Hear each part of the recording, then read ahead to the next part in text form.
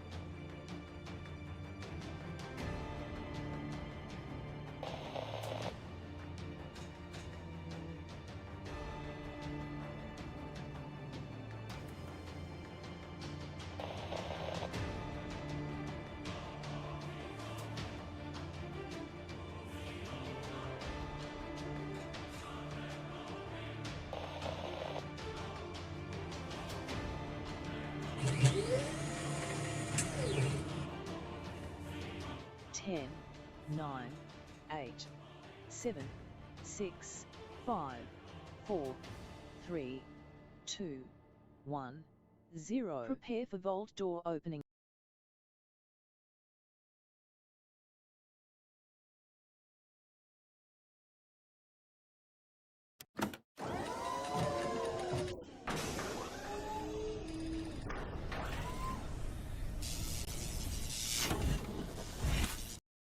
Hello and welcome, everybody.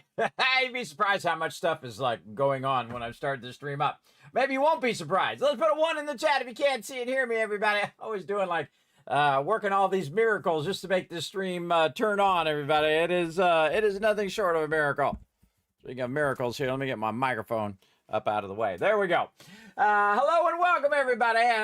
Man, did we have lots of fun yesterday? We had a stacked stream yesterday. Holy mackerel. We started early. We did a whole bunch of fun stuff. I want to play all those games, everybody. All of those games. And, of course, I've played all of these and thousands more. If you are new to the stream, my name is Kismet. They call me Overseer Kismet, the Wasteland Tycoon, and also the Gaming Tycoon as well, because I've played them all for 50 years. It's pretty awesome. And I plan to do it every minute I can until the day I die, everybody, because I'm a hardcore, old-school OG gamer. For sure, for sure. I love playing games. I love anything to do with art, entertainment, all that kind of stuff as well. Architecture, studied it many, many years. And tonight what we're going to do is work on our our base a bit here in 7 Days to Die. Got a great shot of my guy with all the forges and stuff in the background. With a great sign right there of Horde Night in the background of all the Horde Nights coming up. Right now we're day 71. It looks like day 77 is Horde Night. So we're going to be really cooking here to try to catch back up on all the ammo that we used. We used like 4,000 ammo last time on our solo playthrough. Now, again, normally on Saturdays, I play with my crew, and we had a great time, everybody. Man, we crushed that. We got a whole bunch of stuff done. Got the kill box upgraded, did a whole bunch of work on producing resources and stuff like that. And really what I'm trying to do is produce a lot of bulletproof glass for the crew who's working on the garden, as well as to try to keep those upgrades going and upgrades going for the crew. So we got still a lot to do in that particular playthrough, but we'll be back to that on Saturday of next week around 10 p.m. Hopefully, we'll see. Just kind of a heads up, everybody. I do have to go get 3 teeth done, 3 tooths, I guess. I don't know what the plural is. I guess teeth, 3 teeth done on Tuesday. So I may or may not be in that week. We'll see how it goes, everybody. I feel like it's going to be, as it always is, a rough time. But we'll see what happens. maybe I'll feel so bad that I just want to get up and play some games. I'm sure my teeth are going to be swollen, so at least a day or two. We'll see how it goes this upcoming week. So I'm going to try to get as much gaming in as I can, and then we'll see what happens. You know how it goes. And then I'll find some miracle way of paying that off one day. I don't know. Maybe after my kids move out, I can stop spending $500 every month on electric bill. Maybe. We'll see. We'll see how it goes. But today we're going to have some fun, so let's say hello to everybody in the chat. Let's dive right in. I did see some peeps at the top while I was trying to get my chat thing going. We have Paul and Whiston there. Thanks for coming in and hanging out. Appreciate y'all. I see Paul right there. Hey, we got him. He said hello again right there. Welcome, Paul. Thanks for coming in and hanging out. Thanks for bringing in that Kismet love train. Very cool. We got Wombat bringing that massive hype. Look at that. He's ready to go. Sending that love, sending that hype. I like to see it. Then we got Toxic in there. And again, hey, thank you, Toxic, for using that Twitch Turbo as well. Hello, hello. Welcome. Welcome to the stream. The Mighty Rotisserie G in the chat, everybody. Awesome, awesome. I was crushing it on that ammo, man. We were stocked, man. Stocked on ammo. You got to be very diligent whether you're playing with a team, especially, because you got to think that as a team, everybody, you're making 10 times the amount of ammo because you got so many people. And then you have 10 times the amount of zombies. So you're going to need some serious ammo to keep that going. And we're going to need to get that going today, too. Speaking of awesome people, we got Foggy in there, who's also hooking us up with food, keeping that garden going as well. I appreciate Foggy as well. Also, one of my mods watching after the chat. So show them some love in the chat, everybody. If you wonder why my chat is so awesome, it's because of my mods. They take good care of you guys. We got Whiston there with a 1. We got Rotisserie G. We got Paul all hooking you guys up with some extra Kiz Caps to get you started here.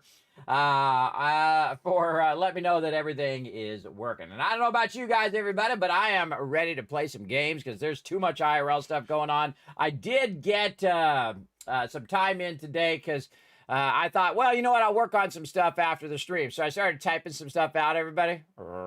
I fell asleep right there. I was organizing my stuff that I got coming up here on the stream. I fell right to sleep, everybody. Zipped right out of it as well. Then I woke up at like midday. And then it's funny because I was working on cleaning stuff up around my office and stuff. And I thought I'd get up and I'll do something since I know I'm not going to go back to sleep. I have really bad insomnia. So I called my daughter and I say, hey, well, because I thought, well, you know, I'll work on a bunch of stuff till my daughter gets home and then I'm going to help her clean out the car. Because remember, I've been shooting antifreeze in there, everybody. I had to go in there and steam the whole thing and try to get that antifreeze off everything and really clean it up nice because it was looking pretty shabby. And so I call my daughter and I say, hey, when are you going to be home? And she goes, I'm in the driveway. And I'm like, oh, I guess that's Kismet. Another Kismet moment, everybody. A Kismet moment in real life. That happens to me all the time. Just like random moments where I just like, hey, I'm going to do this thing. Oh, yeah. No, it's good. We're good. Like, okay. And I said, hey, I'll wash the car. I'm going to get it going. And I have a steamer that I go in there. Well, steamer is like the greatest thing for your car, everybody. If you have like, someone spilled soda in there or they got dirt or crumbs or whatever it is, you just get a steamer and it's such the greatest thing. I think I have it on my website, as a matter of fact, that you can go in and just steam everything out. And then that's like a magic dirt eraser, everybody. Because what it does is, this is how cleaning works, everybody. If you have, like, say, a metal fork and you have something on that fork, well, what you try to do is heat the stuff that's on the fork to its melting point so you can get it off the metal. And that's why they use metal forks, because metals have a very high melting point. Now, if you use a blowtorch on it, you're going to mess up your fork. But most likely, if you just use the hottest water you have out of your tap, whatever's on that fork is going to melt, and then the fork itself is not. Right? See, that's the thing about melting points. The same thing with stuff in your car, everybody. That steam is going to be way hotter than any of that dirt or buildup or whatever, but not so hot that it's going to actually damage your interior of your car. See, that's the thing. You don't want to get it too close because you don't want to wreck your interior. But man, I went through, got all the nooks and crannies, cleaned it all out, vacuumed it all out. Look amazing, everybody. It looks absolutely amazing. And now a lot of that smell has been reduced in there as well. So it's not as not as bad in there, so my daughter can enjoy driving that car. See, I go clean cars that I don't even drive, everybody. I don't drive that car. I mean, I might drive it occasionally. I might drive it to the store or something like that, but it's not like I'm driving it every day to work or whatever. In fact, it's actually used to be my wife's car. It still is our car. I mean, we own it. But we let the kids use the cars, and we just try to, because they're doing 100 different things, so we try to accommodate them, even though we're paying the insurance and it's our car and so on and so forth. Try to get those kids out in the world. You need a car to get around and do what you need to do. I remember as a kid, everybody, I didn't get a car until I was 18. It was really my grandma who let me borrow her car. And her car was a big brown station wagon. Just attracts all the girls, everybody. That big brown station wagon's where it's at. It was all run down. It was wrecked. Eventually, by the way, we're in the driver's area. Underneath the driver's area, there's a big hole, like about this big. And you could see the road. You could see the road while you were driving, everybody. There's a big hole. Like, you could put your feet down in there and go all Fred Flintstone if you wanted to. That car was all eventually wrecked, man. But it lasted like, I don't know, 20, 30 years. It was a really old car. But hey, it got me to work, and I could, then make money and then eventually get my own little car that I got. It was like $8,000, my first car. My dad gave me about $1,000, and he helped me get a loan. That's more important than anything, everybody, is your parents helping you get a loan. Because when you're 18 years old, you can't get a loan unless you're super rich, everybody. We go in there with cash. You go in there with cash and pay, say, I'm going to pay half of this. I'm put $10,000 down on this car, and then, you're financing the other $10,000 with your parents signing with you. Then you can get it. So it's hard when you're young, man. It's hard when you're young to get that unless you're very wealthy. If you're just, somebody's got a job, at a local, shop, and you're trying to try to pay for your car and all that stuff, it's pretty hard to get that loan. Even in my day, even in the 90s, everybody, it was very difficult in the 80s and 90s. Very difficult for someone of 18 years old because you got no credit history, you got no background. They don't know if you're, trying to scam them out of a car or whatnot. It's a risky venture for dealerships to do that because you're just going to default on the loan most of the time. So yeah, they don't like to take risks, everybody. They want to make sure they get that interest coming in. They make more on interest than they usually do on selling the car, by the way. That's why they want to get you in a payment contract that you have to pay it off. I always, if I do finance a car, everybody, I always have an option to pay it off. Because I did that on my cars as well. I got it down to like $1,000 or $2,000. I saved up the money and then I paid off that. So I paid it off like a year early. And then bam, I was free and clear. It was awesome. I've done it multiple times. It's awesome to pay that last payment, everybody. It really is. And then you don't pay that payment for so many years, and you use that money for paying your kids' other stuff that you have to pay. You know how it is, books and computers and phones and, insurance payments and so on and so forth.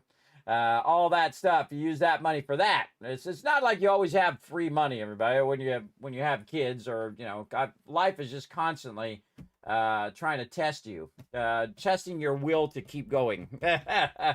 In my case, but I have strong will, everybody, and that's it. I don't ever give up, ever. I will fight until the very last day.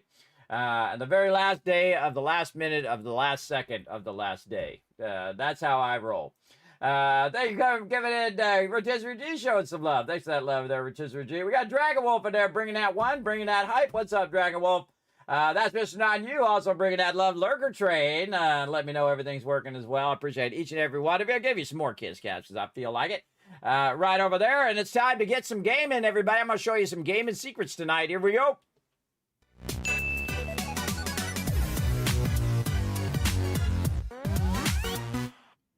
Here's a great shot, everybody. Look at my guy. That was a great shot. I spun the camera around and went into third person. If you didn't know, everybody, they did add... Oh, look at the biddies. They added... by the way, it was really cool. We were looking at...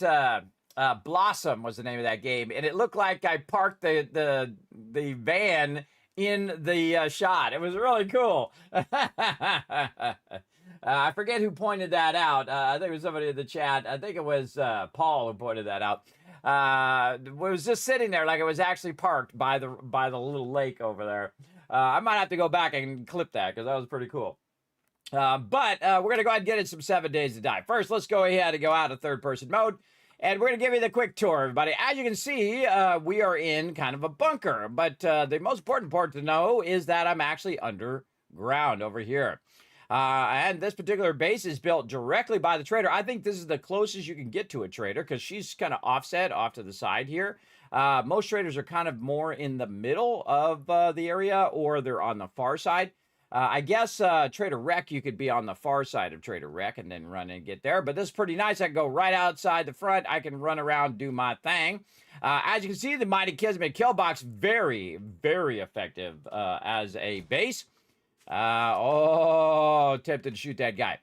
As you can see right here, we have our Kismet kill box, but this is a special one, everybody. I've not done this in, I don't know how many years, 5, 10 years or so, or 5 or 8 years. I think it's only been 8 years since I've been playing 7 Days to Die, but that's still a long time. We put a moat in here. Now, this moat is actually pretty fun because there's a river over here, and we've modified the river here so that we can go in and have the zombies come in and then come up over. And now they have to come up over, get to here. They jump up, so that takes them a little bit of time. Then they fall down in the water, which, of course, slows them down a little bit. And then they jump up here on the edge, and they get shocked, as you can see. So I've got the electricity on the side. So it really does slow them down. It's actually been working very, very effectively. You can see I've filled in a bit of the thing here, so they don't just try to get under the base and start to hit the edge of this edge here. We might go in and fill all that in. We got to flatten this out here, so we got a nice flat area around here. One of the great things about this is that to take out the smell that your character might have after they eat, or if they're carrying meat or whatnot, you just crouch in here, and you can see that my character is getting wet, and it takes that smell off of there. So having a moat actually serves a double purpose, which is pretty cool. And as you can see, I have my signature thing that I like to do where I put the electric posts in a kind of concrete shell to protect them during Horde Night. These are also automated doors where I can just flip a switch and all those doors will actually open and I can repair, which is something I probably should do right now while I'm thinking about it. And then, of course, we've got the top part here. We have got our standard drop boxes, weapons, ammo, guard, and stuff up here. We also have our electricity fences, and we have our hatches. So we can switch those, which we'll get to in a bit. Then down here, probably the most famous thing I've built, everybody, is the Kismet kill box. It is incredibly effective. That's this interior part. This particular one is a Kismet kill box with a bomb wall with a moat. So this is a very special one. And an electric fence. And we can see that when it's non-Horde Night, we go ahead and we grow our super corn between the kill box and the bomb wall. So we've got a nice effective use of our space, so that it's not just sitting there empty. One of the things, variations I've done several times now, you can see that our actual dew collectors are underground, so they're really well protected down there, though they are pretty close to the surface. So if any bombers get in here and blow up, they could, in theory, damage or destroy those. But we'll see how it goes. So far, been pretty good. You can see that we've got some yucca growing. We've got blueberries. And, of course, super corn going to make us very, very rich. I think this will be our first full crop of super corn. So we're going to get a massive amount of cash. You can see we've got one block here, and that is for our ladder to get up and down. There we go. And then down below here, and very rare that I build underground bases. You know why? Because they are so OP. They are massively overpowered. Once you master the underground base, everybody, you'll be GG's this game. That's it. You go as long as you want. As many days as you want to go, you could absolutely go that far. As long as you're keeping up with your ammo and all of that stuff. Now, you can see we've got our forges, and we also got them hanging on the wall. We've got workbenches, tons of chemistry stations here. We've even got our mixers up there and our forges, all that stuff. And, of course, we have cooking along the backside here, along with all of our resources that we are utilizing. Now, the first thing I typically do when I log in is see how everything is doing. Like right here, we can see that we have a little bit of iron that we could, say, run out some forged iron since it's already running anyway. We've already maxed out our clay, so we don't need to keep the clay in there. We're going to take that out of there. We need some iron right here. So let's check our resources, see if we got any iron. We have no iron. I do have a spreadsheet over here like this right here, and I'm going to make myself some notes of stuff that I need. Oh, actually, I already made a note. Iron, brass, and lead is what I made a note last time. So we definitely want to work on some iron so we can put that in the forge. Now, of course, once it runs out, we want to go ahead and turn that off so we're not burning up all of our fuel. Up here, looks like we are melting down. Wow, look at all of that forged iron in there. Nice. We are melting down some clay to try to max that out. Yeah, there we go. Might as well while we're at it. And again, we're going to go ahead and take this and put it in our miscellaneous crafting right there. Wow, very nice. Notice this pole in the center, everybody. That actually goes all the way to bedrock, all the way down. Now, I made the pole skinnier so that it takes up less room, but it doesn't make me fall in there, which I don't want to do. But it is much skinnier so I can get around it. I can use this middle part as a way to traverse around the base. What do we got over here? This one is good. This one looks like our lead one, so we can run out some bullet tips, say. Maybe put a little bit of this in here just to kind of max it out while we're running that out. Over here, same thing. We can go ahead and max this out. Oh, we actually have some brass here. Let's put this up here. We have some 44, which I'm not going to use. We have some brass in there so we can run some bullet casings. There we go. And then raw ammo here. We got a little bit of bullet tips, but not so much brass. So we're going to go ahead, grab this, and we're going to make some ammo. Let's go to this one. See how much ammo that we can run out. 479. All right, so we'll say it's about 500, so we'll say 250 there. That'll run for about a half hour, and then that'll run for a half hour. So you want to make sure to queue up any ammo that you can while you're collecting the resources. This way, it is multitasking. Getting that going. It looks like I was making some armor because I have a bunch of armor stuff on me. I forgot what I was making. What do we got? Oh, hey, look at this. Okay, so we got some miner gloves. Maybe a miner helmet would be nice. Do we actually have the legendary parts? That's really the main thing. We have 2 legendary parts. Hey-oh! Hey, all right. We're going to make some armor up in here, everybody. Let's go ahead and make some mining outfit. Because we know we're going to go mining here. So we're going to go ahead and track that level 6 mining outfit. Oh, and there's a storm warning right over there. I'm going to crank my sound up a little bit. So there's a storm warning that is coming in. So I'm going to go ahead and lock that down. And then I'm so safe from the storm right under here. But not only safe from the storm, also safe from zombies down here. They typically don't know where I am when I am down in this lower part. Okay, so we're going to go ahead and check and see if we have enough resources for this, because sometimes I don't. Sometimes I don't have enough leather, whatever it is. Oh, in this case, forged steel is what I don't have. Ah, ha, ha. Okay.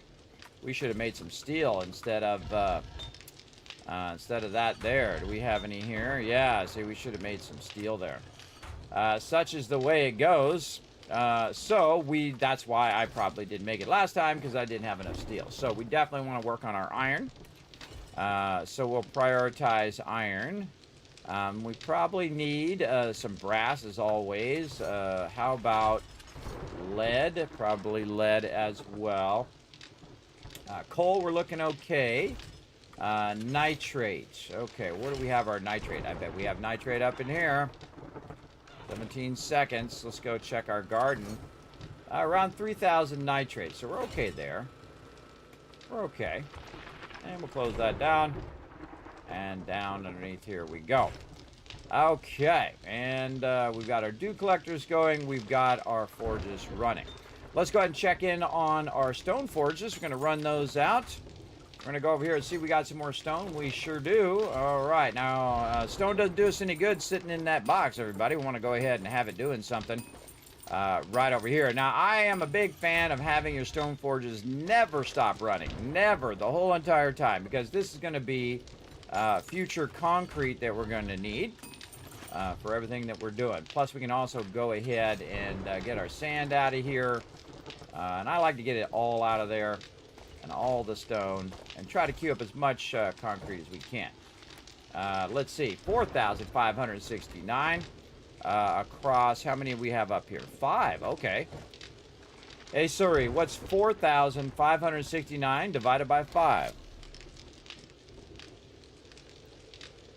913. All right. So now we're going to go ahead and mix it across here. So instead of it being, 5 hours of it running cement, it's actually going to be about 30 minutes, which is pretty cool. Now, we can also go in here and take out any concrete that we already have. Speaking of letting stuff run, while we're doing that, we'll also go ahead and take this concrete and convert it into blocks at the same time. So you can see I'm getting a ton of stuff running simultaneously while we're going to go work on this iron.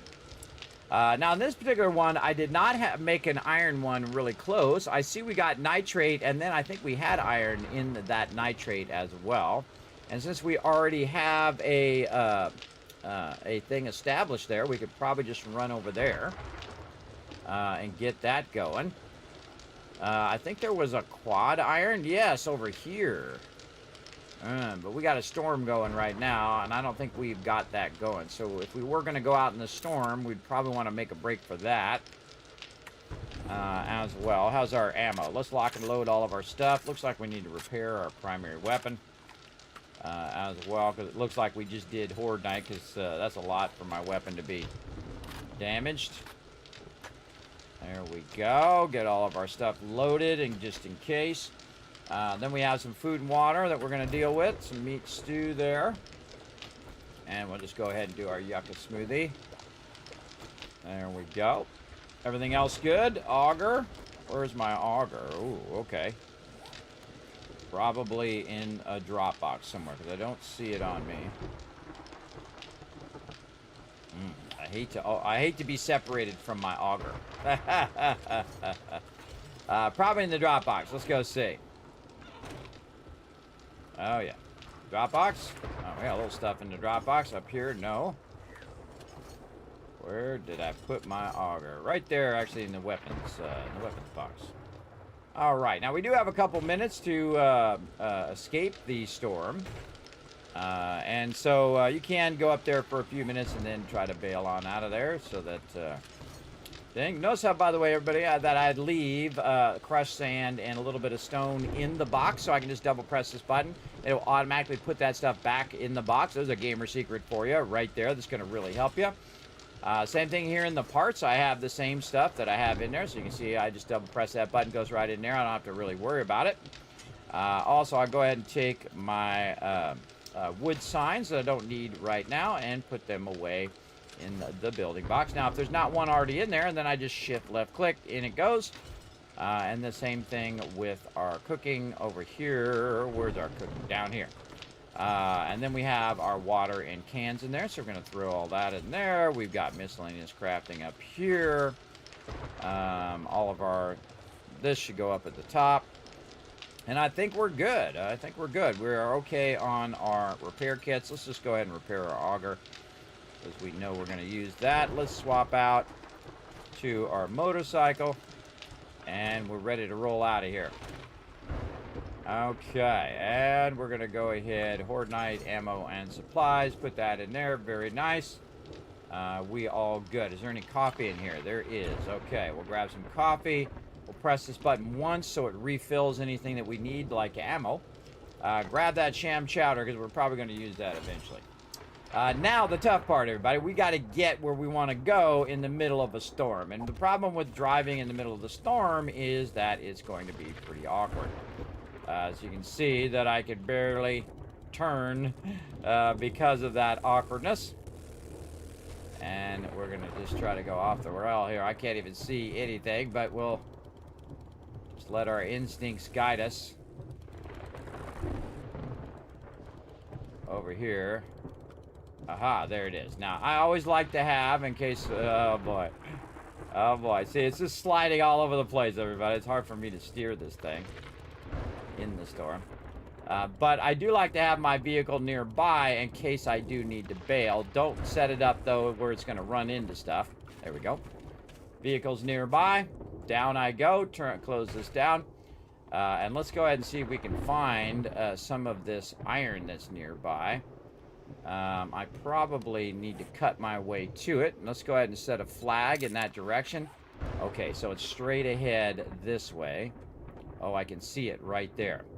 Okay, now what we need to do is actually fill in this bottom part here. Get over here so I can take this ladder out. There we go. Fill this in a bit so that we can find where the iron is and dig in that direction. Now, one of the cool tricks, everybody, is to offset yourself away from the entrance, and it'll make it hard for the mobs to get to you. Right? If I went down to bedrock and I offset by about 30 or 60 blocks, everybody, they're never going to find me. I could AFK for days, and they would never find me down there. Now, of course, during Horde Night, that's when you would have the problems. They would try to dig down to you, and they might make it. I've never let it go during Horde Night to see if they got down to me at bedrock. But all the other days, they will not make it to you. It'll be difficult for them to find you. And difficult for them to get to you, being that far down. But they will actually dig toward you, so keep that in mind. Now, one of the cool things about doing this, if they do come down, say the ladder, or they do come down this way, I'm going to be offset from where they're going to be. Now, I can crouch, and I just crouch just so I don't have to listen to the auger being loud. But in the case of this, they can still 100% hear me, because you can see right there. That I'm still being very, very loud. And so we're also going to go ahead and drink our coffee. Now, our coffee is going to give us a stamina regen boost. But most importantly, coffee also gives you a yielding boost. Now, most of the time, I am in a miner helmet and miner gloves. Those are the only things that you really need, because this is going to give you ore block damage, and this is going to give you harvest bonus, which is what you want. And so we're going to kind of use this as a multi mine. If you can get all the resources in one mine, everybody, that's the best. It's absolutely awesome. Or at least multiple of them at the same time. Now we got to watch out we don't accidentally just start falling down. Now the first thing I'm going to do in any mine is to try to figure out if there is an edge to where the mine is. So you can see I'm just hitting in this direction as far as I can go until I hit just pure stone. And if I hit pure stone, then I know that, okay, that's the edge of where this iron is. And there's a lot of iron. Holy moly. This is a good amount. We're also at a good level right here where we are really in the thick of the iron. There's probably some iron above us as well, but I seriously doubt we're going to need that. This is coal right here, too. Yes, coal down here as well. Very nice. We're not here for the coal right now, but we can make a note, a mental note that there's some coal down here as well. Look at this iron. Holy moly. This iron is just going on and on and on. Now, the funny thing about using the auger, everybody, is that when you are doing the auger, you will turn around at some point and realize, wow, I just cut all that out right there. You can see I just cut that whole area out right there. Probably not good to dig under your bases. I have had my bases fall down that were actual towers above the ground. For no reason. It shouldn't have fell down at all. But underground bases actually don't suffer from that problem because it still has its structure underground. Because there's other rock and stone holding it around. Or if you're like me, you go all the way to bedrock to try to prevent it from falling down. Now, this could cave in at any time, but if you do it right, you can actually cut out large areas without it falling down. If it does fall down, run for your entrance. Wherever your entrance is, go toward your entrance so you can stand under your ladder and not get hit by the falling debris. This is going to be a massive iron node. Very large, everybody. Very, very large node. Holy moly. And again, this is a double node, so that's why there's so much. As you can see, again, and then we have coal in here, too. I'm just going to keep going. And the smart thing to do is not drill upwards. If you're drilling upwards, that's when you start to run into a problem. We're just trying to find the edge of this node first before we start to drill down. I suggest always get as much as you can on that level first before you start to drill down. Otherwise, you're going to be in trouble. And you're going to just miss a good portion of the resources. Another gamer secret for you there. And again, just go to town here. Oh, I hear somebody up above up there. They're going to try to get to me. Now, always have your weapon ready. Make sure you have all your weapons loaded. The time that usually trips me up is when I'm modifying my weapons. I'm going in and I'm adjusting them, like changing the mods or whatever, and then I forget to reload. Oh, hey, Kellum Mall coming in. Got a brand new sub badge. Look at that. Show some love in the chat, everybody. Thank you for coming in, showing that love, Kellum Mall. Appreciate you. Again, everybody, this is what we do. Take that love and amplify it right here in the stream. So when you see someone showing that sub love, everybody, I want to see a bunch of love in that chat. How you been, Kellum? Thanks for coming in and hanging out. We got some mobs trying to get to us up here. They're definitely going to try to dig to us up there. So let's go up here and see if we can just take them out.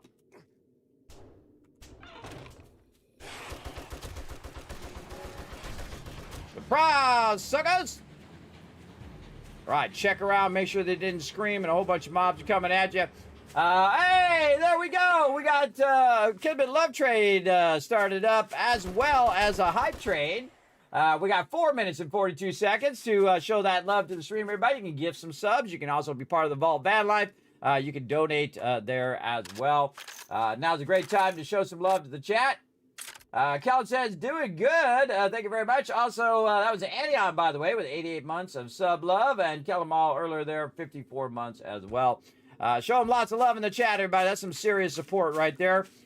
Notice that I killed those screamers before they could scream, everybody. That's why I like to come out hot, start shooting, wipe them out before they can yell. And then I don't trust it, so I look around anyway and see if any feral mobs are running at me and be ready to wipe them out. I think they were over here somewhere. Yeah, look, they were starting to dig right there, going to try to get to me. Let's keep going. We've still got time on our coffee right over here. And again, look how much we've dug out so far. We're going to keep it going. Now, you really want to have enough resources where you can just set them up and let them run. Now, my character is built up to the point now. Oh, my gosh, there's nitrate in here as well. Holy moly, what a mine, everybody. That was a Kismet moment right there when I said you want to have all the resources. And basically that's what we got. We had originally some nitrate in here from earlier, and then we ran out of nitrate, but we found another node of nitrate heading off in that direction, so we can get that going. And I'm going to go ahead and just cut this back just a little bit here, and that's pretty much it right there. And then we have coal over there. So it looks like we've reached the edge of our stuff. Now, again, you can look up here above, and there's some up above here. I know, right? Pretty wow. There we go. Doing good, kids. Hope you're doing well. I'm actually doing well, except for I got to go and get 3 teeth work on, or 3 tooths work on, because it's funny to say it that way. On Tuesday, I got to get 3 of them drilled out. I got to get 3 crowns on the upper teeth because I didn't fix my my tooth a long time ago, and I let it go, and I thought, I'll get back to it, and then I forgot I even needed to do it.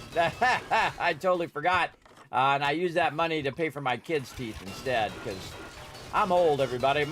To spend a lot of time on fixing my teeth and straightening my teeth and doing all of that stuff, I would rather invest that in a long-term investment than a short-term investment. Investing it in myself is a short-term investment, everybody. I shouldn't even still be alive at this point. It's just pure force of will at this point. But I want to see my kids graduate high school, and I want to see them graduate college if I can, if I'm around that long. Much better investment to invest in their teeth, because their teeth's going to last, 50, maybe 100 years. I don't know. We'll see. Where mine, I don't got that much time left. So, I'm on the decline, everybody. When you get about my age, you start to realize that you've lucked out, actually. I've outlasted a lot of people I've known growing up. My whole generation was doing stupid stuff, completely unsupervised, doing dumb, crazy things. And the fact that we're still around means that we are the most resilient. Or lucky, or both. Or both of those things. Probably more lucky, but relentless, I would say, really sums up my life. Relentless drive to do whatever I want to do. Because I like to do, whenever I do something, everybody, I want to be the best at that thing. To do it at the highest level. And that's why I call the stream the best stream ever. Because I'm trying to make this stream the best one you've ever seen. So we're gonna go to it. And again, showing you all my gaming secrets as well today.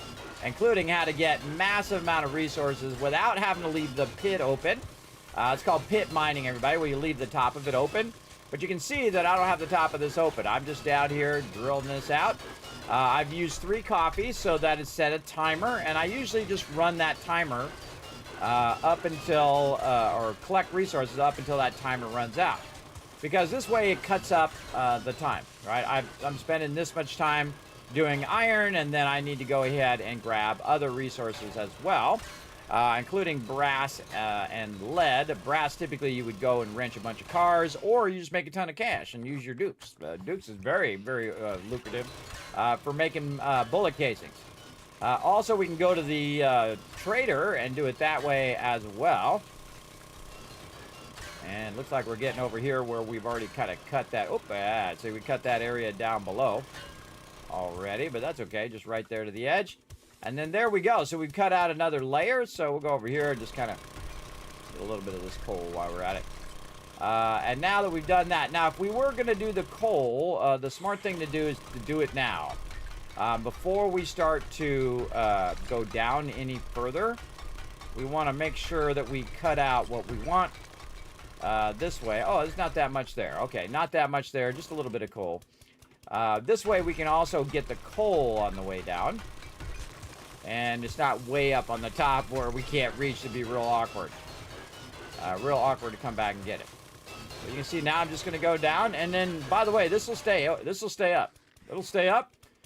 No issues. Unless a mob knocks their way through up above. So when you do hear mobs up there, you definitely want to go up there and get them off your deal here. I can hear them up there digging. Like this. You think you're all smart and stuff. You think you're all smart and stuff. I knew what you were doing. I gotta wait for them to disappear. Also notice that there's a little opening spot right there that we can go ahead and discover. We gotta wait for them to disappear, and then once they disappear, or I could just cut them up with my chainsaw, I guess. There we go. And then what you want to do, any kind of hole like that they start digging, you want to put some barriers there to block them. And now we all good. We've got our iron, and we're ready to run back to the base. Going to drive a lot nicer now that it's not storming. And notice a great thing to do in the storm, everybody, collect resources, right? So if you don't have really difficult to get around in the storm, difficult to utilize or do stuff while it's storming. Oh, it looks like our super corn came in too. Oh, look at that. Perfect timing too. All right, nice. So we'll do our super corn here in a bit. Trader Jen says good night and stay safe. If not, we'll patch you up in the morning. So you're going to patch me up in the morning. All right, now that we have so much clay in there, everybody, another gamer secret for you here for 7 days to die. If you have your clay maxed out, double up your iron. Because putting clay in there is pointless, so because it's already full. So we're going to go ahead and double up that iron, and now we're going to make a lot of steel so we can then make better outfits, so then we can collect more resources faster through mining by getting our mining outfit up. So yeah, mining outfit, other than the nerdy outfit, which is the first one I go to level 6, is going to be 50% chance of getting 2 points instead of 1. I then go to mining, and then I would also go to farming as well. And it depends. Do you want the more cash first, or do you want more resources first, right? So you can choose one or the other. What's even better is to have 4 legendary parts, and then you can do all of them, which you'll see me do here eventually. But you're going to see those 2 are the ones, and we got a bunch of extra iron that we can go ahead and put away in here. And when we're ready, we can go ahead and keep feeding those in there. We also got some stuff we can sell to the trader, so we'll put that in our trader box, and we got a little bit of nitrate powder, which we can use for our gardens, or we could use for making ammo. Now, currently, I'm keeping it in the garden box because we are making garden plots and things like that. We have actually a really nice outfit for our gardening. We have level 5 farmer. So we'll go ahead and put that on, and level 5 farmer boots. So farmer outfit and farmer boots. Now we're ready to make some cash, everybody. Let's go ahead and make some dollar bills right here. And I like to use my knife. I don't know why. It just seems to be more fun for me. We're also going to just go ahead and drink ourselves a nice coffee here and collect our super corn. Now, the reason why I only have 2 items for farming is because they only need 2. You're going to get crop harvest bonus with a level 5. You're going to get 50% crop harvest bonus and 10% seed harvest. So I'm going to have a higher chance of getting seeds and collecting way more super corn. Again, using your base as a garden, protected garden, by the way. So they can't really get into the kill box itself. Most of the time, mobs on non-horde night are going to be pretty easy to keep out of the kill box. Though I have seen them breach it before, especially when there's a whole bunch of them. And I don't have a good enough weapon in the early game to stop them from overwhelming the base. But at this point, pretty rock solid. Pretty well off here to just go ahead and collect a massive amount of super corn. Now, when I go ahead and collect, you'll see I get out of stamina. Now, while I'm out of stamina, I'll go ahead and take all of these seeds that I just got from picking up that super corn. Remember, I didn't actually take the seeds out of the box. This is just the seeds that I got from harvesting the super corn. And this is what you want, everybody. This is like money making money. So, again, it's like perpetual money, too. You're growing money. So while I'm waiting for my stamina, I'll just go ahead and put those seeds down so it'll then start growing the next one. Now, I do try to time it so that right at Horde Day, I can pick it up and get it out of the way so it's not visually in my way. And I can look at all sides of the kill box. Very, very important to be able to see what's going on around your base. It does create an obstruction when it is full, but you're going to be taking it out anyway and make some dollar bills. And I'll just go until I run out of stamina. And I did boost my stamina with that coffee, so I can just go a little bit longer. Wow, there we go. And as you can see, everybody, we do have these vents here, which in those spots we're not going to be able to put super corn. And we'll get some of our yucca, too. All right, more seeds down. And I just do them in a row. It doesn't really matter. I do try to plant them all at the same time because this way it's more effective and more efficient. You can just harvest them all at the same time. You can plant them all at the same time. Much more effective use of your time. Time is your most valuable asset. You only have so much of it, both in life and in game. Use it very, very wisely. There we go. All right, we got all of our super corn here. Now, we do have the garden box up here, so it makes it a little easier for us to navigate it. We don't have any extra seeds there, so we're good there. Now, we got to take a guess at how much of this is. So, 1, 2, 3, 4, 5, 6, 7, 8, 9, 10, 11. I'd say that's at least close to 30. So, we're going to click on this. We're going to click recipes. And what I'm going to do is just back it off, say 25, and start to convert some of the super corn into seeds, because you're going to need those seeds to put down more super corn. Again, the second you pick this up, you should put it right back down. Now, you don't have to water your super corn. You don't have to do any of that stuff that you have to do in some games. All you have to do is put it down into some farming plots. Farming plots probably the hardest part of doing all of that. And notice that I underestimated how many I would need because I want to make exactly the right amount. So that was not enough. Again, you can see it already made them. So we're going to go ahead and make some more. I would then go, say, 15. Just kind of bring it down a little bit. And then again, while it's making those, I can just go ahead and keep them going. Notice that I also put it in my bar. Navigating around those vents is a little tricky. That's because I had already had the super corn there before. So yeah, getting close now. Let's say 10. And again, I'm just taking a rough guess. And if I have some extra, that's okay. I'll just use them next time. And that's good. And then I can stop. I'm 2 extra. Very nice. All right. And then over here, let's go ahead and get our yucca. Oh, I hear somebody coming in. They want to say hi. What's up, guy? Where are you at? Here you are. Hey, thanks for coming in and getting shocked. There we go. Again, because I have these blocked, everybody, they will not actually try to go through here. They will try to go through the path of least resistance, which is actually where the electric pole is. But they don't consider the electric pole resistance because they don't know, because it's not on. Because then when they hit it, that's when it becomes resistance. And they fall for it every time. It's awesome. That's very, very awesome.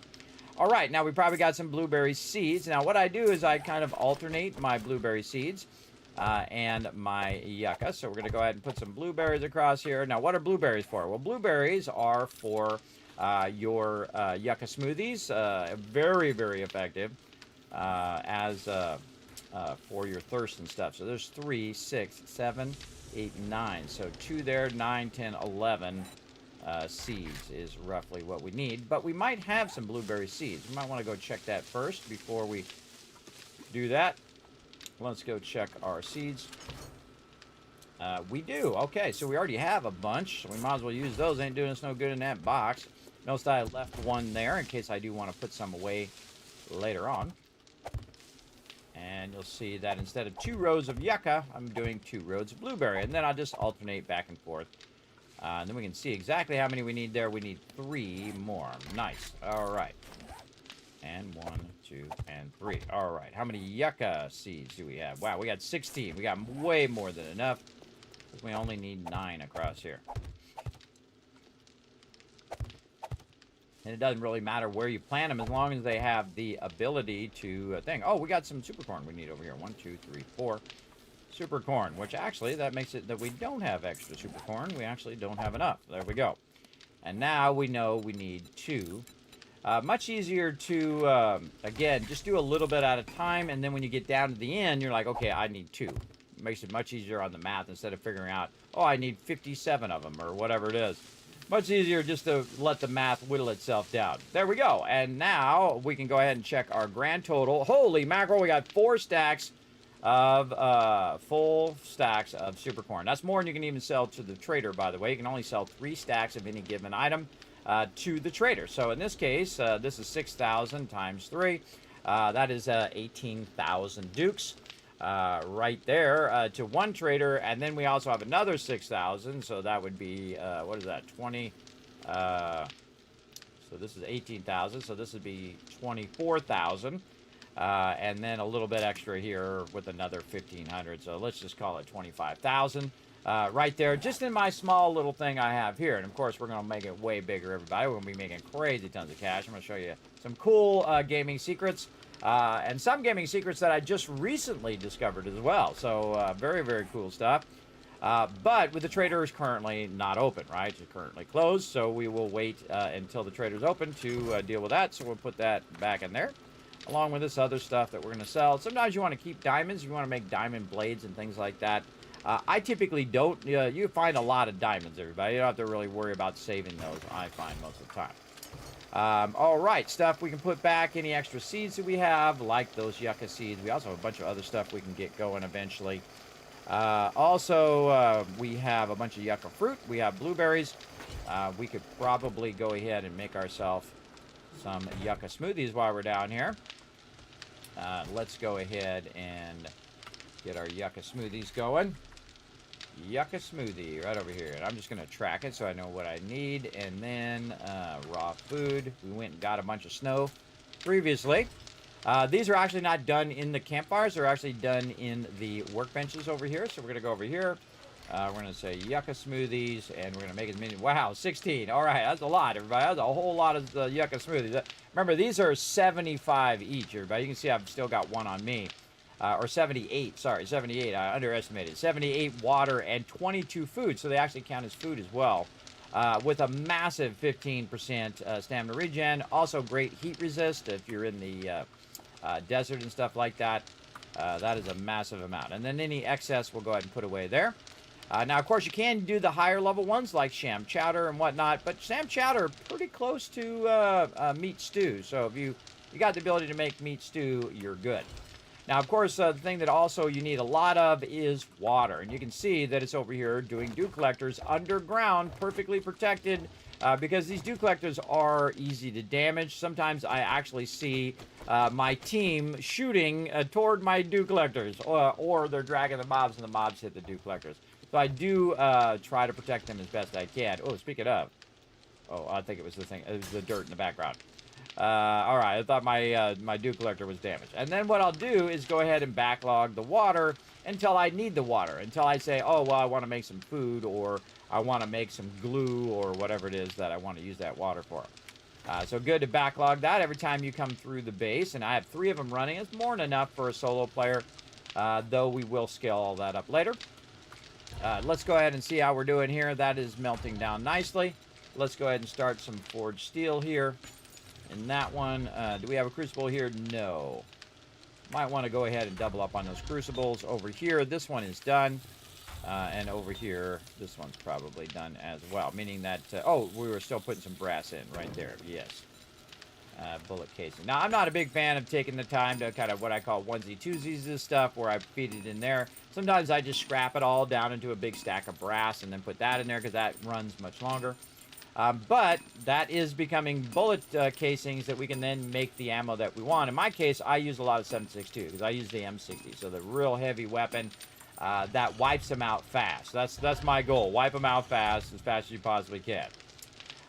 Okay, so we got all that squared away. We've got our cooking going. We've got our blocks up here, which are done. And then we can go ahead and grab some more of these. And then put our blocks away in our building box for right now.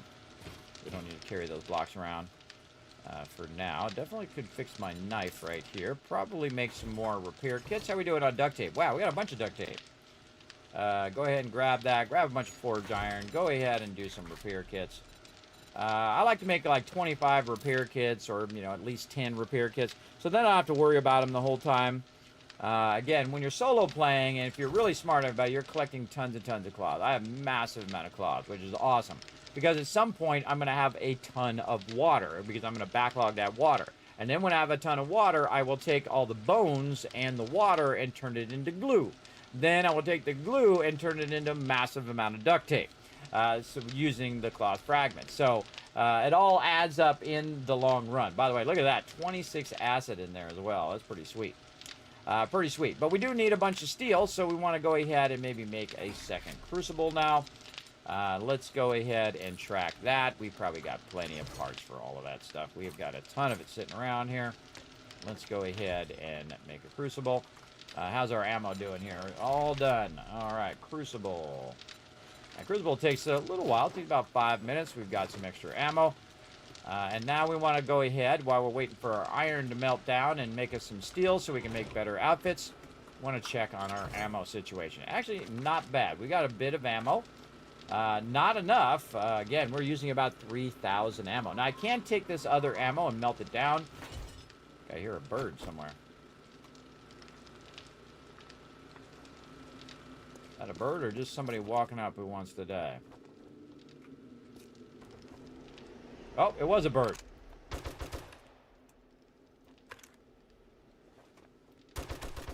Ah, ha, ha, got him. Oh, well, that's convenient. That was super convenient. He dropped right there on my base.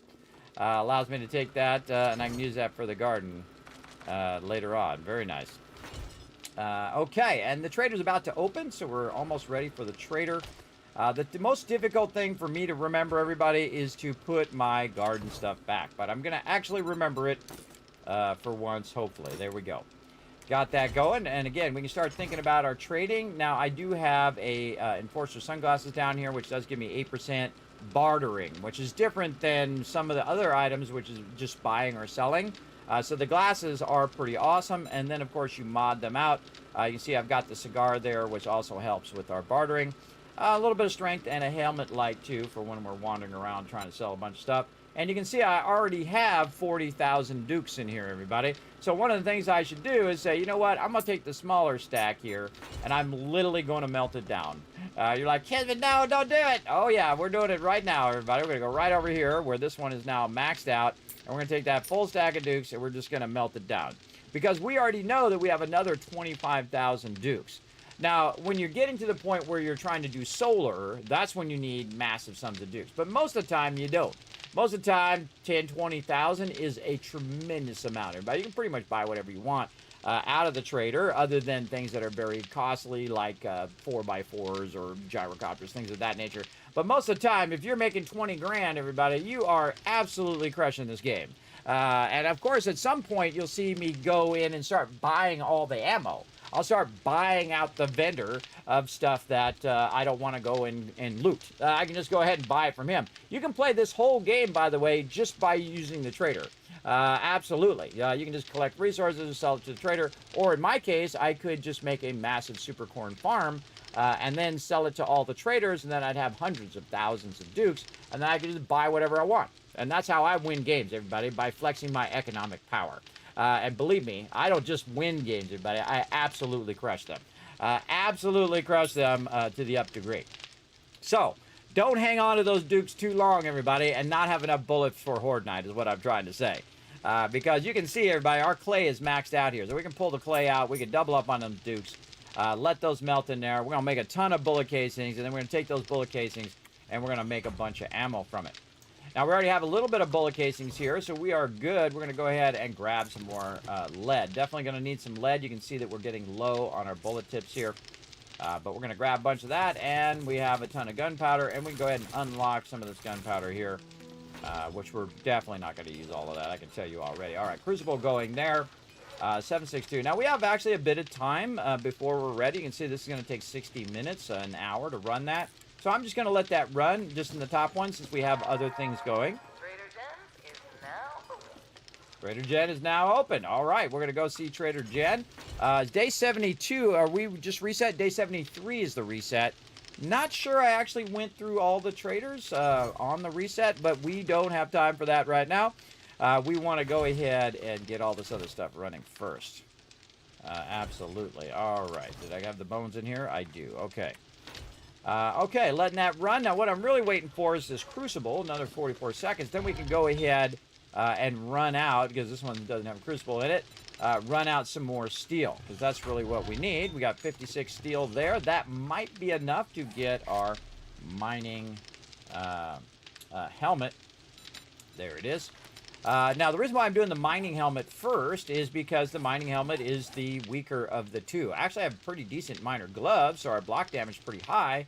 But I would do the one that's the weakest one of the two. And this one's level 2, the other one's level 5. So that one's much higher level. And I'm getting more of a bonus, by the way. So not only is it adding a bunch of other stats, it's adding to whatever this base bonus is. So in this case, our ore harvest bonus, there we go, try to say it right, is 10%. So we want to see what the new one looks like when we go to make that one. So let's go. We're going to go ahead and grab our kits. We're going to grab our leather and a bunch of this and our legendary parts. There we go. And then you got to use the bench to make this stuff. Hey, there it is right there. Let's go ahead and throw that in there. Shift left click, by the way. We'll put it right up there in the corner, make it super easy on you. And now we can run out a bunch of steel there. Very nice. And then over here, we'll queue up some more steel because we're going to need all of that in a minute. And now we're ready to go. So we just need somewhere to make it right here. Mining helmet. What it does, by the way, it will actually take the thing that you can make and bring it to the top of the list, which is pretty cool. All right, there we go. Make that mining helmet. Just takes a few seconds once you have the resources. And now that we can see we're getting 30%, everybody. So 3 times the amount. Well, actually, it'd be 20% more than we would get with our other one. So that's pretty sweet. Now what we want to do is take our old one here and modify this one and take out these mods. There we go. And then we're going to modify over here. And notice that you got a lot more slots. Instead of having 2 slots, we have 5 slots in that as well. Hey, hello there, Ebs. I see you there. Let's go. Yeah, that's right, Ripig. We got this going. We got this rocking. Now, this miner helmet, I don't need it anymore, but it is worth 262 dukes. Now, one of the things they did add, everybody, is that you can have multiple of these mods up here. So you got perception, intelligence, all that stuff right over here. So the one I would want is strength, because strength goes along with the mining helmet. I actually don't max my points anymore. what I do is I get all the way to level 9, and then I will stop. And then I will just use the mod to get that because it saves you 3 points, everybody. 3 points. That's a lot of leveling right there. 3 levels is a huge amount, especially if you think of it across all of your stats, right? So in the case of strength, eventually I will get my strength to level 9 and then just use the strength mod to save those last 3 points. So it's very, very effective use of your points. Now, right now, we are saving up our points because we are finally getting into Lucky Looter here, which you can see that we're leveling up, and we've got our 2 points here. And so now, instead of 10% and 20% looting faster, it's going to be 40% faster is our looting. So, yeah, very good stuff. Very good stuff. So, again, we're going to try to take that all the way to maximum now.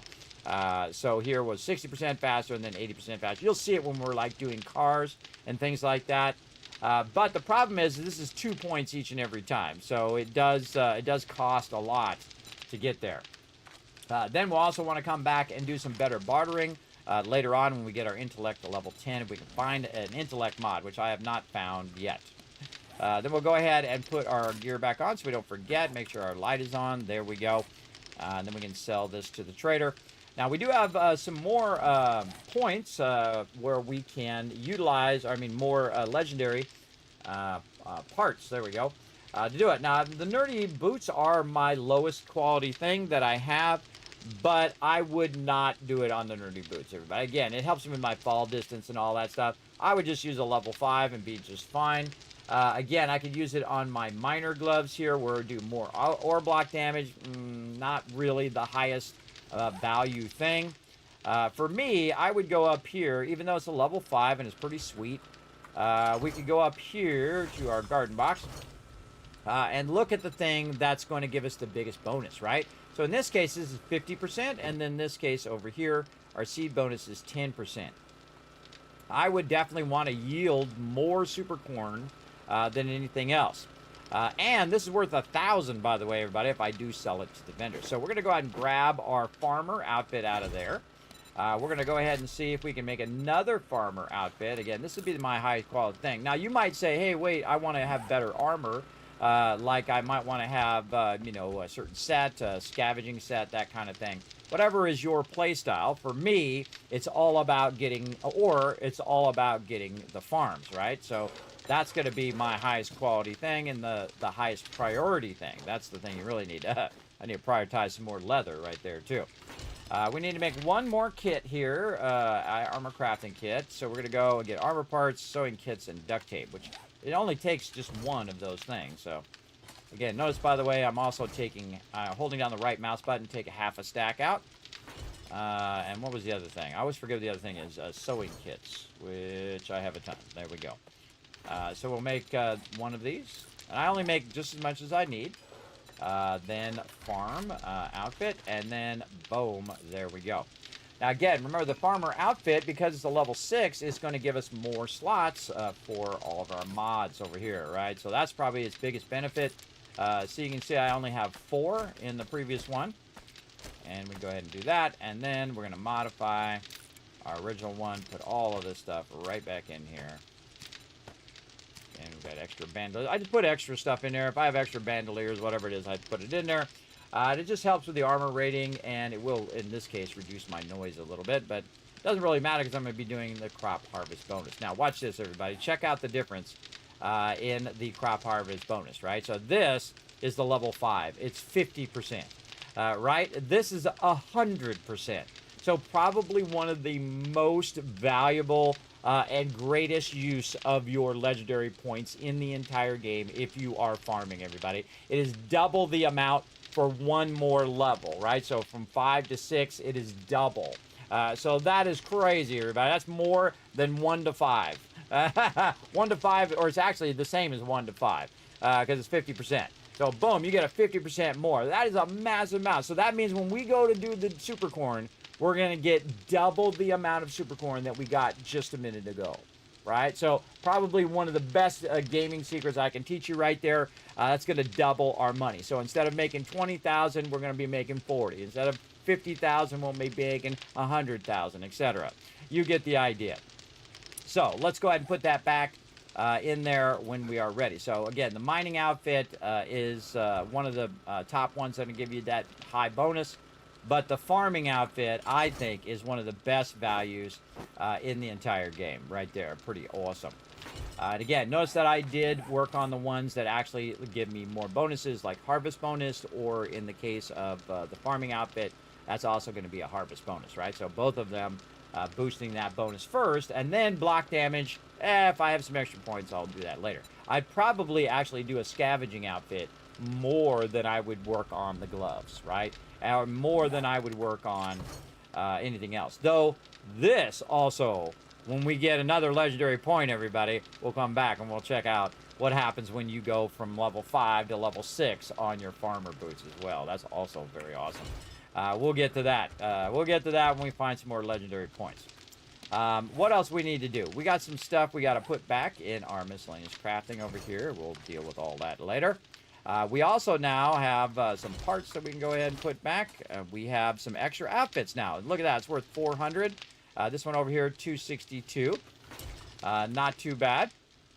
And we're ready to kind of dip over to the trader. And again, since we're right next to it, the first thing I would do is go ahead and wear my glasses down there. Now, those are also be a big bonus. Again, we just need those legendary parts. Now, a great thing that you can do is lock now in the boxes. Watch what happens when I try to grab everything out.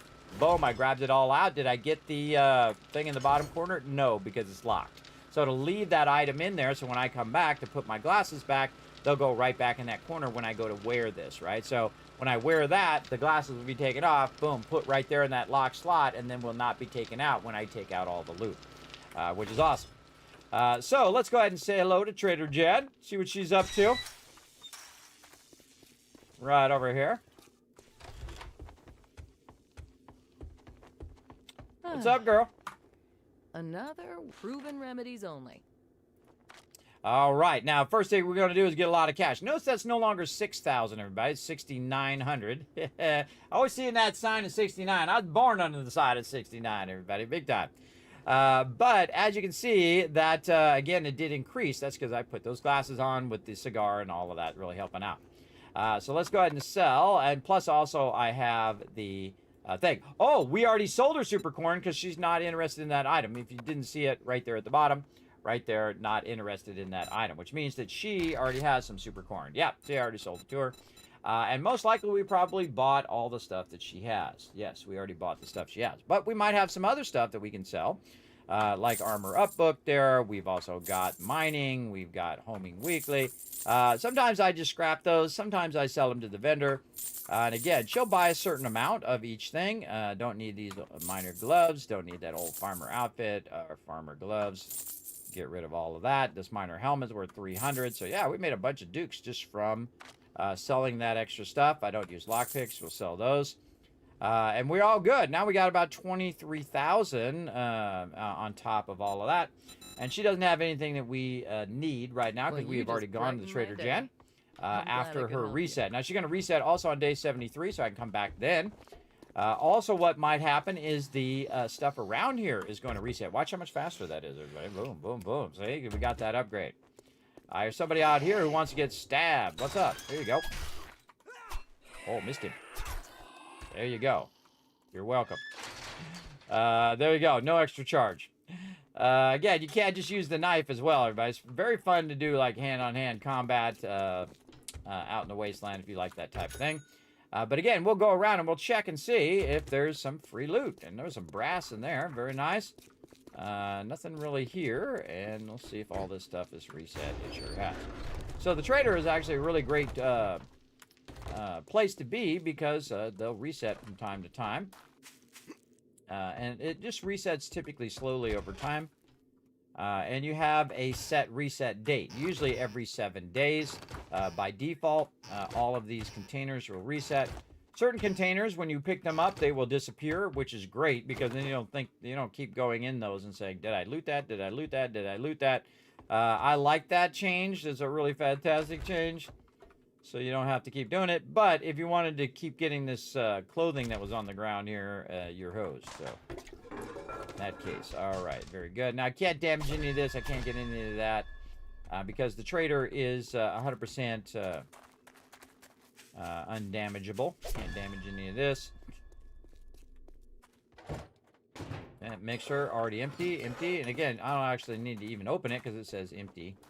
Empty, empty. All right, it's all empty. Dumpster, empty. And then one of my favorite things to do, everybody, is to loot the trader and then sell the stuff back to the trader. Empty water cooler in there. Sorry for my foul mood. My coffee maker's on the fritz again. Oh, sorry to hear it. That can be a stressful time when your coffee maker isn't working. Hey there, cutie all right, so we got a book there and some books here that we've already learned. We've already maxed those out. Don't need them. You can also sell all these seeds and stuff if you want to just get rid of that stuff out of your inventory. Level 5 car battery. We ain't selling that. We're going to keep that. We're going to need those eventually. And we're going to go ahead and run our way out here. You notice I just keep the door open at this point.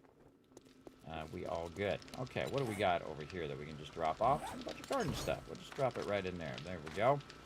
A bunch of other resources as well that we can deal with. I'm going to just drop it in the drop box here. Why I have a drop box to make this stuff nice and easy. And bullet casings there. All that's good. All right, now we're going to go ahead and swap our motorcycle like this. And we're going to go ahead and think about our trade route. Okay, so Trader Jen, I have my base in the center on a purpose. So that I can run multiple Trader Gens at the same time. You notice I have 4 Trader Gens. That's because I have a very large map. It's a 10K map. And I go ahead and run all 4 Trader Gens. And then I can go over here and run all the Trader Recs and all of that. I try to do them all within a day because we only have so much time before all the traders are about to reset. So we're going to go ahead and try to get the one that's closest to us this way. And so we'll just try to take off right from the top here. And away we go. Now also you can put a little bit of a ramp in there, what's known as a wedge, where it's not too steep, but it's just kind of like at an angle, and it'll take you off, and off you go. Now my particular vehicle has a supercharger in it, so we're going to get there super fast. I think my current record is like 16 of these in a day. You can see this is a very large city. If you see roundabouts and overpasses and underpasses, everybody, you're in a pretty big city. So I chose the largest city. And it just so happens on this particular city that the trader's on both ends of the city, which is great because the city's not usually more than about 1,000 meters apart. So very easy to just fly to the other side, go to the trader, do what we need to do.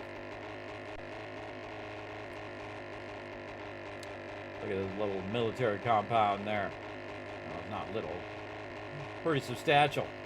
Army post number 7. All right, coming in. I typically just park my flying vehicle right out here, just outside the door, and then always kind of aim it so in case I need a quick takeoff, I can do it. Check on the trader. You can see we can loot this, and again, we've got our reduced time now. So before we talk to the trader, might as well just run around and loot. The trader's probably the only place that I double loot. A lot of times with my crew, they will what's known as pre-loot in POI. I don't pre-loot POIs when I'm solo playing. For the trader, I'll take the minute. You know what? I think I forgot to do the ambulance on that other one. Get our ambulance while we're here, too. There we go. And again, this is just free stuff I can sell to the trader since I'm going to sell the trader anyway. Might as well grab all this loot. It does slow me down on my route, though, so if you're in a hurry to get to other traders, there's one we can actually learn right there. Yeah, those are a couple we can learn. Right there. Now, again, I do have my nerdy outfit on, and I have my Intellect Mastery Photographic Memory, which is giving me a 100% chance of getting 2 skill points. And this game is all about skill points, everybody. It's just getting your skill points up. It's going to give you the highest level gear. When you have that high level gear, then, of course, you can just own up zombies left and right. And what you're trying to do is outscale the zombies, meaning you're trying to get more powerful than the zombies because they will overpower you. They absolutely will, 100%. All right, we got some stuff we can sell. We'll come back and check all this because we're full up inventory-wise. Let's go talk to the trader and see if we've actually sold this trader super corn. Well, you're here early. What can I do for you? Nope, still no stim packs here. Right here, and right there. There we go. 40 grand, everybody. She's not going to take any more because we've already sold it to her, and we'll sell her all of these patterns. We'll sell her this axe. By the way, you can repair items, and you'll get more value out of those items. So if you repair, like if I repaired that axe before I sold it, I'd actually get a higher price from her. I don't typically bother to do that because I feel like the cost of doing that is way higher than the value of what you get out of it.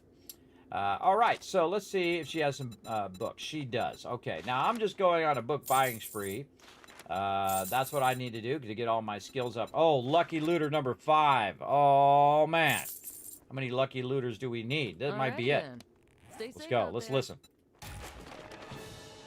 Oh, that's the magic noise that we've gotten that done, everybody.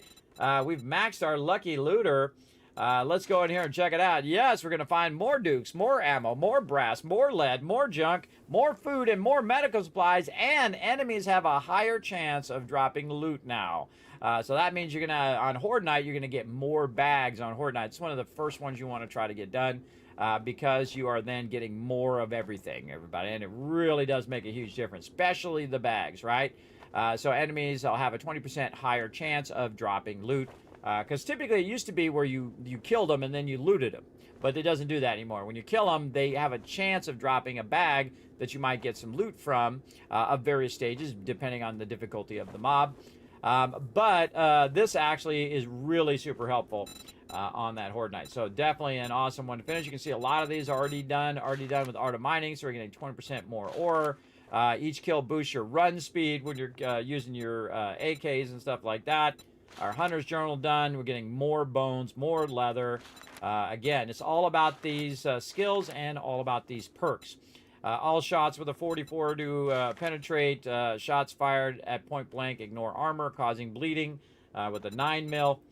Shotgun Messiah, you can one-shot most wood blocks with the shotgun. And, of course, I have the auto shotgun right down right here. There it is. That is just so deadly, everybody. Just so incredibly awesome. Then my sledge here, every time I kill with a power attack, I get my stamina back. That's awesome, because I usually will right-click and do a power attack just to kill them on a one-shot, and then if I kill them on a one-shot, boom, I got that stamina back, and I can then just do it to the next one. Sniper, man, we need that sniper number 2 big time, so we can bulk craft that 7.62, and that's it, man. That's the big boy right there that you're looking for, trying to get that 7.62. Everything else, that's okay. Again, silencers, no penalty, bulk craft, robotic turret ammo. This one right here is a great one, legendary parts, which we've gotten done, wasteland treasures. Now, there is a list of stuff that I typically buy from the trader, and I have it over here in my spreadsheet. Yes, I'm that hardcore, but I got spreadsheets on spreadsheets on spreadsheets. So what I do is I go to the all function here, just to go faster here in the trader, and go bullet casings to see if there's any bullet casings. Then I'll look for acid. I'll look for beakers. I'll look for supercorn seeds, but she don't have supercorn seeds. Trader Rec has that. So you don't even need to search it for that. And then any mods, so I'll just search for mod. Again, I'll have to type the whole thing out and look and see if there's any mods. Now, I'm really looking for mod recipes, not necessarily the mods themselves. Early game, I'm actually looking for the mods. Then any parts that I might need. I think I have enough shotgun parts for making shotguns. Also, you're going to need other parts, like handgun parts and stuff like that for turrets later on. But right now, we'll go ahead and just skip that. And then, of course, what we just did a minute ago is look for books, right? Especially perk books. No books. We're all good. Sorry, but I've never heard of a stim pack. So you never heard of a stim pack. And again, we're going to go ahead and learn those books. Getting double points on that. And that's it. We're ready for the next trader. Then I'll just go ahead and tag the next trader here. Which one do I feel like doing first? I feel like doing this one. Because then we can dip over to the other biomes if we need to. And so I'll just take off in the direction I'm already going. Do a little flyby right over the top of that mob. I call that one the crazy ex-girlfriend. And then we go ahead and fly out here. Now again, this is like 3K away. And doesn't take that long when you have the gyrocopter because you're not dodging trees, you're not going over mountains, you're not doing all that. The motorcycle is the fastest one, but not really. Because if I can just go up over mountains, I can just go up over all the obstructions. I'm not being bothered by all of the mobs that are trying to kill me all the time. And that's what makes the gyrocopter really powerful. Now, be careful that you're not paying attention, you're thinking about all your stuff and you start going up way too high. It's actually going to cause you to take longer to get there. You want to try to skim across the top of the treetops like I'm doing here. And then, of course, accommodate the mountains. So you're going to see me kind of turn a little bit to the right so I can just kind of go around along with the road. And it looks like I'm looking straight, everybody, but I'm just rotating the camera. And the camera's just staying in this angle, but the vehicle is actually turning. So instead of going over, it's smarter for me to just go around because I'm kind of going in that direction anyway. And then you can just kind of, look around. And when you're looking around like this without holding down the right mouse button, you're actually slowing it down. So another gamer secret for you. Hold down that right mouse button, then you can look around without slowing down your actual vehicle. Very cool shots here going on. Look at all these mountains. This is like the most mountainous map I've ever done. Massive amount of mountains. I was trying to go over these mountains with my vehicles, and I was like, nah, get over the top of it. And again, you can look at all the various locations and whatnot. But definitely hold down that right mouse button when you're looking, because it's the look button. Coming right over. See, that looks like a trader, but that is not a trader. That is a checkpoint right there. And then press the space bar, kind of tilt up just a little bit. Got some farms there. Always kind of looking to see if there's anything that's there, especially if you don't have super corn recipe yet. You typically want to be looking for Bob's Boars because that's where the super corn recipe is. So keep a good eye out for that. You'll see it. It'll be a big green location, farming location, farmhouse. I think it's green. All right. Again, when you get close around 300, you want to start to descend. Got my thing tipped down. And you want to just time it just there, a little space bar, and then just jump out. And your vehicle will come to an instant stop like that, or somewhat instant stop. Closing this, checking in here. Now, some of these traders, I'm not sure I even looted them, so I like to just kind of look through here. Same thing here. Just rinse and repeat. See if we get some more loot that we can sell to the vendor, or loot that we can use in our base. Yeah, really enjoying that faster looting now. Still feels like a while if you are new to the game, but I know that is so much faster. But it is way faster. Especially on this smaller stuff over here, too. Oop, that's a pattern we can learn right there. And we're pretty full as well. Now, if I do get filled up, I can go in and put this stuff back in the vehicles and have it hold that vehicle. Or I can go ahead and put it in my vehicle. We might do that here in a second, but first let's sell the stuff that we want to sell. Sure is a wonderful afternoon. And again, this is another Trader Jen. This is not the same Trader Jen, because we can sell her more super corn. Now we're at about 60,000 dukes, and we're just going to do what's known as our vendor run. So we're going to go ahead and look for bullet casings so we can put those and make some bullets out of it. Acid. Oh, she has acid. Okay, we'll take that. Thank you very much. Acid beakers. Seeds and mods. Any mods? Fortitude mod. Tempted to grab that. Ooh, and a rad remover. Let's go ahead and grab that Fortitude mod. I'm looking for really the intelligence mod. I have not seen it yet, but it might be in a future one. Again, parts, we'll come back to those. And then her books. All right, what does she got? Big hitters. And again, I'm just spending spree. I'm just grabbing them, even though I don't necessarily need those books. Yep, Thank you so out. much. Hey, come again.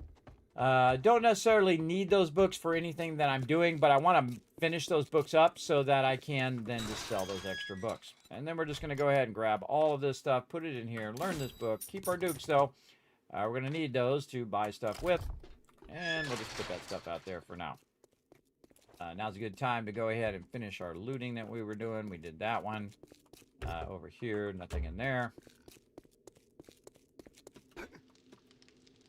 Dumpster. I think we were here. Yes, okay. You can also hear it ring every now and again. It'll go ring like a little bicycle. whatever those are called, bicycle ring things. Bells, there we go. That's what they're called. Yeah, a little ringing bell. That's my bookworm going off, which gives me a bonus bonus to finding books and recipes. Also part of the intelligence line. Very, very useful. Did we go back and get that other resources from the previous trader? I don't think we did. I don't think we came back over here and got this stuff. Oh well. I'm not going back for it. Good enough. And there we go. Good clean run there.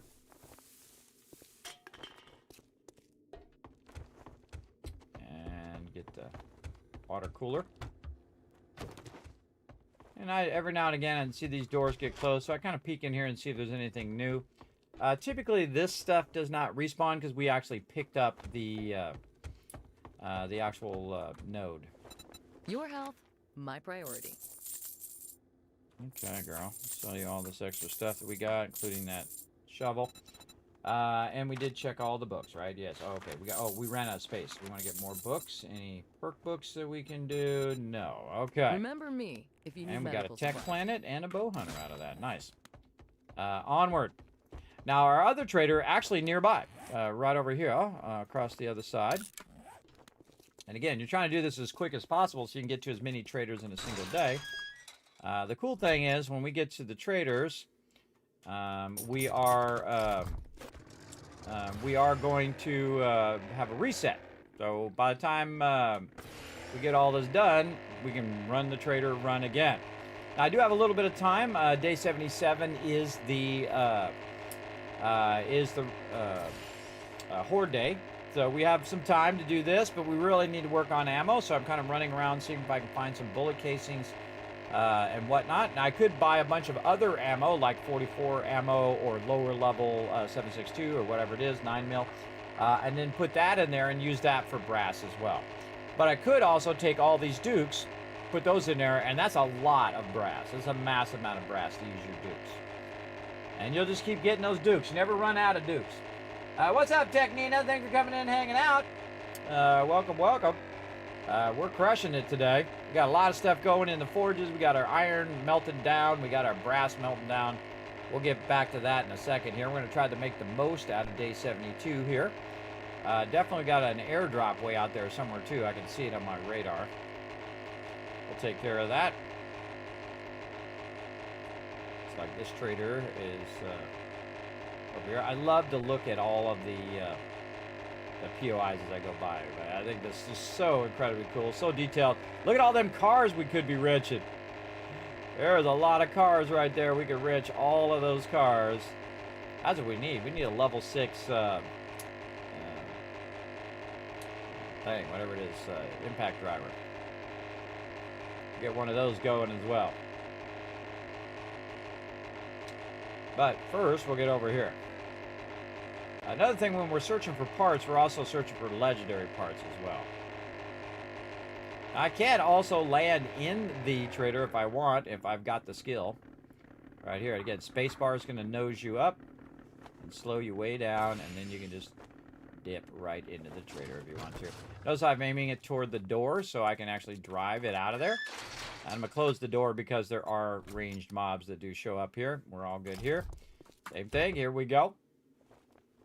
Run around and see if we get some excess loot. This looks all looted in here. I did loot all that. Good, good.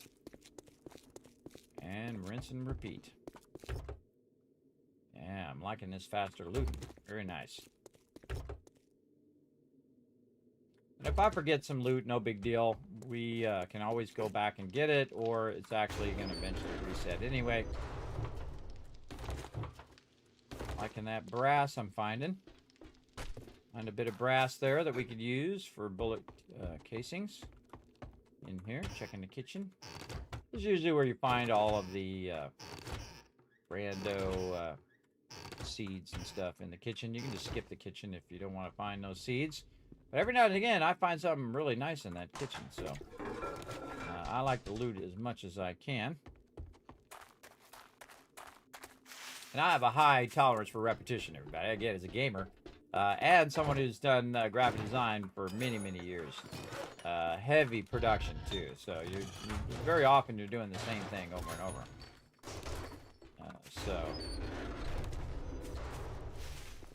And I like to be as efficient as possible with my time. So get in, get the stuff, do what needs to be done. Konnichiwa. Move on Oh, to the next that's thing. good afternoon in Japanese. Konnichiwa. Take a peek at my Yes. selection.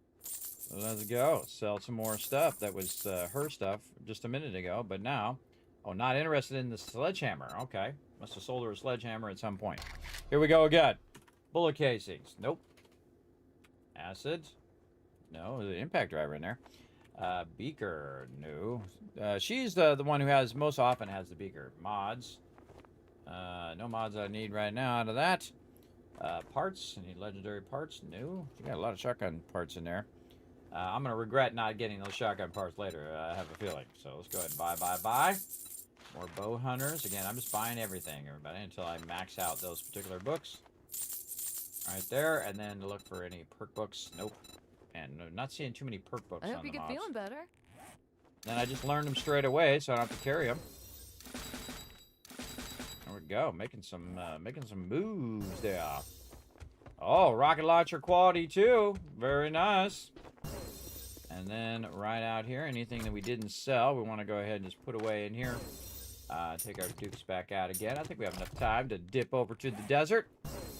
Who do we got who's nearby? Trader Bob way over there. Got 2 Trader Bobs there. 3 Trader Bobs. I don't see Trader Bob number 4, but we'll give it a shot. Let's see if we can get there in time. We'll go ahead and open up this door. We'll drive us right out of here. Now, why am I driving it out of here? That's because there's loot in it, so I can't pick it up. Can't pick it up and drive it. So I'm just going to go this way. Irritate the mobs as I'm flying by. And then kick into turbo. Also notice that it's not using that much fuel. This actually uses the most fuel of any vehicle, I find. So what you want to do is use your fuel saver when you can. Now, I typically don't use the fuel saver on the team play because we typically have massive amount of gas and don't really need the fuel saver. But it is very useful in a single solo play because then it's less time that I have to go get shell and get gas. And I could be using that time to do other things.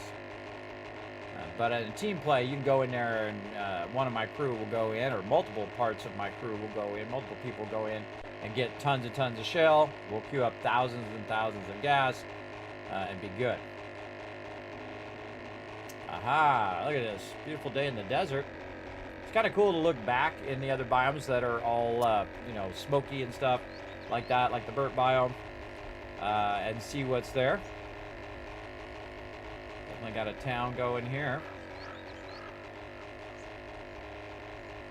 Oh, my headphones are saying, hey, replace me. I'm going to burn out over here. Something good to do while I'm waiting to get there. Again, this is a lot of this traveling. Now, again, this is super fast compared to the beginning, but it can feel like it's taking a while. Because you want to, fast travel. Yeah, very dangerous to be driving and not looking where you're going. There we go. I see I went up a little higher there, so I didn't run into stuff. All right, cool little town here. Again, hold down the right mouse button so we can look while we're flying. I was kind of looking for cars. How many cars are there? Can I come back and loot those cars? And eventually we'll move to the desert as well. And usually I try to move to the biggest city or the one with the most traders.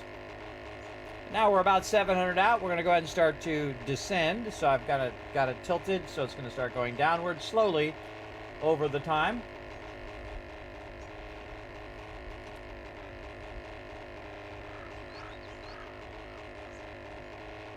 And even though I'm looking at it with the camera at an angle, it's actually going toward the trader. Okay? I don't bother to rotate the camera if I don't need to. Now, Trader Bob here, and of course all the traders actually have a landing pad that you can land on. I'll show you how to land on that. You just come straight in like this. Ease up off your throttle. And when you get there, you just go ahead and nose up like this and just let her just fall right there on that helicopter pad, everybody. And of course, the actual propeller itself on the top does not actually run into stuff. So it's not going to be that big a deal. But you can land pretty nicely here at Trader Bob, as you can see. Let's go ahead and talk to Trader Bob. What can I look in the motor around? Yeah, sure am. What you got? All right, let's go ahead and look for some bullet casings. Nope. Acid. Beaker. Get him going nice and fast now. I think you got the gist of this.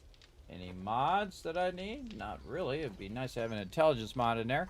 Any parts that I might need? No. All right, then it's all about them books, trying to get them skills maxed out. Little rifle world there. Little furious fists. Oh, guide to archery. I think that might be our last archery book, too. Don't forget repair kits. You don't want to end up stranded or have your gun jam on you. Nope. Wasn't the last one. We need more of those. All right, no problem. And now I think I already looted Trader, this Trader, Trader Bob. But we're going to go around and see if it's reset. Does look like it did. Okay, well, hey, free loot is the best kind of loot. We already got all that. Barrel there in the corner, a little extra gas.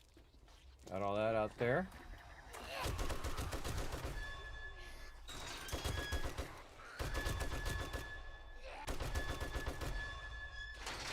I don't have to listen to them making noises out there. And again, much faster. Ooh, that was a good recipe right there. Again, that's from my perk right there.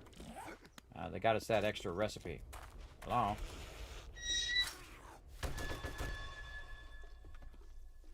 Usually I go ahead and just wipe them out because they're going to be making noise the whole time. You can get it irritating. Great place to stand up here on the top, wipe them out. Now here in the desert, you're going to have these desert mobs that are ranged mobs because they're going to shoot bees at you. Probably the most dangerous thing in the entire game. So keep that in mind.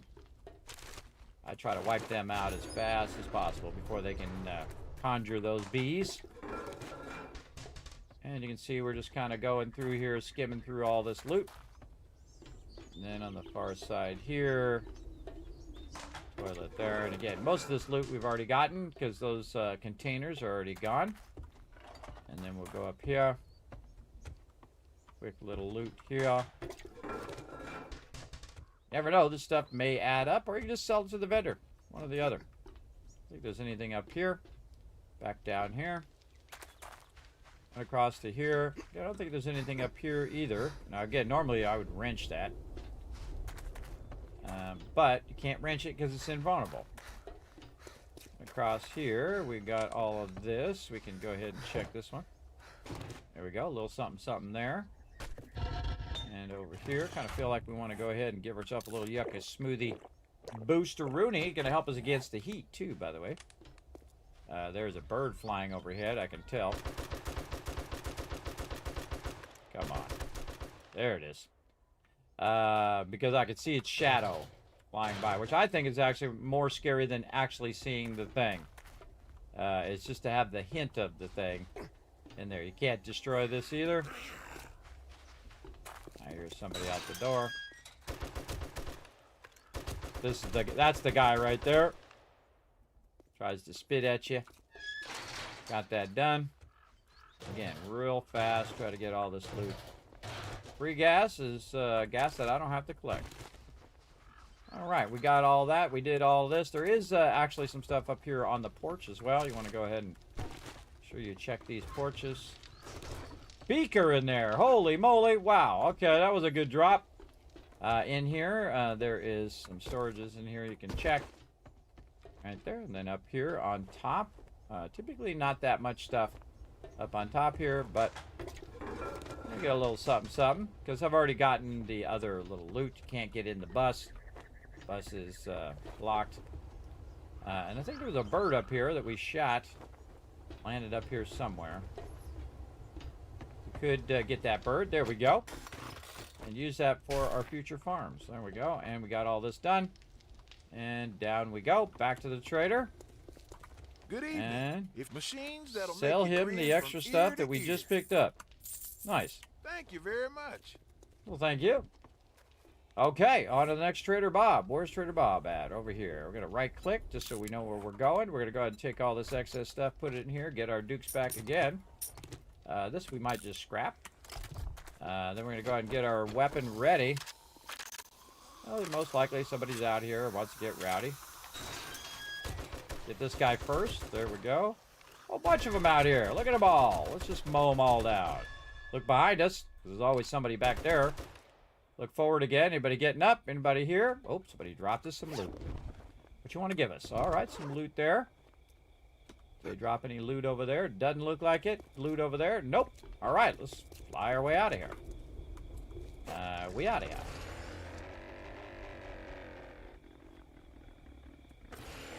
And off we go. Easy peasy. Rushing it.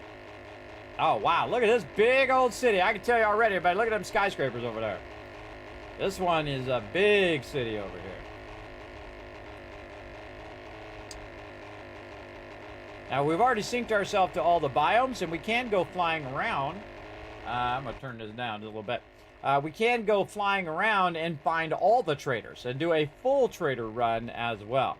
But I try to utilize the daytime to go to traders and then the nighttime for traveling. So we want to go to all the traders as many as we can in a day. And then after we get kicked out or we run out of time, we can then just travel back to our base. So great use of that time. I try to maximize my time. Yes, it is actually inspired by the gyrocopter of the Mad Max, I hear. But I haven't heard that directly from the Fun Pimps. I've heard that from other peeps. It does feel like it a bit. I have watched all of the Mad Max movies. The Road Warrior is especially good. I've not watched it in a while, though, by the way. So I might have to watch it again here at some point. All right, there we go. Just jump out. We've already cleared our stuff. We'll open that up. Looks like we haven't looted this one because his door is not even open. So let's go around again and get ourselves some free loot. Hear a bird up above again. Somewhere. He's around here somewhere. We'll find him. Yeah.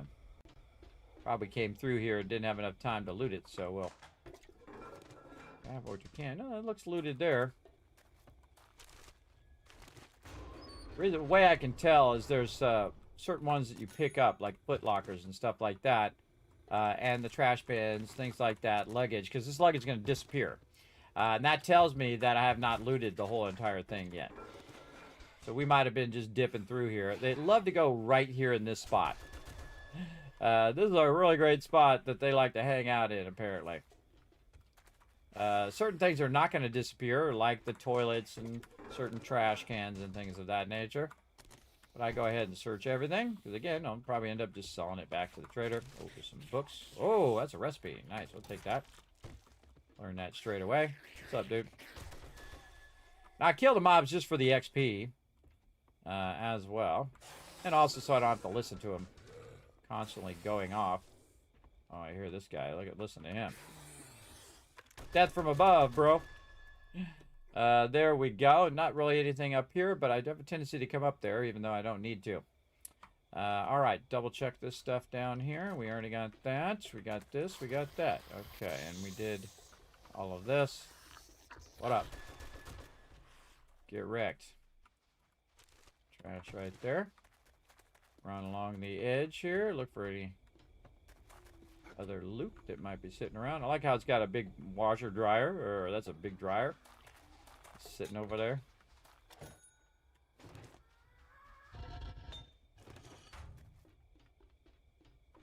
Have you noticed the bird isn't going after me right now? And the reason why it's not going after me is because I'm not damaged right there. But if I have taken some damage, like you can hit that barbed wire right there if you want to attract them to come at you. And then wipe them birds out. Alright, just doing the exterior first, and then we'll do the stuff inside. Again, that gas always stays there, so every time you come through, you can hit up that gas. And let's get more of this stuff over here. I hear one of those dudes. Wipe him out before he does those bees. Cool thing about the M60, by the way, one of the few weapons that can wipe those bees out. That's why I really enjoy the M60. Now, you actually don't need to go all the way to the top. The actual loot is right out here. Right, yeah. Oh, there we go. Fists there. Anything else we can learn? Okay, we got to sell some stuff off here. At some point, you'll see me just start to scrap this stuff, so I don't have to micromanage it anymore. I could probably do that at this point because we pretty much are doubling our income now. Probably going to make around 50,000 on our next round of super corn. We're going to sell them all of that stuff. We'll sell them this gear here. We all good there. Did we already talk to this trader yet? I don't think we did, but let's finish our looting first. We're going to run out of time here, so let's get this looting done. So if it does kick us, we'll come back and get more loot later. Bird up here. Flying along. Get that stuff there. And then a little bit more loot right here in this little green area. We already got the car. Yes, we did. And then right in here. There we go. And then this one. That definitely have not come through here because that stuff would be gone. All right, too much stuff. We can't go through there because that's locked. That's the back side of the trader. But since we landed our vehicle in here, very easy to kind of dip over to our vehicle, drop a bunch of that in there, take that back out, and clear our inventory. And back over here, more loot. Right there and right there. Very nice. A little bit of loot up above. Missed him. He'll be back. Open that up. Aha, a little bit of food there. Ah, some stuff on the ground here. A good chance of getting that thermo stuff there. That always reminds me of Fallout, getting the mirror. All right, guy, where'd you go?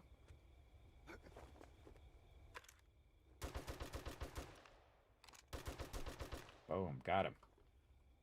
And I think there's some more loot up here on the roof somewhere. Can't remember. We're closing soon. Make your final purchase or blow this popsicle stand. Okay, now the highest priority is actually not talking to the trader, everybody. The highest priority is getting your vehicle out of the trader.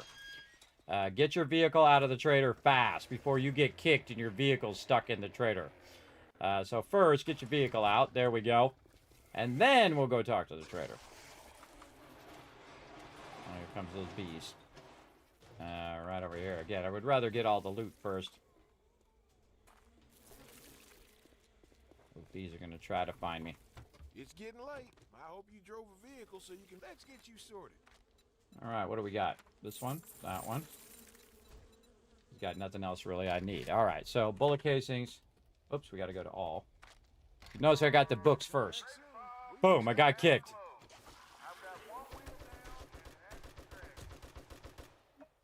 Got kicked. Now, it's not quite nighttime yet, so I'm still okay. Notice the mobs are not running yet. And so I got kicked out of there. Oh, hello. But I got the things that I really needed. Right? Oh, look out. All right, so we got the stuff. Now it's nighttime. Now the mobs are going to run and try to get me. So we're dipping. Look at that giant city, everybody. We definitely... I think that's probably where we're going to put our next base over there. But we're going to go ahead and try to find our base. Our base is actually to the right this way. We're going to go ahead and turn around and head toward the sunset here. And we're out of here. And we're going to need to work on stuff as well. So away we go. We're out of here. So we didn't get to all the traders, and that's okay. Sometimes you're going to run out of time, but nighttime is the best time to travel. We're just going to go ahead and travel our way all the way back. Then I'm going to take a little bit of a break, try to get my laundry going. Usually Sunday is my laundry day. It's also really smart to do your laundry in the middle of the night, everybody. You know why? Because it costs you less power. There's like what's known as, especially if you live in a big city, which I don't anymore, But if you live like in LA, like I did, they actually charge you more during the day than they do at nighttime. Plus, I have 3 daughters, and they are monopolizing the washer and dryer all the time, every day of the week, for sure. There you go. Is this your own playthrough, or do you continue the same world that you and your crew play on? This is my own world. This is a completely different world. Ooh, look at this storm over there, everybody. It looks like a storm building up. So we might have to go through a storm here to get back to our base. Oh, yeah. You can see it. You can see it rising. But yeah, no, this is a completely different playthrough. This is a local playthrough on my computer. And then our team playthrough is on a server. Brought to you by the awesome people at G-Portal. Those guys right there. They do an amazing job. They really do. And the thing is, I rarely ever have to think about the server. I just turn it on, I set all the settings, and then boom, we're off and playing, right? Very rarely do I have to really do anything with it. And that's what you want. That's the kind of people you want, everybody, that have that kind of customer service and have that kind of quality where you just set it and forget it. You don't have to constantly go in there and tinker with it, which I don't like to do. So yeah, big storm off to the right there. That actually might be in the forest biome. Yeah, it's in the forest biome. Forest biome has a storm, which is probably just a rainstorm. The forest biome, the only thing about the storms there is that it will get cold, right? And then it burns up your food and water faster. And at the beginning of the game, that's pretty rough because you're really struggling for that food and water. And once you get your food and water established, and especially when you start getting your skills up higher, so you're getting more loot, you're getting more meat and more bones and all of that stuff, it does make it a lot easier, for sure. Again, we're only day 72, everybody. We're already getting our level 6 stuff. We're really doing exceptionally well in this particular playthrough. 0 deaths so far, but it doesn't mean I'm not going to fall out of my helicopter here in a second and die. I don't really worry about deaths. It happens from time to time as well. I did play my last one, I think it was day 110 or something like that, with 0 deaths. I think that's the first time I've ever bothered not to die. Because sometimes you just, at the beginning of the game, you're like, I got infections, just die, and it will cure all my ills. Cures all your ills in game and also in real life, everybody. All the worries and issues and everything you have, one day you're going to die, and all of that stuff will be solved. I'm closer to dying than most of you. I'm closer to that time, for sure. All right, into the Burt biome we go. No storms in the Burt biome for the second, but that doesn't mean it's not going to come up here in a moment. Now, the cool thing is, in just a few moments, it's going to reset all those traders. We can run to all those traders again, which is pretty cool. But we do need to work on our ammo, so we need to get that going. Also need to work on some gas here at some point. You can see that I need to fill up my tank on my vehicle, though I didn't have to fill it up this whole time. You can see that I did all of that running around, did all of that stuff, and I don't even think I had a full tank when I started. So the fuel saver does work pretty well. And again, we're getting pretty close. We're going to start to descend. Try not to hit any of these trees. Right through the middle of that mountain.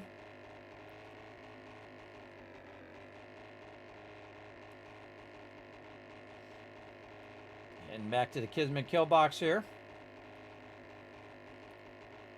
NC squat, really.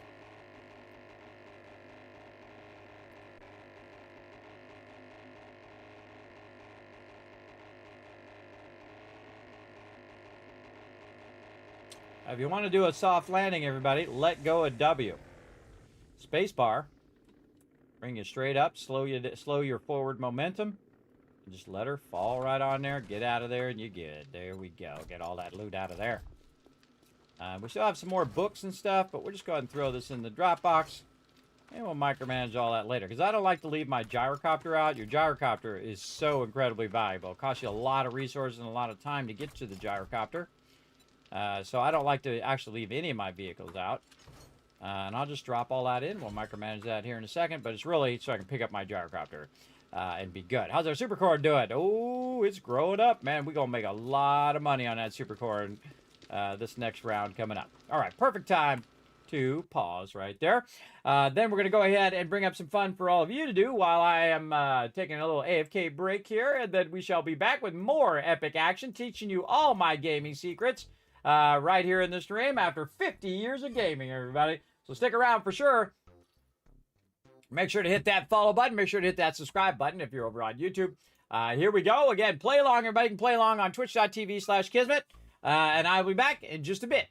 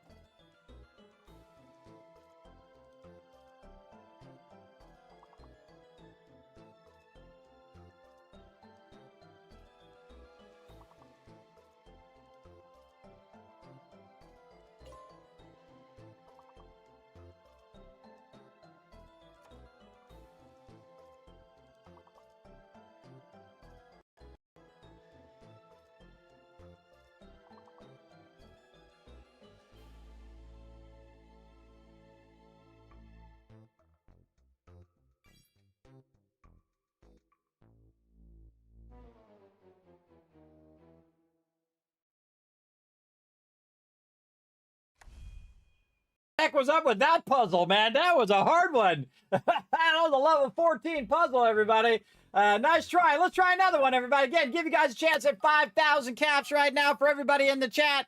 Let's work together. I saw you guys trying real hard on that one. Holy moly, that was a tough one. Rail. There we go. We'll help you guys out. Here we go. Come on, chat. Rise up. Let's get it going. Yeah, there we go. Fairly. Oh, and then fair is a word too, everybody. Type that in. I gotta wait till the lock comes off. Yeah, there you go. Now we got this. What? Fail. Did we already get fail? We already got fail. I'm the king of, fails from time to time. What? Lyra. Yeah, there we go. Now we got this going on. I gotta wait for the little lock. See, once you get one, you have to wait for the lock. So if you do one, everybody, and you think it didn't work, well, you might be locked. So try it again, just in case. What? Relief? Not enough words. Not enough letters, I mean. Not enough words. Not enough letters. There we go. That last word is either an R word or an F word. Or R word and a Y word. Sorry, Y word. I'm gonna try a Y word. Y-I-A-L-L-A? Wyla. I don't know. These got to be F or A words. Remember, it's all alphabetical. Yeah, I bet you've got a bunch of A words in there. A-I-R-L. I don't know. I'm just throwing letters together because I am terrible at these type of games. Oh! I actually got one. I actually got one there, everybody. That was a miracle. It's got a flay, F-L-A-Y, right there. Right there, there was a word. F-L-A-Y, chat. See if I can get it for you. Yeah, there we go. Come on, 2 more. Come on, you big bro. 3 more. Come on, you big brains. You got this. This is an A or an F word. Yes, there it is, right there. That's going to be an R or a Y word. And that one over there going to be after an F word. We got it? We got it? Oh, you guys are trying hard. Oh, but you did a fantastic job. Look at you go. Look at you go, everybody. Give yourself a round of applause. Let's see some GGs in the chat. I'm going to give you guys a bunch of kids cats for working together and being awesome. Always a fun game, everybody. Even though I'm terrible at it, you don't have to be great at something to enjoy it, everybody. I am only getting worse. There was a time I could actually spell and do grammar and make decent sentences, but not anymore, and I'm on the decline. So it's not like all of a sudden I'm going to get better at doing this. In fact, I'm only going to get worse, but that's okay. It's still fun, and I still enjoy it, especially when we're working together. So there we go. There we go. I'm too old to don't worry. Yeah, exactly. Just try as good as you can, and GG's if you got problems. All right, now back to it here, everybody. We did a trade run. Storm coming in. All right, get that bird out of here. All these birds. He's really far. I can't get him from here. Get over here, bird. How did I miss him?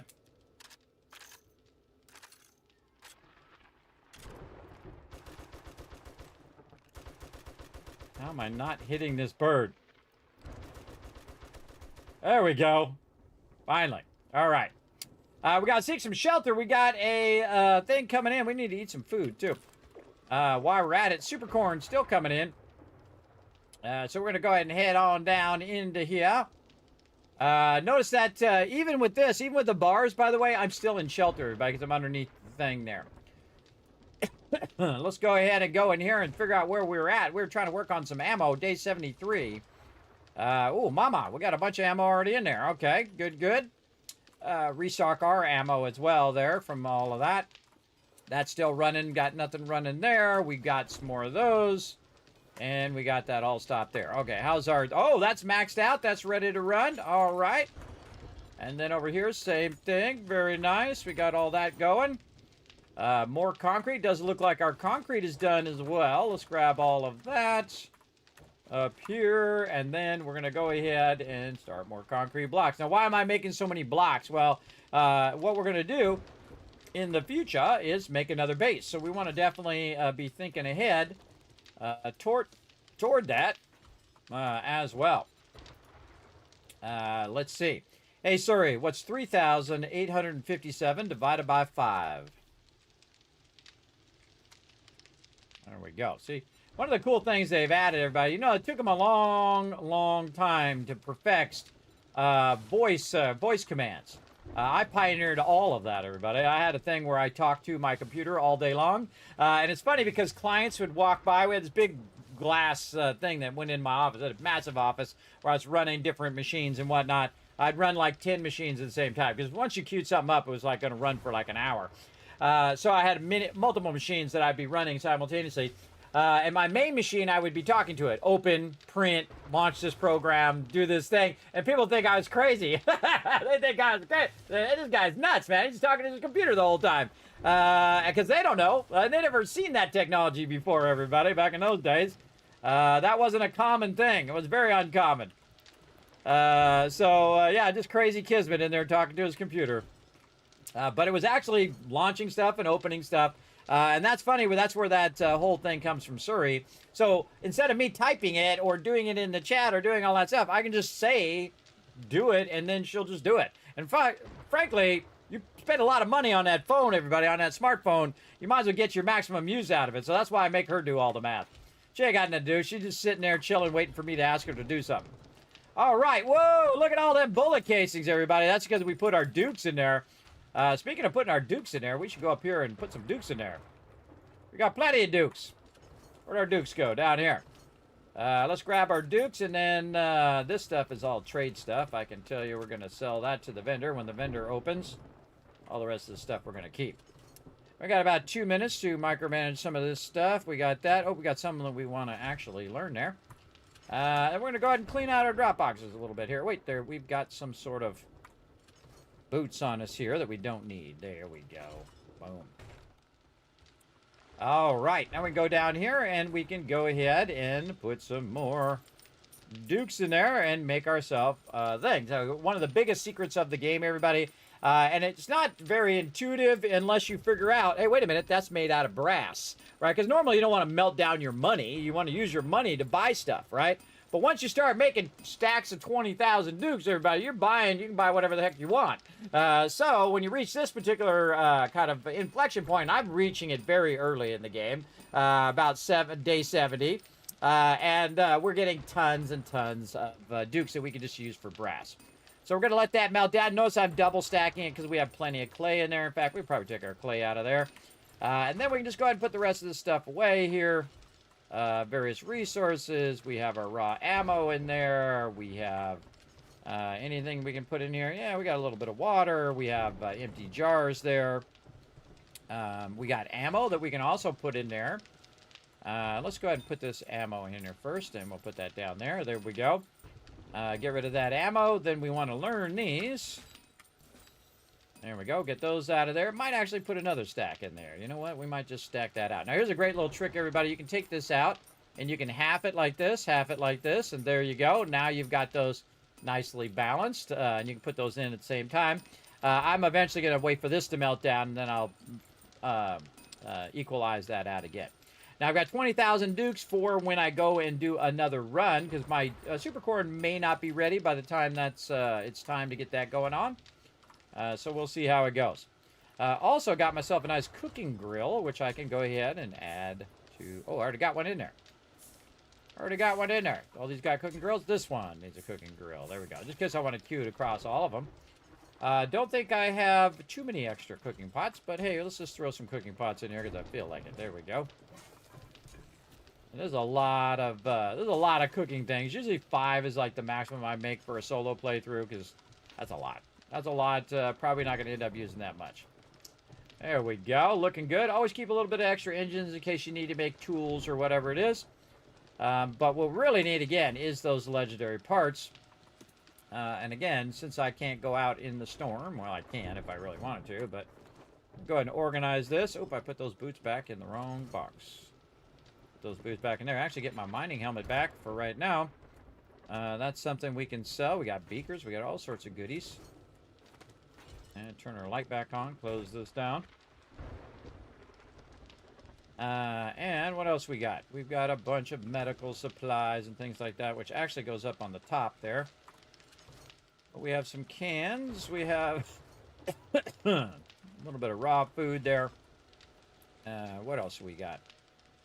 Beakers and things of that nature here. Then bike box. We can put our tires up in there. Some parts. Now, I could have taken some of that stuff out of there in order based on what it is that I'm trying to put away. That works as well. We're going to put our dukes back in our trade box. There we go. We got some extra food and stuff. We can go ahead and throw all that in there. Throw this in here. We have garden stuff. We can throw a lot of that in there. And the rest of this stuff we can go ahead and maybe put in some more ammo in here. Our loose ammo. And a little bit of coffee there. I'm going to go ahead and lock another one of these. So I can just keep my coffee in there. And the gunpowder. More stuff to sort. Down we go. Again, all I have to do is close this one. I don't actually even need to close this one here at the bottom. Because it's already sheltered by that top one. And then we're going to do this. And then we're going to go ahead and take our fortitude mod here. And we're going to go in and also put that one in here. So now we have +1 fortitude. Again, you can stack those out. I feel like these are the best use of your helmet. Even more than insulation or any of that other stuff is to get all that going. We got some more raw food there. This we'll go ahead and put in here. In fact, we can just start putting some honey in there. We got meds. We've got a little bit of bike box stuff up here. Some more parts that we got. Medical stuff, which is going to end up at the top. Oh, I hear somebody out there frying. And resources, which in this case is cement and that. Hello? Look at that super corn. And there we go, storm over. All right, so we still got some stuff done while we were waiting for that storm. Put all that stuff in there, no ammo. Some garden stuff there. Very easy. You gotta put our gunpowder away. Forgot to check the box. Make sure it was clear. It is cleared out. Check the drop box at the top. Also clear. A little bit of stuff for the trading. She's about to open back up and also reset day 73.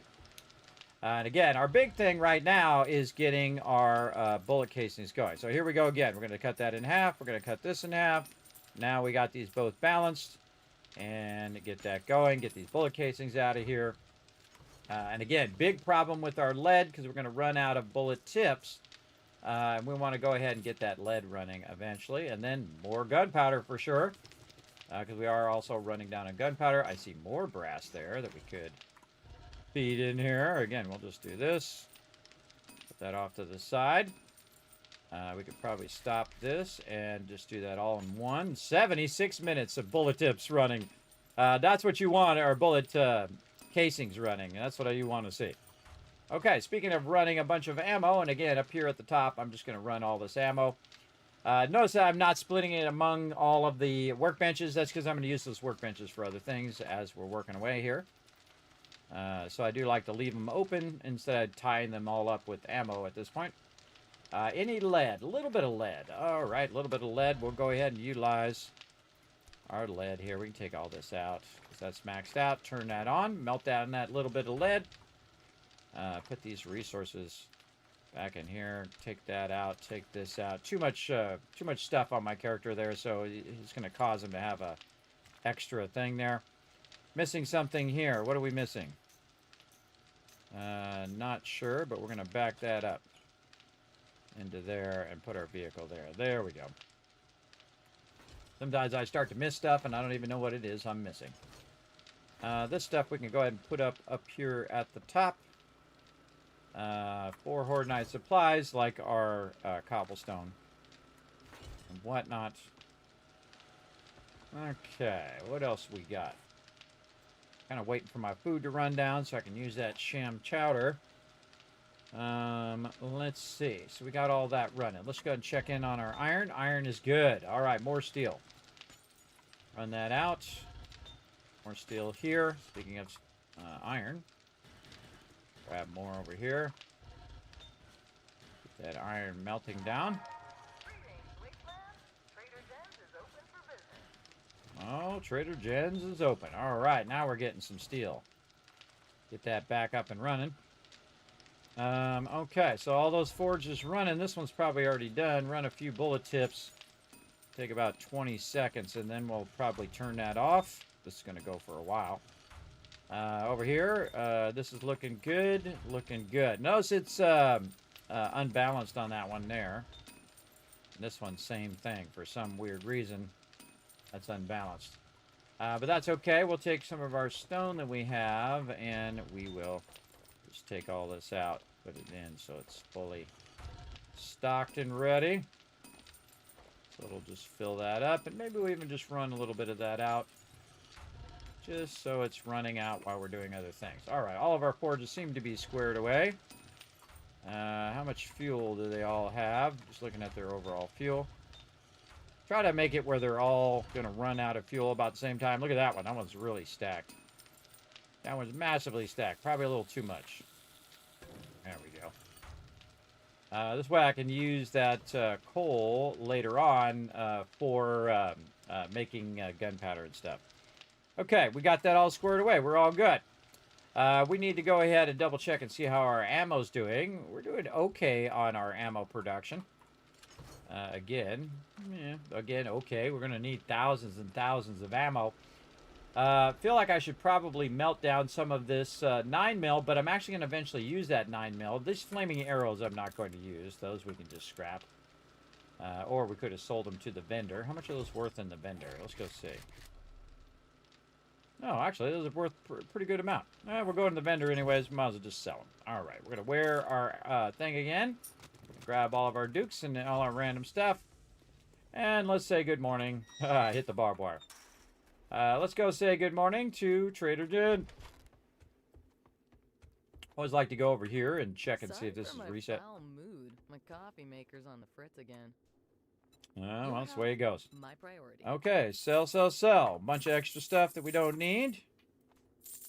And then these things here, which I don't think I ever have sold to the vendor. I think most of the time I just actually just scrap those. All right, vendor run again. I got it written down so I have to remember it all. All right, bullet casing. Wow, she got a ton of bullets. Look at all them bullets she's got. Wow, makes me want to buy all them bullets. Maybe another day. All right, acid. No. No. Mods. Scroll down just in case there's one hiding on the next page, and there is. Nothing really there. Parts. Again, we should have looked at our parts. That's what we're gonna need to do. Let's look at our books here, though. That's what we're really here for. More Shotgun Weekly to get enough parts. Oh, another Ranger one. Might get our Ranger one done on this one. So much. Let's listen. Nope. Need another one. So shotgun. Oh, auto shotgun quality 5. Tell me we're going to go to 6.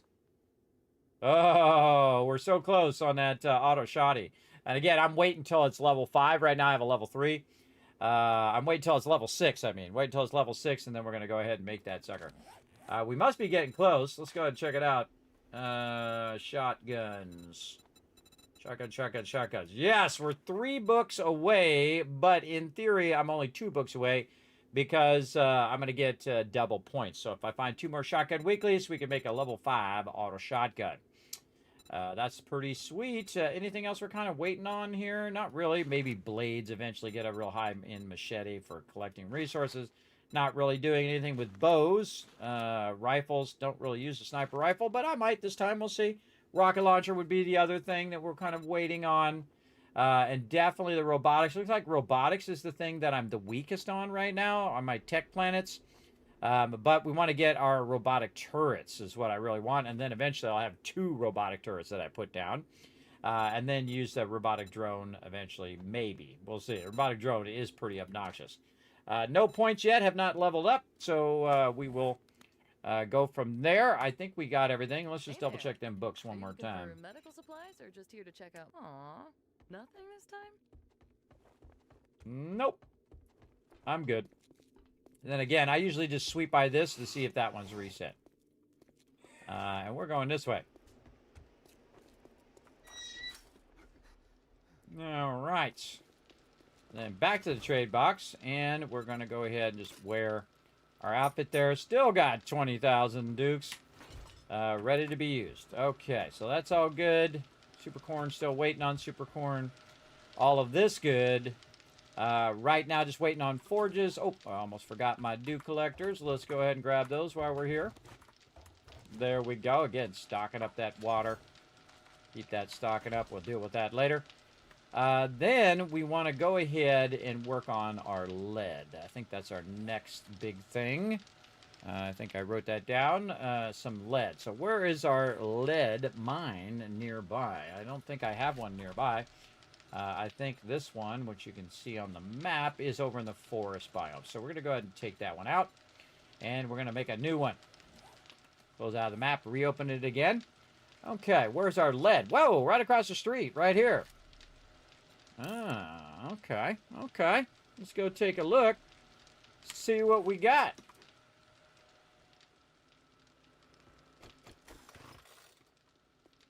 I just love to put my vehicle up on top here and just dip off the top. Pretty fun. And away we go. So in theory, it's right over here. And it's not wrong. It's not wrong. I'm going to go ahead and just aim my vehicle back that way. And let's go ahead and get it going. All right, let's call that the middle. Don't have my blocks for some reason. There we go.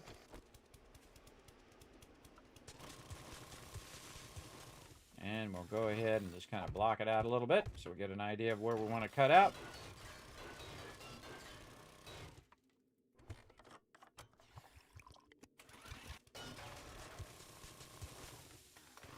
And just block out a little bit of an entrance.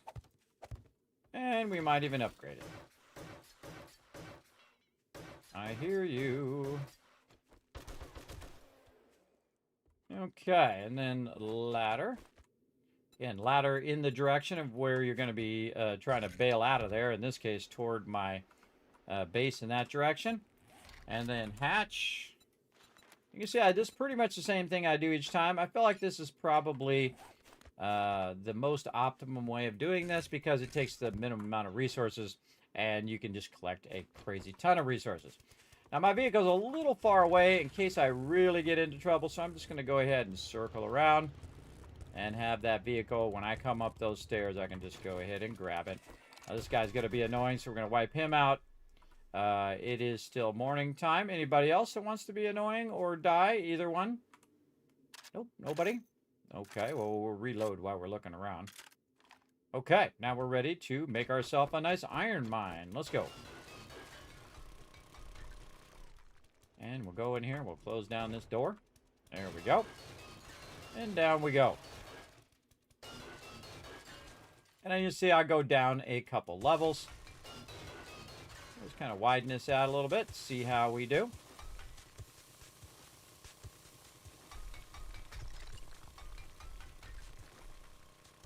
Okay. Let's see where this node goes, or see if it peters out. Sometimes it does.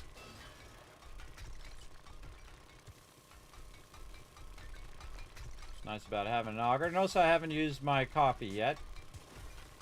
Not coffee worthy yet. Now see this type of sand? The sand's kind of telling you in which direction that your lead's going to be.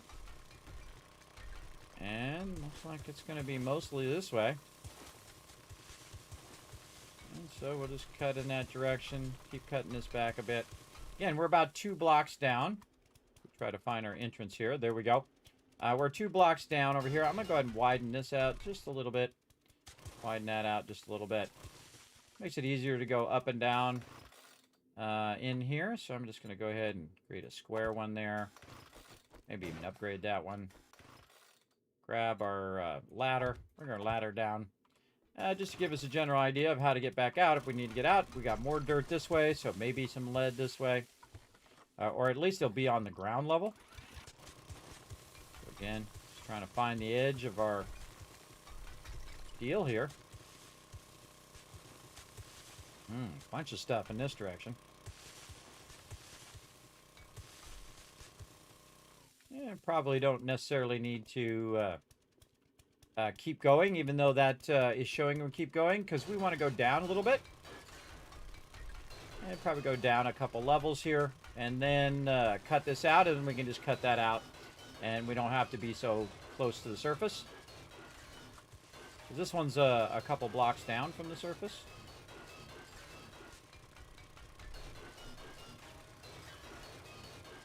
All right, now we're off to a good start here. We're going to go ahead and triple whammy our coffee. Because, again, I do have the perk that when I'm drink coffee, when I'm on the influence of coffee, I do yield more resources. Also, my auger's almost halfway, so I'm going to go ahead and repair that so it continues to do its maximum block damage. There you go. Teaching you all sorts of cool secrets today, everybody. Again, tonight I'm showing you all my gaming secrets. Oh, I hear somebody. Somebody wants to die. Hold on. Let's go ahead and bring that ladder down. Go up here so we don't have to deal with them. Where are you? There you are. Trying to dig downwards. Yeah, I just go up and deal with them so I don't have to deal with them when they cut a hole in the ground and be up in my business. Alright. More of this.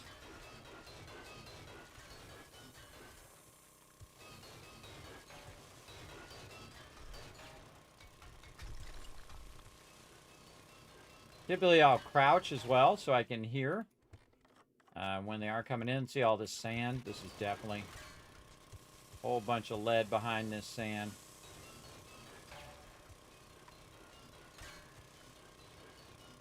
Oh man, this one's really widening out. This is what you want to see. You want to see the actual node itself getting wider. And that means you're going to find a lot of that resource in that particular location.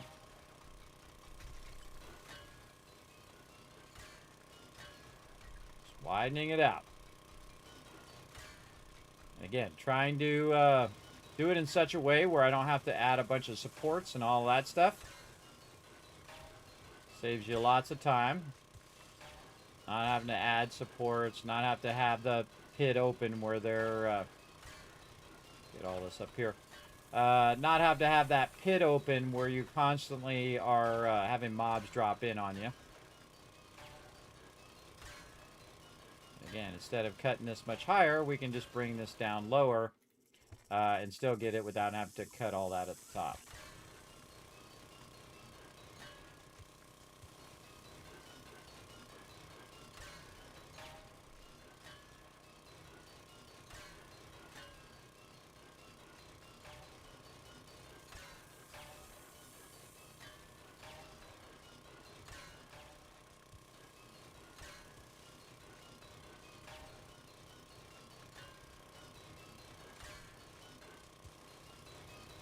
Oh yeah, this is going to be a good node. Holy moly, look at it keep going. It's just going and going and going. I love it when I have this problem of too much resources. Again, sometimes they're hit and miss. Sometimes you just have a little bit, and sometimes it's like this, where you're just having more and more and more of it. Pretty awesome. We're going to have a lot of lead put into our forges here. Again, notice I'm just doing one level first, and then I'll go down when I run out of stuff.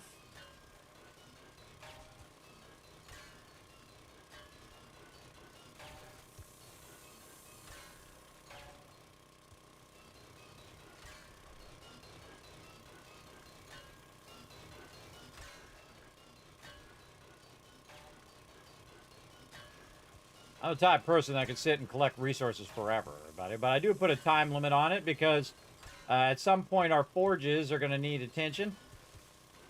So I do try to collect and then put it into forges because all this lead's going to need to melt down as well. And then we'll run out a ton of bullet tips from it.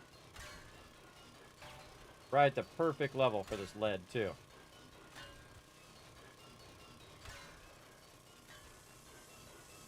Still going. Now you've kind of run out when you start to run into stone like this over here. Right now, it's not running out. Now, you don't want this to be too close to your base because you might be in here just, you know, doing your thing, grabbing a bunch of resources, and before you know it, you're digging under your base. And that's not going to be good unless you mean to do that. If you mean to do it, well then, hey, go for it. Just be careful. Might knock your base down. I'm far enough away. Oh, I'm out of gas, but no worry. I brought stacks of gas, so I'm good.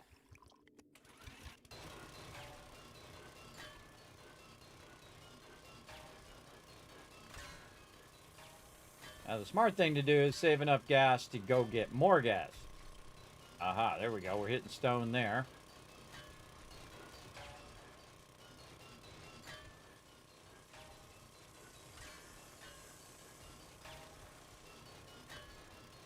Sometimes it's fun because this will lead you underneath. There we go. See how we're hitting the, this is all stone now? Now we've hit the edge, and look how much we cut out, everybody.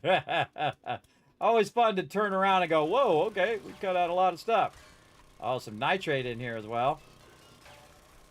A little bit of nitrate there, so we could follow that node in that direction if we wanted to. But let's go back over here. Again, just see, we can just cut this a lot lower. See that one, that part's cut lower. Meaning there's more blocks between the top and where we're mining. And this is really good to do this at nighttime typically. It's currently during the day down here. But in this case, this is the highest priority thing. We're going to need to get our bullet tips going because now we're going to have plenty of bullet casings. But our bullet tips are going to run down. Definitely looks like we got more lead in that direction. Looks like it's widening out there. We'll come back to that. Also get a lot of sand while you're doing lead. Or a good amount of sand anyway. Use that for our concrete later.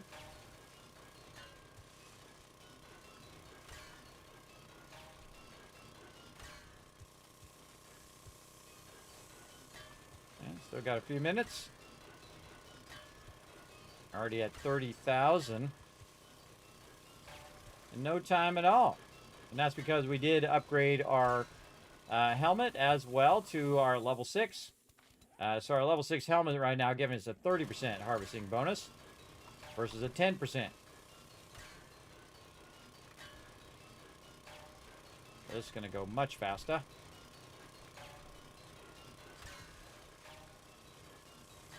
And of course, I have all my various mods in here.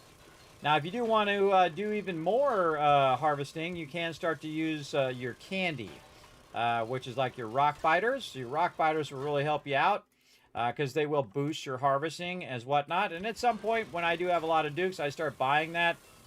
I very rarely ever do it in the early game because there's always something more valuable I can do other than rock biters because I can just go longer if I need more resources versus using those resources for that. I'd rather use it for my skill books because at some point I'm going to learn all the skills and then I won't need the skill books. And then I'm going to learn all the perks and then I won't need the perk books. So that whole part of the game will be done, right? So you've completed that part of the game, which is, wow, look at that. Zoom, we did all that already. And so basically, then you don't have to spend any cash on that. You can spend it on collecting resources. Now, collecting resources probably is the only thing in the game that never ends because you're always going to need ammo or you're going to need food, water, whatever it is. So that will never finish. But again, if you just focus on your skill books and your perk books, you will max out. Now, here's the thing. If you max out all your skills, you get all your max gear, you get all your max stuff of everything, eventually the mobs will still continue to scale. And they will scale and scale and scale up as much as they can. But if you have that ability, you're going to be pretty styling for most of the way until they max scale. They usually max scale about day 5,000, which means that you're just going to have nothing but the hardest mobs in the game most of the time. And that's the way it goes. So, again, shoot for that day 5,000, everybody. I have been to day 5,000. It is rough. But if you've got enough gear and you've got your production good to go and you've got your harvesting way up, You'll be fine. You'll be good.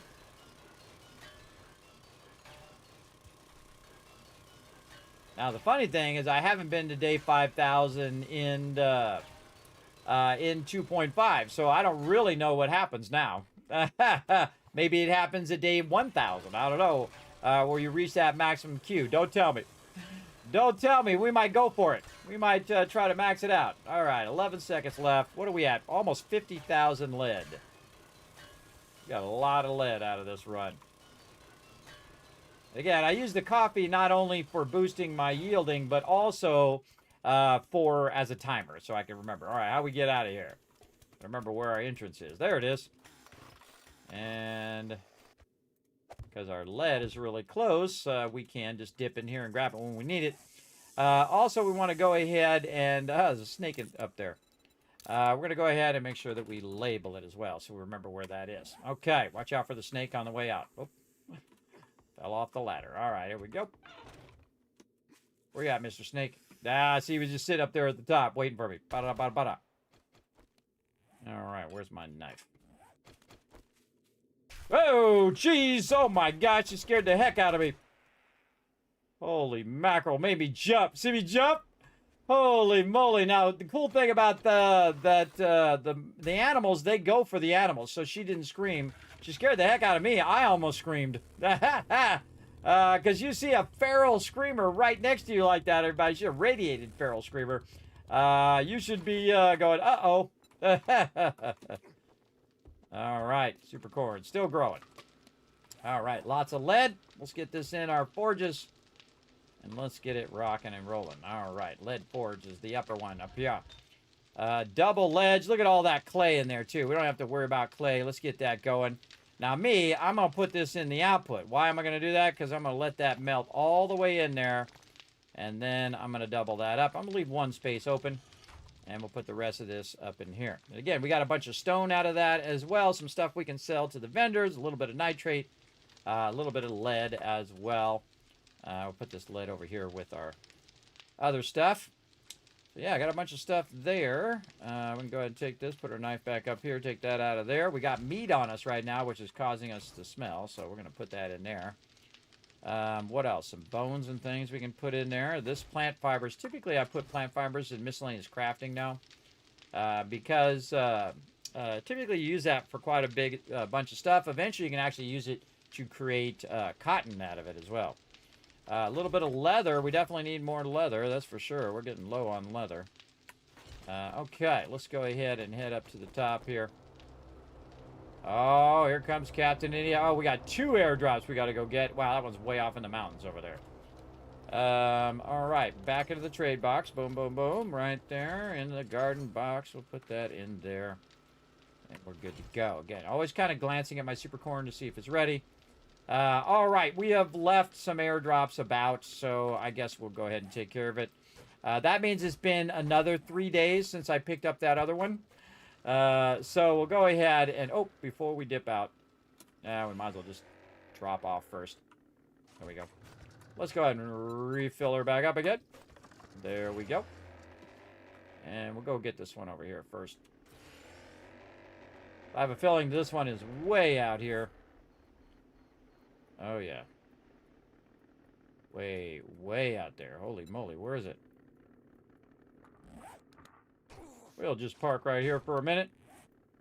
Holy moly, that one's way out there. All right. We'll go get this one first. Now, I don't know why this guy drops this so freaking far away from my base every time. I mean, come on. You can see it from space. It's right by the trader. Just drop it by the trader. I'll just pick it up. But he's decided to put it way up here on the mountain. So we're going to go up here. Go up on the mountain. Now, that other one he might have dropped when I was doing my trade run. So probably best when I'm doing another trade run to grab that. But this one's fairly close. Now, I find the airdrops actually are not as valuable as the police cars. Police cars are actually the most valuable resources. And then, of course, things like safes and things like that are pretty valuable. Oh, right by this location here. We'll just go ahead and park right here. Get that guy out of here. Then we'll run around the edge here and figure out where it's at. Oh, it's down there. Okay. Pretty awkward spot. Grab it while we're sliding down the hill here. Jump, jump, jump so you don't fall down the hill. I just quick grabbed it while I was sliding down. And just trying not to break my leg. Let's go this way. There we go. What we get? Yeah, some more stuff. All right, let's open it up. See if there's anything we can just straight learn. There we go. Motorcycle up here. And stuff we can sell. A little bit of stuff. And then a bunker buster. Thanks for the heads up. Okay, now we got to figure out where this other one is. Pop out of there for a second. Where the heck is this other one? It might be off the map. Might be in a part that's not on the map. Well, let's take off and see what happens. Now, if you're close enough, it will tell you how far away it is. But I have a feeling this one is really far away. Way out here in the middle of nowhere. So we'll just go ahead and go this way and see if we can find it. It's going to burn up one of my days. But while I'm out here, I can also hit up the trader or whatever. Probably hit up whatever trader is close by. I didn't bring my trader stuff, though. Oh, we should probably turn around and go back for our trader stuff. So we don't get all the way out there and then realize we don't have our good trader stuff. In fact, we can just wait for our super corn before we do that. Even better. Even better, because I think we're going to want to work on gunpowder anyway. So we want to head over here to our other node. Our nitrate node right there, which is also our iron node. So look at the storms coming in. Let's go ahead and do that after we have our super corn, because then we can sell our super corn while we're out there as well. We get tons of dukes. But we really want to queue as many things as we can. This way we can queue up our brass, we can queue up our lead, we can queue up our gunpowder. We get all that going at the same time.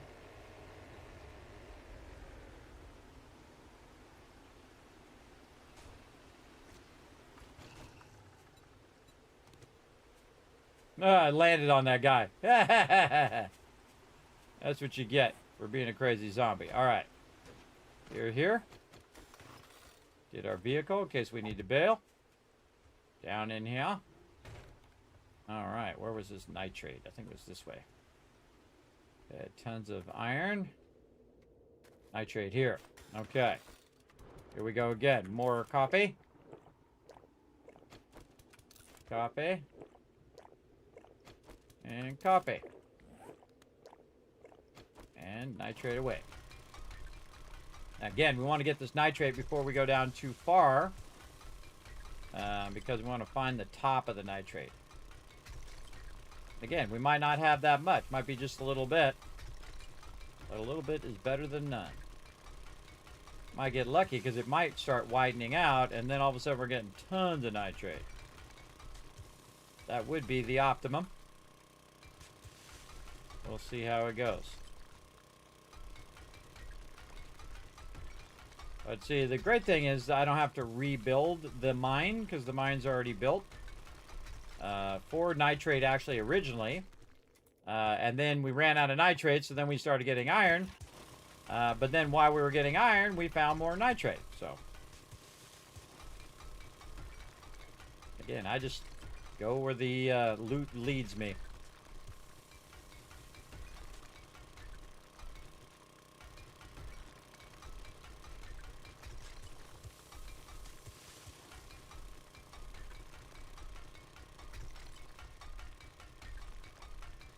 Sometimes you'll see I just cut back the stone, just makes it easier to move around. Yeah, that's a long nitrate node. Sometimes they're all like bundled up in one place, and sometimes they're real long nodes like this. Backing this up. It does look like there's just sand above. Maybe a little nitrate above us, but not going to worry about that. Get as much of this nitrate as we can. And there's also was partial coal down here. Again, when you find a node that has a whole bunch of different stuff, you want to definitely farm that one out first. It just saves you from having to run all over the whole entire planet to find your stuff. All right, looks like it ends right there. So let's go down and do our next layer.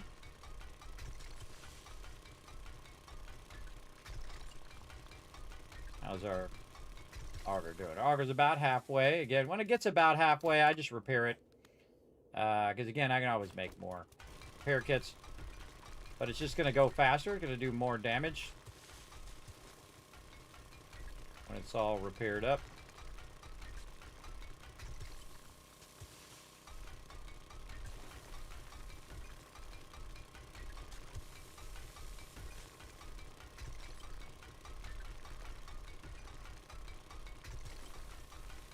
We are yielding a massive amount of resources here. Massive amount. I can have that sham chowder now. Let's go. Gonna give me a stamina bonus too. If you watch my stamina over there, boom. Now I have 200 stamina instead of 170. Good thing about sham chowder is it gives you that bonus. Okay. We're just gonna go. We're just doing nitrate, so we're just gonna go down here. On this nitrate. Keep that going.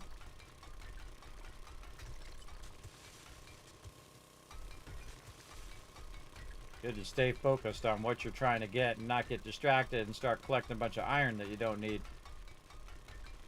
Then when it comes due for Horde Night, you don't got enough ammo. Hey, Nalzerod, what's up? Thanks for coming in and hanging out, man. Really going into it today. Teaching you all the tricks to get this stuff nice and fast, yield tons and tons of resources. All the gaming secrets.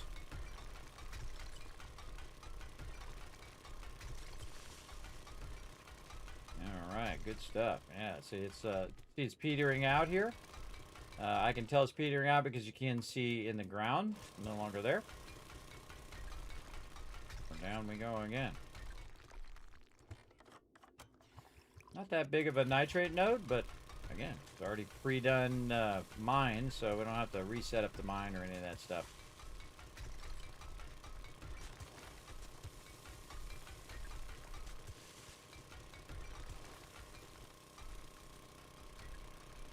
Again, typically crouching just to keep the noise of the auger down so I can listen for mobs.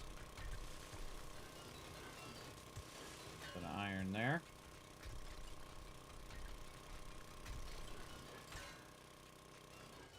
My way out right here, so I want to make sure that I do have a way out, that you always have the ability to jump your way out of there.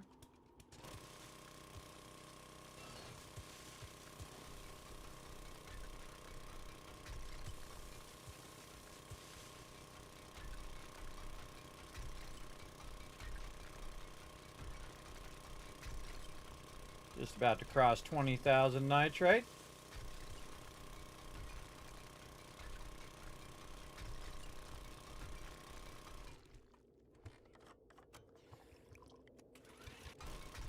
And you see it's all stone back there, so really no reason to cut that out. But look how far we've gone down, everybody. Again, a little nitrate up there, but no big deal. We're going to leave that there. Kind of a buffer against the surface. And we'll probably end up having to create another nitrate node after we kind of get all of this. And that's fine. I do like to look for nitrate nodes that have multiple nodes in the same spot, so that you're going to have a lot more in theory. It doesn't always happen. Sometimes you have a bunch of nodes together and then they're just, all of them are small nodes. I've had that before as well. Yep, see, we can get getting pretty close. Finishing up this nitrate. But the wild thing that could happen while you're going down here, you can also run into more nitrate, and then that nitrate then leads to the next nitrate, and so on, and so on.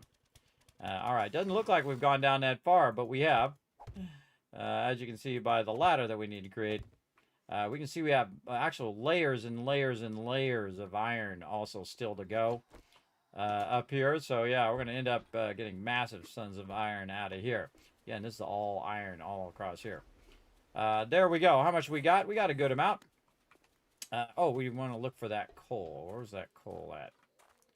I think it was over here. Yes, right here. So let's see how this coal goes. See if the coal is going to widen out. Some iron there. Or are we just going to run out of coal?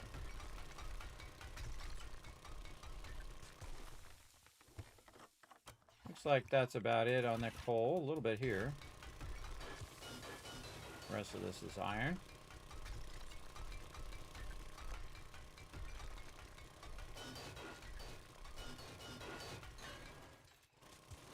Yes, all iron coal here. Again, I'm hoping that I hit it and then it just keeps going on and on and on in that direction. Doesn't look like it. Again, we dug all that out. I hear a screamer out here.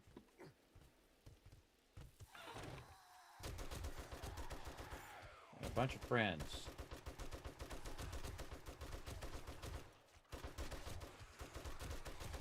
Not a screamer. Just a bunch of mobs trying to dig down to me. In the same spot where I put a bunch of blocks. Look how far they got, everybody. They got only 2 blocks down. They didn't get very far. And again, fill that back up again. Make it difficult for them to get to you. Oh, look at this. Dropping more loot now because we got our perk in. Looking good. As well. All right, all good.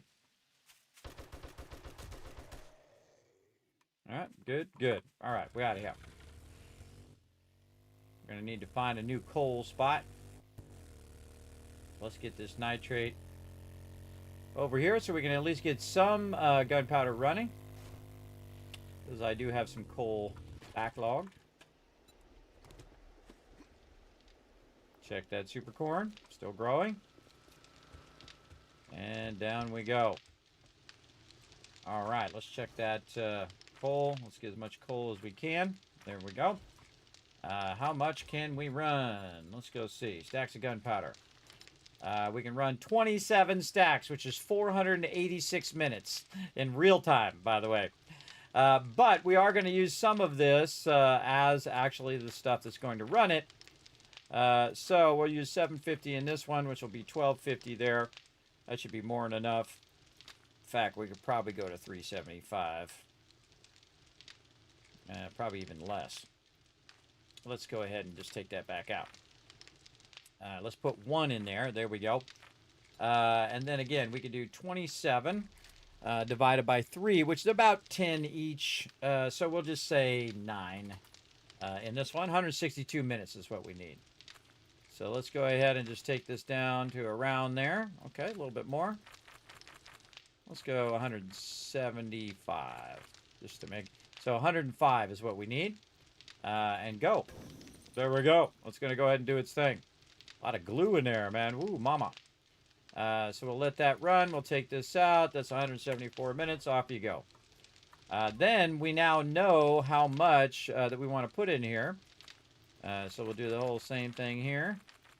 And go 180. And then mix. And then got that one running. We got one here in the back. Oh, we did the one in the back. We did this one. That one's running. This one's running. Okay, cool. Then we'll do the one up here at the top. And then again, we need about 100.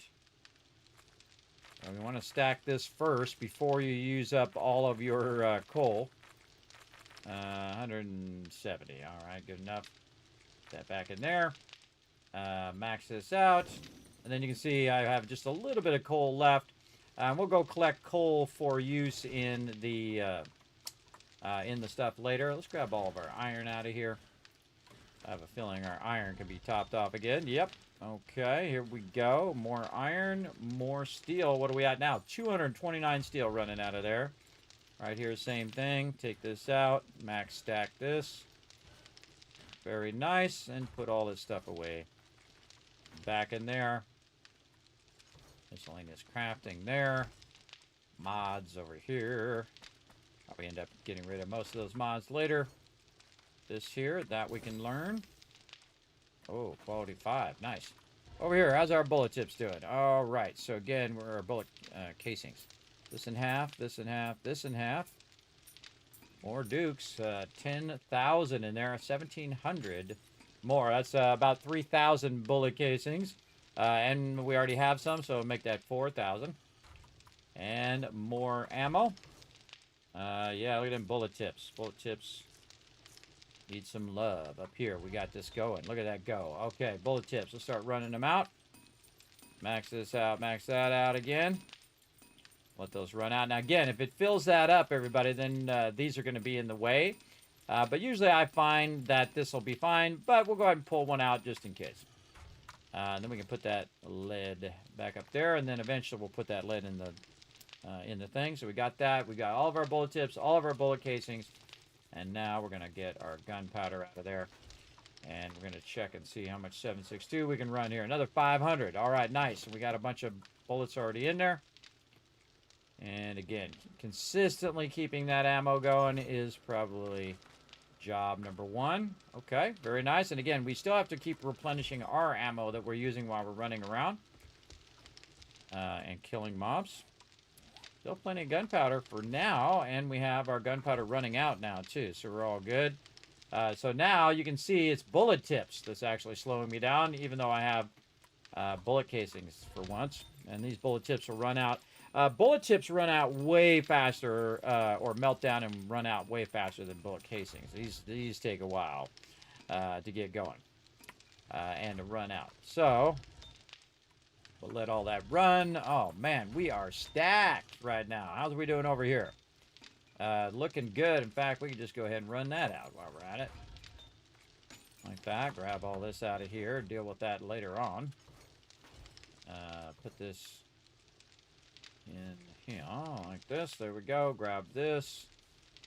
Grab this. Only going to be able to do so much here. Let's go ahead and see how much we've got. 5,000. 407. So let's say around 1,050. We'll just guess. Okay, there we go. Grab that out. 1,050 there. Then run that there. Oops. Twice.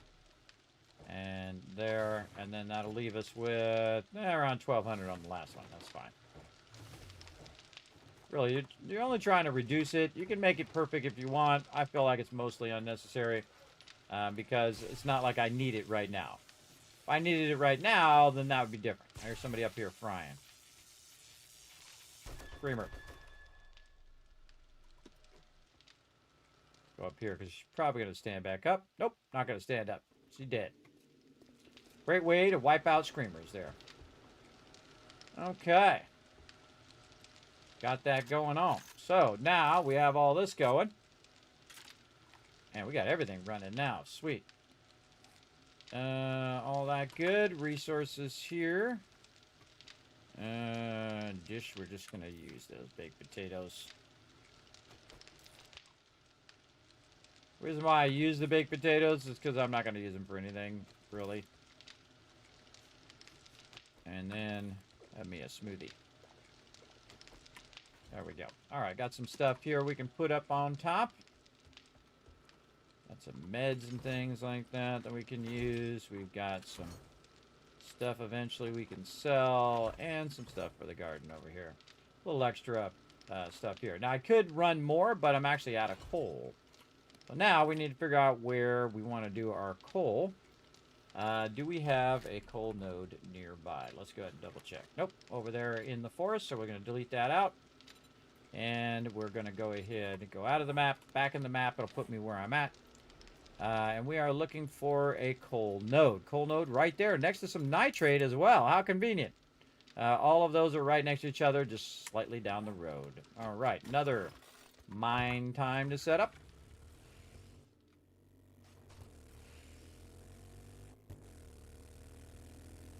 I like it when it's along the road because it's really easy to set up and then you can just dip down the road. You don't have to dodge trees or any of that kind of stuff.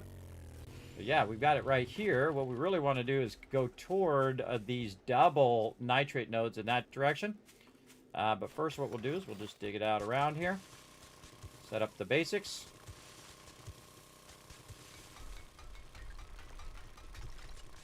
We got some good nodes out here. Some good nodes that we can utilize. Just like this. Good stuff. Yeah, put one there too since that one's blocked. And a little bit of upgrades. Not sure we did our tree farm. Did we do our tree farm? I don't think we did. And we'll get around to it. And there we go. Same old stuff right here. Put your ladder in the direction. I'd put it in the direction of the road because then you can be in an open spot. Then wood hatch. Look, it was even anticipating what I needed there. Wood hatch here. Aim the arrow toward us. On top there. There we go. This way. So when we want to go in, we can use the backing. And when we want to come out, we'll be lined up right over here. The sun's setting up there. Very nice. And then we'll dig it up. And down we go. And I usually close the hatch so they don't drop on my head. Go down a few blocks. Kind of take a look at where the coal is. Let's say right about here. And we'll just go ahead and cut back on this edge, just rotating around 360 degrees, just kind of cutting a segment out. See where this coal is going. Now also what we can do is do ourselves a solid by hitting right click right there, and it will tell us what direction the nitrate is. It's this way. So we did want to connect this also to the nitrate. We can't cut in that direction.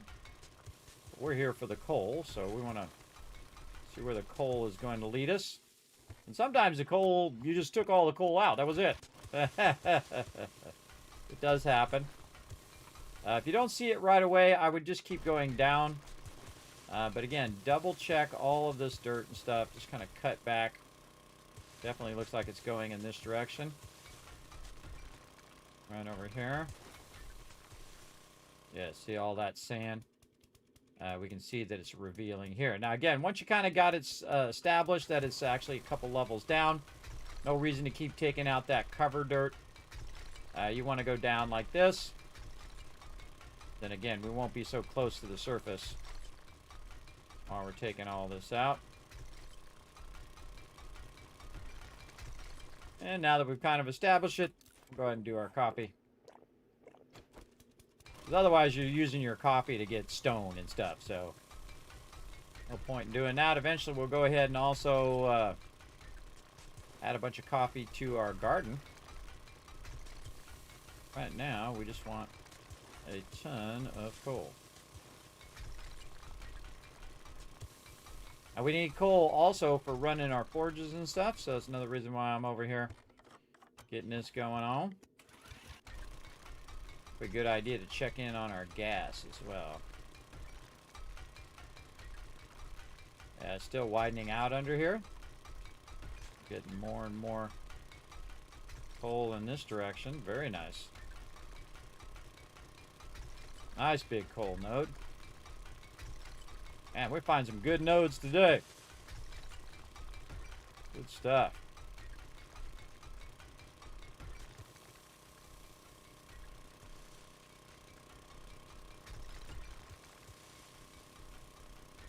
Oh, nitrate in here as well. Right there. So we found the edge of the nitrate, which is probably the direction of those nodes. Yep. So we can come in here and we can just cut our way into that nitrate. Very nice. When you have nitrate and coal together, which is the thing that makes gunpowder, you're doing really well. Because now you can just, in one spot, you can just go ahead and farm for all the gunpowder you're going to need.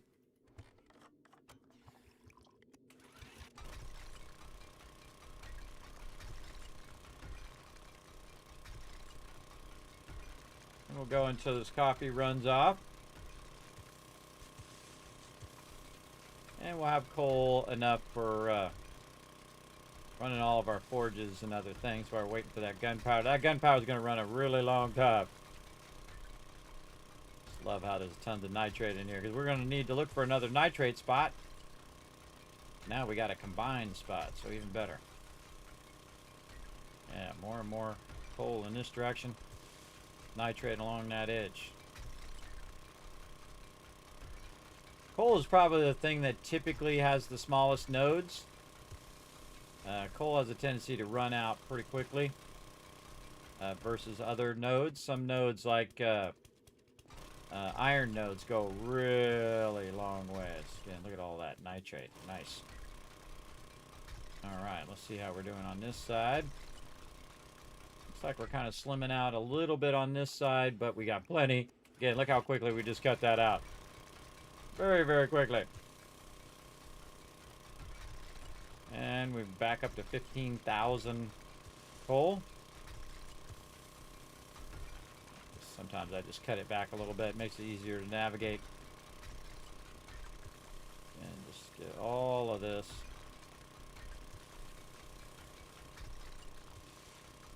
And we're just going to leave the nitrate for now.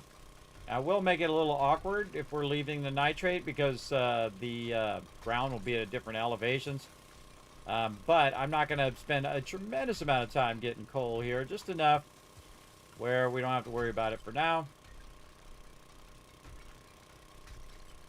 Probably just do one more layer here. And we can always come back if we need more. Which we will.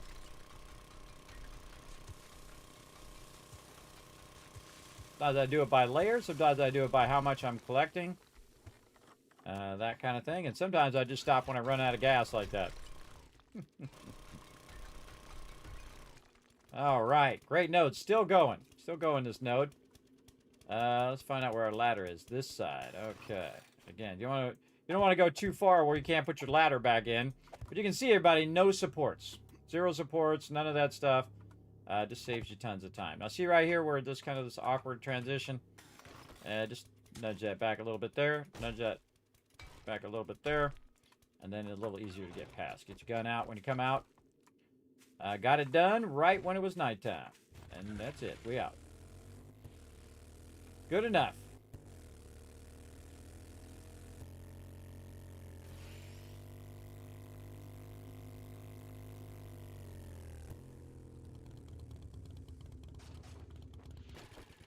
One of the good things about being right up against the traders, typically you won't find too many mobs right here. So it makes it easy to go in and out of your base when there's less mobs. Just be up in your business. Oh, super corn time again. Oh, man, we are just cooking with gas today. All right, let's put some resources back in there. We can take this out. We'll put this back down here. Put our fibers and miscellaneous crafting. And we're ready for some more harvesting. Man, I can't wait to try out this brand new level 6 bit of harvesting here. Back in the trade box there. Move this over just a little bit.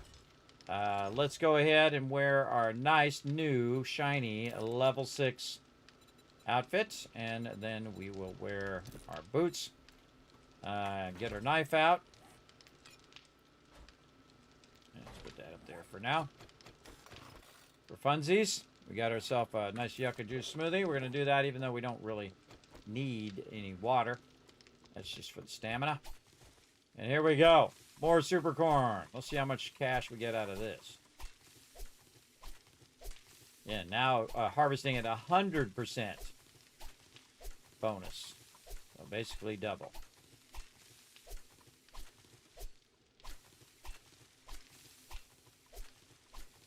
And we also got our boots on, which are giving us seed harvest bonus.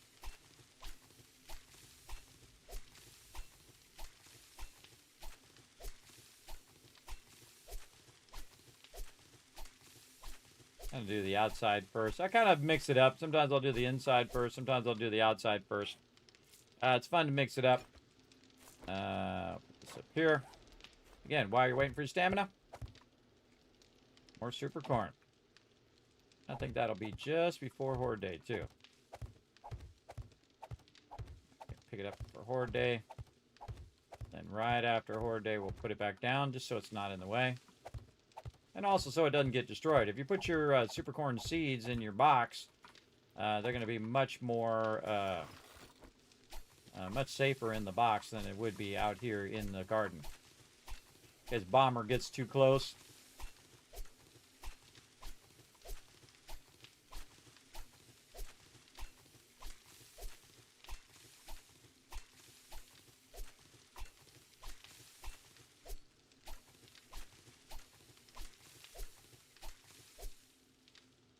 Misty.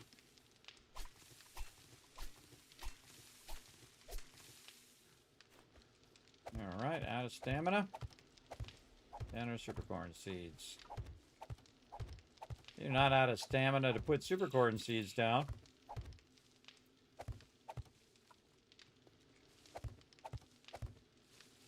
And we'll put the rest of these at the end here. We'll come back for all that other stuff. We want to get our supercorn first. Get a supercorn growing again, and then that other stuff's not as high priority. And there it is. All right, how many stacked? We win this game, everybody. We win this game. Again, level 6 farming, everybody. I just doubled my supercorn. So crazy, everybody. Let's go. Let's take a look. 6,000. 1, 2, 3, 4, 5, 6 full stacks. Hey, sorry, what's 6,000 times 6? That's 36,000, I can tell you. 36,000. So not quite 50,000, but 36,000, pretty great yield. And then we have about 9,000 there. Plus, we also, when we're trading it, it's more like 7,000 each one. Hey, sorry, what's 7,000 times 6? Yeah, that's more like it. 42,000. So we have 42,000 supercorn, not counting this last bit here, which is another, let's just call it 5,000. So around 45,000 dukes right there. Pretty awesome. Pretty amazing. Dollar bills. All right, let's go over here and just kind of finish this side up. We'll kind of backpedal. All right, how many things we're going to need? I'm going to guess around 20 to start. And if we need to make more, we'll make more. So 20 here. And again, get that supercorn back in as quickly as possible, and we'll make another 45 grand in a couple more days. Oh yeah, we're gonna definitely need more. Let's get another 20. Actually, let's finish this row first. Now, I never go and pick them up separately. Like, if one row finishes before another row, I don't bother to pick that up. I let it all grow together, even if, like, these ones here at the end are going to take longer. I find it kind of randomizes some, too. I find sometimes, even though I planted these ones last, they'll actually grow before the other ones. So, kind of weird. This 7. Looks like right there. So, let's do 7 more. Again, try to make just exactly the amount. So, I'll have the supercorn. There we go. Very nice. All right, now over here. Now we're going to yield a crazy ton of all of this, too. Double the amount. All these blueberries and everything. Very nice. As a solo player, bro, you are just kicking it right now. Just absolutely destroying it. All right, and then again, we'll switch it up. Where we do double yucca. Over here, and we got some yucca seeds in the box we'll grab here in a minute. There we go. And we'll grab them yuccas. In here, we got a lot of them. Holy moly. Ton of yucca seeds. No reason to use my yucca supply if I already have the seeds. Again, we also find these as we run around. That's why you'll see me actually keep the all the garden stuff. A lot of people will just discard it, but over time, you're going to find 100 seeds of this, that, and the other thing. So, you know, 100 seeds adds up. It's just less you have to take out of your actual yield that you picked up. All right, let's put it back in the garden box over there. And now we have a bunch of yucca over here. A bunch of yucca and a bunch of other stuff where we can make our smoothies. All right, again, let's go ahead and look up, try to type the right letters, yucca juice smoothie, track that. And then we are going to get our massive stack of snow. And then we'll just sit them over here.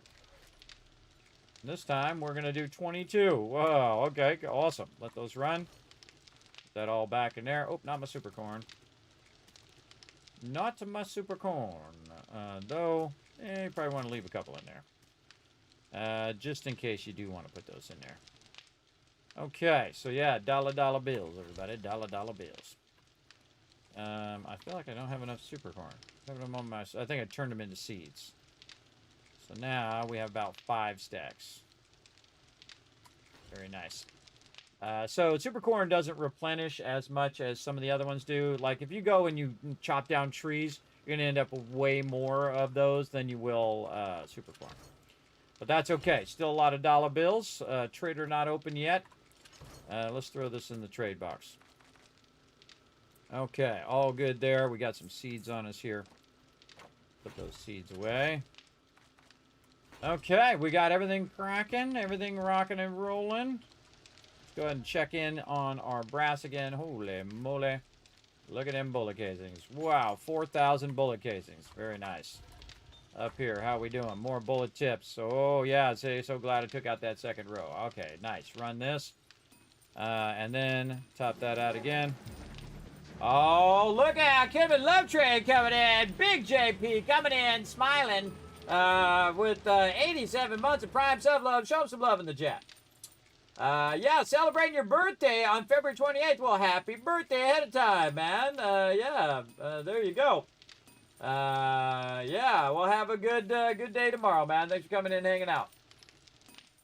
Let's show some love to the mighty Big JP in the chat, everybody. A long-time supporter of the stream there. That's 87 months of sub-love right there. Show him some love. All right, we'll get these bullet tips, and we are going to get our bullet casings here. We're going to check and see if we can run some more ammo over here. Let's just get a bunch of this, more of this, and let's get all of it just in case. And then up here, how we doing? 52 minutes there. How we doing up here? 13 minutes. That's doing smoothies. All right, more ammo over here. What do we got? All right, 856. Nice. So again, now we're on... now waiting on those bullet tips. Okay, all good, all good. Keep that going. We got all this stacked. We got this. That's going to run for quite a long time. This over here as well. How's our gunpowder doing? Already got more gunpowder running out. Nice. Over here, gunpowder good. Gunpowder good. All right, we all good. Now we got to do a special mission. And we got to bring ourselves some concrete blocks. I'm going to show you something really cool, everybody, that we're going to use. We're going to expand our base here a bit. And before we do that, we're going to need to grab some of this over here. And we're going to go on a special trip here. Okay, so first thing we're going to do is we're going to find the wasteland. Where did we find the wasteland at? Right up here. There we go. So we're going to go ahead and make our way to the wasteland right there. Going to right-click. We haven't found any cities yet in the wasteland. But if you look at all of my stuff here, you can see that I have all the different gear. So I can go to any biome that I want, including the radiation gear, which we did last time. So we're going to go ahead and get this stuff together here first. Let's put this here. Let's put that there. Let's take them bullet tips out of there. Put that in there. We don't need to wander off with stuff that we don't need. Nothing in the drop boxes. Nope. Okay. And put these bullet casings back away for later. There we go. Okay, how we doing on repair kits? Doing good. And there we go. Ammo. I'll use a little bit of ammo. So we go here, we press this button once, and then it refilled my ammo. Probably a little bit of food and water. Don't think I have that much food and water. I have my yucca juice there. And we have yucca juice smoothies. I guess we can max that out, but not that much food. Before we go, we might want to queue up some food. We go on this mission. Those are all good. Oh, and we want to get out of our stuff. Wow. Okay, I'm glad I looked in that box. I would have forgot to switch back. Okay, there we go. So, let's think about food here. What kind of food we want to make here? We can make a whole bunch of different types of food now. We already got a yucca smoothies there.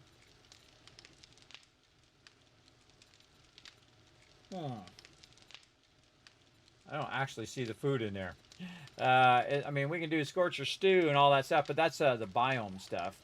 What we really want to do is go in here. Yeah, there we go. I think we have it all unlocked. We do, except for can of sham. Yeah, we don't have that. But we do have vegetable stew. Now, don't be fooled by the order of this, everybody. Sometimes the better stuff is in the center. Hobo stew is pretty good. We can also start working on our pumpkin cheesecake. Pumpkin cheesecake allows you to do better bartering when you go in there. Very rarely do I ever use it. Again, ear of corn, animal fat, potatoes. I'm not sure we have that many potatoes. We stopped doing our potatoes. Got baked potato. Yeah, we have a little bit of potatoes. Still got our mushrooms. Still got plenty of stuff.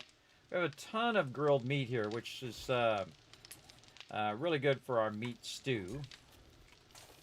I think we can probably just keep going on our meat stew. Again, you can see I've favorited a bunch of stuff. Coffee, glue, grilled meat, all that kind of stuff. Meat stew is pretty easy to do, so we're going to go ahead and track that one, figure out what we need to do. Got a bunch of water in there as well. Did I put any water in any of these? Nope. And then we need this meat. And we got tons of meat all over the place here, so we can go ahead and grab that. Put one of those potatoes back. Oh, our ear of corn is actually what we need. Funny, we're making super corn, but not enough corn itself. So we might want to consider doing that in a future one. Let's go ahead, again, use that fuel there. What do we got? 9 minutes. Some more in there until it's beyond 9 minutes, and off it goes. All right, it's going to cook 3 of those. We need ourselves some regular corn.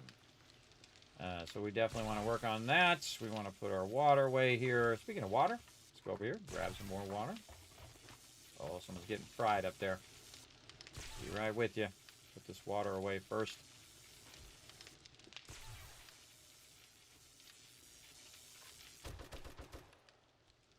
There we go. All right, time for our mission through the wasteland. Let's go. Almost daytime, too. Perfect time to go and do some traveling. Look at those screamers coming in. Later, screamers. Now, they're not there to attack my base, everybody. They're there to get me. So if I leave, they're going to run this way and try to get me. They don't care about my base. They don't care about your stuff. They don't care about your base. So you can't just leave and leave them back there and not worry about it. Again, their job is not to go in and use your cooking pots. They don't care. Zombies are singular focus, everybody. They're just a piece of meat to them. And so they're just trying to get to you. Just like when you kill animals, they're just trying to get to the meat of those animals. Best to not worry about it. Woohoo! Yeah, there you go. Showed some love in the chat. I appreciate all of that. How you been, Big JP? Hopefully you've been well, man. Appreciate you. Running over here to over there. Hey, Abby, what's up? I see you over there on Kick. Thanks for coming in and hanging out. Appreciate you. I'm streaming it live, by the way, for all those who are new to 6 different platforms. Good time to hit that follow button. If you're over on YouTube, hit the subscribe button. Again, 1080 HD in all 6 platforms. That's 36,000 up, everybody. That's a lot of upload speed. That's not download, that's upload speed, everybody. That's pretty insane. Only a crazy person like me would do it, and it's for your guys' benefit, so you can watch from any platform that you feel like and not have to worry about jumping to whatever platform when people are doing a thing. And that's actually thanks to Twitch. Twitch does allow us now, as a Twitch partner, to multi-stream to other places. YouTube never cared, because I'm also a YouTube partner. They don't care. But that is nice of them to let us do that. And they also took that combined chat limitation out, by the way. If you didn't hear about that lately, they said you can go ahead and stream to multiple chats and have multiple chats combined. I'm probably going to try it with my YouTube one first and combine YouTube and Twitch together as chat. Ooh, look at this thing going on right here. Look at this. Yeah, there's a thing going on. I see something over this way. Let's fly over that way, see what we can find before this thing kicks in. And of course, we would run into a need to shelter moment. There was something over this way. Looks like some sort of military compound or something.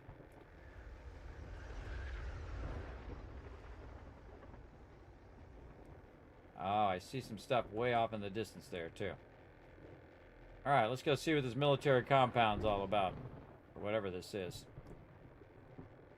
Can't see a thing. Feel like I'm about to run it. There's a freaky, scary tree right there. Definitely don't want to land inside there. Oh! It's actually what we're looking for. Dire wolf. Not what we're looking for. Trying not to just eliminate them. Oh, here's some more peeps. Where are they? Behind me. Yeah, I'm moving. Just stay moving. Whoa! People are gonna pop out. What I really want is the dire. Dire's gonna give me a crazy ton of stuff. By the way, you can move while you're doing this. Look around behind you. Sweet orange bag with a ton of loot in it and legendary parts. So awesome. But we are in here. We got 56 minutes or 56 seconds to get this done. I'm just gonna pick this up and risk it. Go heavy weapon. Try to find the rest area. We've actually already been to this rest area because you can see it's already been open. Rest areas, great place to shelter from the storm. We've already looted in here. Ooh, something. Big old bear out there. Again, trying to be very careful to not overshoot, because if you overshoot, then you can't collect the resources. Like that. Oh, is it over? Oh. Okay. Be paranoid, everybody. You're in the wasteland, man. You're in the toughest part of the game. Look around behind you. All right. It's actually a nice day. We got to get airborne so we can try to find the nearest city. There's one to the right. I can see it already.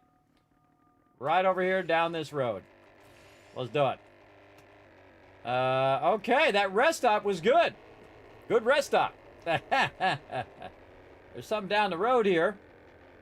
Oh, that's just a POI off the side. That's actually not a city. But follow one of these big roads, and usually they'll lead to a city. Not always. And I also find the cities are pretty deep into the wasteland. They're not usually right on the edge of the wasteland. Occasionally you might have that, but most of the time they're pretty deep in. So again, we're just going to look around. The sun's coming up.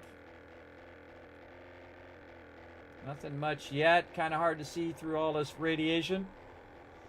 And I've already synced to the wasteland, so I do have my wasteland gear. So that helps a lot as well. Cool little locations out here we can check out. Little bunkers and stuff. Yeah, no cities so far. It'd be wild. There was like no cities in the wasteland. And just following the main road, looking around while I'm going. Let's put our boost on. And you know what's really cool about it, having a storm when you first come into the wasteland and then the storm is over, is that you know you have a bunch of time before another one will show up. So this one's going this way and then it's hanging a left. See anything out that way? I'm just looking for any silhouettes of large buildings or anything like that. And again, this is doing this on the map, so I know where the main road is. I got a little house on the right side. Trying to fly pretty low as well, so I can kind of look and see what's in there. Oh, looks like something off the left there. Definitely some stuff up ahead. Now, whether it's going to be a city or not, that's the real question. Definitely a good amount of stuff to the left. Oh, is that the Spaghetti-O residence? What's this over here on the right? Some trees. No, that's not it. Well, that's a cool house in the wasteland. Make a nice base. Already got a thing around it. What's the name of this one? The Serrano residence. That would be a good base because it's already got a good fence around it, though it is kind of out by itself. It's not really in town. A lot of those ones you'll find out of town. Oh, here we go. Now we're seeing something. See if we run into the trader while we're out here. We didn't bring any of our trader stuff. Oh, I see a really tall building. And that's what we're looking for. We're looking for traders. And we're looking for high-level POIs. Look at this cool overpass and all of that. Neato. I love the detail in the game. I love those little auto-generated details. We're just flying around the outside. Again, we can see there's some tall buildings there. But what we're really looking for is the trader to get started. so we know where the trader is. Again, just kind of looking at there. Look at that cool overpasses and underpasses there.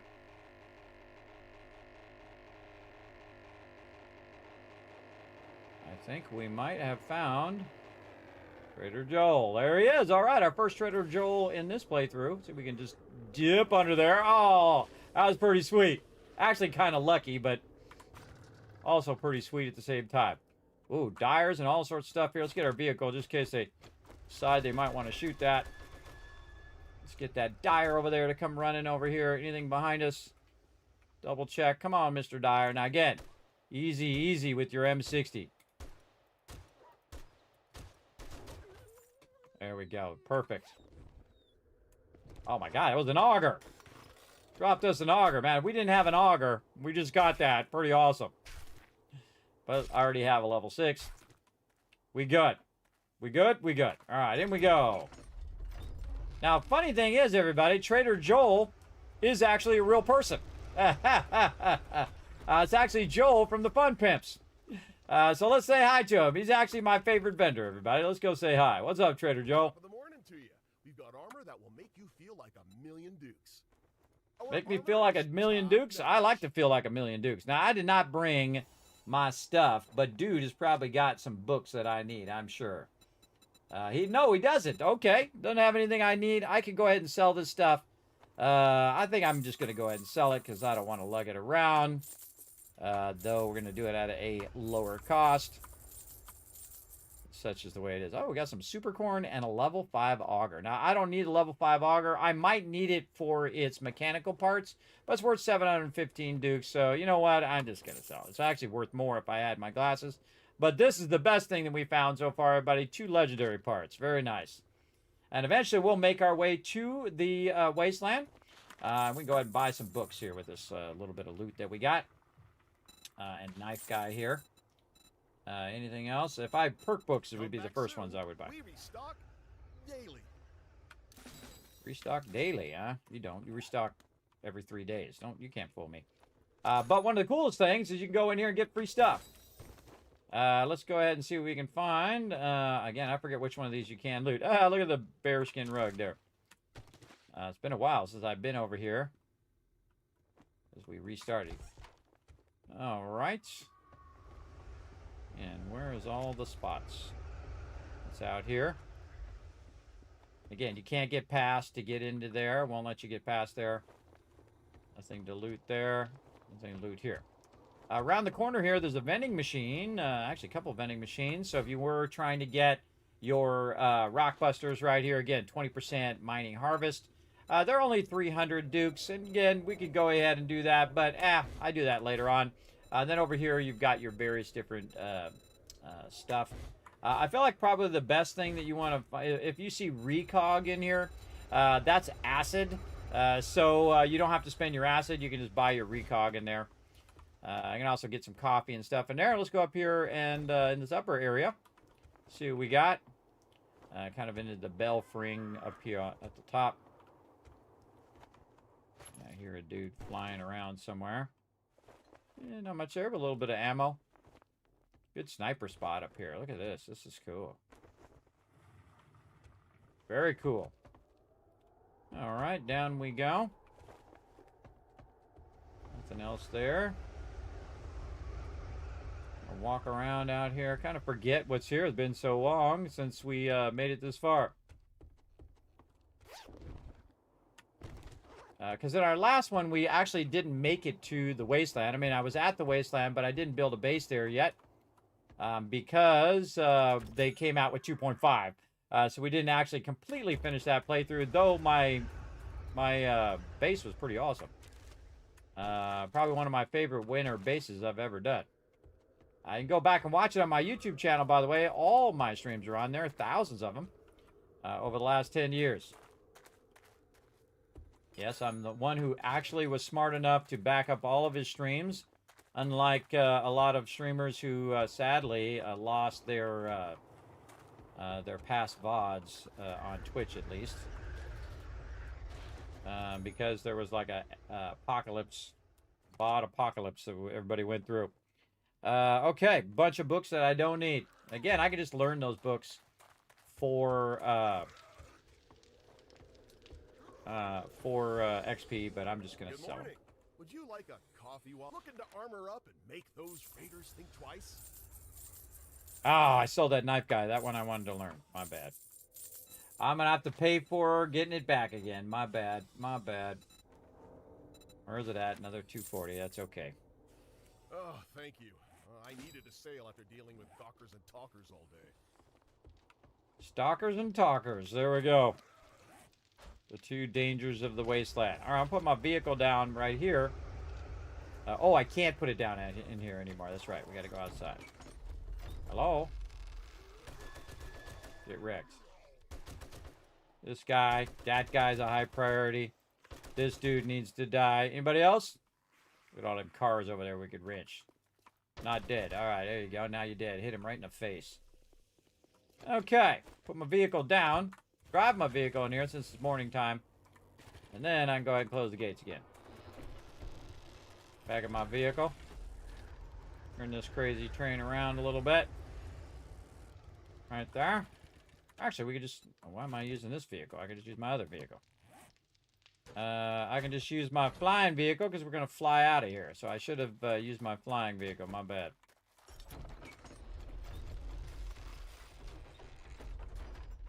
And we probably want to back it in. Yeah. We're going to back that baby in. It's very awkward to go backwards, everybody, in this thing. Look how slow it goes. Very slow backwards. Very awkward. Alright, good enough.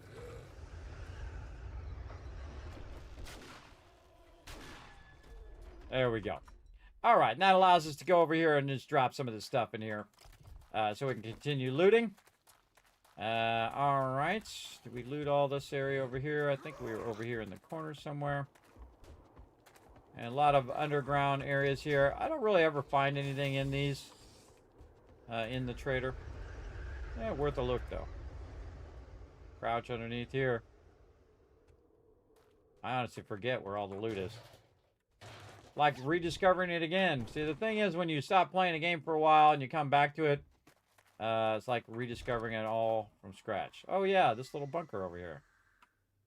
Forgot. I don't think this is actually a hatch or anything. You can't take any of that stuff out at the trader. Cool little upper area over here. Run along the ramparts. Stand on the edge here. Cop down there. Alright. Can't loot any of that. Can't get that. Let's try to remember. Oh, this you can get, by the way. Some of these, if you can pick them up with an E. None of those, none of those. These, you can't actually take like this. But if it's a plant you can just pick up, or an item you can just pick up, you can. What up? What up? I'd like to see if there's any mobs out there. Alright. Looking underneath here, because there might be some stuff hiding under there. They're very tricky. They do like to hide stuff. Okay.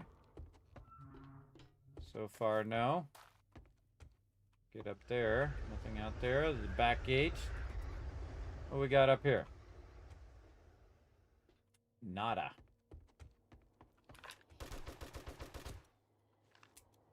Level 6 M60. Pretty awesome.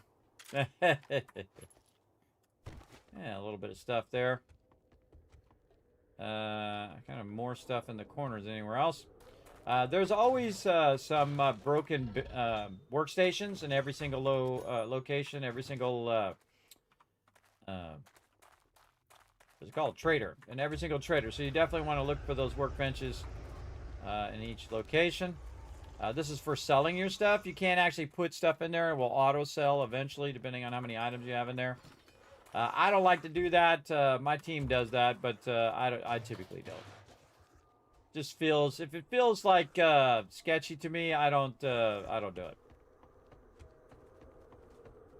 Let's run up here in this top edge. right here. What do we got? Got yourself a generator. We can check some stuff. A little bit of iron in there.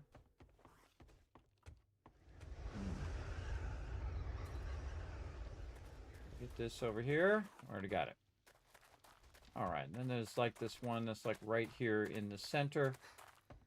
Off by itself. What we got? Yeah, a little military chest. Oh, okay. Tech planet. I could use that.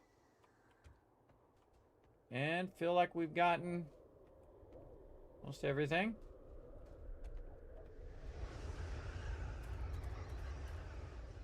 Go up here in this corner again.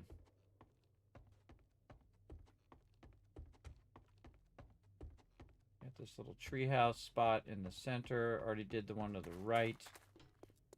I need to check that far side there.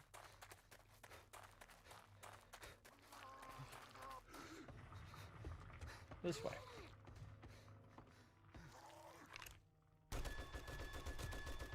See, I just love it when it pops out of the base, when you're out of the base like that, and you can shoot them. Normally, that's why I put the bars there, so you can kind of go out side. And this kind of does that, where it has these kind of pop-outs here in this corner. Very useful for wiping out mobs that are along that edge. Let's go check over here by the tree. And branch.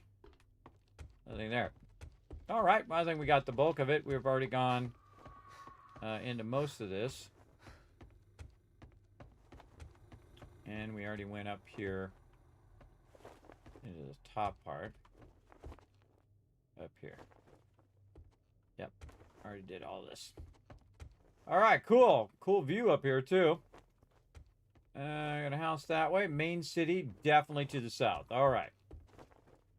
Very nice. We've got that done. Anything we want to sell to the trader while we're here? Yeah, we got a few things. Less we have to lug around. Armor up and face the wasteland head on.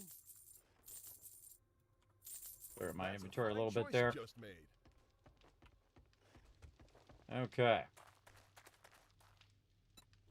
That is actually not the voice of the real-life Joel, by the way. That is a voice of a voice actor. All right, see, we just take off and we're out of here. We're going right toward the town here. Try to miss this pole. Here we go. Here we go. This is a very large town. Look at this. Oh, there's the town hall. Oh, man, I wish I had that in my team playthrough. Oh, man. Yes, the town hall. I wanted that in my team playthrough so we could take that over as a base again in the wasteland.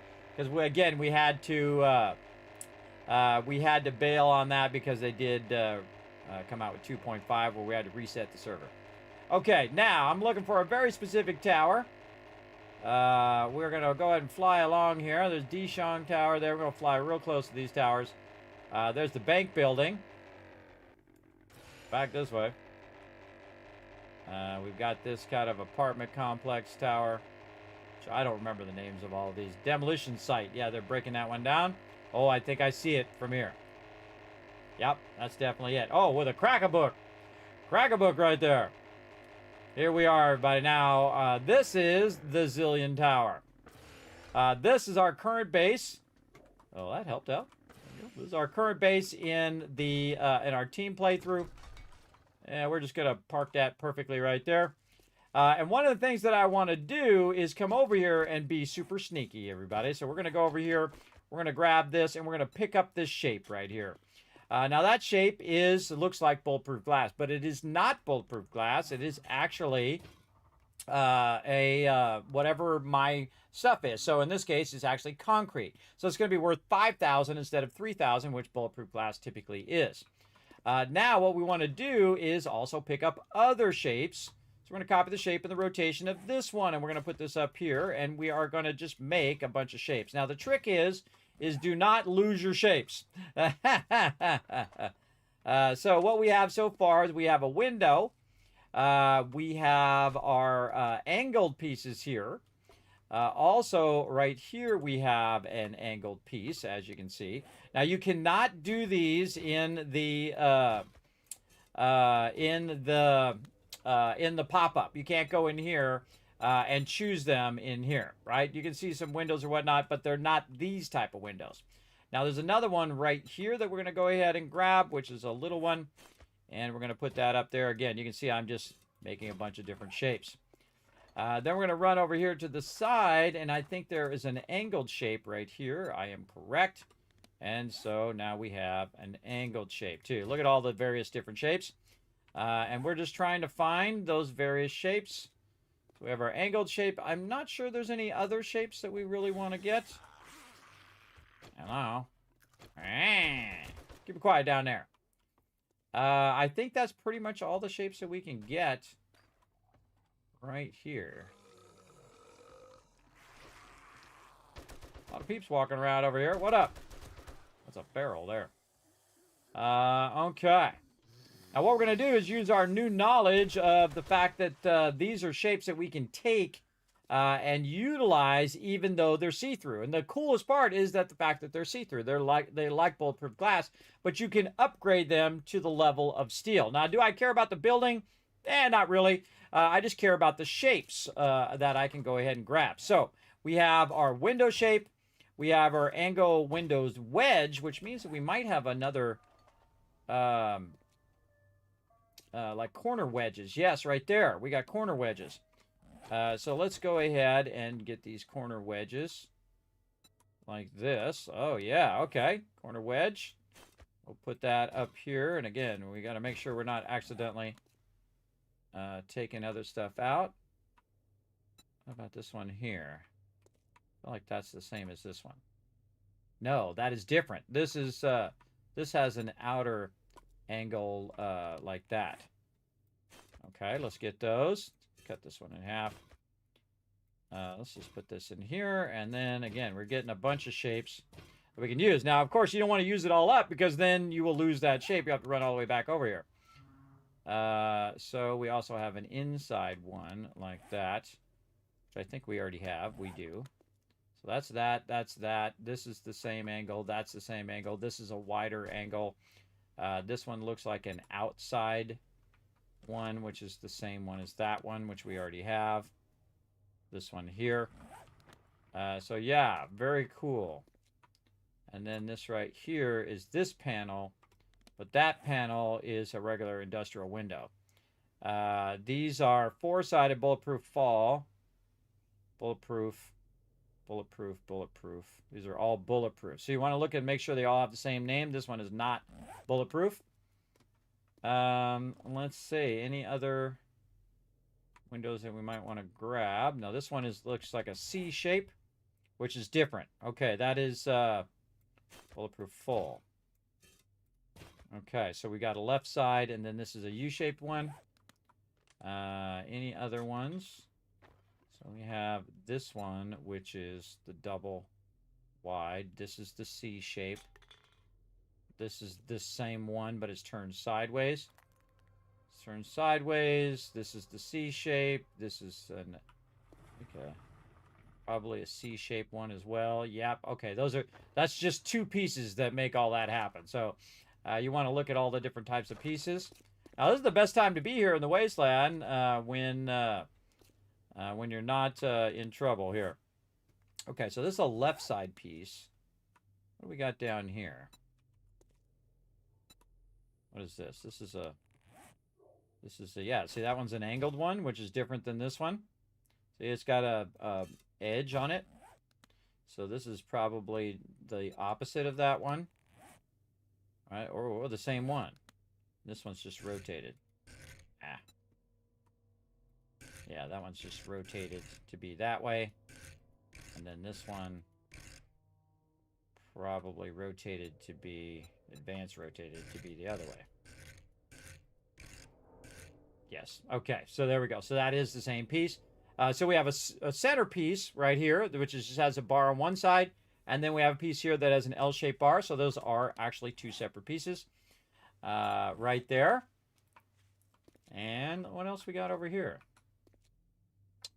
So we have, looks like a complete piece there, which is, which one is that? That's this one here. And then maybe one that's not quite here, because this looks like it has a bottom and a top to it. Yeah, see, that one is just just has sides. So this one just has sides, and this one has the full frame all the way around, and this one has sides to it. So again, these are complementary pieces. These are complementary pieces. These are complementary pieces. They go together. And usually they come in pairs like this. This is actually all three of these go together. And then this one's kind of a separate piece. So again, we got all three of these. One side, L-shaped, U-shaped. Two sides, all four sides, all four sides, all four sides, all four sides, two sides, and then this piece here. So, all right, I think that's probably good.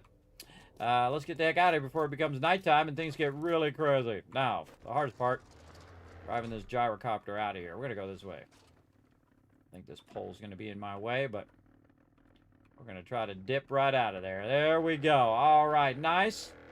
And we are 100% going to this crack-a-book right here. Right over here to this crack-a-book. Park that baby right there. Okay. Now, we want to label the crack-a-book so we don't forget where it's at. I always save the crack-a-book. All right. And let's go inside and wake everybody up. Let's go ahead and hit a little bit of food and a little bit of yucca smoothie first. That'll just attract everybody to us anyway. Good idea right here. Where's my thingy here? Is just to get this car out of the way. In case things get really rowdy. Prepare my weapon. All right. Let's go. Come on. Seek the high ground, everybody. Seek the high ground. Boom. Get wrecked. You're next. Who's up? Behind me. Barrel running up. Stay down. Just look around. When you start shooting in here, things about to go down. Okay, let's get these books. Now, the great thing about a crack-a-book is it's got lots and lots of skill books. And potentially perk books. So you want to kind of clear out the baddies. Try not to shoot any of the actual books. Those are the highest valuable things. There are a ton in here. This is a very large crack-a-book. So you're going to find a lot of books. Run around this side. Nobody behind the thing. Grab these books. Now, a lot of these I already know, and I'm already maxed out on them, but there are some that I still need. Hello. Where are you? I hear you. On the left. On the left outside. There you are. Barrel burnt. Find me, dog.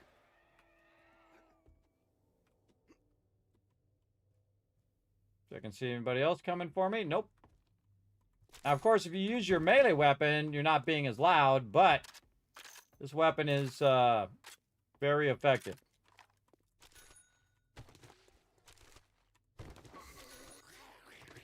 Oh, out of room. Ah, here they come. Come on. Come on over here. Ah, he's a feral.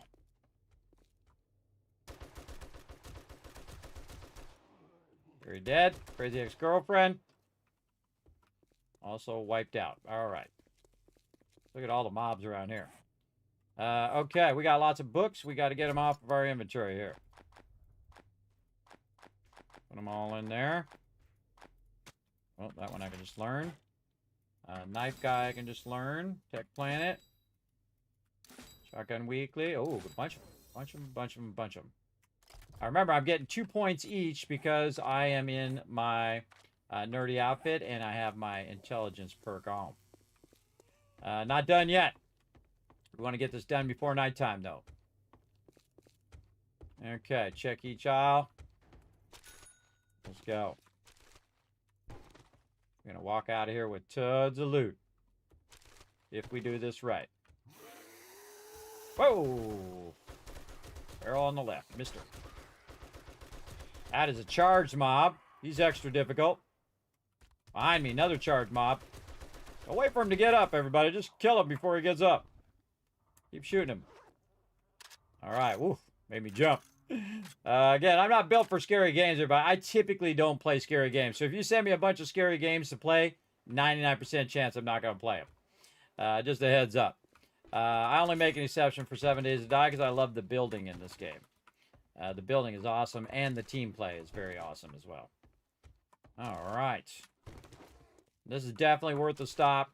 Definitely worth your time because there are crazy tons of books in here. Before you know it, you'll be super charged up like me. Bow hunters. Make me a level 5 bow now. Not too many perk books, but a lot of skill books. At least perk books that I need anyway. That lady. That guy. Check for ferals. No ferals on this direction. Look behind me. Nobody behind me. At least not right behind me. Alright, we're going to have some stuff to sell to the trader too. Right here, right here, right now. All this in there. This, and this. Notice I'm not affecting my stuff here, though I could put all this in here now. Oh, see what it did? Oh, it stacked it in there. Oh, I got to go back and get those other 2 back. I thought it might do that. Okay, well, now we know. Do not shift-click it into your inventory. Or shift-click it into your vehicle.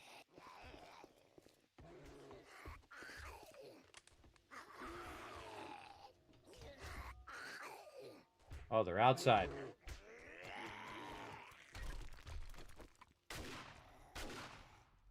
Big old bear out there.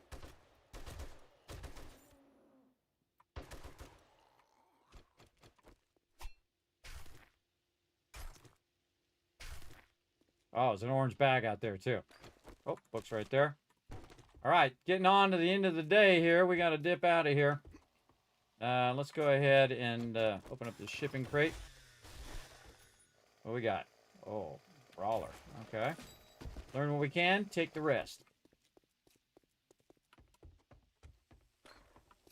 Definitely want to dip over and try to get this orange bag. Checking my stamina. Orange bag, best one in the game.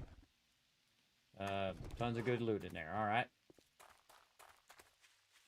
Now I got to go back to that Zillion Tower because I foolishly tried to shift-click it, thinking that they would just go in there, but no.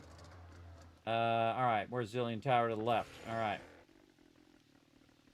We'll go back and try to remember the ones that we forgot, or the ones that we just lost.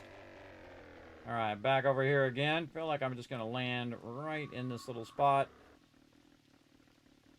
Right back here. A little to the left. Okay, or I just land on top of this building. Bird after me. With you, bird. Go, bird. Oh, I forgot to get that dog back there, too. All right, now we're back to the Zillion Tower.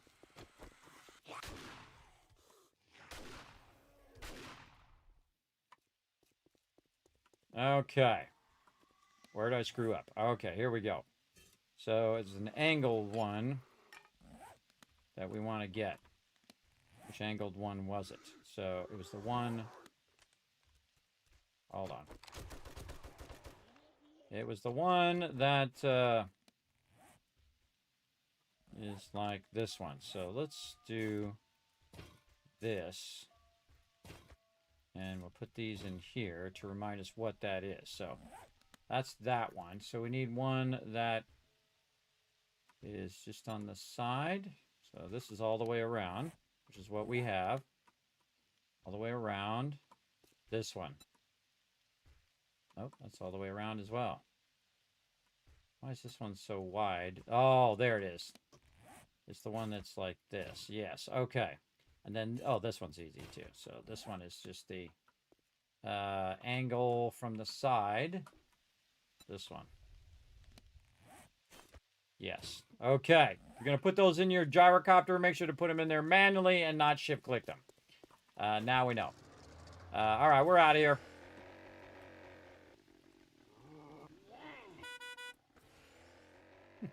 Felt like honking there. Okay, where's the trader? Trader's like, wow, look at the size of that city. I bet you there might be another trader on this other side. let's go ahead and take a look. This city is huge, everybody. This is a massive, massive city. Let's go ahead and fly a little lower so we can see what's up.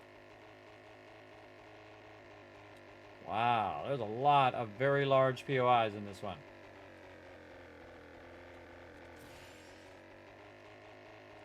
So much areas to check out. Look at that cool roundabout there, too.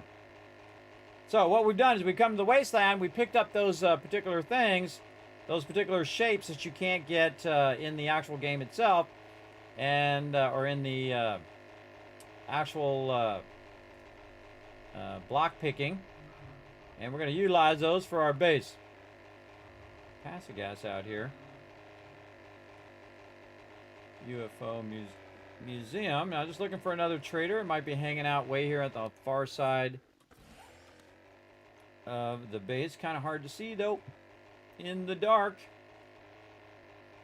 And look at that cool tower. Neato. Okay. This is the best way I find to survey the area, is just to fly along on your gyrocopter. A whole separate part of town over this way. I don't see anything that looks like a trader. What you can also do is just kind of fly around here and then come back and look on the map and see if you see anything that looks like a trader, look like a motel on the outer edge. The trader's usually going to be on the outside of the outskirts of town. In previous versions, they were actually inside the town as well. There's a pane with no edge you might want. Oh, okay. I might go back. Let me see if I find a trader as well. Let's go ahead and... man, look at those cool underpasses and overpasses. Neato. Where are we at? Yeah, let's just keep following this road. I think it's going to dead end right there. Yeah. Kind of out where the residential is. Again, there's different areas of the locations. Look at that big old house. There it is. Don Vito Spaghetti Residence in the Wasteland. That is ultra rare, everybody. It's the first time I've ever seen that. That's pretty awesome. If that had happened with my team, we probably would have took that over again. But it is what it is. Remember, it's all randomized. It's going to be different every time if you do randomize it, unless you use a pre-gen as well. I'm going to go right through the middle here. Let's go like this. Hang right. Oh, that's a trader? That's a trader we already have. Already have the trader. Now I'm just going to go through the middle here just to go ahead and discover some of this as well. There we go. What are we doing? What are our current goals? Our goals are to pick up a whole bunch of different shapes that we are going to use for our base, even though we're still in the burnt biome. We're going through every single biome. We're doing a nomad playthrough. We're just kind of going through right now and picking up some unique shapes that we can actually upgrade all the way to steel, and then we can use those throughout the whole rest of our playthrough. Did learn that in my current playthrough of my team play. Which is super cool. A very unique piece and also see-through, so very, very awesome. Normally I use bulletproof glass, but it really is only 3,000 defense normally, but this particular bulletproof glass, you could upgrade it to steel level defense. Oh, there we go. Interesting that it's lifting out here. We can take a look at this town a little bit if we go up before that... stuff comes in. Look at the cool roundabouts, everybody. So cool. So cool. Yeah, it's kind of lifted a little bit. You can kind of see what we're doing. Look at all this. Wow. Remember, that's all randomly generated, everybody. Very cool. Residential over this way. Not seeing another trader, but that doesn't mean he's not here. In a big town like this, you can often have a trader on both ends of it. And again, our trader looks like this. Trader Joel right here with a little round circle. Most of the traders, if you're looking to see if it's a trader, just look for that round circle, which is a helicopter pad. So again, I think it would be down here, but I think we've already looked. This looks like all residential to me. So we're just kind of dipping around the wasteland, just trying to find some traders and trying to find different cities. We've already synced to all of the biomes, so we're good. And I think we're good over here as well. Oh, this is nice. It kind of cleared up a little bit. Let's see. We got a little bit of this side to go look at. And notice I'm using my right click so I can kind of just explore. If I see a savage country, we might dip in on that. We've got a Mopawa over there. Oh, an ice cream. BRR ice cream. Brrr ice cream. Shotgun Messiah there. That bowling one is a really good one for a base. We've done that one before.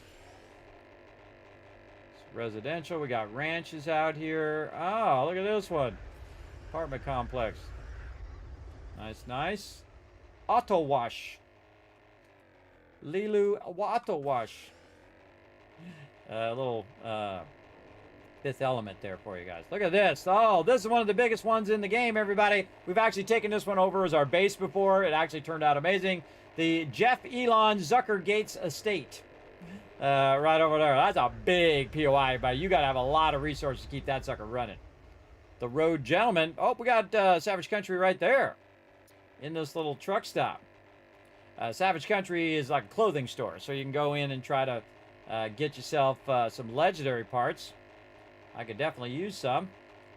I did find some when we're out and about. And again, I like to explore during the day. Go into POIs, grab loot that I can. Just kind of surveying, looking to see what stuff is around.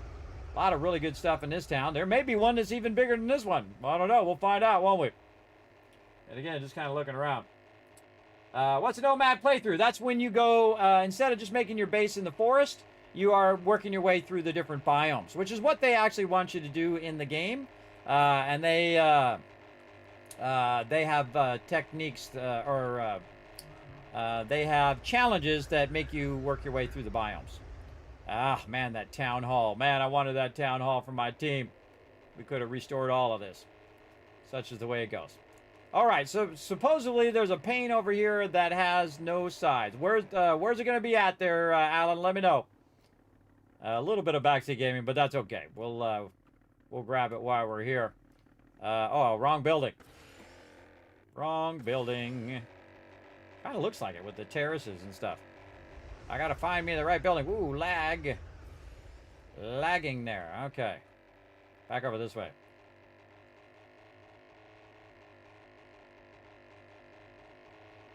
Let's go back over this way. And again, it's the Zillion Tower. That's what you're looking for. Oh, yeah, right by the Cracker Book. All right, here we go. Says there's something else over here. It's getting to be nighttime. Try to do a little sweet landing. Well, semi-sweet. Try not to break my vehicle. Let's give it some repair. Let's give it some gas. Sometimes it's better if you get off of it. Oh, boy. So awkward to drive this thing. Just back it up a little bit more. Remember, it's got loot in it, so I can't pick it up. There we go. All right, we got to find this magic last spot. Oh, my God, we're all full of stuff here. Hold on. Drop some of this stuff off into here. Okay, so there's a window pane without any side walls. Oop, nope. I want to leave some of that up there. Let's go ahead and see if we can find a window pane with no side areas. Where's it going to be?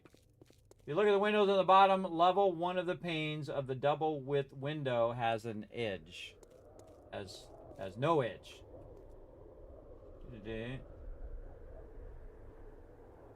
Was our biggest farm. Yeah, it actually went from surface level all the way to the bottom. Of the double window pane has an edge, but the other is actually with no edge.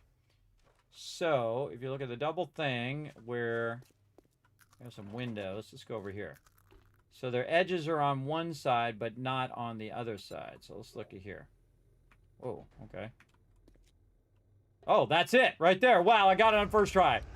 Yes, good eyes. That's right there. So the ones on this side have the actual things. This one here does not, and then this one does. Or this one does not, I bet. And then this one does, or this one does, and that one does.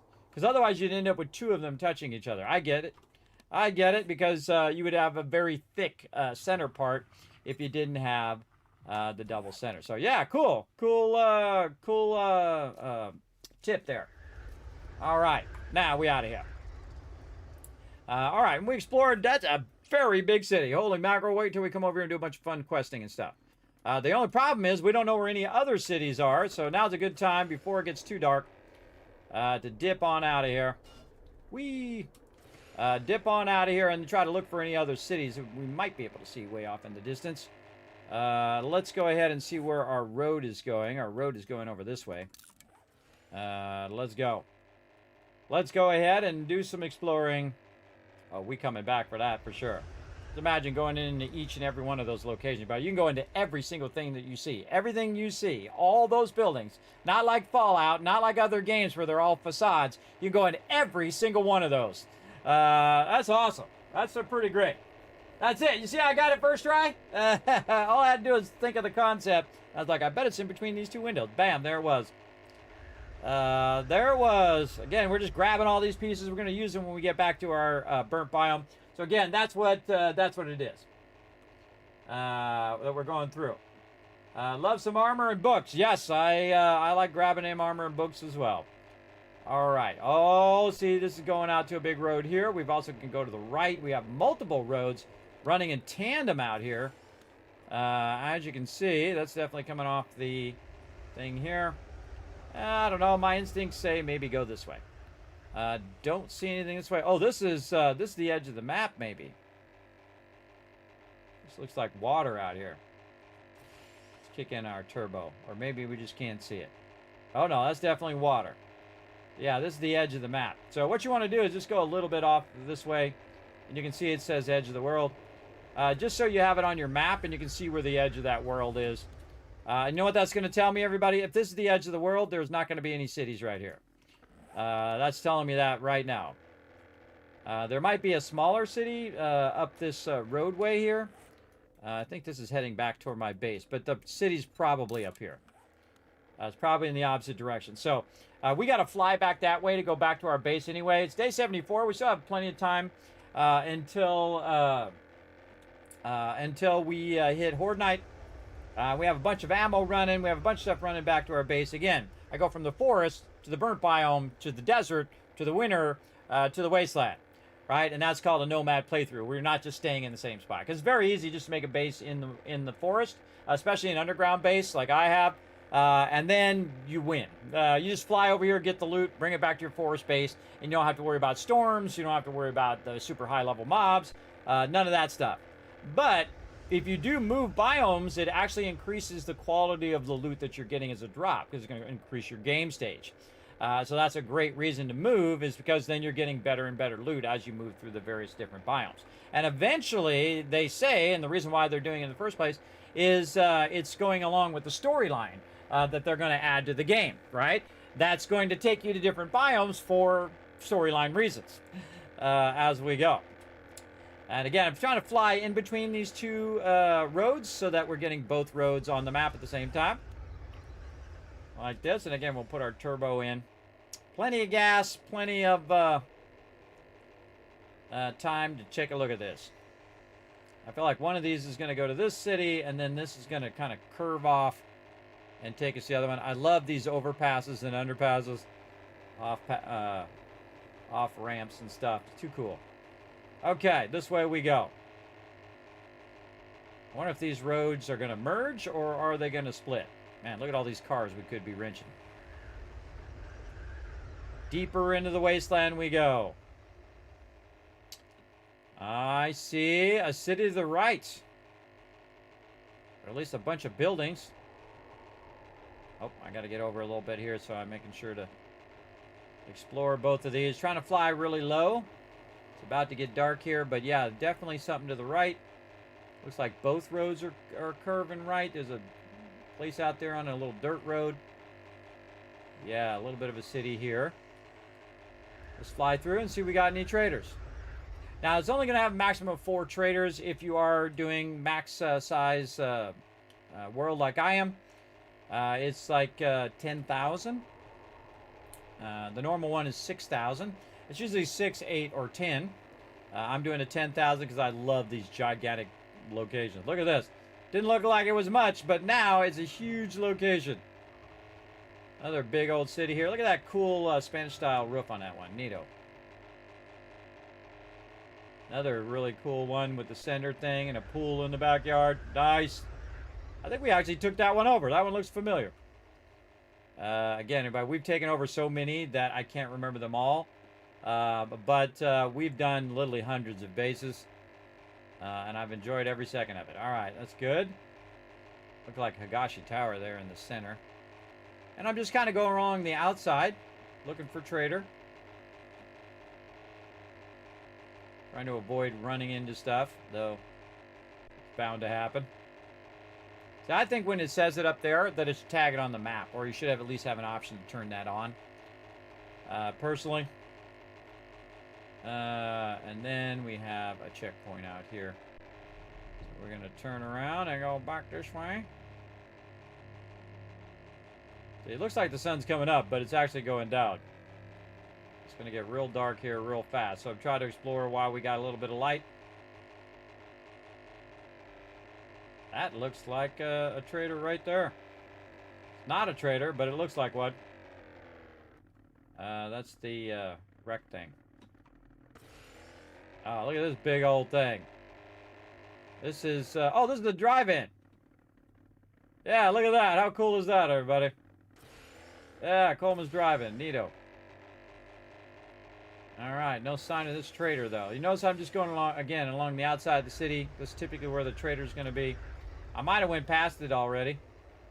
That's okay. We can look on the map. Oh, look at that sunset. Also, you can look for the flag. See the flag there? Quite often, that's you can find it by that. But that's not it right there, by the way. Not seeing any easy traders. That's Bob's Boars back there. Bob's Boar and Carl's Corn. Another flag here, Joe's, but that's not the trader. Looks like we got a high school out here. Maybe it's the academy. Let's go see. Yep, it's the academy. One. Hills Academy. Got one out there. Still not seeing the trader. Let's loop back around. Oh, it's getting cold now in the wastelands. 46 degrees. Luckily, I got my thermal underwear on. I think we looped the whole thing already. Yep, so we did a full loop all the way around. Did not see the trader. Let's go ahead and go in for a little bit of a landing here. Just so we can take a quick look on the map. Now, make sure you are secure, you're able to take off in case things go horribly wrong. And I cannot take off that way, so I'm going to turn this way. And you're a buzzard. I can dip out. There we go.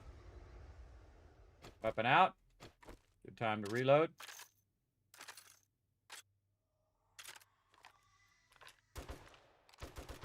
Oh.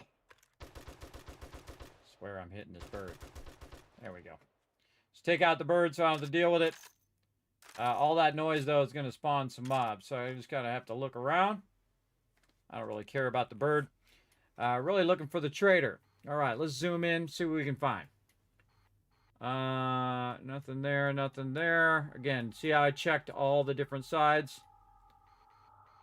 Nope. Nope. And in the wasteland, sometimes they're in tricky spots. Might be over here. Let's go ahead and just click that just in case. Don't see him. Remember, we're looking for a little circle in there, like a helicopter pad. That looks like Trader Joel right here. And again, it's going to be the same one. Also with this dark kind of brown around the outside, or somewhat darker brown. It's going to be pretty obvious once you can compare. Nope, don't see it. All right, good enough. Stood on the ground long enough. We're out of here. It is nighttime in the wasteland. Very dangerous time. And we're going to look for a little red thing this way. Turn ourselves around. Boost. Back this other way. Now, it is possible for it to have no trader here. To have zero trader in this big old town. I've had it many times. Again, there's only going to be a maximum of 4. Often you'll find them on the you'll find them on the smaller towns, which you'd think would be in a big town, right? You'd have a trader, but not always. So don't spend 4 hours trying to find that trader in this town, everybody. Just give it a good once around on the edges. And if you don't find it, check down the road. See if you can find it there. If you don't find it there, then find another town. Again, there's going to be a maximum of 4. Oh, this is just a little radio station right there. And looks like just some houses out here to the side. Look at this big boy over here. Which one is this one? Let's go zip by it. The Gladu residence. Ooh, look at this. Oh, there's a great place for a base, everybody. There's a peninsula right there. So you can just put your base at the end. You can still drive with your vehicle that way, but the rest of this is all water around it. Kind of hard to see now at nighttime, but that was a pretty awesome little spot for a base. All right, how we looking? We've got our road going this way. So we got our double road going on again. All right, well, let's follow this road. Let's see, is it going south or is it going north? It's going east, actually. Let's see where it takes us. Now, we're just doing some exploring on day 74 here, trying to find some more traders. No such luck on trader on that one. We're also trying to find the different cities and stuff. And nighttime's the best time to travel. Again, you're usually, looking out for mobs at nighttime anyway.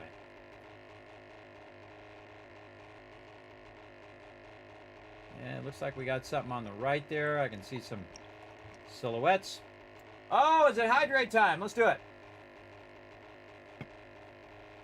Oh, this one's got this cool bridge. Check out this cool bridge. It's like a bridge going over a lake here. That's broken in the center. Very cool bridge area there. No trader, though. We're passing gas. Just going to fly through the middle of town here. See what we got. Oh, another crack-a-book. Not as big as the other one, but we're just going to... Oh, there's a dyer right there, too. Try not to land right on the dyer.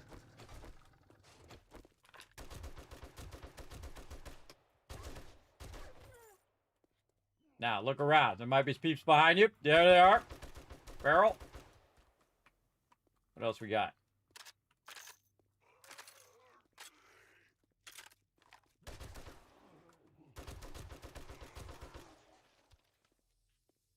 Oh, dyers and stuff over there. Check this loot. Oh, there's something I can learn right there. Oh, where'd my knife go? My knife back out here. More farming plots. Great to come out here and just farm these dyers. Come on, Mr. Dyer. Check behind me. Nobody behind me. Go easy on the dyer. Go easy on him. Don't shoot him too much. There we go. Kill this guy. All of his friends that are going to try to run out here. That feral over there. This guy. Feral again. This guy. These guys. Behind me is going to be somebody. I'm going to move forward. Just in case there's someone behind me. Yeah. See? Oh, don't reload. This guy, I think I have enough time. If I don't have enough time, I'll just switch. Ah, perfect. This guy. Oh, look at him dropping me some more loot. More loot than I can probably handle. Ooh, see, that guy used to be the biggest one. That gray one used to be the worst mob. All right, check this loot. Oh, my goodness. Stuff we can learn there. We're going to have to come back. We are going to have to come back. No ammo. Oh, not good. No ammo. Not good, not good. All right, put that in there. That means I've got stuff in my ammo slots up here instead of my ammo being in there. A lot of shotgun ammo. Whoop! Here's somebody. Get away from my vehicle. Vehicle actually helped me there. Let's repair my vehicle just in case. Okay. Vehicle nice and stacked, full of loot. Any of this stuff I can learn. Holy mackerel, look at all that loot, everybody. Sweet. At some point, everybody, I'll just start scrapping all this stuff. But we got some ammo now, so we can get our heavy weapon back out. There we go. We don't want to miss out on our dire loot here. Let's get that. By the way, if you notice, it doesn't stink when you have rotten flesh for some reason. You'd think it'd stink more with rotten flesh. Okay, another dire out here. These guys. We'll take these guys out first because they're just going to run to my left. Grab the dire. Get this guy who's a feral. Get the dire a little bit. Easy, easy. There we go. Guy right there. Always somebody sneaking up from behind. Are they sneaking up on me or am I sneaking up on them? That's the real question. All right, another dire. Get that flesh. Whoop. Whoa, big boy. Take that. Take that. Stay dead. Took out my dire. Trying to get that loot. Get this loot. I've got 97 bullets left. Another dire on the left who's chasing that deer. Okay, we're pushing our luck here big time. Okay, Mr. Deer, I'm not after you. I'm after this dire. Come here, dire. Any more mobs? Check left, check right. Gotta mark this crack-a-book too.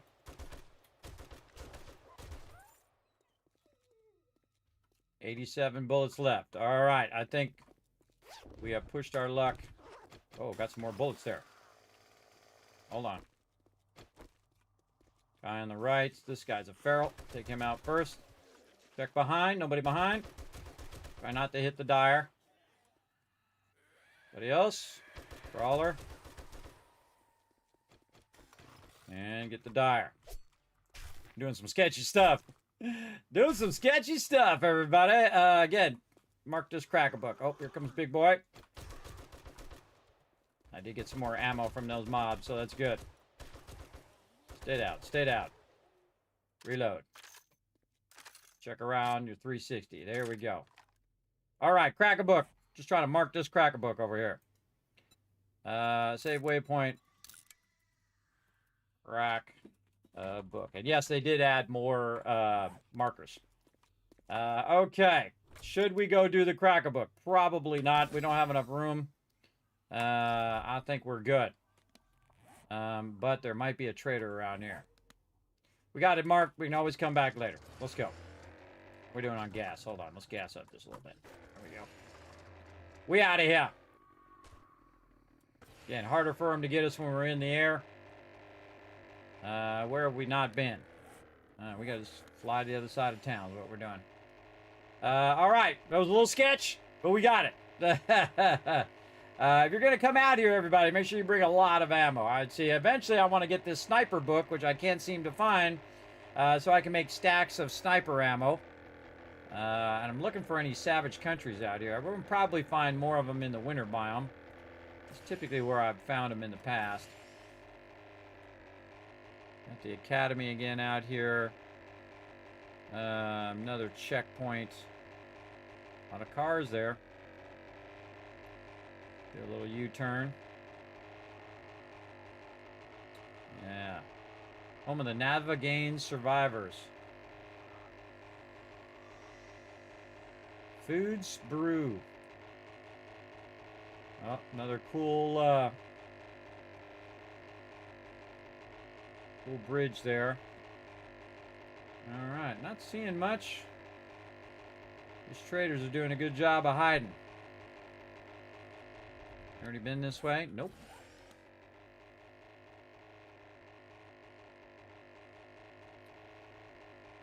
Ah, look at this cool little cul-de-sac area. Yeah, they're out here building homes in this cul-de-sac. Bet you there's something down the middle of that cul-de-sac there. There's a hole there.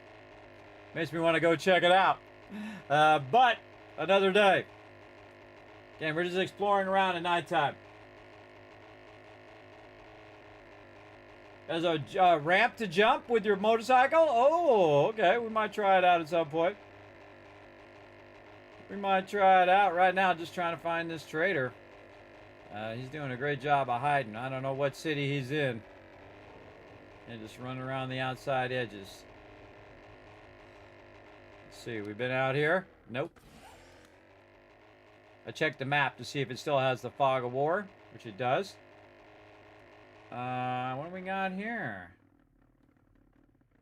That is not a trader, but Port Quonset. Like the Quonset hut.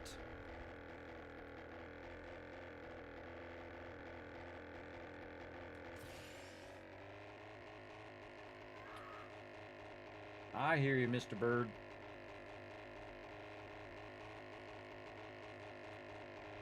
Quonset huts are those rounded huts, for those who don't know. Probably most of you know what that is, especially if you've been in the military. All right, kind of feel like this is where we came in. The fortified farm. That'd be a good base right there. So far, don't look like we found anything. Be cool to have all of a sudden the one with the trader in the middle. Sometimes the trader's along the side of the post office. So there's a bunch of books there. Sometimes along the edge of the thing, not at the ends of the city. But I'm not finding any trader, anything looking like a trader. Don't want to be in the map too long or you start to dip like that. All right, well, sun's coming up. There's a city way off to the east here, which I think we already know. Oh, we don't know. Oh, I saw a little bit of a city this way. Well, we can't find a trader here. And again, it might be here. I might have just missed it. Look at this cool giant tower with a pool and all of that. That was really fun. One time I made a base and it went underneath that pool like that. And they dug down in the pool to try to get to me in the base. That was a long time ago. All right, well, we got some roads that are going out this way. Let's go ahead and get along these roads.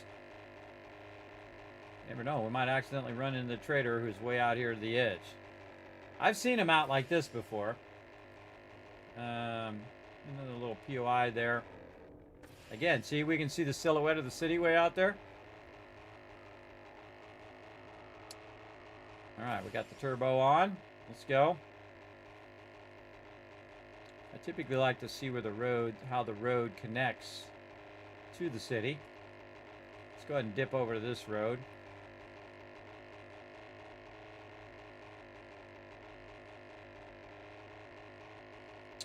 It definitely looks like a big one, but we'll know when we get in there. Oh, there's that. There's that hotel. I think it's an inn. Yeah, it's an inn. Calm Inn. Oh, wow. Look at that road. It's like a U-shaped road. Comes through there. Passing gas there. All right. We're just going to go right down the main road here and see if that leads us to a trader. Wow, look at the aqueduct. Neato. Passing gas. Another aqueduct. 2 aqueducts in this city. Still going. It's daytime. Oh, look at that. It's Crack-a-Book headquarters. Oh, that's a big Crack-a-Book. Oh, we're going to have to U-turn. We're going to have to U-turn that one. Hold on. We got to definitely mark that one. That is the corporate headquarters, everybody. That's the one you're looking for right there. Holy mackerel. All right. Do not angle that way because you're going to end up down in that right there. That'd be bad. Let's just stop for a second. Check it out. Somebody coming from behind us.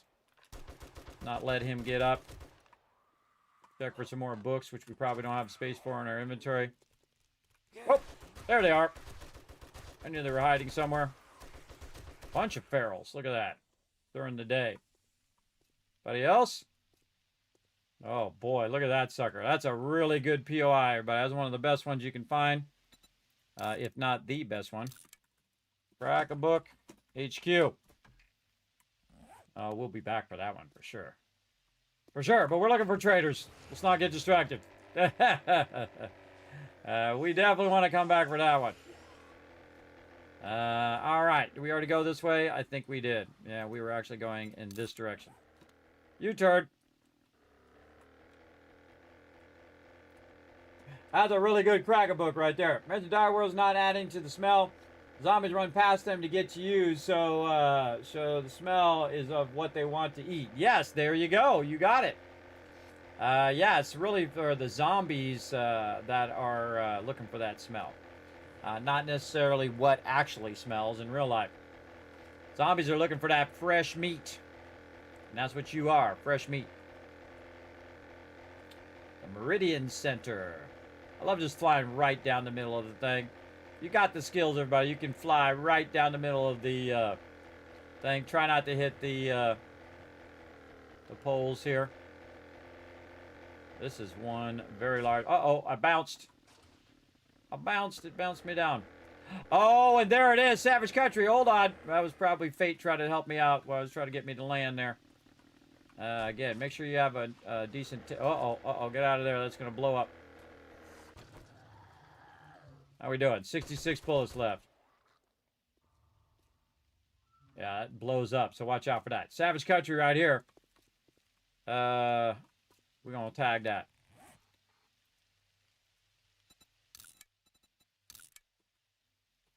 Savage Country. We definitely coming back and looting that whole thing.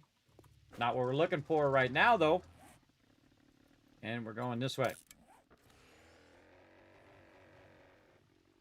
Take off first. Then cut left. Oh, we got zombie bears. We got everything going on.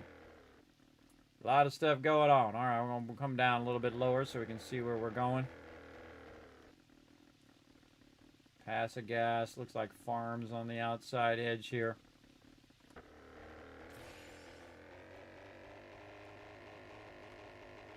Scarecrow Fields.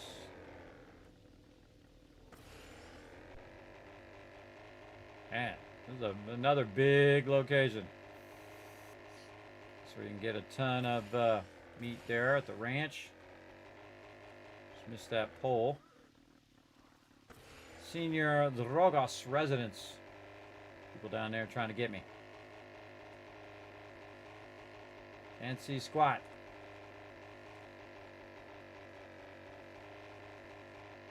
Burned up a lot of gas, but totally worth it. Again, I got my fuel saver, so I'm fine.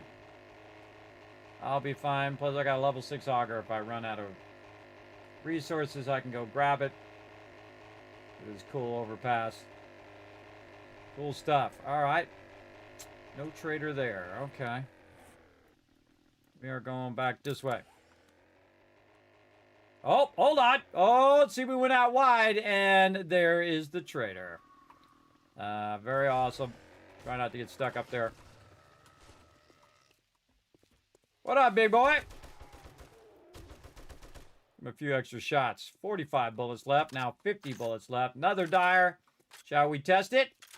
Shall we go for it? Let's get the shotgun loaded just in case. By the way, I do have some bullets also in the AK just in case as well. First, going to take care of this guy.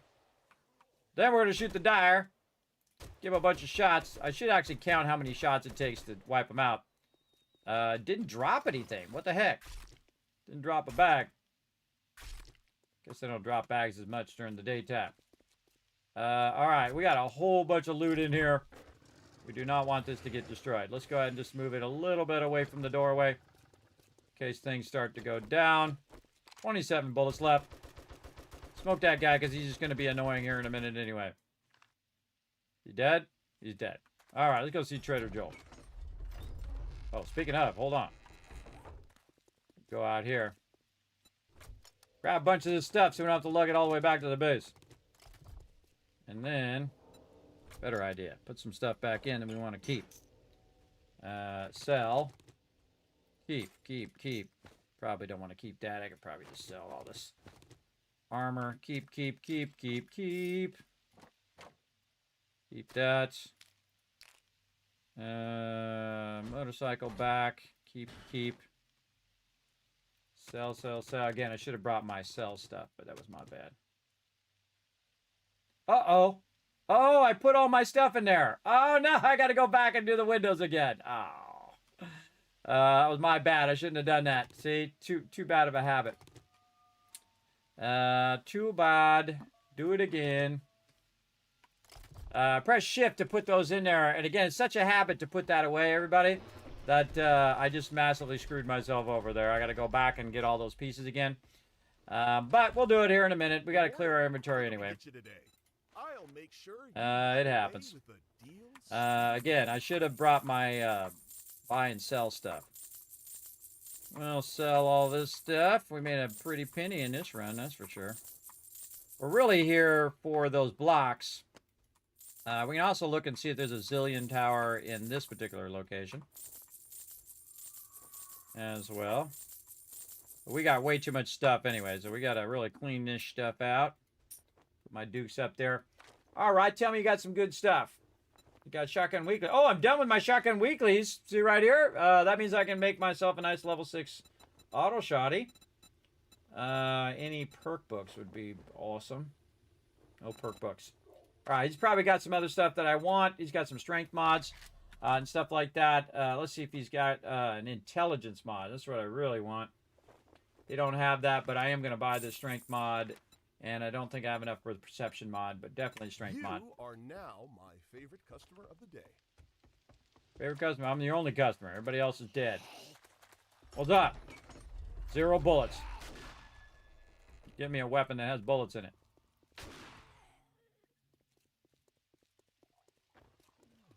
I don't think so. See how I got him before he tried to shoot? Got to find that perfect timing. All right. We got to go back. We got to get that done. Kismet done screwed that up. It happens. Put all that away. Again, see how we reduced all of that stuff that we had down to this? We can sell this. What else? And again, you can get rid of all the garden stuff if you don't want to lug that around. But you can see I had all that loot and now condensed down into what I need. And a lot of rotten flesh. So that's a good run there. And always have a backup weapon. Anybody else? Nope. I like to clear them out so I don't have to mess with them. Okay, now, not only do we have all that loot that we just did, but we just found a new trader, which means we got more loot. So now we can loot in the trader. So we're going to get it going. We're going to get it going and looting out the trader yet again. And we can reload while we're wandering around. Nothing there.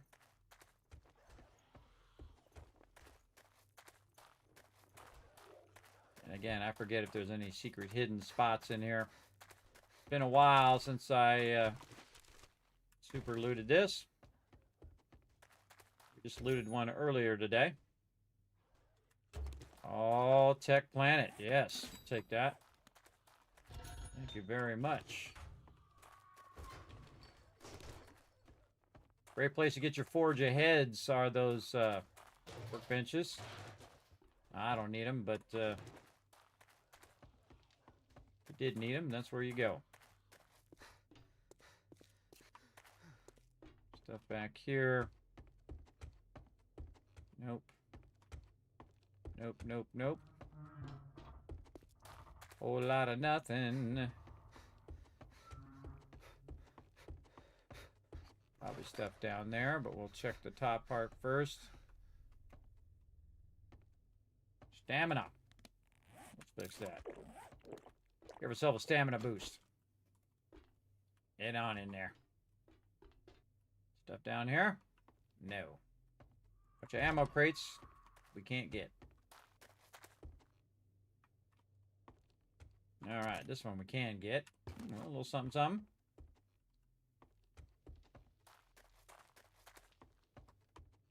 Oh, no, no. Nothing there. Up on the top side here.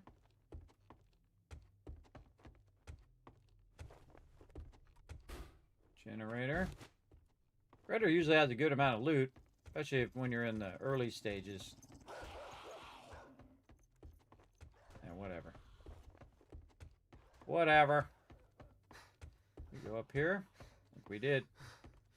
What are you doing over there, crazy dog? My AK. Boom. Got him. Got him. Back to the shotgun. We're going to make ourselves a nice level 6 shotgun, everybody, when we get back. We're going to have some fun. All right, up here at the top. Let's see what we got. Anything in here? Nope. Up here at the top. And a little bit of bullets. A little bit of shotty. Back down here. Get all the stuff in the trader. The Glad books. to see you this morning. Oh, there we go. Couple of books that we need there. Nice. Or maybe you want to see our More books hoarder here. outfit, or my Don't need personal any of favorite, those. the Wasteland Assassin outfit. What the? Oh, look at this. I forgot this was in here. I totally forgot. Thank you for not telling me, everybody. I'm going to give you a bunch of kiss caps. I'm sure a bunch of you on that previous one was like, Kismet, you're forgetting this part down the thing. I totally forgot that was even there. I mean, if you look at it from the outside, you would probably see in here, in this area. I totally forgot it was here. Very cool. And that door is locked, so you have to actually go and hit the key. And now you've unlocked it underneath there. I totally forgot about that. Very cool. The second I saw that fireplace, it was like, ding! I was like, wait a minute. Isn't there something under that fireplace? And my memory finally kicks in. All right, awesome. We'll sell a bunch of this stuff. That means I got to go back to that other trader, which I didn't do that with as well. So the sick pickaxe, I'm going to put that engine in there, put that in there just to fill that up. Then this, and maybe these bullets. Sell that. Oh, there's some recog in there. I'll put the recog. This we can just sell and then scrap if we scrap it after. Can't sell anymore. And we already checked his stuff, right? I think we did.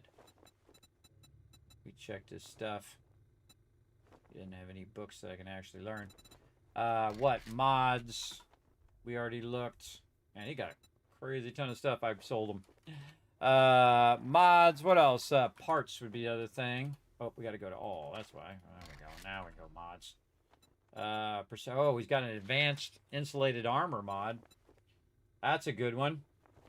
You don't find too many of those. Now, again, this is the highest end trader in the game, so you're going to probably find your higher end stuff. That's real tempting there. Any parts that we got, like legendary parts, would be nice. No parts.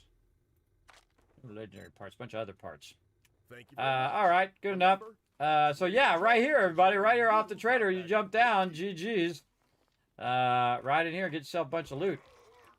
There's also a little hatch here, and this is, of course, where he's at. You're behind him right here. You can go up and down in a little underground bunker here. Again, very cool. Again, showing you all the gaming secrets even I forgot. Been a long time, everybody, so I haven't bothered to come down here. Again, there's a little bit of loot down here. I don't know, not an absolute ton. A little bit of loot. He's got a nice spot, man. Got his own bathtub. Got himself a fancy toilet. He's living good, man. He's living good. Makes you wonder how many other little hidden spots like this are in other vendors, right? Makes you wonder. All right, we got a little bit more. Again, I should have brought my trading stuff, but that's okay. And if we don't get all the loot, that's also okay. Not that big of a deal. I just don't want to have to lug all this back to my base if I don't have to. This goes outside here. This goes outside here. And yeah, see, if you look, you can see there's a trapdoor behind him, too. All right, I think we're good. We found trader number 2. Now, there's 2 more traders. Trader Joel's, in theory, around here. So we found him way off to the left here. So maybe on the other side. Again, they're usually, like, pretty far away. Didn't find a trader in that one. Didn't find a trader in that one. So trader here. Trader over there. So we probably want to go to the middle here and then cut north. Oh, we're getting close to Horde Day too. All right, let's go out here and see what we got. What up? Free loot. Ah, I've got another book. I need books left and right. All right, we're out of here. Actually, gas are up again, so we don't have to worry about gas. All right, taking off and U-turning. All right, everybody. So again, Trader Joel, a little hidden area underneath there. I like it when I get to rediscover stuff. That's awesome. Very, very awesome. I totally forgot. I had no idea. Again, we would go back to the other trader, but again, there's not that much loot under there anyway. Look at this during the day, everybody. Look at this beautiful shot of this massive city. So he's off to the left there, kind of out on the side. Like I was saying, sometimes they're on the edge of the city. This is an absolute massive city too. So 2 really big cities so far in this map. And he might be way out this way. You know what? Let's dip this way first. We already been this way. Nope. Because it's not just going straight. It is actually turning to the left here. So we'll just kind of breeze past. Imagine going into every single one of these locations. That's how we used to play the game. We would do them. I got a baker. Got pizza and Tony tacos. Joey's cars right there. Go in here and wrench all them cars. We used to do each POI one at a time before they had questing. And then we'd mark it once we've already looted it. A great way to check each one. I've been labeling them on the map and also putting them in a spreadsheet, the ones I've already done in this playthrough. And I never do in the playthrough itself the same location twice. I don't quest there twice. Though I might loot the trader multiple times. This one's really awesome. Pretty decent sized popping pills there. I see another city way off to that way. Is that one we've already been to? Yes, it is. Kind of looks like it is. Maybe it's another one that's between that one and this one. Well, it could be. Again, dipping around the outside. Again, if we look directly west here, it says there's something right there. That could be where the other trader is over there. We'll just have to remember to the west. Again, if you spend too much time doing this, everybody, you can run out of food, you can run out of ammo. The Horde Night comes up and bam, you got no ammo. And also, all of my forges are running as well. Another military compound there. And what do we got right here? Looks like another trader to me. Right down here. It says army post up there, but this one right here is definitely Trader Joel. There we go. All right, Trader Joel number 3. And do we have some stuff to sell? Yes, we do, but we need to drop a bunch of that in there. Grab this. A couple legendaries in there. We could definitely use an intelligence mod. We got our dukes. We do. Come on with that intelligence mod. Let's get these books first. Books, books, and books. Alright, anything we can use? Bow hunter. Oh, and now we just finished our bow hunter. Awesome. Alright, Trader Joel, what up? Trader Joel's has got the gear. Another strength mod. We have an intelligence mod. No. Alright. We got enough? Oh, we do have enough, but let's check our books first. Sniper Volume 2! Oh, no, we buying that above all other things, everybody. That's what we've been looking for. Above all other things. Here we go. Trader Joel's is where you got that great deal. Ta-da! All right, we can make boxes of 7.62 now. We are styling and profiling. Let's check it out. Where is my books here? There we go. Where is it? Sniper. Right there. Bulk craft 7.62 ammo. So we're going to be able to put them in boxes, which is great, which means that we can put a stack in our inventory and it won't take up so many spaces. Now, normally when I start doing stacks, I'll put 1 stack and then 2 stacks of ammo that I'm actually using. So I use about 300 ammo. But sometimes it gets dicey. So you can just bring a bunch of ammo out and have like 500 or 1,000 ammo if you're out like hunting dire wolves or whatever it is. So awesome. Of all the things we found so far, that was the best. I'd love to get this strength mod. Let's go ahead and sell some stuff to him. Oh, we can get that strength mod. Let's check these books, though. What else we got? Tech, I would get Tech Planet. Knife Guy, I'm not that worried about. Furious Fist, not that worried about. And I'm going to put these strength mods in different outfits. Once I get those going. So I definitely want to buy that strength mod. We got tarps and water filters and things like that. Again, sometimes I just kind of scan through it. Give it a little once over. All right. That, my friend, Perfect. was a fantastic deal. All right, back to work here. Let's go up on high first. We'll go and do his little secret thing here in a minute. Go up on high, see what we got. A little bit of ammo.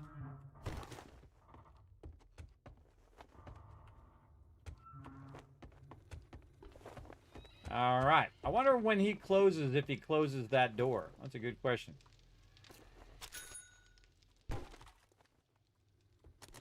Yeah, just rediscover that on total accident. And I appreciate you guys not telling me, too, because I'm sure you thought of it when I went in here. At least some of you did. Kismet, there's something down below there. Again, I reward you for not telling me. Oh, there's a bookcase right there. I think I missed that on that other one. Open up the door. Open the door. There we go. Anything else that we might have missed? Oops, some shoes. Make me think I missed that also. And that other one. Yeah, I just love gathering the loot from his little underground bunker and then selling it back to him.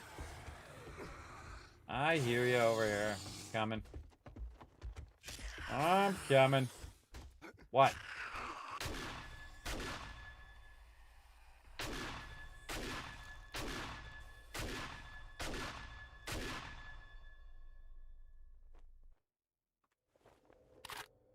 Keep it down out here, people. All right. Think I would remember where all this stuff is, but totally don't remember. Totally don't remember it all. Kind of getting the gist of it again. We got thermocore. Is that better than what I got? It is. Awesome. And out of space again. Have to come back. We'll have to come back. We'll talk to Trader Joel. Sell him his own stuff back to him. Step right up and let's find you the There you go. Get some more Dookie Dukes. Which of my super corns waiting for me back there as well. Trader Joel's if you need armor.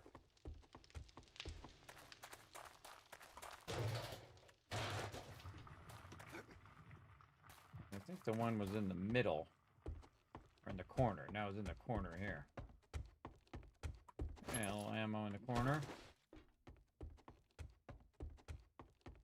Nothing there. The one in the middle over here. That's this ammo thing, right? Yeah. There's that military chest. Ooh, that's a good one. Out here getting rowdy. Where's that ladder? Oh, hey, back in this corner here. Ah, look at this. Feel like I missed that one on previous ones, too. But that, again, you do it enough, everybody, you'll start to remember where everything's at. Hold on, be right with you. Get up here.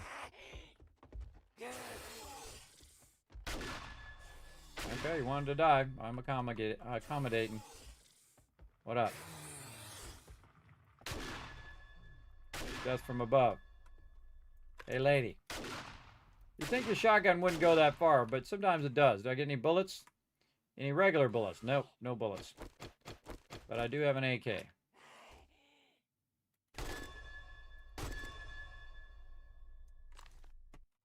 $39 bullets left. Back to the shotty. All right, what else we got? Yeah, probably not really worth my time grabbing all this other little loot, but I guess we'll be thorough. I guess we will be somewhat thorough. All right, can we make it? Nope. Luckily, I got the boots. And workbench. Ooh, there's some brass in there. Okay. I think over here in the corner. Nothing there. Nothing there. All right. We get any books or anything we can sell? Yes, we did. Almost horde day, too. How we doing on time? Holy mackerel. Time flying by. Greetings this fine afternoon. Flying by. All right. Got that done. You are now my favorite customer of the day. I'm going to go back and make me some sweet glasses that I can use.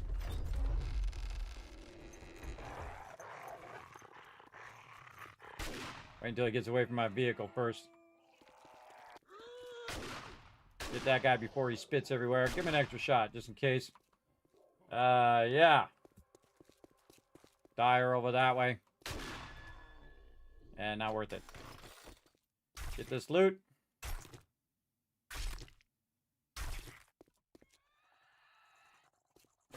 Take off before this leaper gets me. Later, bro. And we out of there. Low flying. All right, there was a town to the west, and we're going to go double check that this town is the same town as this. Yes, it is. There's also one over this way. Oh, man. There's also one this way.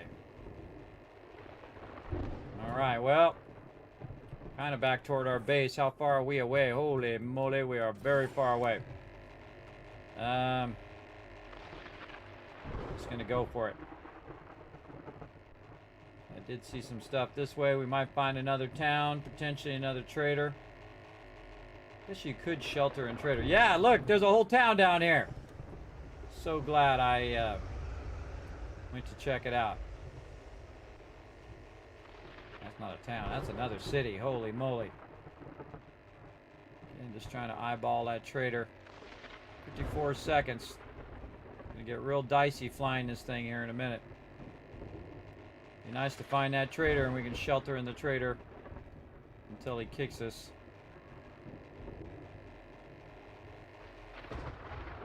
Very hard to see. Silos over there. Getting to the outer edge of town.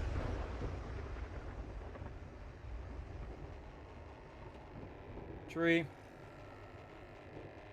Have his country there. Check the map. I mean, there could be a trader right underneath me. I wouldn't know. It's hard to see. 11 seconds. Yeah, that's the edge of town.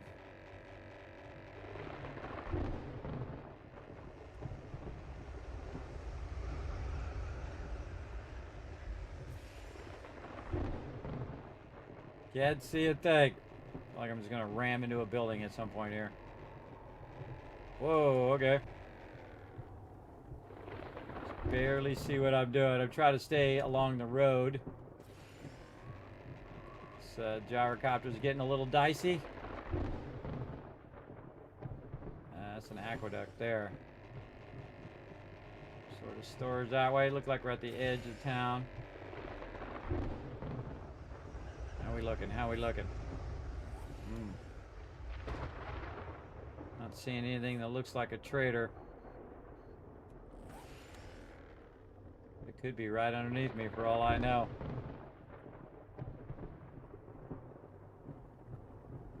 One minute left. We can take shelter in any spot that we want.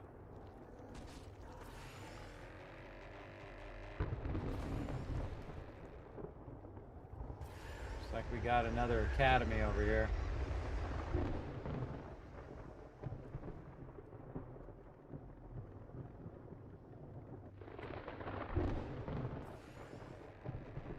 Oh, that's a high school. All right, well, we out of here. Did not see a trader, but he could be here.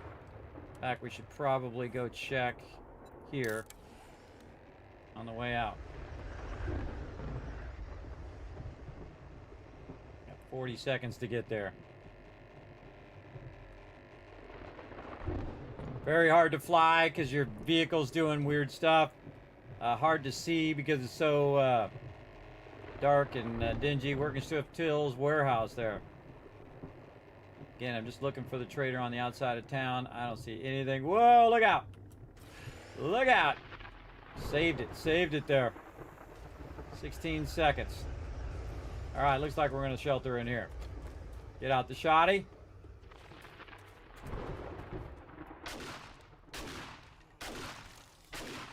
Four seconds. Cop.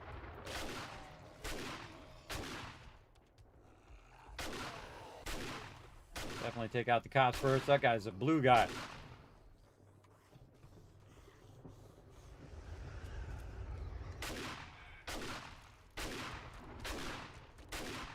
Three bullets left. Take that guy out first. Switch the AK.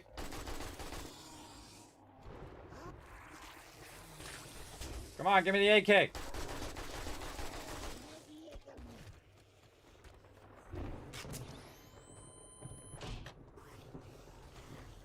Trying to press the AK button, but it wasn't working.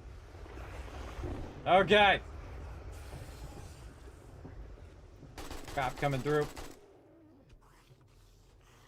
Shotgun, reload. All I got left is a shotgun. Good enough, we out of here. Nice.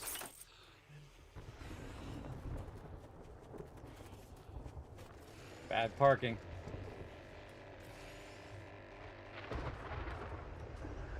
We out of here. Dip. All right, we dipped out of there, everybody. Some good driving. That was some good driving. We out of there. Seeing if the trader's over this way somewhere. Go down a little lower. Doesn't look like there's anything there. Look on the map. Nope. Let's keep traveling. We out of here. We pushed our luck long enough. Out of ammo on my heavy weapons. Oh, I feel like a mountain's coming up. So what we're going to try to do is we got 1 minute and 40 seconds to try to get out of this zone. Because this is where the storm is. Now, if we need to, we can always dip down into a... I see some trees way off in the distance, too. Into a location, or we can dig a hole underground, put a block over the top of us. You always got a bunch of options. I can't see anything. We're up really high. Again, I see some trees off in the distance in the horizon. So maybe we're about to hit the forest. Yeah, there we go. Hit the forest biome. Nice.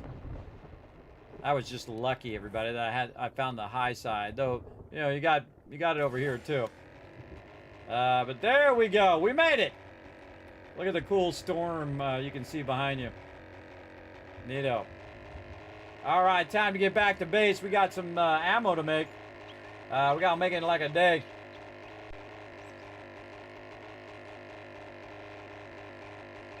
Oh, look at this. This is a big POI right here. One of the biggest.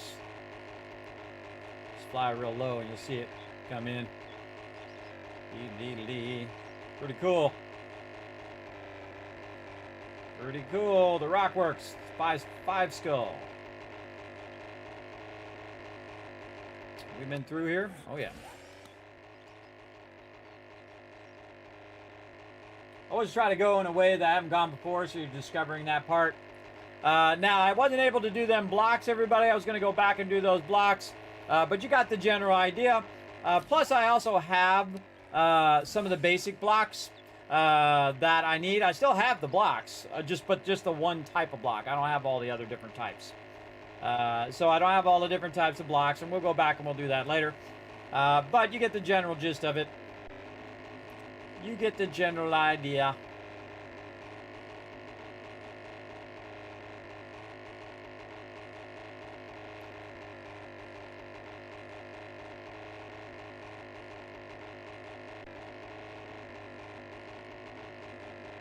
And if you don't like how it makes it dark and all of that, I'm sure there's a mod, everybody, you can get to just remove all of the fog that you're always going through. Because in the burnt biome here, I'm going through a bunch of fog. But even if a storm came up right now, which hopefully I'm not jinxing myself, but even if a storm came up right now, I could just beeline for my base and eventually make it as well. So many places still to explore, so much stuff still to do. For sure, for sure. Oh, forgot to mark off that hydrate over here. I remember doing that. But we're going to get over here, and then how are we doing on time? We got plenty of time. We're going to do a whole bunch of stuff. Now, again, everybody, I do have to have my teeth worked on. I got to get 3 crowns. I'm going to work on 3 teeth at the same time on Tuesday. But we're going to try to get some time in here. Maybe bonus stream on Monday night. we'll see how it goes. I got a lot of stuff I'm lining up, so we're going to have a bunch of cool fun coming up in the rest of the month. But I might be out for a few days afterwards. We'll see how I feel. I'll keep you guys updated via my Twitter and my Discord. I'm probably going to stay up Monday night, maybe do some gaming with you guys, stream, go have that done, and just fall asleep. Go to sleep afterwards, and then I don't have to suffer all day, and maybe by the time I wake up, some of that pain will have subsided. Maybe. All right, coming in the Kismet Kill Box, everybody. If you guys are new, we're about to show you one of my inventions here. The mighty Kismet Kill Box. Watch that jump off, everybody. It's perfect landing right over there. All right, get all this loot. And instead of just running it to the trader or sorting it now, I'm just going to drop it here into the drop box. Most likely, oh, and there it is, right on cue. Most likely, we're going to get a bunch of screamers coming in here. Right on cue, girl. Good job. Got wrecked. Did they call a bunch more mobs in? Yeah, here we go. Yeah, test my defenses. I dare you. All right, clean up the building while we're waiting. Oh, here's some more getting fried. And we got those legendary parts. Ooh, we're going to make some legendary stuff. What's up, guy? Get him right in the head. It just calls your attention to wherever they're at. Anybody else want to get fricasseed? Oh, yeah. We got another contender who wants to get fried. Boom from on top. Shoot him again. Shoot him again. Now you're dead. You're dead. There's a one-shot guy there with the shotgun. Anybody else? Nope. Okay, let's get all this stuff out of my inventory that shouldn't be there. Duke's out of there, stuff out of there, stuff out of there. Look at all this, everybody. All this stuff is missing here. Because, and we have a lot of resources we can get rid of as well. Because we ran out of ammo. And we ran out of food there, too. But luckily, while we were gone, a bunch of stuff's been running. I feel like my forges are burning my stuff uselessly right now. Let's run some more bullet casings. Look at that, everybody. Tons of bullet casings. We'll just put that away for right now. Deal with that in a minute. Like that. Oh, I forgot to get my ammo while I was up here. Let's get some ammo. We used up a bunch of ammo. But the good news is we can make stacks of ammo now. I feel like there's some stuff I might have put in the drop box that belongs in my inventory. Where is it? Box right there. So we still have this window with no outer pane. So we ended up with that one out of all those shapes that we looked at, and that's okay. It's probably the one I need anyway. And you'll see why. I'm gonna use it for something here in a bit. Once we get all this other stuff squared away. Okay, and what are we doing? We're putting the shotgun ammo away for now. Put this, and this in here. We'll sort all that stuff in a minute. Actually, this can just go right into the trade box. And again, we have a bunch more stuff we could have sold, including our super corn. But we'll deal with that later. What? Ah, this is what goes right there. I knew there was something that went right there, and that's my impact driver. Now, we have two legendary... Where'd they go? Two legendary parts, which means we can make two legendary items, and I know exactly what they're going to be. First thing we're going to do, first thing we're going to do is work with our forges first. We're going to get those going. Okay, now we can put some more resources in here. Let's see, what do we got? No brass in there. Got lead. Up here. Oh, I forgot. Yeah, I put a bunch in here already. Okay, we'll stack this in here. We'll get this, and we'll run out a lot of bullet tips. About 6,000. That ought to get it started. That's going to take 6 slots to run that out, too. I'll probably just take this out so we can let that run. And again, we'll make some more ammo here in just a moment. We're going to put all that up in there first. And we're just going to make sure that all of our stuff is still running. There's 387 iron. Nice. And more iron. Again, iron does you no good sitting in that box. Over here, same thing. Going very heavy steel this round. So what we're going to do is we're going to cut this in half. We're going to put it right there, cut that in half, put it right there. We're then going to take our clay soil, put it right there so that that's going to run for a while. Grab some more clay soil here. And same thing down here. Combine those, put that there, clay soil here. Because we're about halfway clay soil. Usually I don't put it until we get down to about 10,000, but we're going to run out of iron. That's all of our iron that we have. Again, we got that massive iron spot we can go back to and grab all that if we want to. But we'll get around to that here in a minute. Let's put all this away. Put all that into there. Now, one of the things I want to do to make sure I don't lose this shape right here is I'm going to go ahead and just put a couple of them in here. Just as a backup, in case I change this to something else without thinking. And then go, oh, duh, that was dumb. But watch this. If I take these 6 here and I put on top of these, notice it became that same shape. So it will retain the shape as long as you don't just hold down shift and click in there, because otherwise it'll all combine into the same one. Now, if they were all stacks of 500, right, like what I could do is I could put one down and then take this and stack it on here. Now it's a stack of 500. Now if I shift clicked in there, it should not go into there because it should go into its own stack. So a great way to get that to go. As well, so we'll just leave that as a stack of 500 there, and we got 494 here. Let's just do 500. There we go. And now we good. So again, we got our lead going. We've got to get some clay in here. So let's get some more clay. And since we don't have any brass right this second, we're just going to put that in there. This good, that good. Check our stone. Our stone probably depleted, so we're just going to grab some stone. Over here, weirdly, oddly offset there. All right, there we go. Same thing here. See how there's 3,000 left there? That's pretty odd. Pretty odd. All right, put those both in there. GG's. Let that run. Okay, we've got some more of this that's probably done. And more blocks up there. A lot of blocks. There we go. Again, getting our blocks back up again. We had thousands of blocks a bit ago. And now you see, look, it stacked it like this. And again, I can fix this back by putting this one, put this here, and now it's back to this block like that and like that. You can switch them back if you want. Resources, we've got about as much as we can run.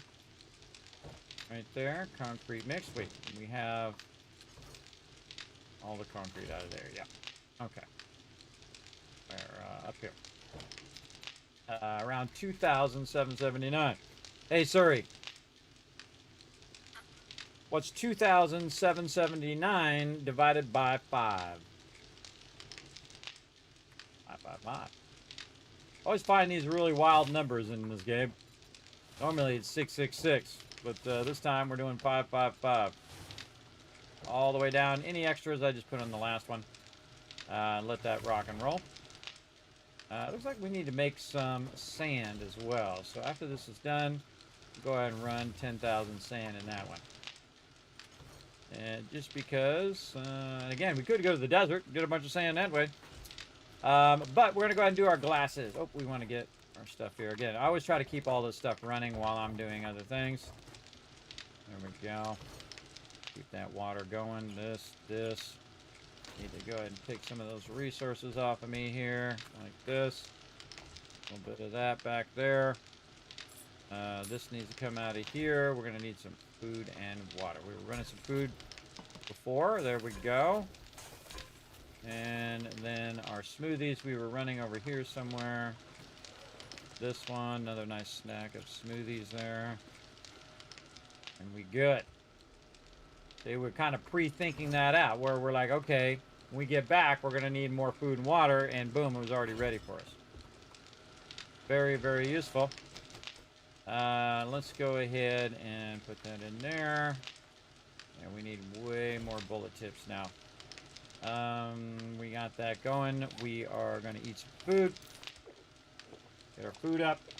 And then we are going to figure out these glasses. All right, glasses, enforcer glasses. There we go.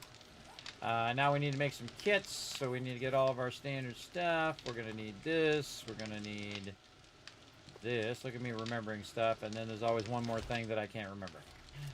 I remember all of it except for one thing. Armor parts, duh. I think you'd figure that one out pretty easy. Oh, we're running low on armor parts, too. Can we make 12 of these? I think we can. Let's make 6. And then what do we need? We have enough, we don't have enough armor parts. We got to start scrapping some armor.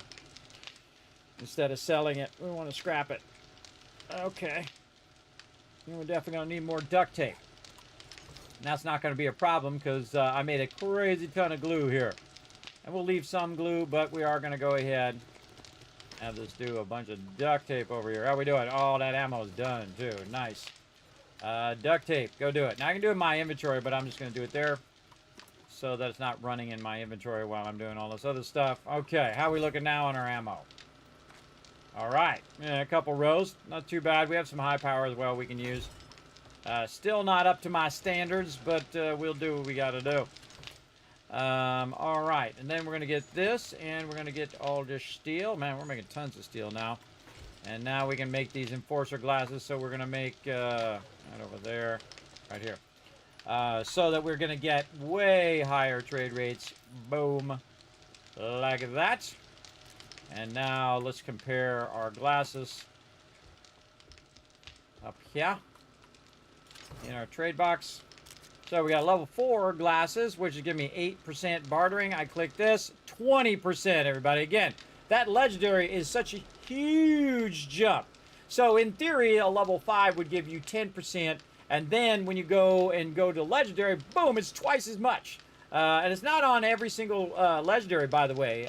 But enforcer glasses, farming outfit, those are the ones that are definitely worth it because you just get such a huge jump for that legendary part. Now we're going to go ahead and pull all this out of here and then modify this one. Notice that we have more slots now. We'll put more stuff in there over time. But now we're getting 20% bartering, which means that our super corn is going to be worth a ton more. Now this right here, everybody, if you do scrap it, you are going to end up with, where does it say? It doesn't say. Well, let's just scrap it, see what happens. It's going to give you some more armor parts. So I can stop it, and I can look at how much it's worth. It's worth 357, which is a good amount. But now I need armor parts so I can make other things. So I'm just going to start scrapping all that stuff. Here in the drop box, if we had any armor, I would just start scrapping that as well. I think in the future, we're going to just start scrapping it. This stuff we'll start scrapping now. What else can we scrap? Nails we can scrap. If we need more nails, we can make them. Then all the rest of the stuff we'll just keep. For now. Let's sort it out a little bit. Put some more ammo up in here. And this ammo we're going to actually melt down. Yep. Grab some more stuff. We got some food, cans, all that stuff. We'll get around to making this more advanced food and all of that later on. For right now, we're just going to keep our stuff going. I love seeing tons and tons of cloth in there. Yeah, and that's just cloth I picked up along the way and really haven't burnt up yet. Okay, yes, melt that down, put that there, put this here to melt that down later. What else? We got some bullet casings. Throw them in there, a bunch of farm stuff. Actually, we got our coffee, which we can put here at the end as well. Do not have enough for kits. For the other thing I want to make is the auto shotgun. Really what we want to check and see if we have... I want to see if we have the shotgun parts. That's what we want to see. We do. Awesome. All right. Actually, we'll go for it. Let's see what we got. We might have it. Oh, yeah. We made a bunch of forged steel, so we got the forged steel.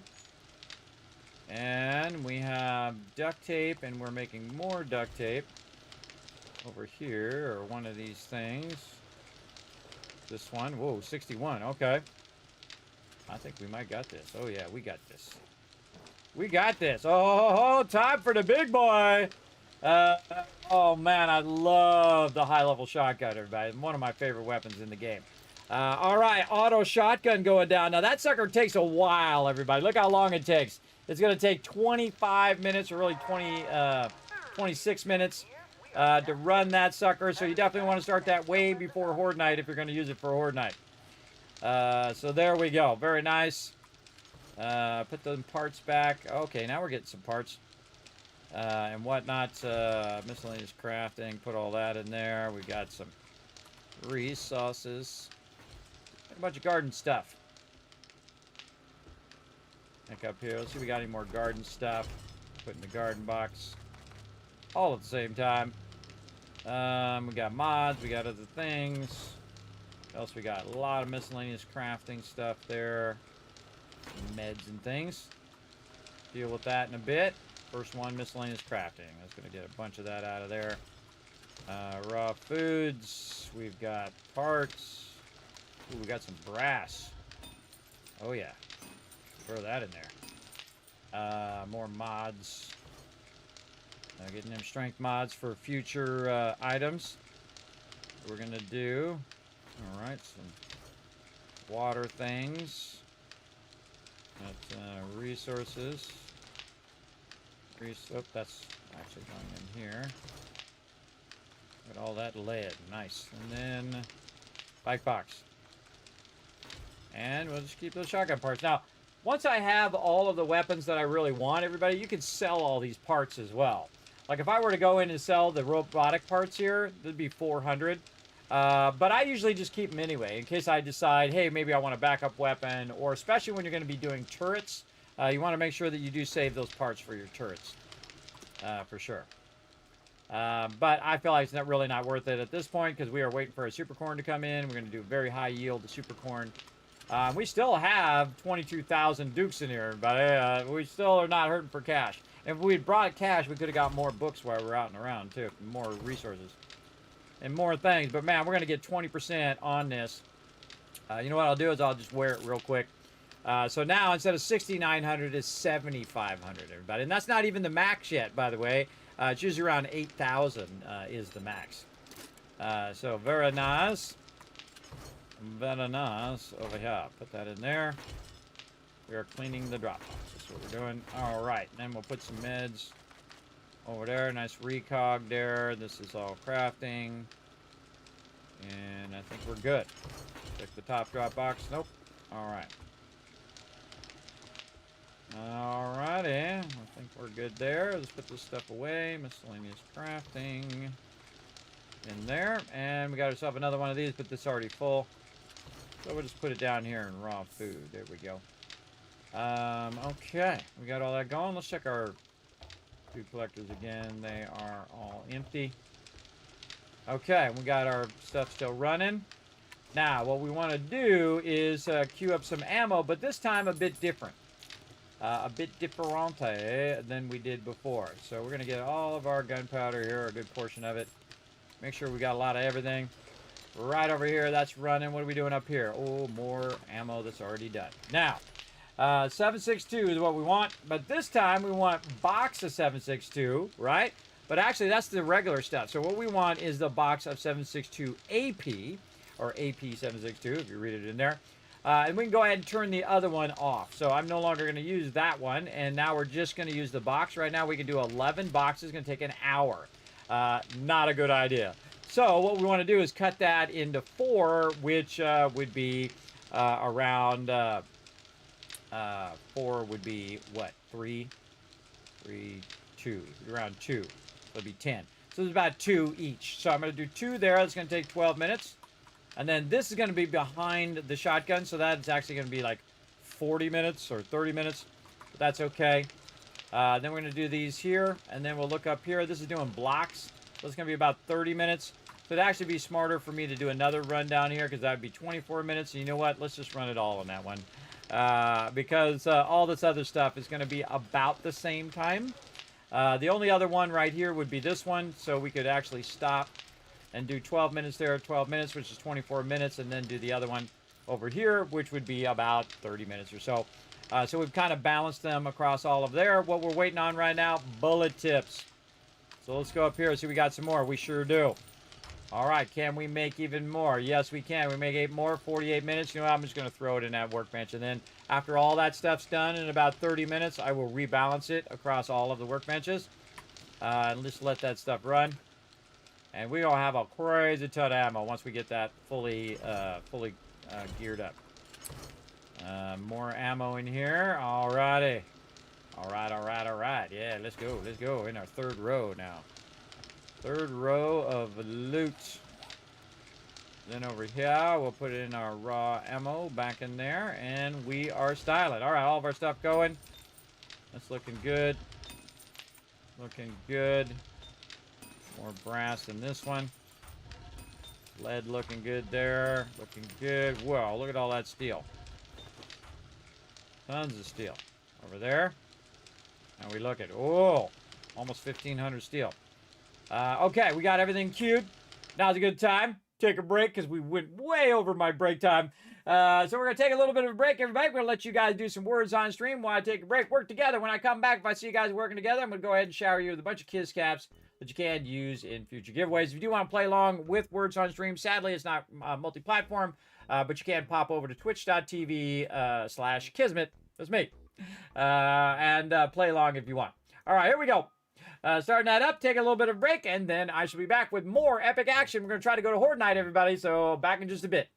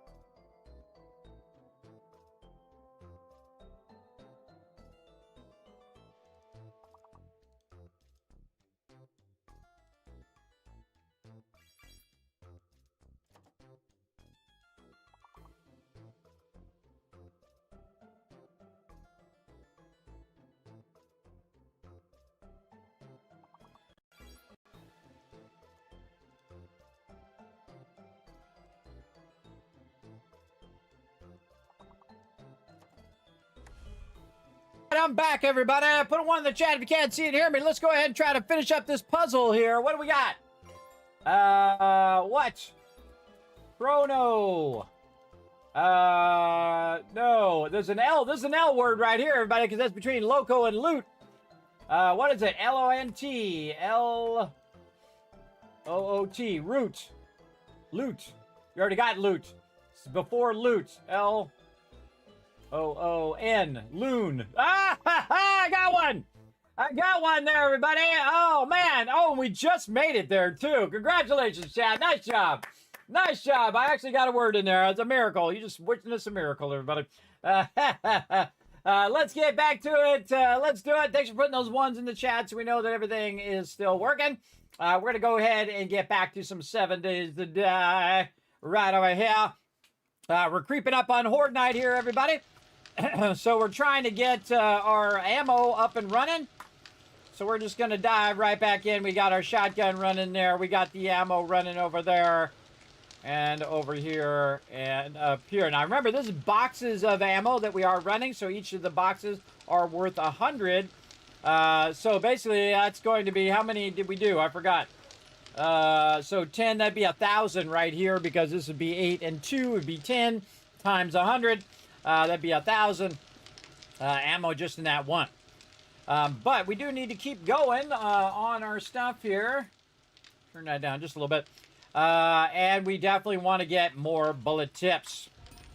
Let's go. Let's go. Come on with these bullet tips. That's an hour before those all run out. But that's about 4,000 there. Our brass is looking good. Run some more bullet casings. We'll wait for that to melt down a bit. We already checked these. These are going to be running for a while. How are we doing on our gunpowder over here? Ooh, mama. That's doing good. Doing good. Get all that out of there. Put them bones back in there. Probably a good idea to use up some of this water here for our glue. We'll leave 1 in there. That we can put away up above. We're going to run some glue in here after this is done. Glue. Right here. So we need bones. We're going to pull those out. Run 83 more glue. Nice. And put that back up there. Then put this up here for future when we need some food and water, all that kind of stuff. Put that up there. Sort that out. Pretty nice. Okay, we got tons of stuff. Tons of stuff we're backlogging here. And a bunch of blocks up here as well. So 1,500 blocks up there. About 1,500 blocks down below. Now, we went and we got a special shape here. These concrete window panes. And what we're going to do is we're going to start building out in this direction, toward the back of the base here. So the first thing we're going to do is we're going to do our primary supports. So we have other blocks. We're going to need some other blocks. Let's get those over here. And we'll get our concrete blocks. And we'll put them down here and put those over there. Okay. Now, what we want to do is figure out what all of our supports are going to be, and put a bunch of supports here that is going to help us with our build over here. So we're going to go ahead and cut this right along the edge of the trader. This is the closest we can be to the trader. So I'm just going to cut a trough here, way back to the back here, like so. We're going to cut it all the way to the back of the edge of the trader. Whoa, okay, somebody behind me. Want to say hello to my shotgun. You're welcome. I'm back to work. Get out of here. We get more gun. Oh, we got more bullets for our heavy gun. All right, everybody wants to be part of the party, apparently. All right, back to work. Augering out a nice long trough here, just to get an idea of how far back we are to the edge of the trader. Okay, so now we got that, and we're going to go other side. And we're right here along the edge of the water, too, so we got to be careful here. Let's go ahead and make some dirt. I'm sure I have some in my base. Probably don't need that many. Let's make about 50. And we're going to need some of that dirt to fight back this water here eventually. And we're just going to cut this right along the same edge as there. Right, we're doing the outside. Yep, outside edge. And then same thing here. Ah, and of course, there's a storm.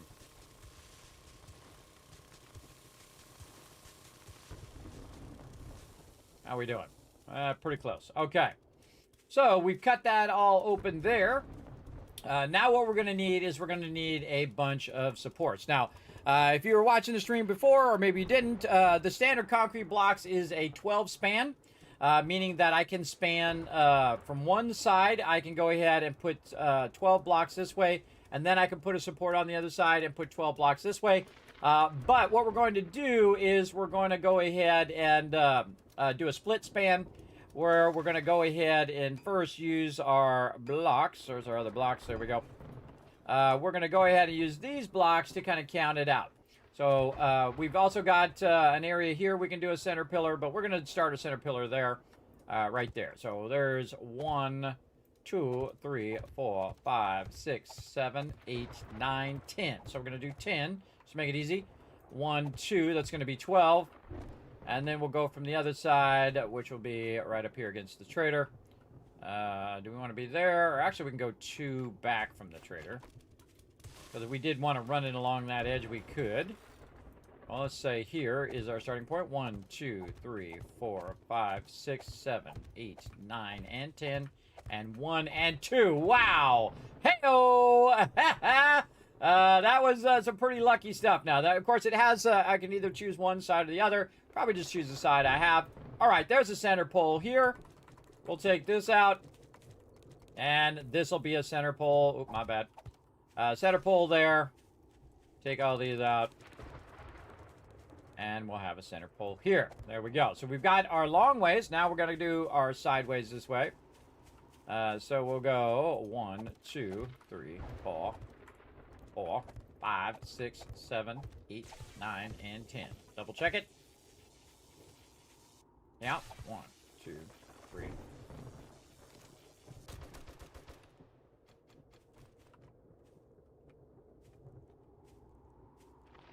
And 10. All right. Then we'll go from the other side. And this will be our center spot. 1, 2, 3, 5, 6, 7, 8, 9, and 10. Got to watch our time down there. All right, and that leaves us 3 blocks in between, which means the center is right there. And again, that's 12 across. Now, that's just a happy accident that happened to be exactly 12 across there. It's actually the 13th block. Now, remember that it actually can support 12 this way and 12 this way, which would make that a 24 span if you're really trying to go wide spans, which I'm going to do in this particular build. I would not do it on my base, but over here we're going to do something different, so we're going to go ahead and do that massive span. And then over here, I guess we could center this by going 1, 2, 3, 4, 5, 6, 7, 8, 9, 10 there. And this would be 11, 12, which would be here. And then we can just go in reverse. We'll put a button, put one there, put a box there, then go in reverse, and then we would just count this as 1, 2, 3, 4, 5, 6, 7, 8, 9, 10, and then move this block forward and have our center there. Just so it equalizes in the exact center. And then this one here, same thing, exact center. So here, 1, 2, 3, 4, 5, 6, 7, 8, 9, 10. And then this is 2. That'd be there. And then we'll go the opposite direction. Then we'll put this here. That's already 1, 2, 3, 5, 6, 7, 8, 9, 10. And then this one is the support because it's a 10 span in between. Oh, taking some damage. Gotta run back in the base. Alrighty. Let me just stop what I'm doing and run back to the booze. So I can shelter in.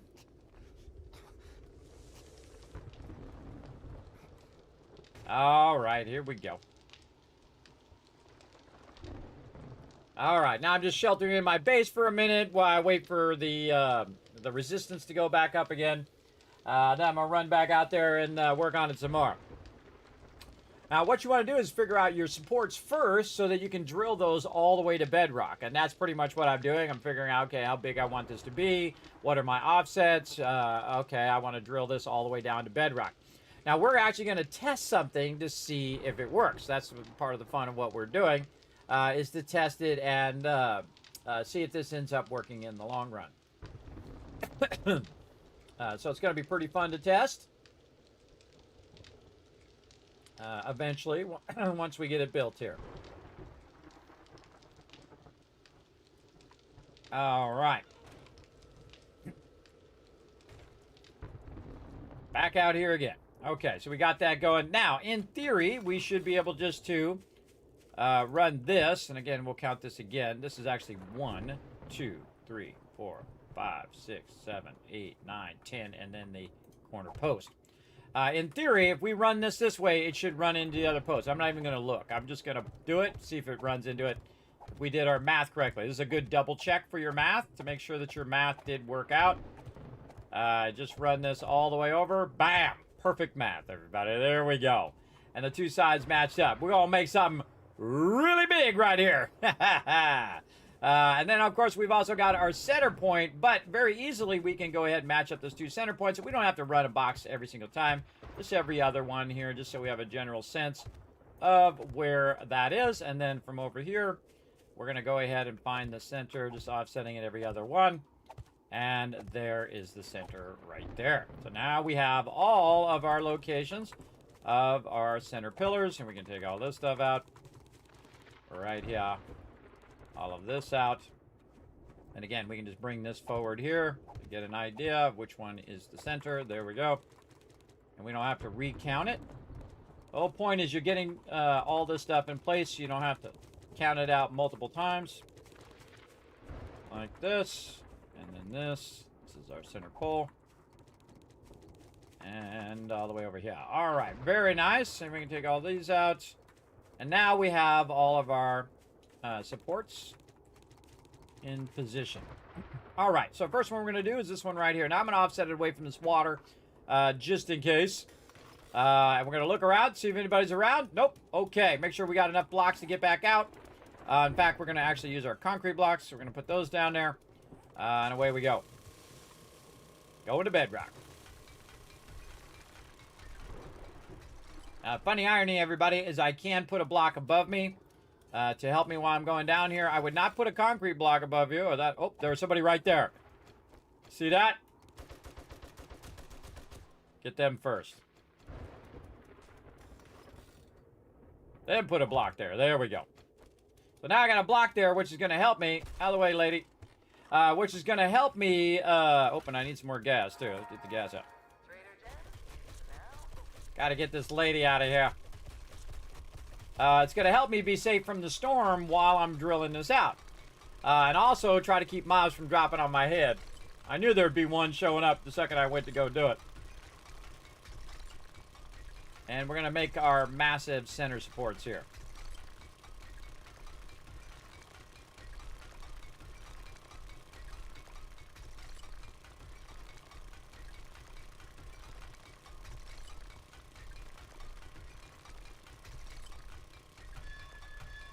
Okay, we hit the bottom. Hit bedrock.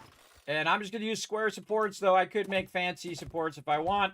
We'll do that much later when we get to the later biomes. Right now, we just want nuts and bolts. Get this super build in here. All the way up we go.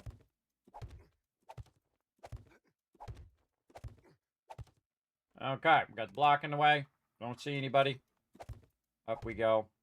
And we want to go right there. Very nice. Okay, and then support here. Then we're going to go ahead and run our supports across here this way. Like this, because we're building the outer frame of the location. And then now we know where this one is. And here we go again. Now, if you do it fast enough and there's no mobs around, you can, and there's no storms, you can just cut straight down. Great way to get a bunch of stone as well.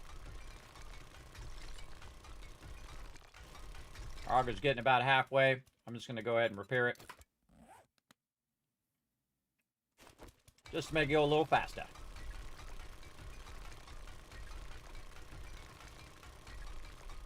Now, normally I do a 5 span, but for this particular thing, we're going to try a bigger span. And see how it goes.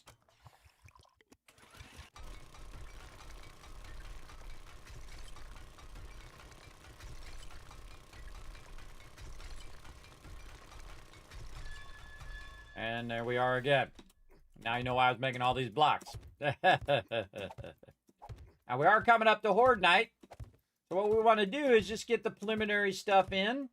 And really don't want to build it out yet until after Horde Night. Otherwise, things may go horribly, horribly wrong. But we can get our supports in before then. While we're waiting on all of our stuff to melt down and all of those kind of things. And there we go. Nice support there. And then, again, putting our outer... This is kind of what you can call a frame. This is framing the outside of our build. Right here. We are a little close to the trader, so it'd be hard to put stuff over here to try to cover up this edge. But we'll be fine. Come on, get in there. Hello? Thought I heard somebody. Get in there. There we go. Again, pulling the mouse back so it's just going straight down. Now, luckily in this game, everybody, there's no lava. If they ever added lava, we'd be in trouble. But if you're playing like Minecraft or something, everybody, you do not want to dig straight down because you might get an opening and then you'll fall to your death. In 7 Days to Die, there's typically no underground openings. There's no underground caves or anything like that. So if you do dig straight down, you are fairly safe. Unless you made a cave down there. If you made a cave down there, then you might be in trouble. Now, if you're digging under a location may have an underground thing as well. So it might have an underground bunker or a big open space as well. But if you're just digging out here in the middle of nowhere, especially here by the trader, there's going to be nothing down there. There's going to be just solid rock all the way down. All right. And got that done. Very nice. Okay, now we're going to go this way. We're going to cut up this top part here. Cut the back of this off. I think we're good there. Go as straight as we can to our next support. All right, we'll put our blocks in. Framing this area out. And there we go. Yeah, just doing some preliminary work before we really get started on it. I can use some food over here. Let's get some food going on. Some water going on. Notice I'm not bothering to fix my spring leg there. I'm not bothering right now. It may just time out by the time we get all this done.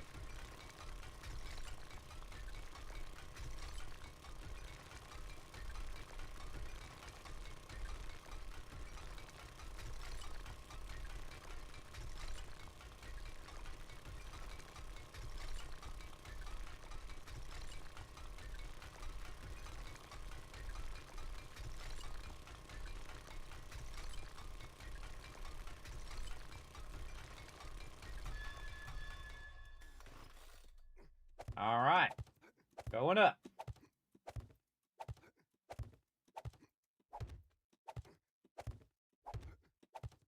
I find this is the fastest way to do supports all the way to bedrock.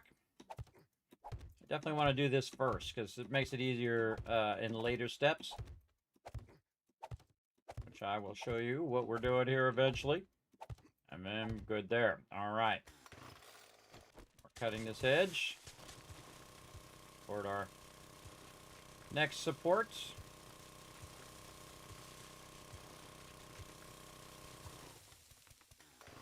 Filling in our edge.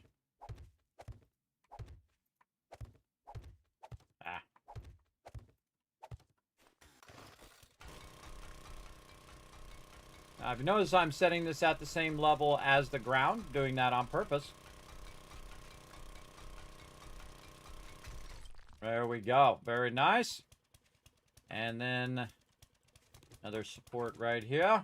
All the way to bedrock. Here we go. In fact, let's just get our auger refueled before we start. Oh, some lead here. Nice. I don't need the lead right now. I'm not even going to worry about it. I'm just going to bedrock.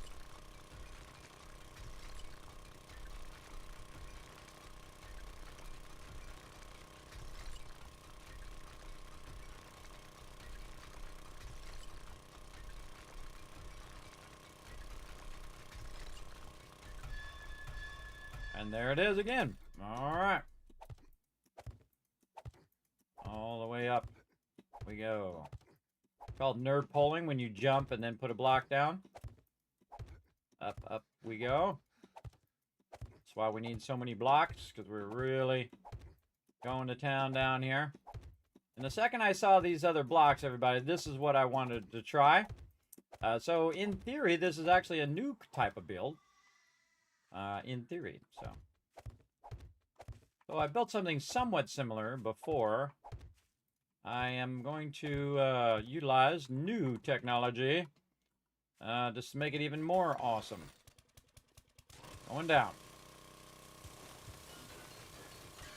More lead. Look at that. Yeah, sometimes you find resources in random spots.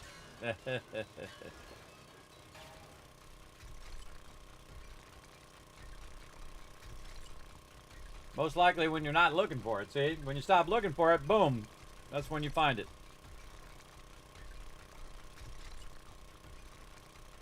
I should make a t-shirt that says, to find something, stop looking for it. I should write that down. Hold on. I'll write that down over here.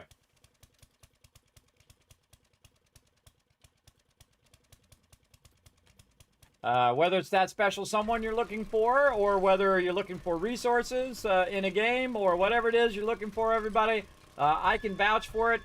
Me and my wife have been together 34 years, everybody, on Valentine's Day, this Valentine's Day that just passed. And I stopped looking for a girlfriend after my crazy girlfriends I had before her. And not more than a few months later, boom, met my wife of 34 years, everybody, because I stopped looking. I'm telling you, it's an odd thing that happens in the world. Look at all that lead. Don't need it. Don't need it. What we need is we need these blocks in here. There we go. Oh, that one we just put down below here. I'm just going to fill that bag in with some dirt here and just run these blocks. So we're going to cut a whole bunch of this out later on. We will do that later. And we've got our center post. Yes, we do. Now, see, that center post is underground, so we don't really have to worry about it. We want to get this in here as well. So we can just go ahead and make sure that our water is not going to be too much of an issue here. We can just go ahead and make our little bank a little bit closer. Kind of weird that the way that spot right there is going. It's a weird spot. Stop being weird. I know how to fix it. Let's get some blocks. Not concrete blocks, though. Let's work our block magic. Check it out. Just run some blocks along there, and it's going to fix these edges. Just like this. Flatten them out a bit when they're acting funky like that. And now you got a little bit more of a predictable edge there. All right. Very nice. And let's go ahead and get our blocks in. Another center, and then we have to do the center over there. Again, notice I'm offsetting it from the water because if the water does something weird, we want to try to avoid the water filling this whole bottom area up.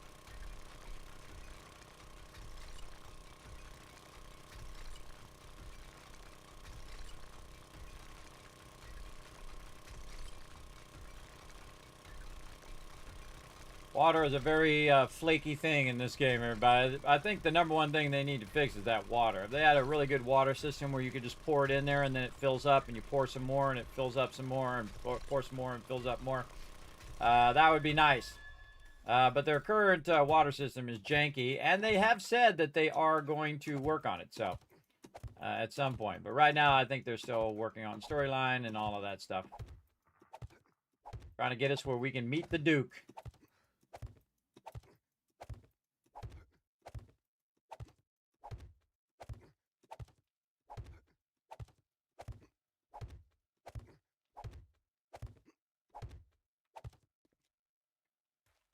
Okay, now we're going to double line this edge right here.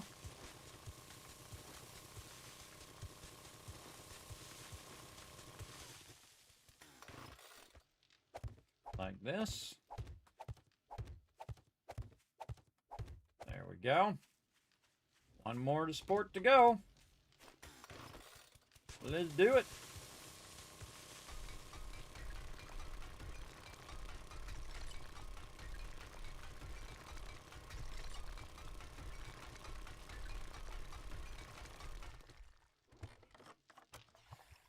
Takes time and effort, everybody, like anything in the world. Time and effort.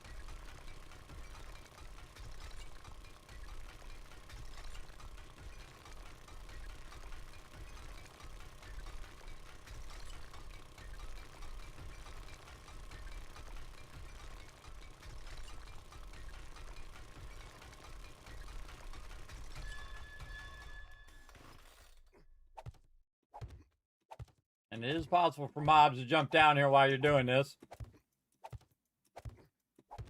Usually, sometimes a little hard for them to fall down in the hole. If you just have it one block.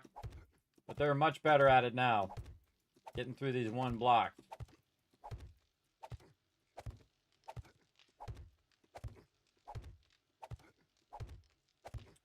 Alright, all done there. Align this edge. Now remember, we still got Horde Night coming up, so we don't want to do too much that's going to interfere with our Horde Night. But we do want to get this going. Like so. Again, double lining this to keep the water away from this side over here. Oh, I forgot our center line. We want to do our center line here. We want to go ahead and cut a kind of T here. Or actually across. Like this. And then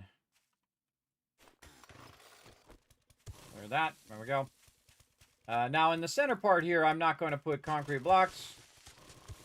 We're going to put something else later on.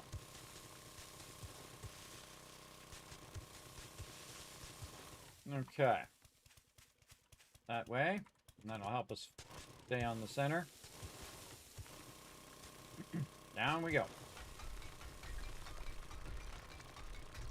Might as well just refuel now. There we go.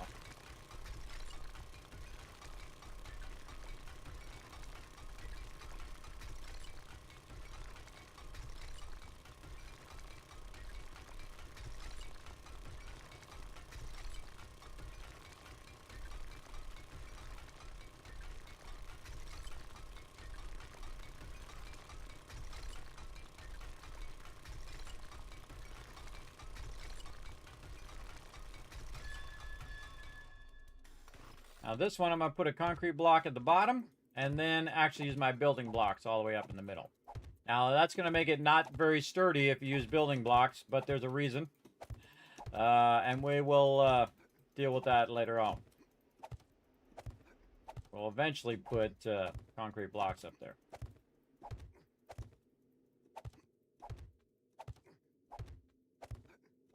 But for right now, we'll go ahead and have that like that. And there we go. Okay, now we've got to do a good amount of augering here. Let's go check on our gas before we burn up all of our gas here and realize we don't got any more. Gonna be very, very useful. Let's see. Probably put it here in supplies. Oh, we got plenty of gas. All right, plenty of gas here. And again, refill all those things. We got plenty. All right, let's go. We got enough to get this job done. Or at least get it started. Now what we're going to do is take off layers of the top. Like this.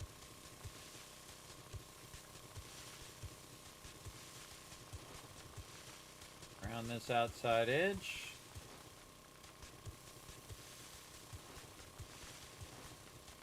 Like a soul. Oh, didn't quite get that one. Cool thing about what we're doing right here is also getting tons and tons of clay. Hey! everybody. Kismet Love Train coming in. Look out. We got Blanky Blanks coming in with a 9-month sub love right there. Thank you very much, Blanky Blanks. Show some love in the chat, everybody.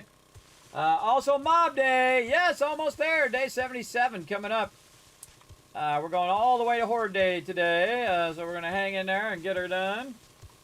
Going to try to get a lot of gaming time in today. So we are doing a lot of work here. Again, we're also making a massive expansion on this side of the base that we're going to have some fun with over time.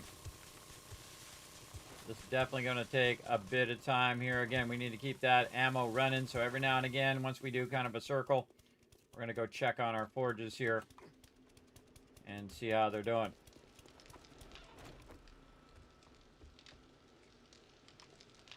Come on, guy. Go down the thing. There we go. How are we doing over here? More brass in there. Bullet casings. Plenty of time for bullet casings. Put some more of that in there. Take that out of there. Lots of resources we can just go ahead and drop back in there. How are we looking up here? Lots of lead. More bullet tips. Man, that's going to take a while. More of this. Look at this. Gunpowder. Almost out, but no worries. We're thinking ahead enough where we can go ahead and grab all this gunpowder out of here. I have a bunch on me right now. And just use that gunpowder to its full extent. Let's see. Got the auto shotty as well. Very nice. That's finally done. Let's just go ahead and put 14 boxes of ammo up there in that corner. More of the gunpowders. Again, super smart that we went in and got that going. 2 more over there, which means we're out of something. We're out of bullet tips. Okay, back into raw ammo. Right over here. Looking good. Looking good. All right. Let's go ahead and check again our lead. Let's go ahead and max stack those leads. Get that out of there. Make sure our lead just keeps on running. Probably need another lead forge just to try to keep up a little bit. We may get around to that later. How's our armor or iron doing? We're out of iron, so we're going to double that up now. Run more forged steel. We're going to need a bunch of that. Forged steel here. Double up. Let that run. How are we doing over here? We're only halfway there. All right, keep going, keep going. That's going to melt that down to 30,000 stone. We have got our ammo running there. There's our shotgun. All right, now watch the difference, everybody. This shotgun right here, level 3 shotgun, does 279 damage, which is a lot of damage, everybody. But this one over here, you can see, does 25 damage per pellet. Why does this one? Or sorry, not 200. It's 25. This is 25.1, and this one over here is 279. Why is that different? Well, the reason why that's different is because of the mods that it has. So I'm going to go ahead and pull all the mods out of here, like this, and we'll compare them unmodded. So damage per pelt is 205, and again, over here, 25. So again, something's a little funky there. Compare does not include modded values. So you can see that, again, these have different values. Now, again, you can see it has minus 180 in the damage per pelt. So we're going to go ahead and modify. We're going to go ahead and put definitely our rad remover in there. And we can put all of this in here. Notice that it only has 5 slots, not 6, or 4 slots, not 6. And now this shotgun's going to do 33 damage. Now, again, it looks like that this one is doing less damage than this one. And in theory, it kind of is. But this one does 1 pellet that does 205. And this one does 10 pellets that does 33.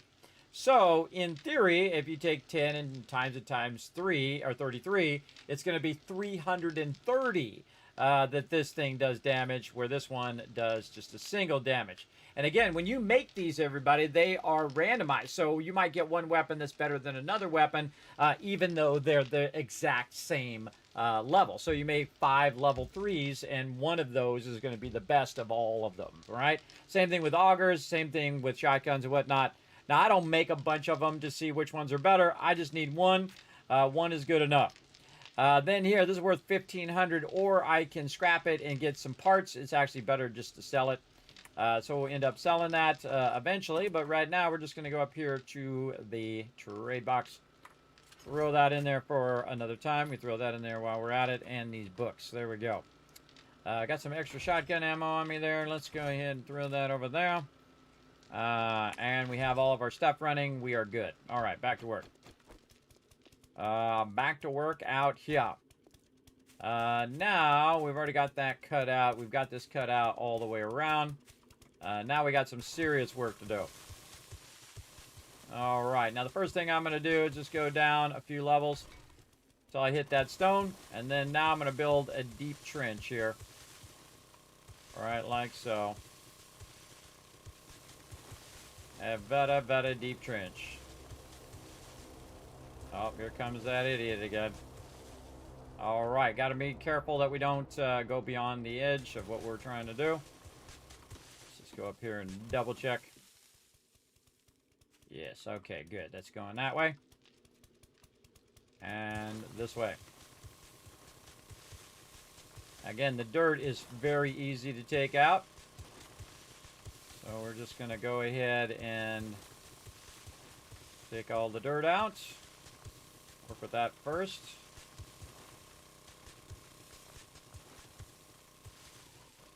There we go. And now we're to where our edge is here. And we're going to cut that out, and we're going to cut right under this.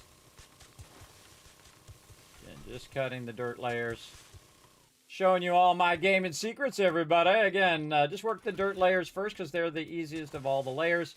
And again, we still have another layer that we can go down, but that's the stone layer, and it's going to just take you longer to do that. And again, what we're going to do is test the strength of these supports underneath here at the same time. And eventually we'll see the support. There it is. Right there. And then we're going to cut around the support this way. And what we're trying to do is separate the dirt away from our supports. Like so. And at the same time, we're also getting a bunch of clay.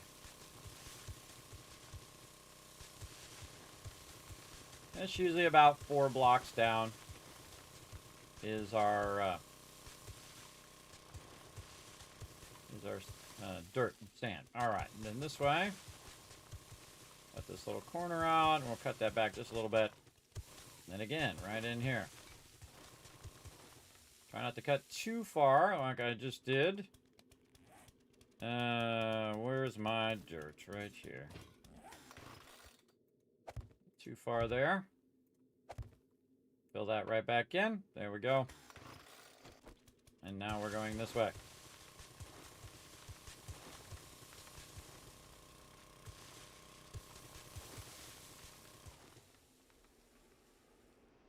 Reload. There we go.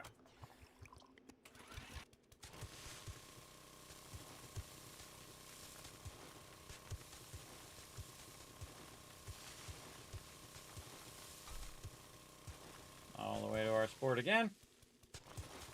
Heading around our support.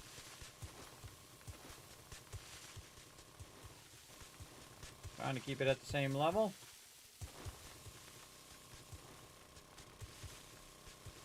Again, we're making a big hole right by our base right before Horde Night. Not always the best idea. But I think we got enough time to cut some of it out and then make it Horde Night ready.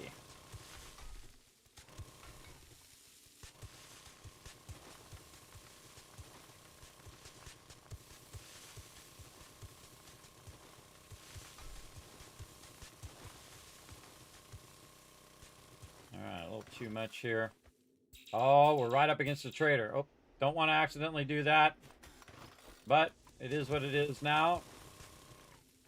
Can't put it back in because the trader's right there. We'll be real careful on this rest of this. We might have went one back from the trader, but that's okay. We'll see how this works out.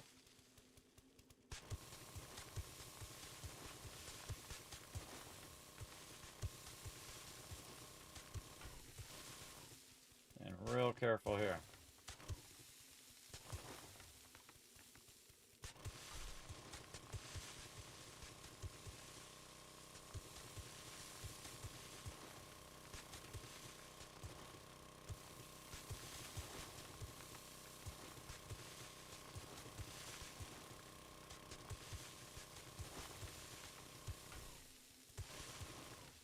Okay, there we go. Went all the way around. And we have this right here so we can get up and out of there. Then what we'll do... I guess we could leave that. Leave that there. What we want to do after this is we can go ahead and take this out block by block, or what we can do is what we call undercutting. And that's where you just go ahead and undercut these blocks. The blocks are no longer connected to anything else, except for in the very center of those kind of weaker blocks. And so what we'll do is we'll just start undercutting all of this across here as best we can. And we're just cutting the underside so we don't have to take out every single block. That'll get old real quick because this is a huge area. Huge area to do this on. And you just keep going until it weakens itself until a point where it just gives way. You might turn around and look back and all of a sudden, boom, that's all cut out and gone. Again, we'll do all the edges first. Again, make sure this isn't like under your base where all of a sudden your base is all going to come down. And what you can do also is get kind of stuck under here like this. Like you're crouching under this kind of edge, and that'll help you a bit stay further down so you can cut back like this.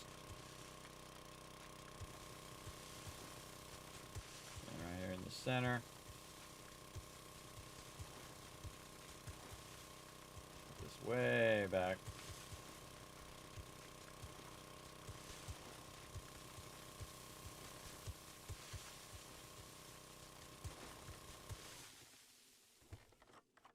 Make sure you got a lot of gas for this.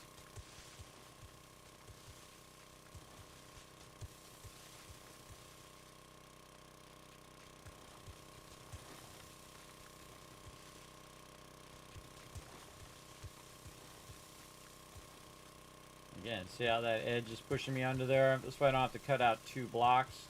There it goes. Very nice.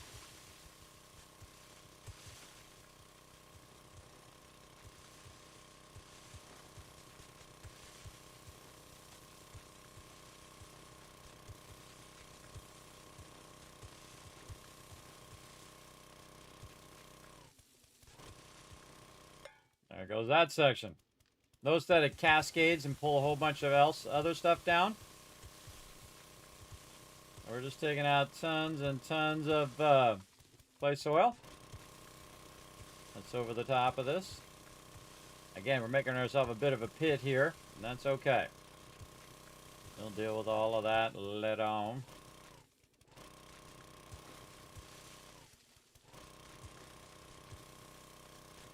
I just go with the flow. Wherever it's caving in, I'll just work that side. And the reason why is because when you get to the center, you're going to have trouble hitting the ones underneath in the center. So you'll want to bring down the sides first and work your way a little toward the center at a time. Kind of like what we're doing. Oh, stuck. Come on out of there, guy. There we go.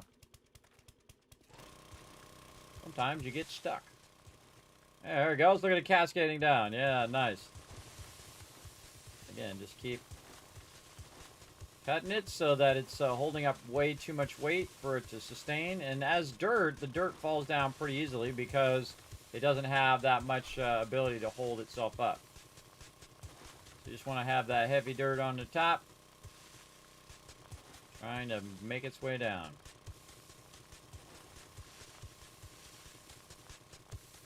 Again, if I do it 1 block at a time and I go along and take out every single block, I'm going to get more resources, but it takes a massive more time to get it done. And when it falls down, it'll actually put some dirt and all that stuff on the ground. for you to take out anyway. Oh, there it goes. I don't take that much damage from cave-ins because of my perks. Want to make sure to listen for zombies. And if you care, you can also pick up all this clay soil that drops on the ground. We'll take out all this residual stuff. Yeah, look at this bunch of sand there. Very nice. That's going to be very useful later.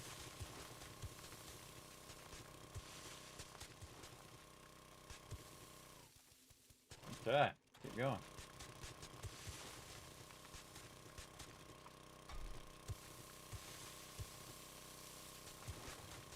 Yeah, not usually the greatest idea to do big holes right next to your base, but you'll see why here in just a bit. Hopefully we get this part done. Right over here. Should get us a huge step in.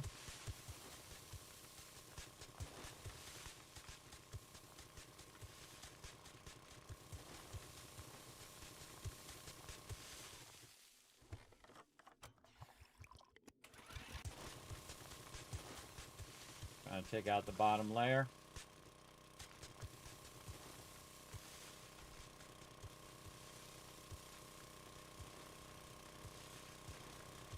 And using the edge to push me under. Like this.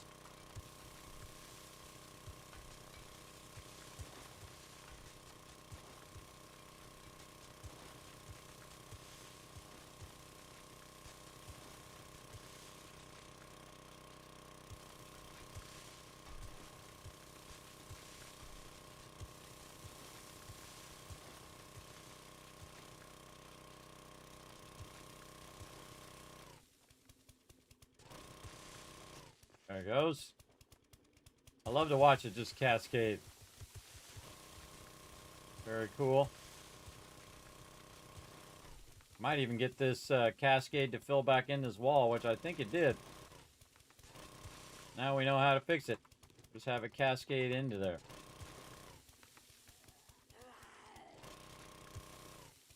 What's up?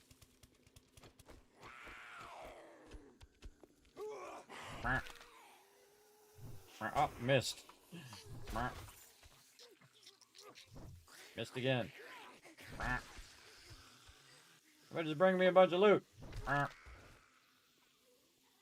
thanks for bringing me that loot. Anybody else want to bring me some loot? No? Oh, yeah. Hey, we got a party. Come on down here.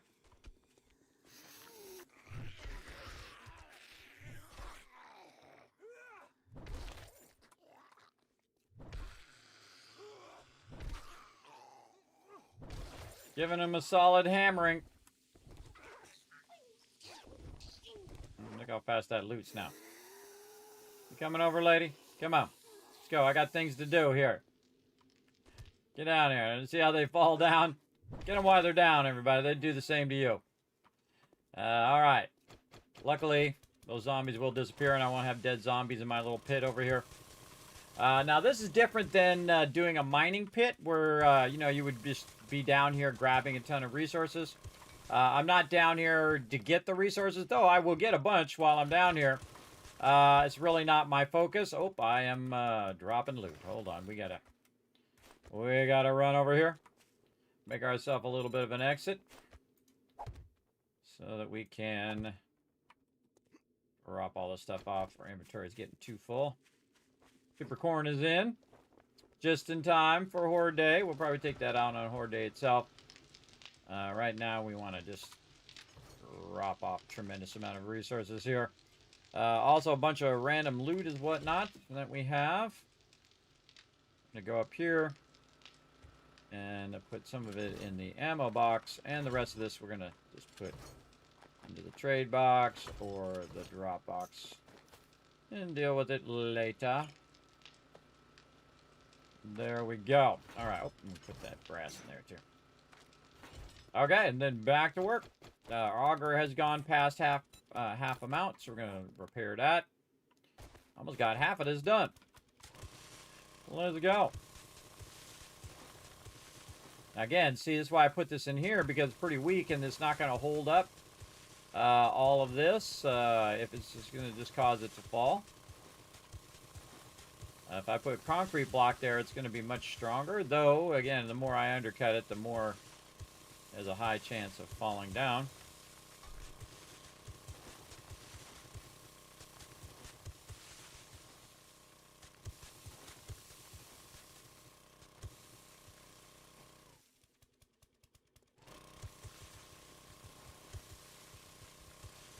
And this is just more of clearing blocks than collecting resources.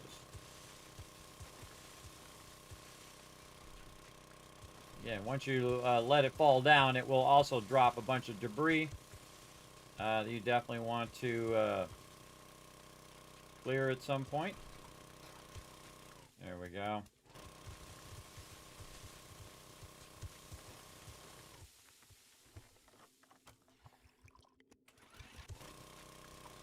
Just a matter of time now.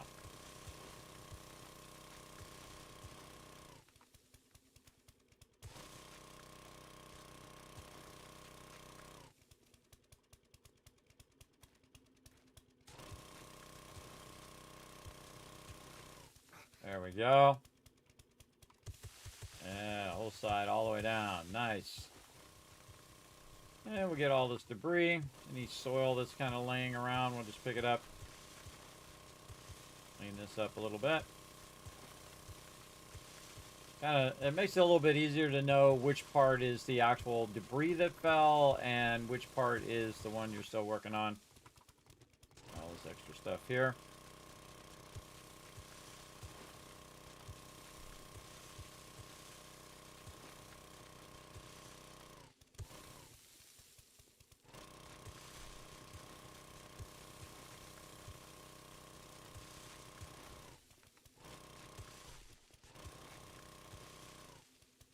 Okay, there we go. And as you can see, we cleaned a lot out way faster than we could if we were just going row by row by row, level by level by level.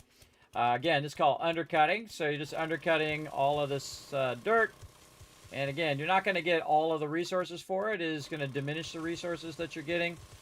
But it goes way faster. Same thing with any buildings that you want to take out. You want to just go ahead and undercut those buildings. Just take out the support, and then the whole building will fall down. In this case, dirt falls down way easier than any other type of resource. You just get under here and cut all this out.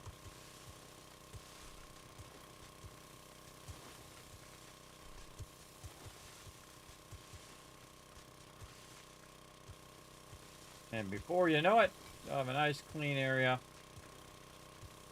No longer with a bunch of dirt in the way.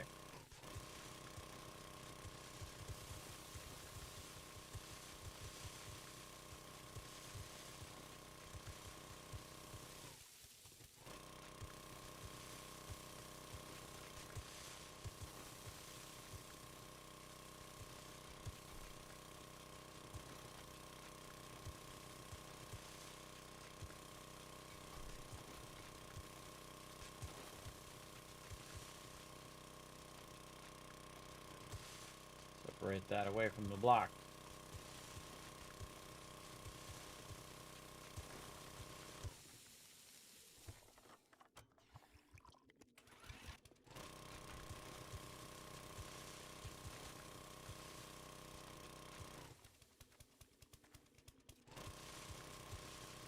Sometimes the blocks are a little stubborn and they don't fall down. But the trick is you don't want this to be by your base, pulling your base down, which is why I have it separated from the base and other things that I don't want it to pull down. In its own self-contained little area here.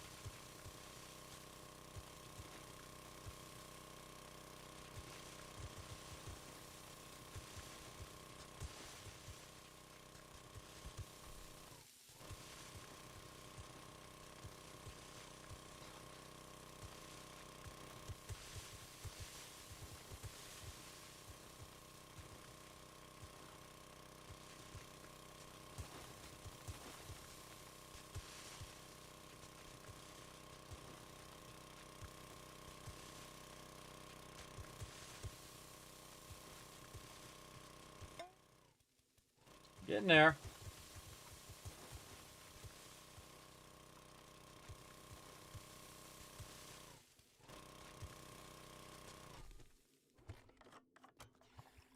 Like I always say, everybody, it's just time and effort. That's it. Time and effort. Just keep working at it until you get her done. So close.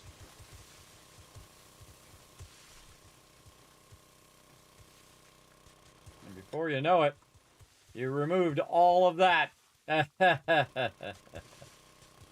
Again, very resilient. Now I got a big pit here, though. Not good for Horde Night.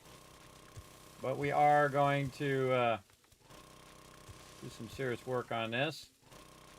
Even more so after Horde Night.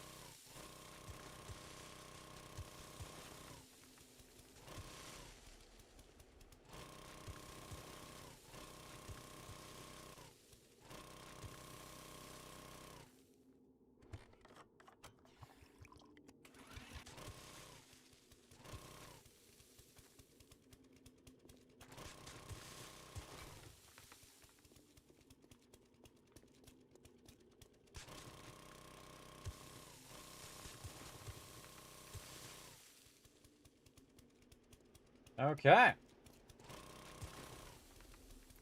Nice. Okay, what do we want to do here? We probably want to leave a gap. Leave a gap across here. In the long run. That whole other side over there is sand over there. That's pretty nice. Okay, and you can see we're down to the stone. Now what we want to do is work on this next area, but it's going to take way longer than the dirt area. This gives us a good kind of foundation here for our stuff. Yeah, I think this is pretty good. Let's go to this sand side. This sand side probably going to not be more than a block or two down.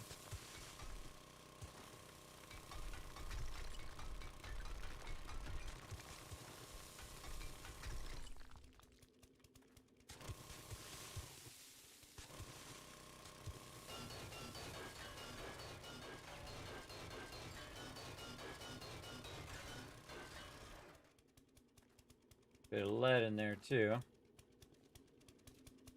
Okay. I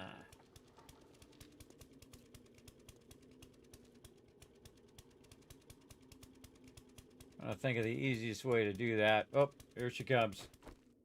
Here she comes again.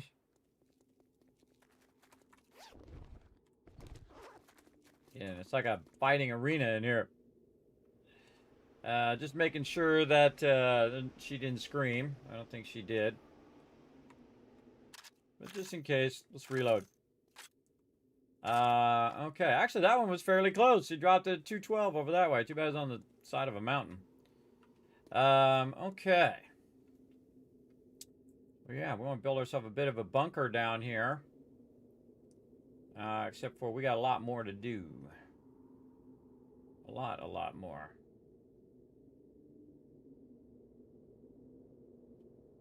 Yeah, we should just probably do it all at the same time just to get it done faster.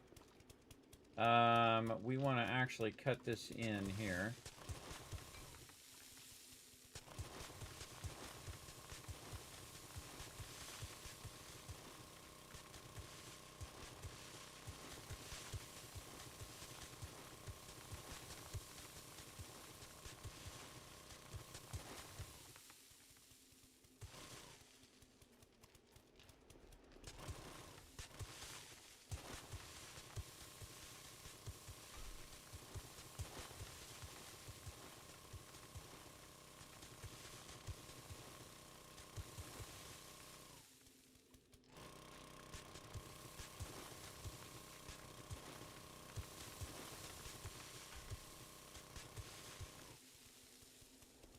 Okay, awesome.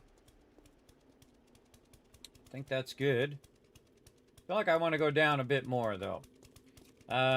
Let's go ahead and, just in case there's like a bomber that comes in above and blows up on the top, because we're going to put a ceiling on top of here. Just in case the bomber comes in, we're going to do some testing. All right, so 1, 2, and 3. And then we'd be here. So we'd want to be at least 3 down. So we'll just leave a gap at the top of about 4 blocks. So this will be the top block. 1, 2, 3. So we'd want to go 3 more down from here. Let's go ahead and just do that now. 1, 2, 3. And then we're going to cut our way this way.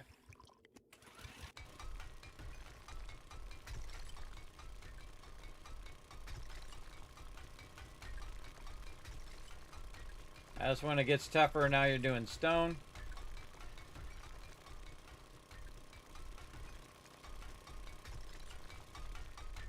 Actually, probably want to go 4.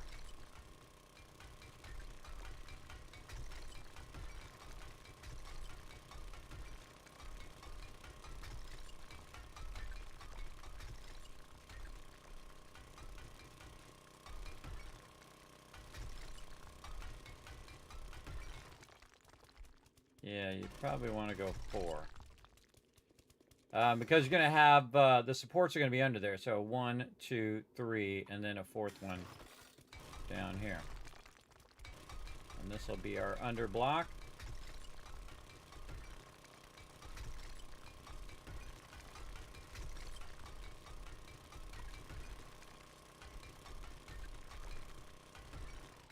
Okay, I'm going to put a little ladder here as we get in and out of here.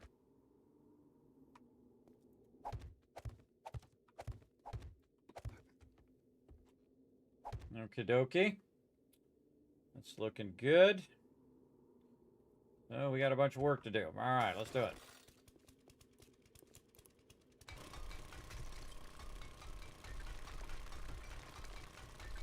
Blocks down.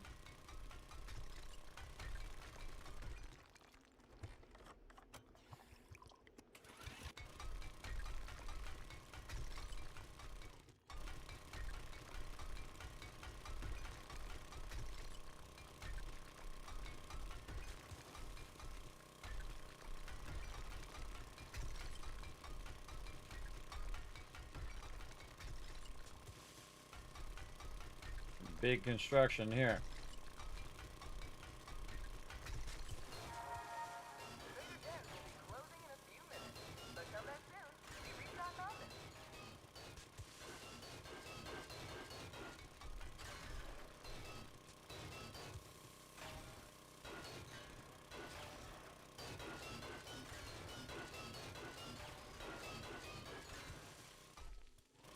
And there's our support again. All right. And again, we'll put a ladder over here just to help us get in and out of here while we're working. There we go. And we got that done. Okay, now we got some work to do down here. Where we're going to work on probably right here.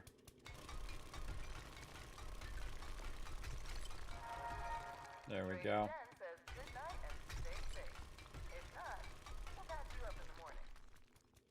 Okay, so that's all good. Now we want to undercut this as well. Now we're going to go ahead and cut this back in the corners. Just to match this same level.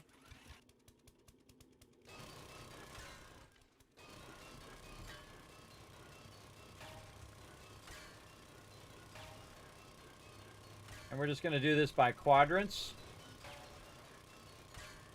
So we're going to do this, not the whole thing at once, but just do a corner and then do another corner.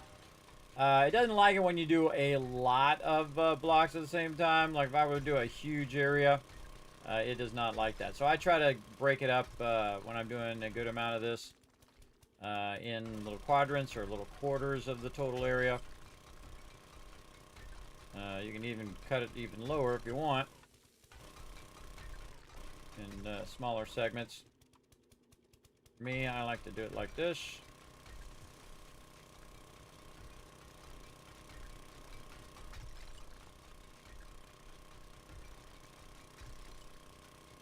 And we're following our thing up here at the top. Now this one, we haven't cut as much, so we want to kind of back it up again, trying to keep it at the same level as this. Feel like we might be down one too many levels there.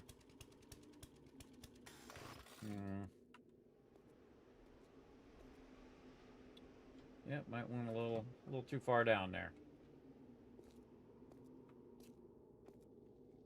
So we'll go ahead and fill this back in. I'll try to keep it at this level. There we go.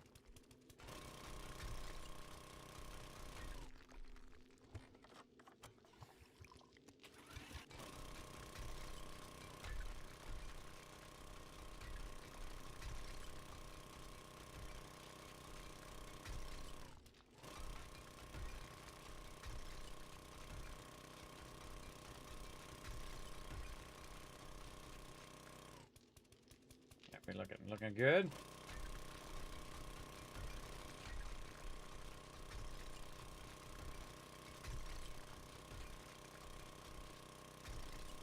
And there's our other support. Nice.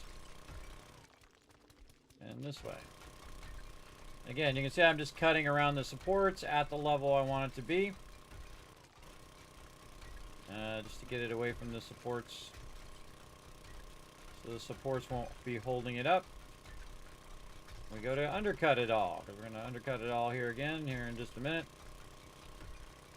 First, we got to get all this stuff cut out a bit. Certainly going to have a lot of stone for our concrete. That's going to be good.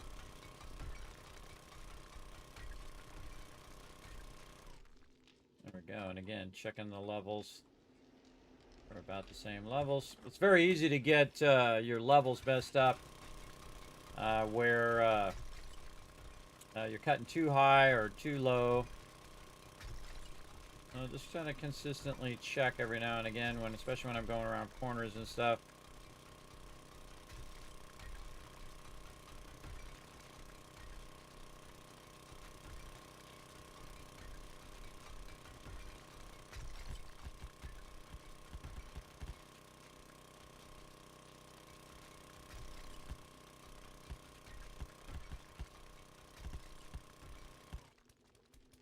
Okay, and again here. Oh, dropping stone. Whoa, got an inventory full of loot there.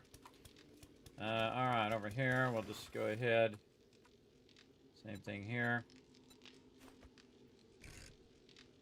Get this to go like this. Yeah. There we go. Drop off the loot. Oh, or fall down. Oh, we don't have a ladder at the top. There we go.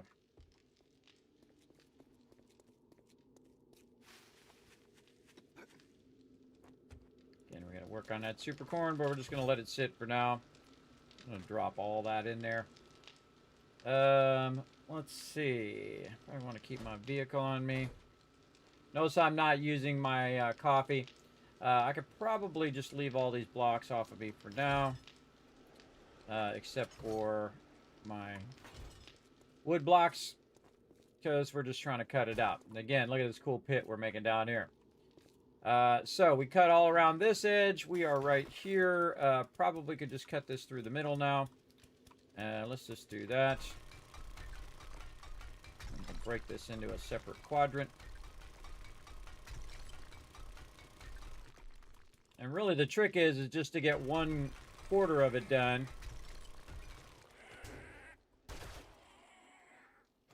One quarter of it done, and then the rest will be a lot easier, because then you'll have your levels and all that stuff. It's not going too high or too low. Ah, leveled up. Oh, I got 3 skill points to spend. Wow, I didn't even notice. Let's go in here to our lucky looter. Boom. All right, we need 2 more points, and we'll have our lucky looter all the way up. We'll be looting 80% faster. That will be nice. Again, there's a lot of work right here. Now, I could go and take this all the way to bedrock. Probably not going to do it on this particular build. But this particular build, we are going to extend this way.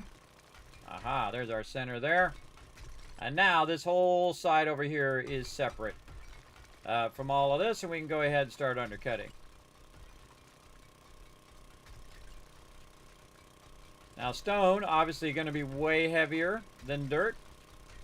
But also stone more sturdy in its ability to hold stuff up.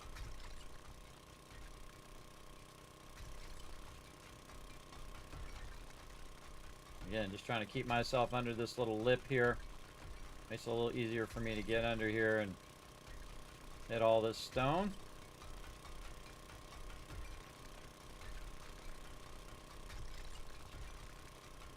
This is no small undertaking here.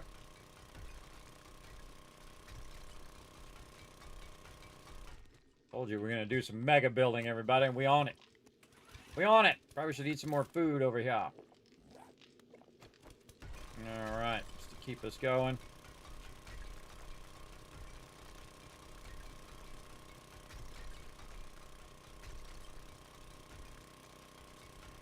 And just trying to weaken the foundation underneath all these blocks. Oh, a lot of sand on this side. Very nice. Bit of lead. Make this side go a bit faster, as you can see. Again, not really worried about the resources themselves, more about getting this cut out. I go around the outside first because it's a bit easier than trying to cut a path through the center. And some of this may just fall down and then I don't have to worry about it.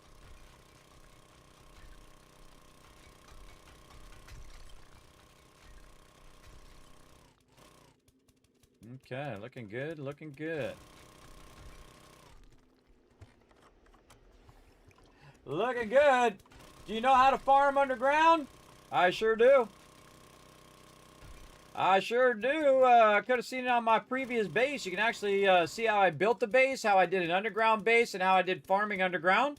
Also, what I do is I do dew collectors underground as well. Which is pretty awesome. I have it on this current base and also used it in my last base as well. I've done some massive underground farms, and my team has done even more massive underground farms. In fact, we were just talking about it earlier. You can go back and see us doing the Mark Elon Zucker estate, where we built probably the largest underground farms you've ever seen. Maybe, I don't know.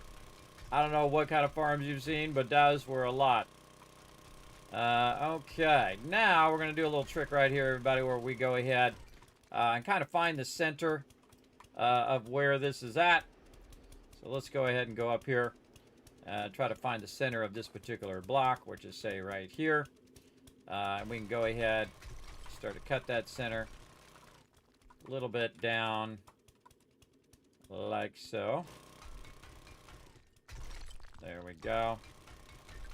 And then we'll get our blocks, like so.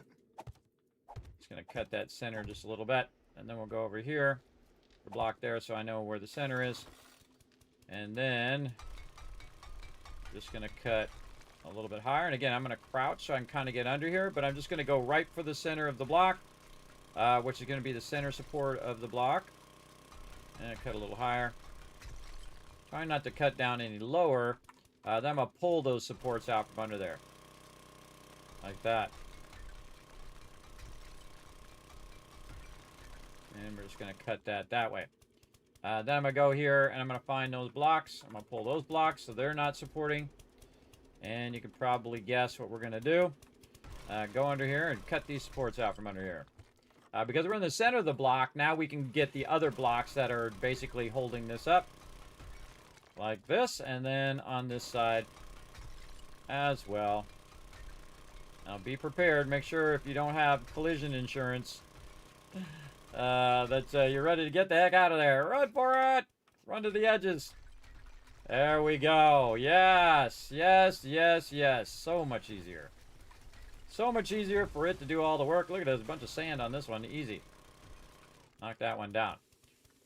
There we go, and a whole bunch of lead laying around. Again, some of the resources are going to drop on the ground. Some destroyed stone, some stone there from it all falling down.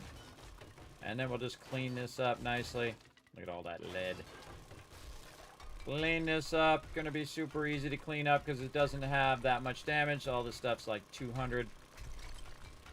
Cut a little bit too deep there. Oh, missed that one. Didn't grab it in time. That's okay. And here. And here. And just kind of fixing this all up. Fixing this all up. Right here. And again, just making a nice big open pit right before Horde Night. I'm sure that's not going to have any ill problems at all.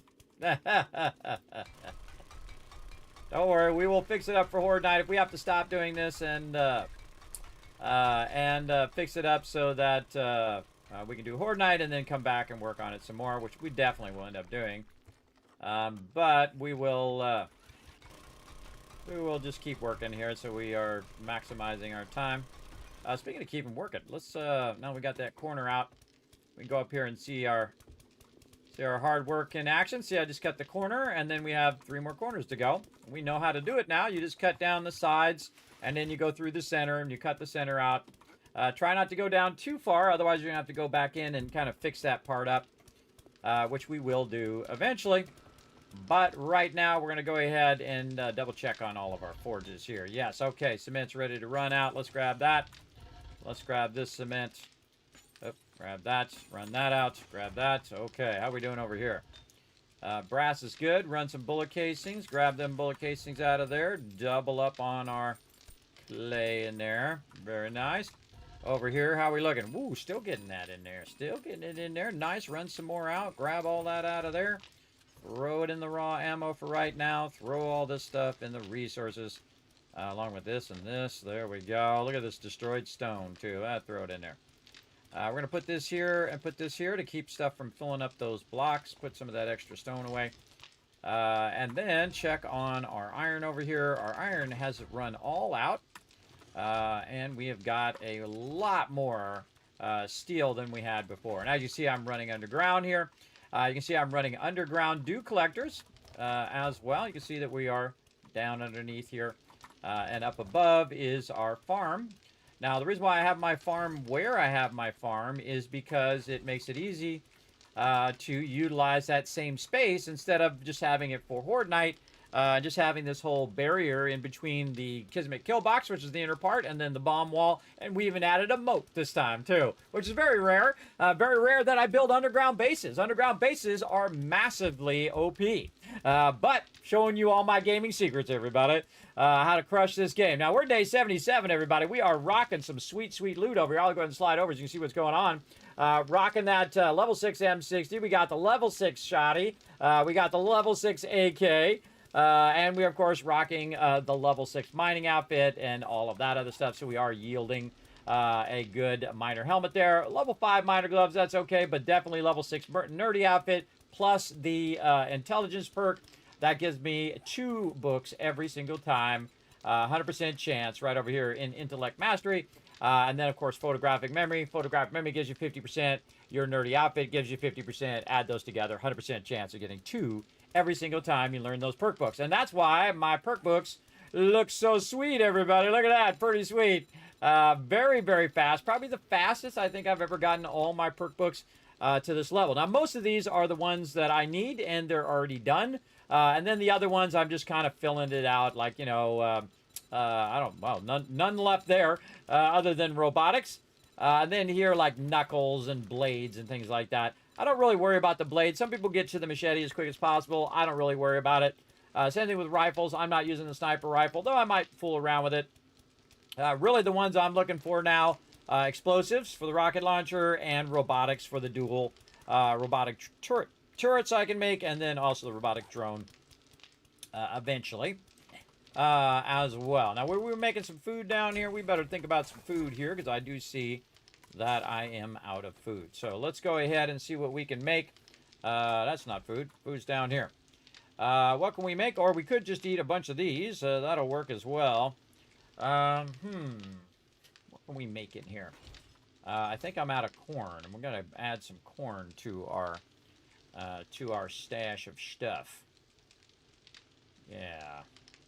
I might just go ahead and eat these. I'll just eat these up. I have to eat 5 of these to equal 1 of the meat stew.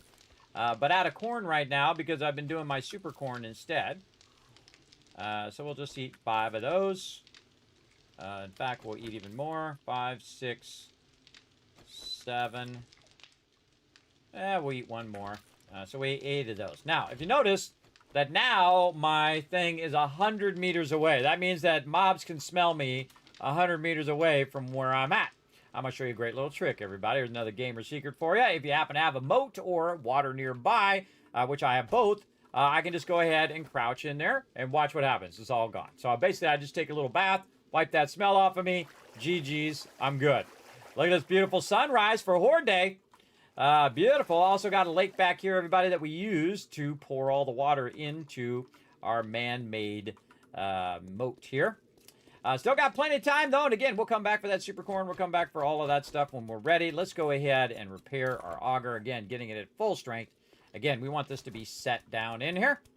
Now time to cut some more stuff. Here we go. Again, we still got all of our stuff running in there. We got our ammo running there. Feeling pretty good about our ammo. And we will go ahead and see how this turns out. Greetings, Wasteland. Trader Jen's is open for business.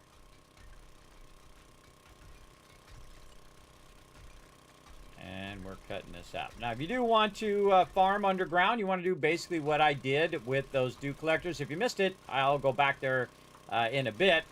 But just want to have some sort of vent that will allow light to travel to where your farms are. Now, when it comes to your dew collectors, that's different. You can't just have light. You want to actually have the ability for it to pass through and drop that dew down there. But you can stack your dew collector on top of, say, a bar, and then have one above it and one above that, and so on. So you can go straight down if you want. Do we not cut this way? I don't think we cut across this other side. Hold on, we gotta go and cut that backside. Oh, we cut too far in there. Get up there. There we go. And we gotta get past this corner here. Yes, we gotta cut this edge over here. Yep. Okay, let's cut this edge. We don't want to pull down this other stuff. We sure don't. Want to make sure that we have a clean break, so if it starts to cascade, it doesn't pull all of this under here. Which it won't, by the way. It'll do 1 block, but it won't go any further than that because we're right up against the trader. But we don't want to pull that extra block if we don't have to. We'll go ahead, get this going. Just like so. I'm going to take the first 2 blocks off first. This makes it a little easier. And then we'll cut this corner. And just trying to separate it away from these supports. There we go, and there's our other side here. And then we'll just go and cut it out over here. And over here. Now, this takes a bit of time, but man, is it going to pay off big time. It is going to pay off in the umph degree. And usually I wait till later in the game to build these massive things, but this is going to fuel our expansion here in a minute. That is for sure. Plus, we want to try some stuff. We want to try some new stuff, see what happens.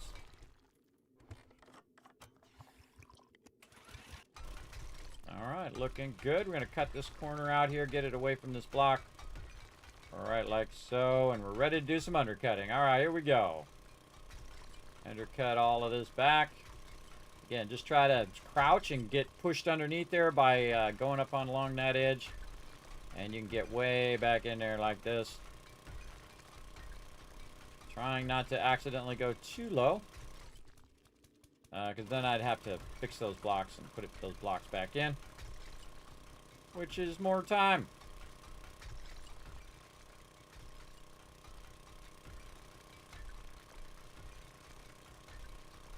There we go. Really cutting that back.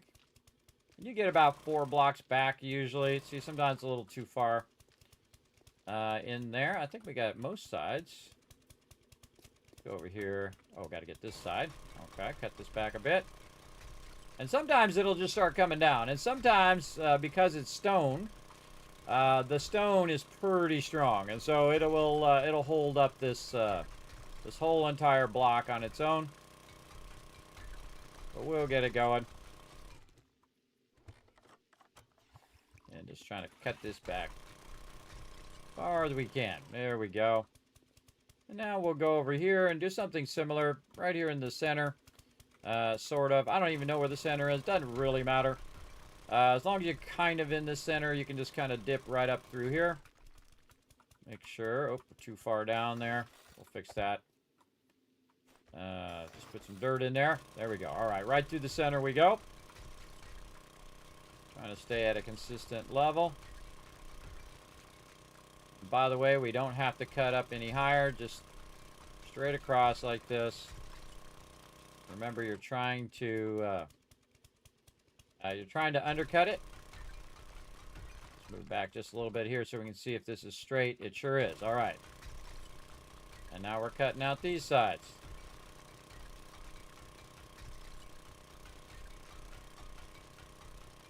You're just waiting for it to start to give way, and once it starts to give way, you're out of there.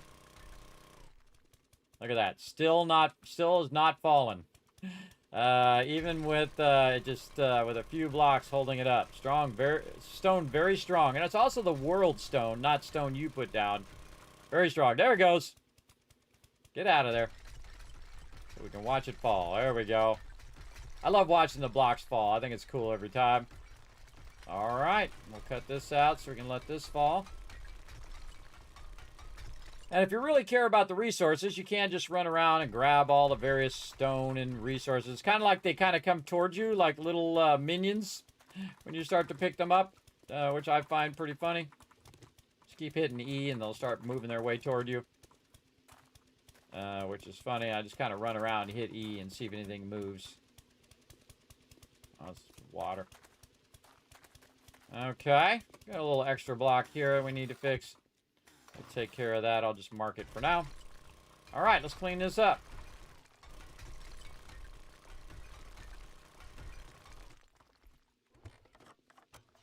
Very nice. Clean up all this debris.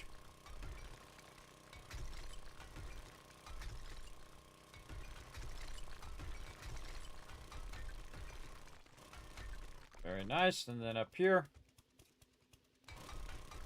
let's get up on top, make it a little easier just to come down and cut our way down.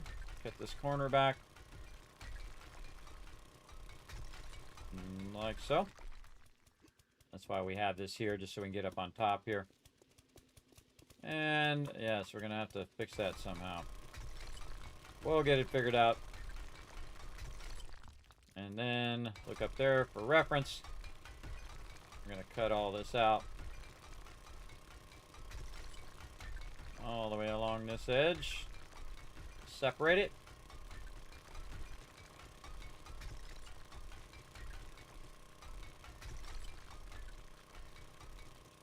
So much stone. Again, we could be using all of our bonuses and stuff like that. This is a tremendous amount of stone. In fact, I'll probably end up stacking all this stone. So it's not taking up an entire box with just stone. Kind of pointless. I'll just put it in stacks. And then fix it then. And we'll do the top levels a little bit here. I like to mix it up sometimes. Instead of just doing all 5 levels, I'll do a little bit more and a little bit more. Open up some more of our ammo, or our stuff. And we're going to go ahead cut this out here. There we go. All right, very nice. Let's go ahead and cut this edge. Back over here. Again, if you are new to my stream, everybody, my name is Kismet. They call me the Gaming Tycoon. I've been gaming for 50 years. I also have been playing this game for over 4,000 hours, and I consider those rookie numbers. That's just getting started in 7 Days to Die. I think, anyway. Some people have 5,000, 10,000, 20,000 hours, and if I had that many hours, everybody, I would have clocked those in. But right now, I do like to play other games as well, when we can. But really liking some team play with my crew in 7 Days to Die. Really like 2.5, probably my new favorite, on top of Alpha 16, which is probably a big milestone in the game as well. And of course, you know, sometimes I long for the nostalgic older versions. But I typically don't play older versions. I always try to play the newest version so I can get an idea of how it plays, right? And not just play it for like a day or 2 days or nothing like that. I'm talking play it all the way through, all the biomes, all the way to the end. Not just wimp out and say, well, I'm going back to a previous version. No, I played all the way through. All right. At least as far as I can until they make it where my save is unnecessary. Which happened in my previous playthrough. It is what it is. And then we're going to cut right down the center here. We're going to try to line up a little better. There we go. Right down the center between these two quadrants. Again, we really focus this side. It is Horde Day. I think we have enough ammo. I guess we'll find out, won't we? This is not the center. Why is that one offset like that? That one's over here. This is the center. Why are these here? I don't know why those are there. Those don't belong there. Those threw me off for a second. I thought that was actually lining up the center, but I am already in the center. Tripping me out. Tripping myself out. Take them blocks out. So if I go this way, I should see the other support when I get there. That's how I know I'm doing it right. So if I see a support just offset there, I was like, wait a minute, why's that offset? I just put those blocks there for some reason, I'm sure. To stand on them or do something with them. I don't remember, but I do see that I'm going straight toward this other support, so that means it's working.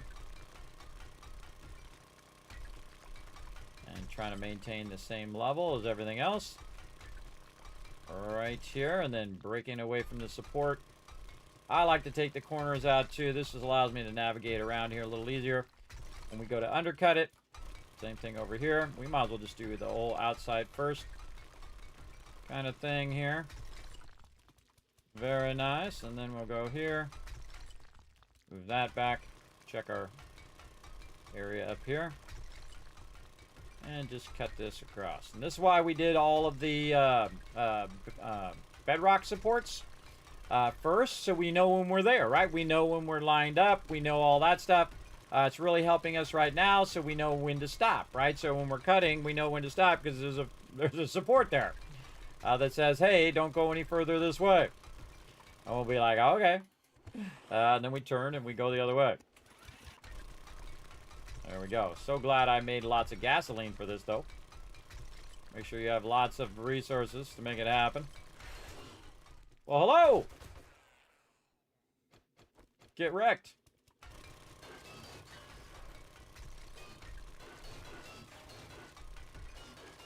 A little bit of lead over here. Now, in theory, she might have screamed, so we might get some more friends here in a minute. Kind of a dangerous place to be when a bunch of mobs are coming after you. But we'll see what happens.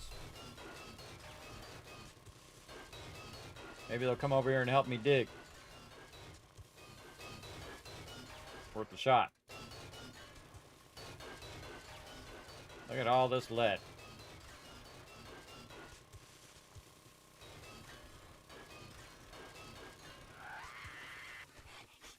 Speaking of, another one. Definitely want to lock and load. When you hear a screen like that, reload.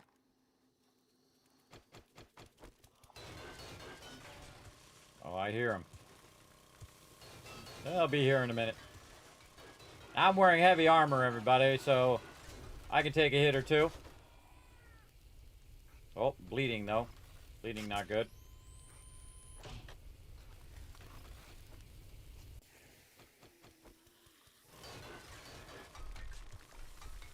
Gonna get up here and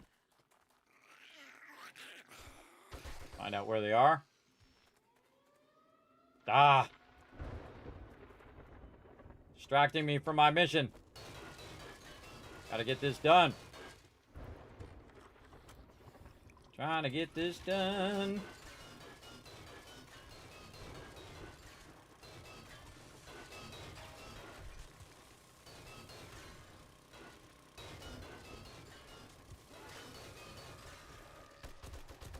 Aha, cop tried to get me and couldn't get me. Aha, there's our support. Nice.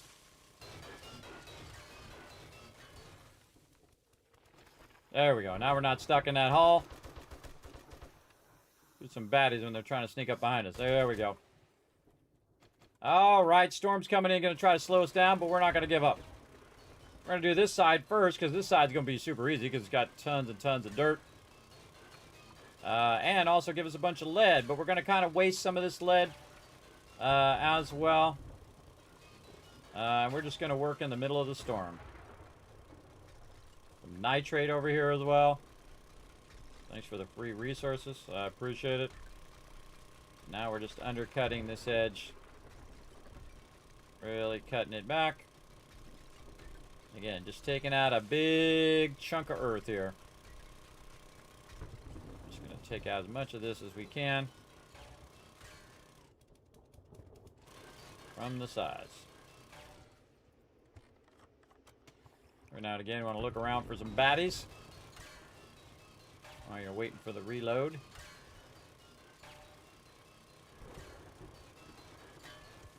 Actually, the lead itself is actually making it more difficult, because stone is actually easier for me to take out right now.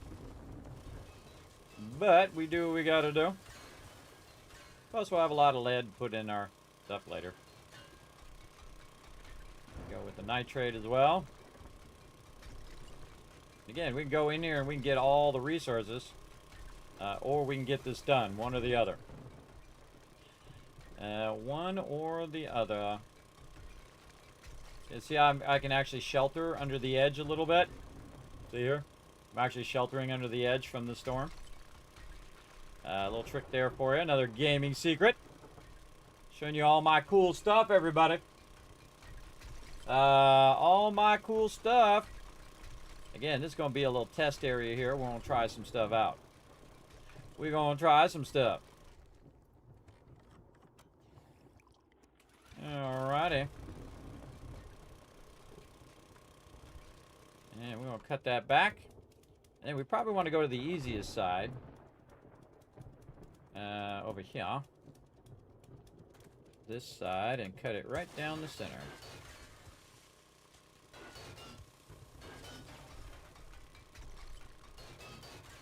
And cut out these supports.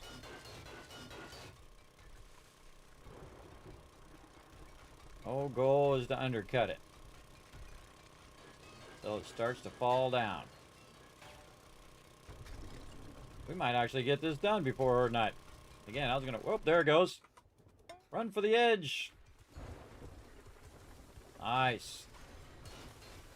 Taking all that out. Take that out. Good stuff. And again, this is gonna be like lead and stuff here. Now this is definitely gonna be worth your time. Pick up all this lead and stuff on this side. I would pick all that up first. And then pick up your little minion stones that are going to chase you. Lead, lead, and more lead. And a little bit of stone. Take out all this. Hello there, nitrate powder. Alright, more undercutting. Now this is easy because now half of it is already gone. Which is the easier half, which is the half that had lead and nitrate, and then the other half is the stone half. And again, we want to get rid of all this destroyed stone. We don't want any of that acting as a support. That stuff very not supportive. Not supportive stuff. And then a little bit more here. I love how I run out right on the last couple blocks. Always seems to happen. Run out of gas. There we go. And then we'll look for anything that it drops. There we go. Grab all of this. Grab that nitrate powder. Little dip there. Let's see if we can fix that dip with some blocks. Sure can. Very nice. Okay, and again, look at all this lead we could get. But we're not here for the lead. We're here to make a big area. And we are going to shelter underneath this edge if we can. We're going to crouch. Shelter underneath here while we're working.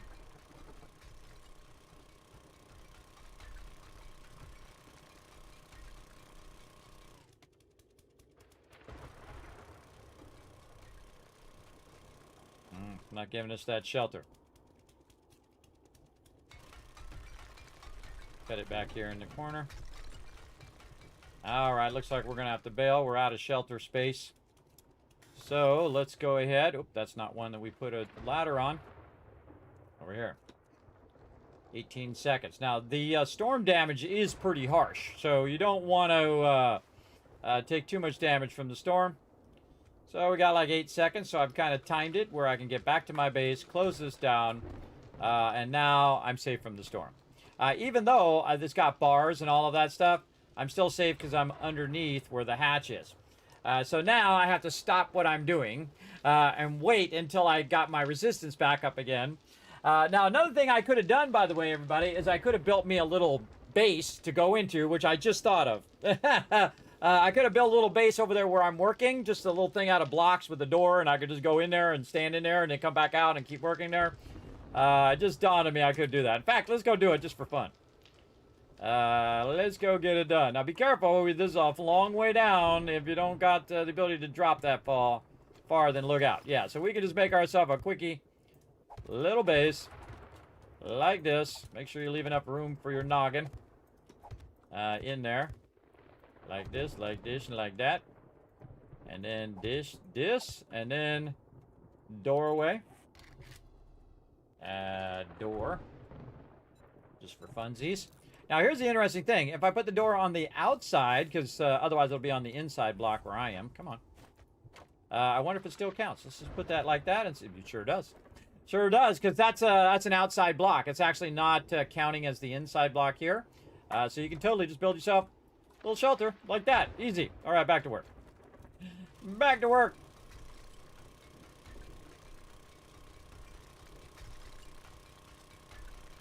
I want to get this done before her night drops. I want to see what happens. See if it gets destroyed. See if it turns out awesome.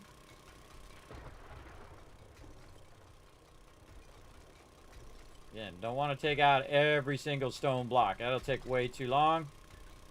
Not a great use of my time to take it all out one block at a time. Even though you can get a ton of resources from it. I'm just trying to have it fall down.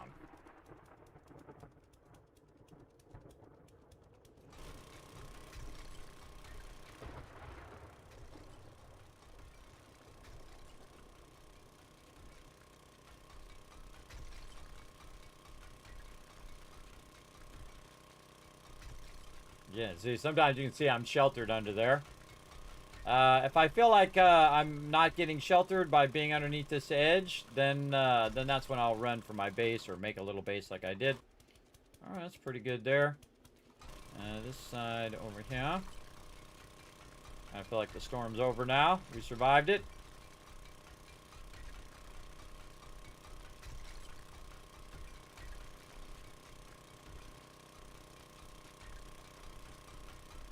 I don't worry about too much about cutting this all the way back. But I do try to, you know, hit as much as I can when I'm going and doing what I'm doing. Because then it just saves me time when I go through the center. Like this one here, we can cut this back a little bit more. Plenty of gas, still doing good. Just cutting this up. Making a big area here for a future expansion of our base.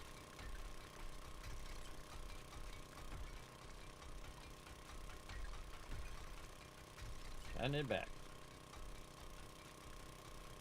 Just let that lip push you under that lip so you can hit these under blocks. There we go. And we'll just kind of guess where the center is. And let's say here. That actually is pretty good. Oh, I think we went down one too many blocks there. My bad. Sure did.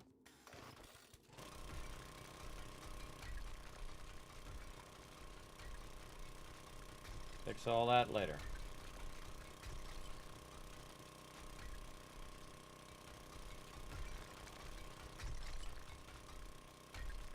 Okay.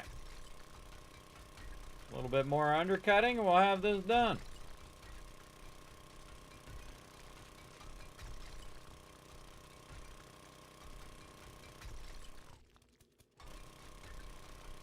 Powerful stone holding all that up.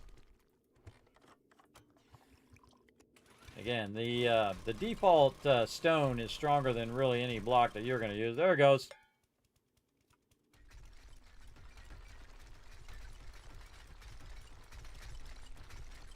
Awesome. All right, my little minions. Come to me, my little minions. And just go around and hit E a bunch of times, and when you see something move, grab it. There you go. Yeah, some destroyed stone over there. You actually use destroyed stone for something. I can't remember what it is off the top of my head. Don't tell me. Remember, watch out for that backseat gaming, everybody. No backseat gaming, please. Only when I have something called LTP in the chat. That's called Learn to Play. Then you can backseat game all you want, as long as you don't do any story spoilers. We were doing a bunch of Learn to Plays yesterday. That was really fun. Did an early start to the stream. Again, I do like to show off other games. A lot of really fun games in there. A bunch of demos that you can play, too. As well, you can watch yesterday's stream. All of my streams, by the way, are numbered. They are called the BSE, the best stream ever. That's why that number's on there. And those actually started at 1, by the way. The very first one. Which you can go back and watch on YouTube, everybody. You absolutely can. I forget what number we're on. What number are we on right now? We're on number 2,755 in a row. Yes, there we go. We did it, everybody. We got it done. GG's. Now we're ready to go ahead and solidify this a little bit. I don't think I can grab that top one, so I'm just going to pull these ones out from underneath. Wait for it to pop up and then knock it out like this. All right. Now we're ready for our stones. And the reason why I didn't make it all the way up there is I didn't want it to be holding up the center part of this. So I wanted to go ahead and take that out of there. Now we want to get our actual blocks. Make sure that we have our blocks. We do not. So we don't want to go down there yet until we have them blocks. And again, Fortnite, everybody. You're like, yes, man, you're really riding it close. It's fun. All part of the fun, everybody. That's for sure. Okay, let's get our blocks back. I don't remember where the heck I put my blocks. Here's some right here. Up in here. Like this. Did I put these in the drop box? I did. I have them right there. Okay, so I want to make sure I have those and make sure I haven't messed those up. So we'll leave those as is. And we will get these blocks. There we go. Now, this particular character can jump down pretty far, and the reason why is because I have the nerdy boots on. Will that allow me to jump down? Now, be careful how fast you're pulling these out from under you, because you can break your leg by doing so. So I go like 1, 2, 3, 1, 2, 3, 1, 2, 3. We already dug this out earlier. This is all the way to bedrock, and you can see that we already have a cement one there. And now we're going to put in our supports here. Let's go. Let's put in our supports and see how we do. All the way up. Like I saw. And we're going to go up a little higher. Let's see where we're at. Yes, we are up higher. 1, 2, 3, let's say. One more. Maybe one more. All right, looking good. Now we got some work to do on our cross supports. Okay, how do we want to do that? Probably want to jump down over here. Jump down over here, and then use our blocks first. It's going to be hard to reach that all the way up there, so what we're going to do is do some cross blocks here. like this, and then over here, we have about 2 or 3 up. Doesn't really matter, just so I can stand there. Then we'll go ahead and put in a ladder along the side here, so I can get up here on the top of this block. There we go. We could have done our other blocks across, but the reason why I didn't want to do those is in case it, when it's cascading, that it might pull these blocks down, which I don't want it to do, obviously. That does not seem like it is at that same level. Let's put all these blocks in first and see if we got to bring our... It definitely looks like it's got to go up by 1. It sure does. Okay. Glad I checked it first before I started running it from the other direction. Let's go ahead... Put a little ladder here. And we can jump up on top. Get our other blocks. We just take that stone out of there. And then do this. Notice how it was turning yellow? That's because it was almost to its maximum length. 12 is maximum length. But because we have the center pole, this one's holding it up 6 this way, and the other one's holding it 6 this way. So it's actually not even close to its maximum, everybody. Now it's half of its maximum because one side's holding up one side and the other side's holding up the other side. You get the idea. And then again, right over here, we'll grab all of this stuff out of here. We'll grab all of these. A little chainsaw action on that. We can go ahead and go up here to the top. Grab all of these on the way down to get them out of the way. Put some of this over here on this side. And maybe even do this. There we go.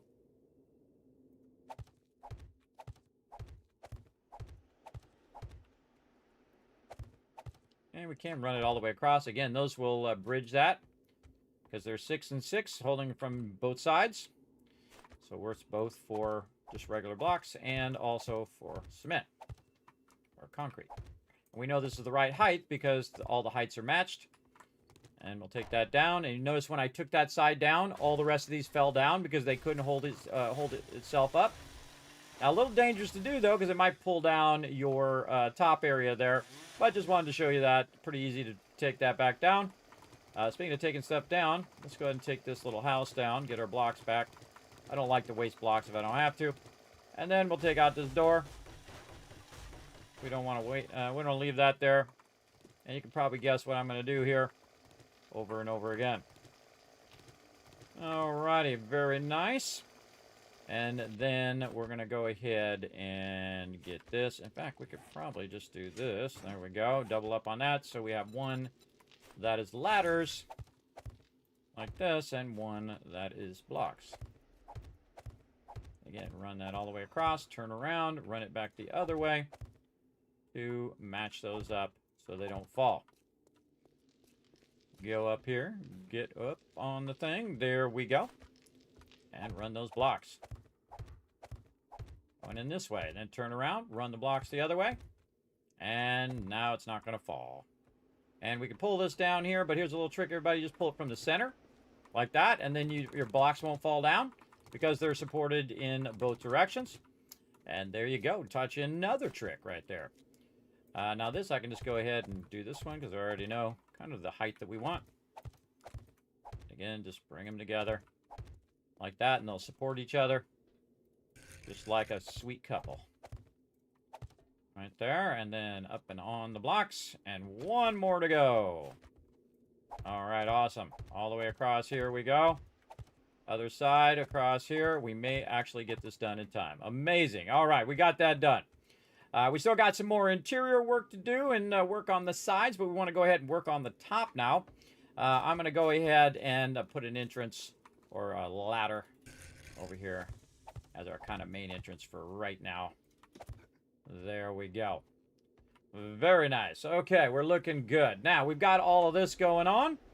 And our goal is to use these pieces that you can't actually choose without going way out to the wasteland and highlighting them and using them. Now, I did get a bunch of other pieces as well, which I foolishly combined them together, but that's okay. I really only need the one piece to do this kind of test. So what we're going to do is we're going to take the shape that we got out there, but we're going to put it down as bulletproof glass and see if it does do something that we hope it's going to do.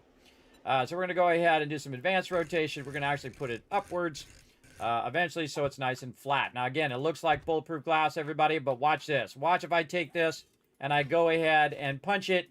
Boom, that's 5,000. Bulletproof glass normally 3,000. And then dazzle you a little bit more, I'm going to actually come back to here and I'm going to upgrade all this glass to 10,000 because, again, you can upgrade it to steel. Now, when it comes to bulletproof glass, everybody, I highly recommend that you do your bulletproof glass in the same direction. Now, this is super paper thin here, everybody, so very difficult to do this way. So what you really want to do is just aim at the edge of the block like this. But, again, when you change directions, that's when you're going to have problems with the look of your glass. I'm just going to go ahead and run around like this. We're going to go ahead and probably take that out later. So the whole goal of this is to go ahead and put in this glass over the top. So basically, we're going to have this whole open area underneath here. Now, the problem is that zombies do spawn on dirt blocks. So we're going to have some problems if we don't take care of our dirt blocks. And seriously doubt that I'm going to get all of this done in time. So we'll see what happens. We are riding it right up against Horde Night. And again, I'm just doing the outside edges first. Like this. Just because they're easier to do. Like this.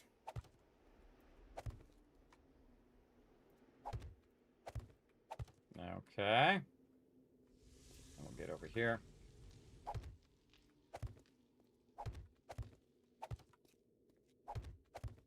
Again, you gotta really, oops, gotta really cook when you're doing this. Okay, now we gotta do all these other sides.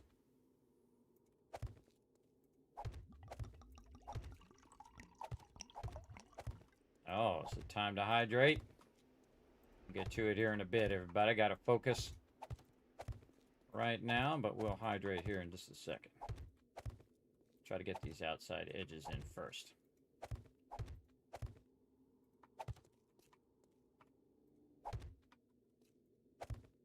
Much easier if you aim at the edge of the block.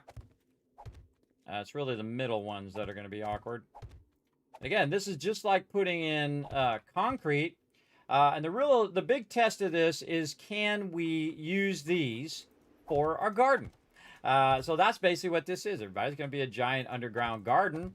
But it's going to use these bulletproof glasses, which is different than the other bulletproof glass. And don't tell me, everybody. Part of the fun is discovering. So don't tell me. Actually reward you for not telling me. So don't tell me if it works or not. Part of the fun is in the trying, right? No backseat gaming. If you tell me any course of action, or if you reveal something that I'm trying to discover, without me saying, hey, tell me the thing, where I'm telling you not to tell you the thing, especially, then I will permaban you forever. Because I'm not your papa.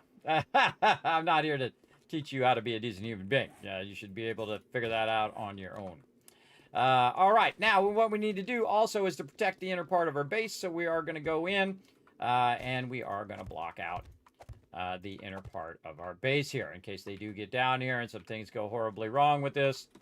We'll see what happens.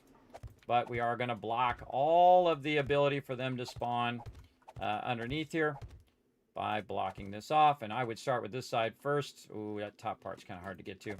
We're going to do some jump blocks. Do what we got to do. Get these top blocks first. That's what I call jump blocks, where you got to jump up to get them. Take all this out.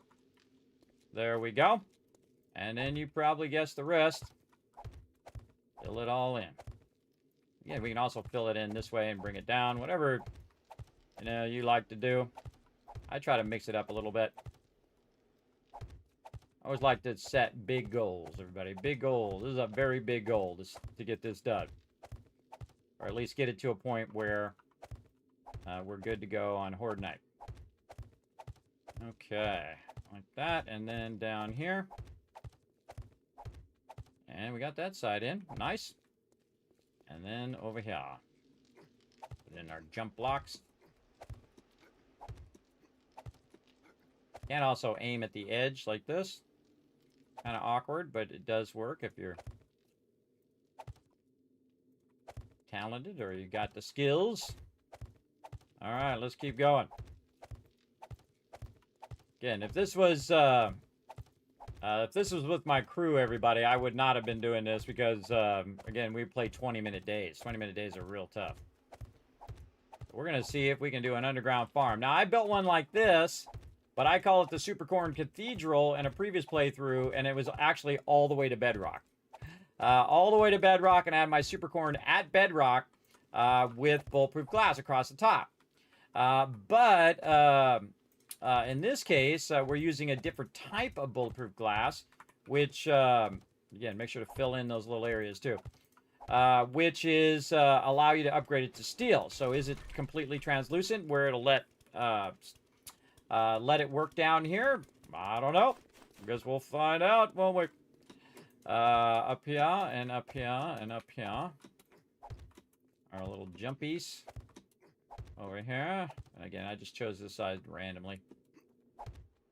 Really, the inside by your base is the one you want to get first. And then down here we go. And we'll get behind our ladder here. Again, you decide what's faster for you. I'm just going to go like this, because if I make a mistake, I'll get an extra one. Right where I want it anyway. I like to try different ways, see if it goes faster. Kind of actually feel like this might be faster. Because then you're aiming up and you're aiming at the block above the block you're trying to put in.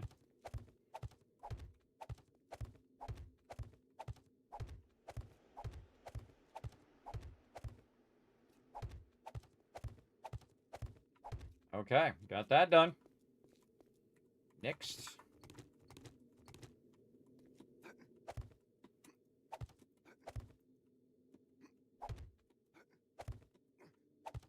Again, this could go horribly, horribly wrong. Oh, and we've got this problem here. See, we could have mobs spawn there. So what if we do this? Something like this. How can we make that fall down? Good question. Kind of make it fall down onto a block. Something like this. It's going to cut into my time here. This is right by the trader, so I need to take out the parts along it and see if it falls down into where we want it to be. Oop. And let's see. Yeah, see, it fell down there, but it didn't fall down into this corner. So we're going to probably end up with a little corner there that we're going to have a problem with. Not sure if the mobs are going to spawn behind there. I can't put blocks in there, so kind of sucks. Definitely be super careful when you're by the trader. So we're just going to block it in and see what happens. We will see. Again, this is pretty far back away from my base, so this could be back far enough where the mobs won't spawn right here. But I'd love to be able to put a block in there if I could. But we'll just do what we got to do. Kind of lucked out that was actually pretty far. Usually they spawn about 30 blocks back. This is about 12, 24. It's actually about 24 blocks back. So yeah, they might. They might just spawn in there.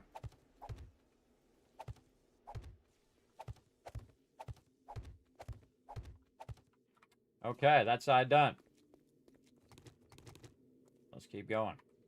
Now the point of doing this, everybody, is to keep them from spawning off these dirt blocks into this middle section. Now, in theory, they shouldn't fall down here from the top part, but we'll see what happens. That's why we're testing these things.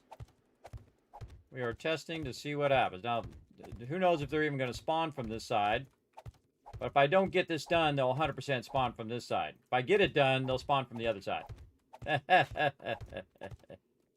Because that's just the law of how things work, apparently. We're gonna go, because we are running out of time. Let's go. We got a lot of blocks to put in. A lot. Yeah, and I like to be ambitious, everybody. Ambitious with my stuff. Let's go. A little jump. blocks here. Get those in. Nice. Okay, let's go. And I'm going to speed up. I hope you guys don't mind. If you have any comments or questions, feel free to throw them in the chat. We'll be focused for a little bit here, though. Obviously trying to outrun Horde Knight here. So going to be focused on building this. And I'll catch up on the chat here in a bit. Going to get this done. These ladders out. Yeah, just going around the outside here. Trying to keep them from spawning down here. You're probably thinking, what about the ground, Kismet? Well, we'll take care of that here in a second. We gotta get these walls in first.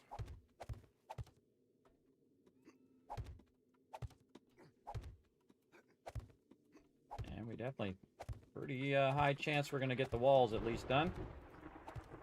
Right here.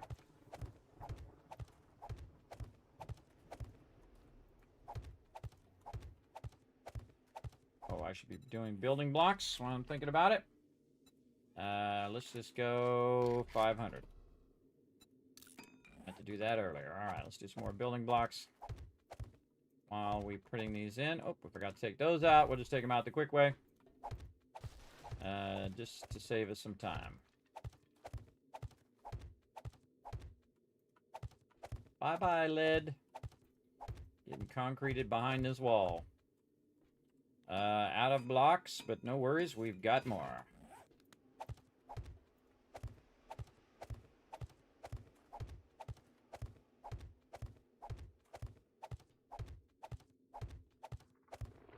Alright, nice, nice. Come back to that in a second. This ladder out of here. This part in. Oh, we got a little bit of edge there we got to work on as well. We'll work on that later.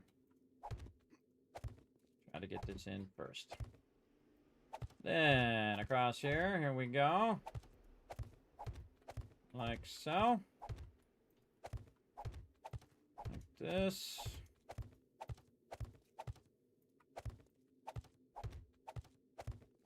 If they don't have any space to spawn, they will not spawn down here.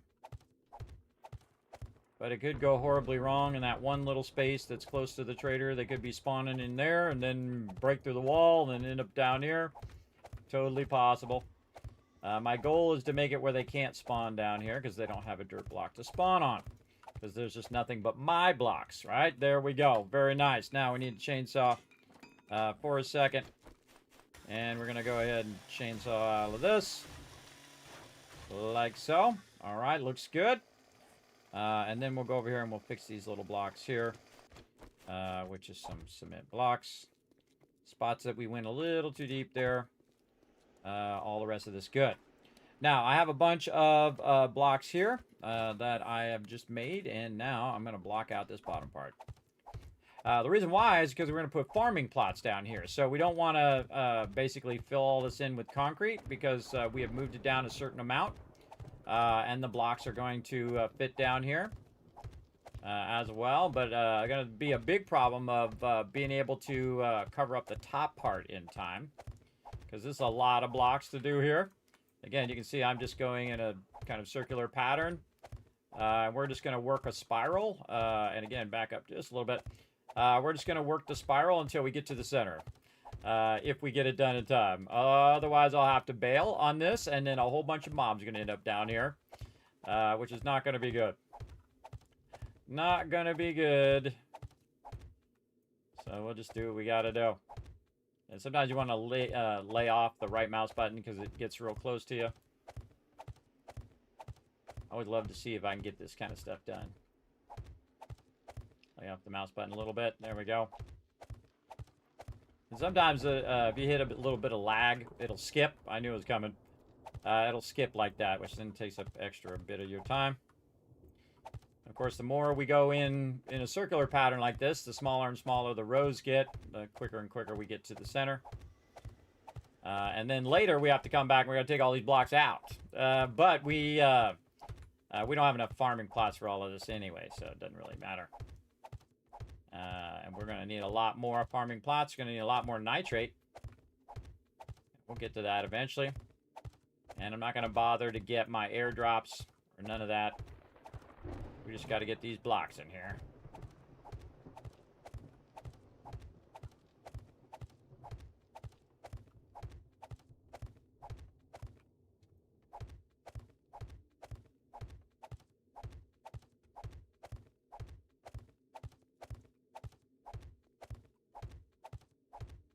Trying to turn the corner a little early there.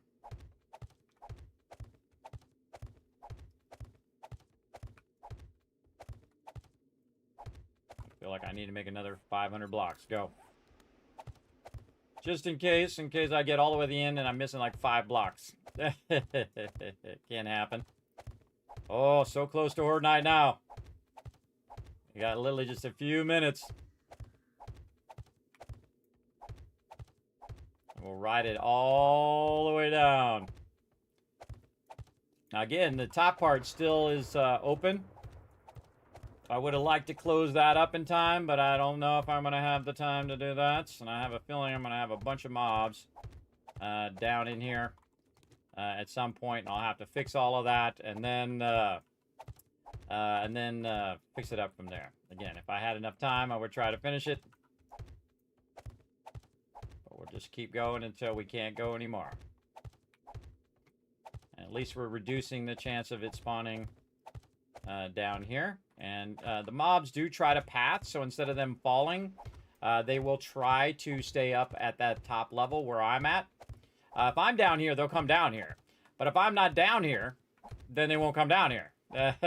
Usually, unless they fall. And you're trying to make it where they're going to think about, okay, wait, I don't want to fall in this hole. I want to go around this hole and end up over on this other spot, right? Because mobs will figure out, if you just put a pit there, they will often try to go around it. And they have changed that a bit, so that's another test we're going to be doing, if they are going to fall down in here or not. Really, we're just trying to keep them from spawning at the bottom here. This is going to be close. This has got to be close. We'll be closing soon, so make your final purchases and stay safe out there.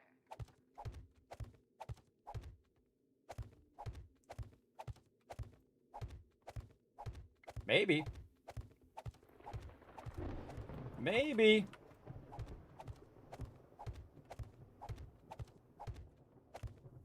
Oh man, are we riding this close?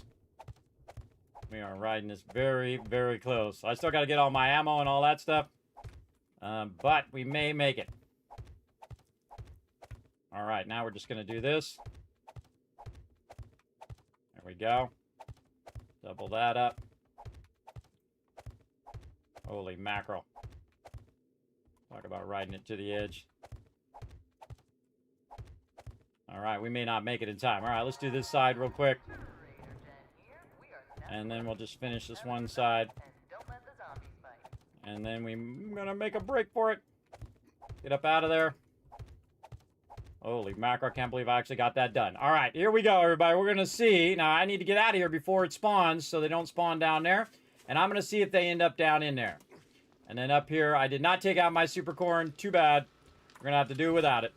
We definitely want to drop all this stuff into the drop box. We want to grab all of our ammo. Big time, big time. And here they come. Already trying to shoot me. All right, here we go. Into the kill box. Get into the kill box. All right, there we go. We got tons of super corn in the way, so we're going to go to the outer bomb wall area. And we're going to run along. And we're going to wipe them out. Let's go. Get wrecked. All right, let's see how this goes. Now, I did leave them an ability to run across here. And we'll see if they end up down below or not. All right. Oh, they're all over the place. All over the place. Let's go ahead and crank up the sound a little bit. Also, while they're running in or they're getting shocked, come on. Let's repair our primary weapon. Let's go. All right, let's wipe out some baddies. Yeah, normally I take my super corn out because, as you can see, it's very hard to see what I'm doing.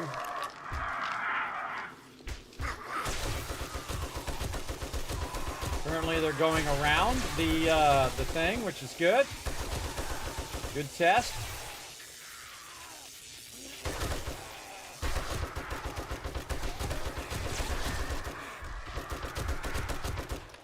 Try not to also shoot them when they're out there so they don't fall down in there.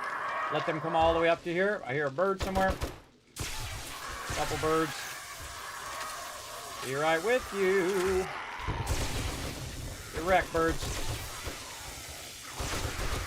Oh, they actually get a hit on me there.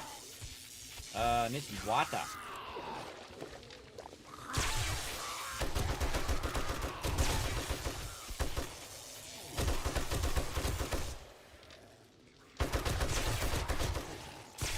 Shoot them through there onto their feet when they're in the little moat that I have around the base.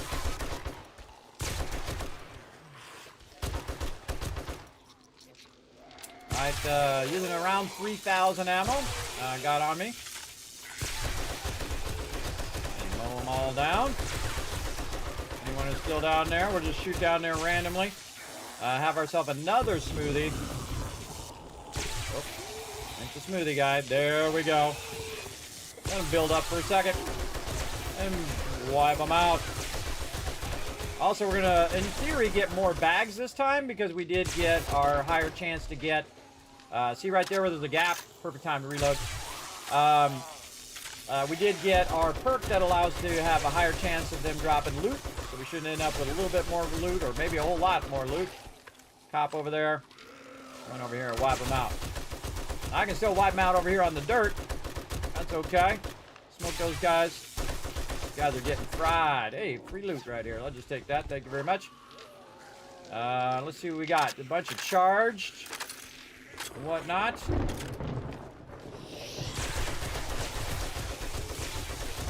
Seems to be working okay.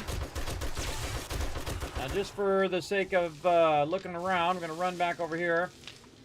Wherever our entrance is. There it is.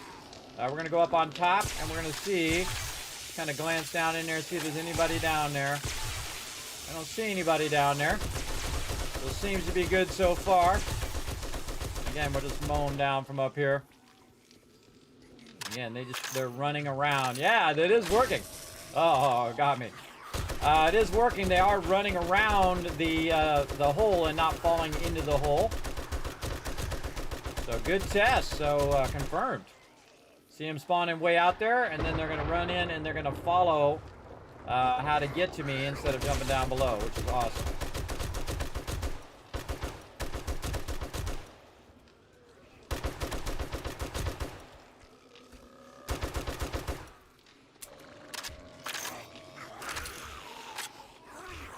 Stop trying to get me. Oh, not good. See how they're trying to hit the side there? That's not good. So what we want to do is go back into the kill box here. So, oh, not that one. That's the inner kill box. Back in the bomb wall area so they are getting electrocuted. Like this. There we go. We don't want them knocking out those bottom blocks. Like this.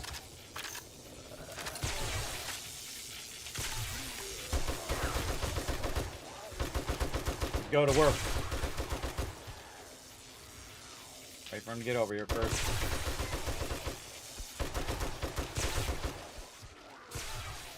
Dollar bills. Let's go. I hear somebody over on the far side. Getting shocked. Double check there's nobody along the edge. Now normally I can see if I took my super corn down. Again, I didn't have enough time to pull it down. So we'll try to do it next time. We're trying to test this out. And again, because I covered that bottom area and I covered all the walls, there's no dirt down there for them to spawn. But I may go back there and open up that wall and see if anybody's come through that wall and see if they spawn behind there.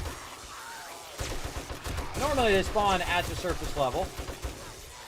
I have had them spawn before when I put like trees up above the base and they started spawning on the top of the base on Horde Night and then dropping down on us. That's why I don't put those old dirt plots up there anymore, because that's actual dirt. You're trying to get through there. Have they breached? Oh, look, they've done a little bit of breaching right there. They have actually done a good amount of damage to that spot right there. I know a good idea what to do.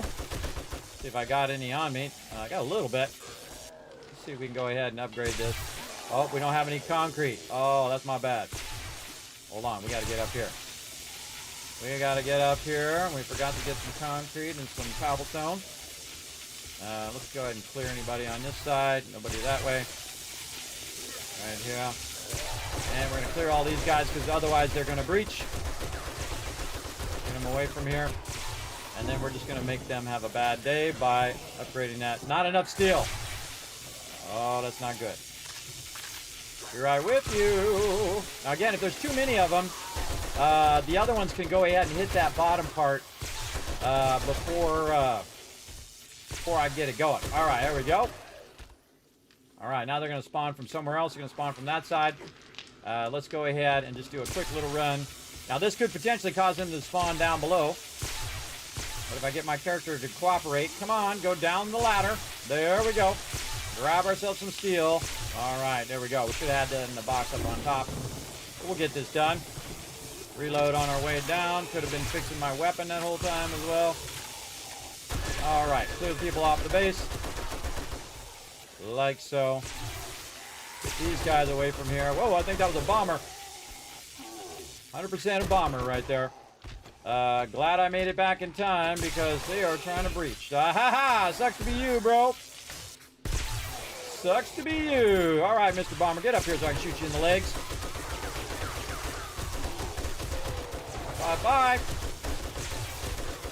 And they just love coming over here. Now I got that steeled up, a little harder for them to get through. Good time to repair my weapon.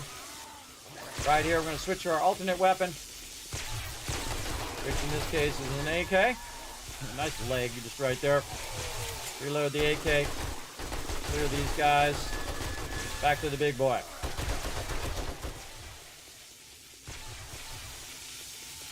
We really like this spot over here. Barrel there. Reload. Anybody else on this side? Nope. They're all back on this side now. Actually, a good test to see if they destroy any of my my super corner here.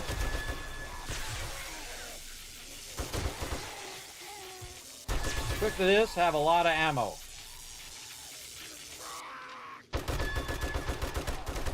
Now this side, I can just mow them down. That noise you're hearing is the trader is invulnerable. Notice that they're not going to spawn from the trader side, and they're going to be pretty predictable coming around this corner or around the corner on the other side. And so I can just mow them down. I love when they line up behind each other because my bullets are armor penetrating. So they will go through the one in the front and hit the one behind. Just line up along that wall. There we go. I like them when they're nice and close, easier to hit them in the face. There we go. Fred coming in. Come on, Fred. There's a bomber way out there. Let's get him from here. Let's just keep shooting that bomber. Let everybody else's heads get in the way. Yeah, mowing that bomber down. Another bomber out there. Uh-oh, reload. Uh-oh. Go for the legs. Go for the legs. Get these guys out. Electric fence is working really good. Fred way out there. Smoke them. Coming around the corner. Again, you can easily anticipate them coming around the corner and just shoot into that corner. Oh. 1,100 ammo left. What up, Fred? Smoke them all. I know I'm making this look easy, but it's not. They could easily breach my base at some point, and then I'll be in trouble, but then I have a fallback position to the inner part of the base. Hey, there's Chuck. Get out of here, guy. And this gun is a very heavy weapon, but it does take forever to reload. Make sure you got your bandolier on. Yeah, sometimes my bullets don't register, so I have to kind of move around a little bit there. Speaking of stuff, we could have used all of our buffs as well. Let's go ahead and get ourselves back away here for a second while we're getting that buff on. Boost our aiming ability. Another bomber coming in. Let's go ahead and slow him down. He's going to come around the corner here. slow him down way out there. Move these guys out of my face. Reload before he gets too close. Oh, too late. Shoot him in the legs. There we go. Always have a backup plan. Holy me. There's some coming from that way.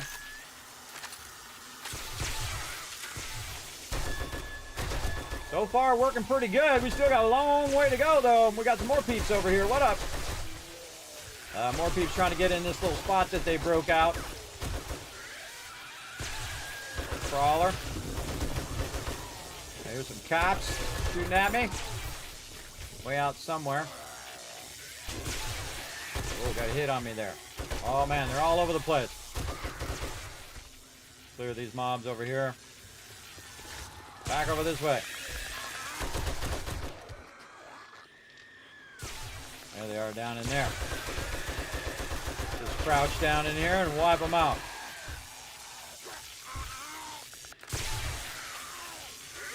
Be right with you.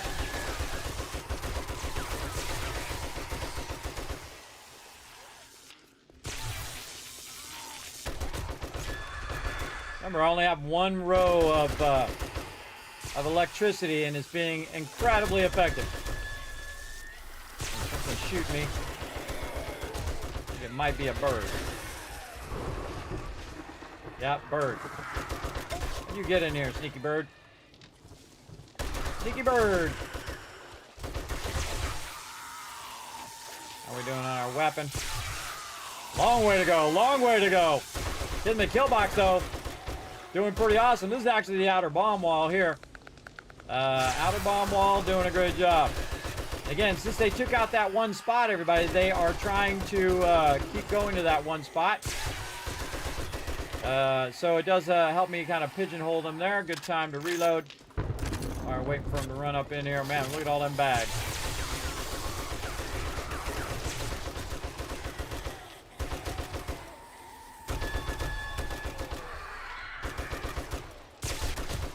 This thing is working flawlessly.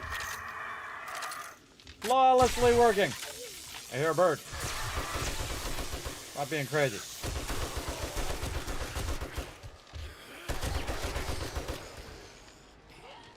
See, it's cool when they get right here because I mean, there's like easy headshot.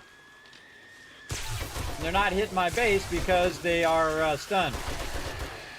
And if you have crawlers, or if you want to just shoot the people who are in the moat down there, it's easy.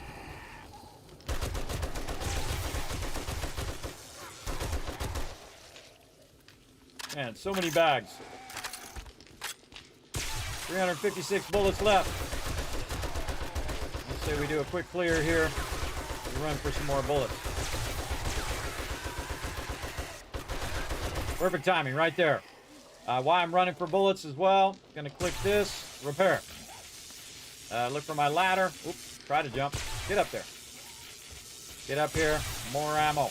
Oh, we got to go to HP. Oh, we got a bunch cooking downstairs, but I'm not going to bother with that.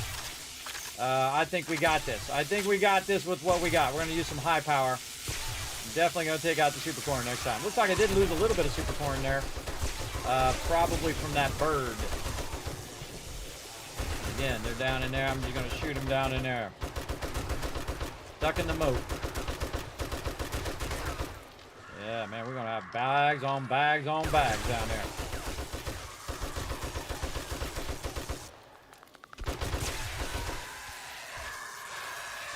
Still coming in.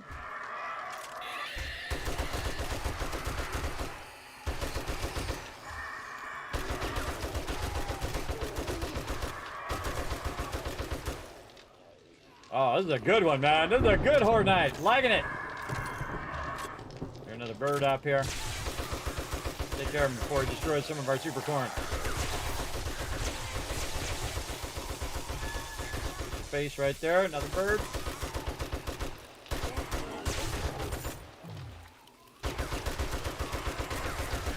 Might have taken out a few bags while I was at it, but oh well. Again, everybody, focus right now. We'll catch up on the chat here in just a bit. Out of bullets. All right, now we're going to switch to our high power. A few more minutes is all we got to last. Here we go. Shoot him in the face.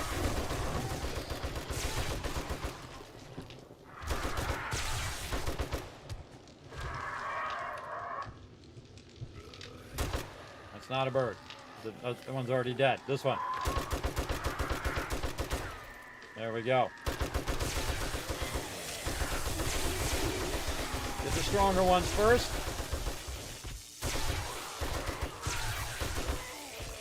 Good time to reload while they're running up.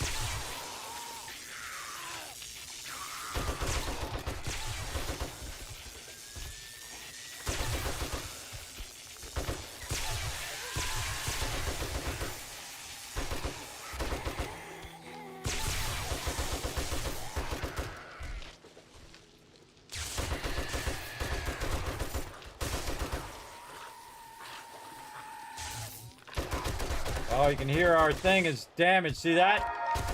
Trader Gems is now open. That means we lost one of our things because it took so much damage. Holy moly. Yeah, that gave way right then. Right at that point, we lost our electric fence. Wow. All right, that was pretty awesome. I kind of feel like I know where all the loot is. Way over here. Now, watch out for screamers in here. Let's just go ahead and double check. There are no mobs down below. No. Wow. Perfect. That was a chef's kiss right there, everybody. We got that done. Pretty sweet. All right, let's go ahead and get our loot on. What do we got down here? Tech planets. Earn those. All right. Grab some of this. I feel like we'll just go over here. Do I have my vehicle on me? I do not. Oh, got an orange bag over there. Now, these bags will stay here for a while. So you are okay to just run up here and drop all your stuff in there. Now, I would actually take all of this out of here. Put my high power. Put my high power back in here. So that I do have some ammo. Probably take that out. Put some more high power in case things get rowdy. And then grab the things here, and I already got it reloaded. Shouldn't be bothered, but sometimes screamers do show up after Horde Night. And again, do I have any points I can put in the Lucky Looter? I'm looking for 3 points if we got them. 3 points. Oh, wait a minute. I can stop, go into Lucky Looter, and have a chance of getting more loot bonus right there. All right. Oh, I should have looked ahead of time, but now my loot bonus is 148. Actually, we'll double check it again. We'll go out. We'll come back in again. Yes, 148 now. So I have a higher chance of getting better loot. So best to use those points right away if we can. More tech planets. Nice. And again, can't park my vehicle down here and just put it in my vehicle, but since it's going to sit there for a little bit. In fact, I tested it where I accidentally forgot to grab all the stuff for Horde Night, and I left all the loot. I went off for 2 hours real time. I came back, and the loot was there, and that's what reminded me that I forgot the loot for Horde Night. Again, you can see this is no longer working, and actually no longer working the rest of that way as well, because we broke the chain there. So actually all along that side wouldn't be working either. And you can see that this one's missing, or this one's still working. Yeah, that one's still working. I thought it was missing, but I can see it there now. We got an orange one over here from a bomber. Very nice. Nice, nice. Oh, we got some out this way. Okay. Like little breadcrumbs. Learn that one. Any of these I can learn? No. Yeah, we definitely got way more bags than we got on the previous Horde Night. Again, because we did get that chance of getting, higher chance of getting more loot from mobs. Got that perk going on. And now we're at max looting. So we are looting really fast. As you can see, it just zip. Open those things pretty quickly. Almost instantly. Run around the outside here. Look for any more bags. We might have blasted somebody way off in this corner. We'll fix that little sparky noise later. I would walk out here, and just in case you were shooting some peeps way back over here, and they dropped some loot. Doesn't look like it. We all good? Okay, out of stamina. Waste another one of my yuccas. Boost my stamina regen so I can run. Okay, that was amazing, everybody. We got that done just in time. Lucked out that they didn't spawn at the bottom there because I got all those blocks in there, and then did the whole other side. Again, did not have enough time to put my take my super corn down, but such is the way it goes. Oh, we got batter up. Oh, that wasn't the last one. All right, what else we got? Any other things? Nope, seemed like we're good. All right, now we need some electrical parts, which I believe I put up here. Electrical parts. Where did I put you? It would be in Fortnite supplies. Electrical parts. No? I've sworn I put it up here somewhere. What did I do with those electrical parts? Electrical parts. Am I just not seeing them? Maybe that was on my team play. Okay, well, let's go get some. Let's go get them. Right over here. I'm gonna find them somewhere. I thought I could have sworn I put them up here somewhere.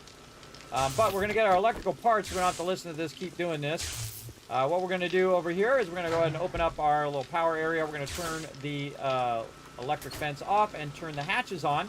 What that's gonna do is go ahead and open up all the hatches for us, and then we can go over here and we can repair this fence post. Oh, I forgot the forge iron.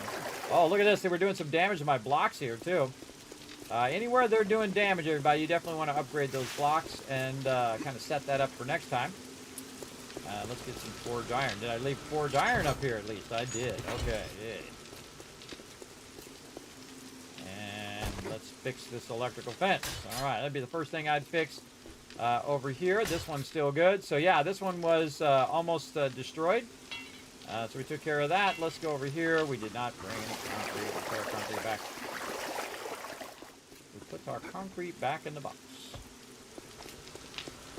Alrighty. Where's our concrete? Concrete here. I always like to keep a little bit of cobblestone as well, just in case. Oh, we got to also fix our block. So we want to take these blocks here. I want to make sure that we don't lose these blocks. I could have took those blocks off of me for Horde Night, but I didn't have enough time. Okay, now we want to fix our little spot here that got damaged. There we go. And we want to fix these blocks over here where they were not too keen on those blocks. Look at this. They're actually hitting these blocks all along here. Very nice. Again, that area worked out really well. All right. Let's fix a bit of this as well. Do I have any steel on me? I do not. All right, so if you don't have steel on you, you can just hold down the right mouse button so you don't accidentally upgrade your stuff to steel. And we'll just go around, repair the heavy hit areas here. Oh, look at that. Look at that. They were about to breach that one. Didn't even notice. And again, we'll go along to the bottom part first. I'm watching those numbers in case they drop really far.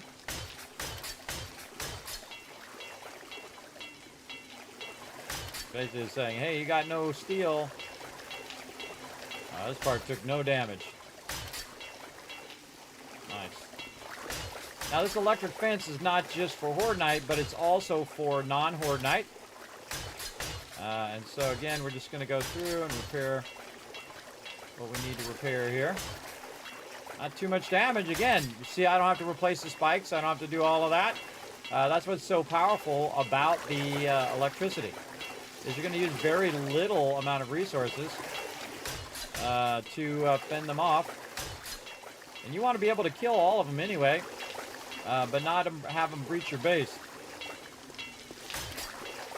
Alright. Those are hanging them out on this side a lot, so let's make sure that we check all of this. Alright, this is all good. Now, we want to go around and double check all of the electric fence posts again. And repair any of this stuff. Check all the electric fence posts. We need a little bit. Oh, that's steel there. That's the hatch. Took a little bit of damage. This edge here too. Go around and check all of these. A little bit there. A bunch there. Okay. Nothing there. A little bit. Now, non-Horde Night, your electric fence is not going to take too much damage. But Horde Night, as you saw, everybody, there were so many mobs on that one side that actually burnt out the corner one here, which I actually don't think I repaired last time, after last Horde Night. But that was a good Horde Night, everybody. That was pretty epic. Let's see some GGs in the chat, man. Did you check your damage to the supports down in the pit in case of auger mishap, or is that later? That's later. Right now, we just need to make sure that the base is secure, so that when I'm in here, the mobs cannot breach the outside. Now we're going to reactivate our electric fence. We closed all of our hatches. If you don't believe me, I can just go over here and see. As you can see, they're all closed now because they're all electric hatches. I have all the hatches chained separate from the actual bottom part. Very nice. Sounds like a fire. Sounds like a fire. All right, now we're ready to do our super corn. Again, normally I try to take it out before Horde Night. And you see the problem. It's hard to see from one side of the base to the other. Whoa, whoa, whoa, whoa. Oh, I was repairing. Okay, well, man, that scared me. I thought I was getting rid of it. That scared me big time. Where? There we go. All right, so we're going to go ahead, and I like to take it out with a knife, everybody. That's just me. Let's go ahead and take out the super corn while we're thinking about it. Let's go.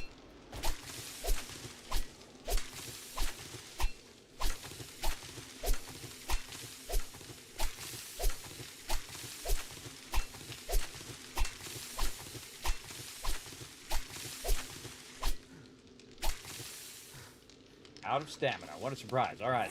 Burn another yucca juice smoothie for no reason other than to boost our stamina. And you're going to notice, everybody, I'm actually not going to replant the super corn. And you'll see why here in a moment. Some of you can already guess. Some of you will already know why. All right. And again, we got to wait for our stamina. So while we're doing that, we'll go ahead and just go up here and check our loot. See if there's any loot we can sort while we're waiting. All right, there we go. We know we're going to go ahead and sell these magazines. We'll get those magazines out of there like this. Put those into the trade box. Let's just get rid of all those recipes and magazines. We know also we're going to sell this super corn, some of it anyway. And we'll go ahead and put our seeds in there because we're going to deal with that later. Put that book in there. I got a little bit of ammo, so we're going to go ahead and put that ammo over there. This ammo right here is going to get melted down. That's good ammo. There we go. Pattern. Keep the ammo, melt the ammo down. Look at all that stone. Wow, this will sell. And then up here. Sell. Lots of selling stuff. Melt it down. Nomad boots. We're going to start scrapping those instead of selling those so we can get the armor parts. Trade box. This is what's nice having your trade box right by where your drop boxes are, because you can just micromanage it. Same thing with your ammo and all of that. Micromanage that into there. Oh, some super corn hiding up there. Put that there, put that there. Keep the stuff out of my inventory. Slots there. Okay, and then Horde Night supplies, we're going to put this in here, this in here, this. So that we have our electrical parts to repair our base in the future. And then this back in the drop box there, this. Super corn into the trade box. And back to our super corn.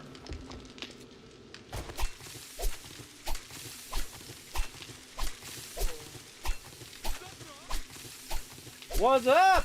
Who's that? It's Brunine. What's up, Brunine? Thanks for coming in, hanging out. Appreciate everybody chilling out. Deffy Joel said, hey, Kismet, you need to hydrate. I'm going to get on it. I appreciate the reminder. Remember that those redemptions, everybody, are more like a reminder than, hey, Kismet, do this thing right now, because I'm not going to do it right that second. I'm going to do it when it's convenient for the old man. I think I only lost one super corn out of that. No, I did lose a couple more. And I think it's mostly because that bird made his way in. It glitched through the top part and got into my base. And that does happen. It absolutely does. Take out some more super corn. There we go. Again, picking out all the super corn and then all this yucca and blueberries. Now what we really need so that we can get some more food going on is we need some regular corn. So this part right here is going to be where I put my regular plants, right? My plants that if they do get destroyed, no big deal. Now your super corn is your most precious of all of your garden stuff, I think. So I'm going to make another tiny little area where we're going to put some super corn. You're like, yeah, that's not tiny. That's as big as your whole base. That's 100% true. That is very, very true. All right, now we're going to go ahead and find our regular seeds for our corn up here. Do we have any more corn seeds? We have 19 corn seeds. Awesome. Also want to try to make some coffee now as well. So we've got our corn seeds, coffee seeds. We've got our blueberry seeds.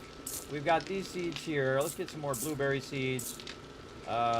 Where is our yucca seeds? We'll get those going again. Potato seeds. That's what we need. Do we have any potato seeds? Yes, right here. Okay, now we're getting some stuff going on. Might even throw some cotton seeds and something in there at some point. But for right now, we're going to go ahead and just use up all the seeds that we have. So we're going to go ahead and first start with our corn seeds because those are the ones we want to grow first. And so we'll just run it along the side here.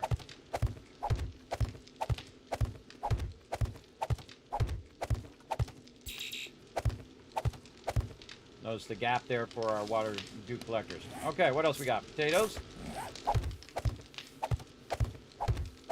Just gonna throw down what I got.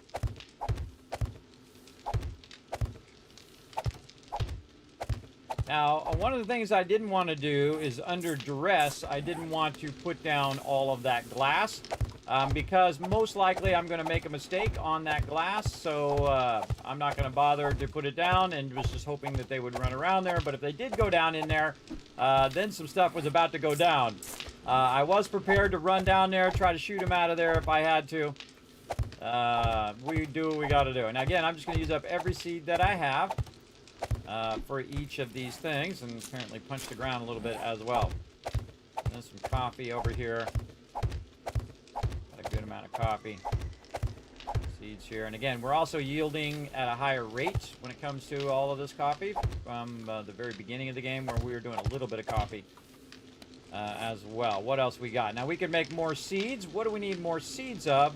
I would say corn, but we don't have any corn on us, so let's go see how much corn we have left in the base itself. Down here. All right, do we have any corn? We have 2 corn. That's not going to help us. If we go and take this into here and then hit recipes, our corn seed, you need at least 5. You need at least 5 to make that happen, so we'll go ahead and just leave that in there. GG's. Nothing else in here. We've got some more potatoes that we could do. We got lots of potatoes. I say we go ahead and make a bunch of those. How can we make 12? All right, 12 it is. Let's go. And you're like, Kismet, you're using up all your potatoes. Well, it's okay. I can make more. We have a lot of blueberries. Blueberries are really yielding well. What else do we feel like doing? We can get back to doing our mushrooms. Yeah, we can do some of those. And whatnot. But for right now, we will go ahead and get these other ones in here. So basically, we're kind of taking out our super corn from this area, and we're now going back and using the area for other things that we need for food and all of that in the thing. Now, I don't do this very early on, especially cotton and things like that. Do not waste your very precious farm plots with cotton and all of that early on. That is not good. Don't do it. It is just a huge waste, especially if you're playing multiplayer. If you're playing multiplayer and you have cotton in there at the very beginning, you are just making everybody starve to death. Don't do that. Don't do that. You want to definitely focus on stuff that actually gives people food, even though you do need duct tape, but not more than food. Like in our case, my crew, we have like 10 people, so you really got to focus on the food aspect of the farm and not the construction side. All right, feel like we'll just go ahead and burn up whatever else we can do here. We'll go ahead and do, let's say, 10 more here and just try to fill this up with as much as we can. Now, here's the thing. You're going to reach a point where you have enough of this, like you have like 3 or 4 stacks of yucca and all this other stuff. And then you won't really care. You'll be like, I don't need any more of that thing. Right? So it doesn't really matter what you plant at this point. As long as you do plant a bunch of stuff, so you are yielding your entire farm, which we did right there. So yeah, very nice. We got them all down. Looks good. And in 3 days or so, we're going to have a bunch more stuff. Now, we want to go ahead and put all this stuff back in here. We're going to put our super corn into the trade box right now, but we're probably going to use a lot of that super corn. Look how much super corn we have, everybody. That's some dollar bills right there, bro. In fact, we could figure it out what it is. It's about 7,000 with my glasses on, right? Let's go see. Where? Yeah, 7,500 with it. We'll just round it down. 7. 1, 2, 3, 4, 5, 6, 7, 8, 9, 10, 11. So we can just say 10. So if it's 7,000, let's just round down 7,000, and we have 10 of them, that's 70,000 dukes right there. Again, I'm telling you, we scaled up, right? We made 10, 14,000 dukes. Then we were making 30,000 dukes. Now we're making 70,000 dukes. It's only going to get more. Have I been enjoying the Tennessee weather? No. I hate the Tennessee weather. I don't know what I was thinking. Moving here. Every time we have bad weather, I go, oh, what was I thinking, man? What was I thinking? I guess I was thinking, you know, my kids would get a good education, which is true. They'll go off to be really successful. And then when they're off being successful, I'll probably move the heck out of here. What did I do? What did I do with it? It's in here somewhere. Hopefully I didn't screw it up. Oh man, I don't see it. I might have screwed it up. What happened to my blocks? We might have to, oh, right there, okay. Oh, that's a concrete pole. I think it might have screwed up my blocks. That's okay, everybody. We do have a backup plan. I'm going to show you what that backup plan is. Actually, we have 2 backup plans, now that I think about it. Yeah, I don't see it. So, yeah, it must have combined with another stack of blocks when I hit shift, probably, to drop it all in there at once, because I put the drop all button, and so it tried to trip me up. But we are so smart, because what we did was we put some down here just in case we did screw it up. So I do have some extra here. But the other thing is once you put one of them down, you then have the ability to carbon copy that one. So I can go over here with my 500 blocks here. I just pick up the ones that we already got right here. And just go right here and say pick up shape and copy. So once you got it, you got it. That's it. Normally what I do is I come over here and I would put every block in and be good. Now what we want to do is test and see if this works. Otherwise it's going to be a lot of work for nothing. But I can also make vents if I had to, which will also let the light... There's a pig down there! Well, apparently pigs can make their way down there. And we'll just leave them there. Just leave them. Again, you don't want to rush this, everybody. This is really awkward. I already screwed up once. Right over there. There's another one I got to take out. Bulletproof glass is really awkward to see. And to get it to line up on that edge. This is really thin bulletproof glass, but this is concrete. And then later, I will come over here and I'm going to steel all this up because I don't want anybody to fall through here. So if a bomber comes along and they blow up on here, it's just like if they blew up on steel. And that's why these blocks are really awesome. This is from the Zillion Tower in the Wasteland. If you missed it earlier, we did run out to the Zillion Tower. We picked up the shapes that you can't actually select in the game itself, but you can pick it up from another shape. And we took over the Zillion Tower, and we figured that out. So it's pretty cool in the current playthrough that we're doing. Very, very cool. That you can get these unique items that you can't get anywhere else. Just by picking it up and then putting it over here. And this is meticulous work here. Again, we're going to get one going, and then we're going to test it.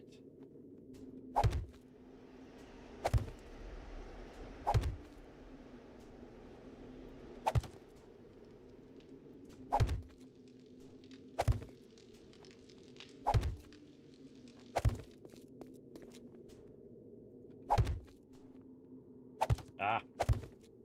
I know it's going to do it at least once. All right, let's take it out. Take it out when we do it, because otherwise it's hard to find it later. Now this glass is actually working much better than the normal bulletproof glass, because sometimes you have these weird patterns in bulletproof glass. But if you see, I try to be very consistent in the direction I'm standing and the way I'm putting the blocks in.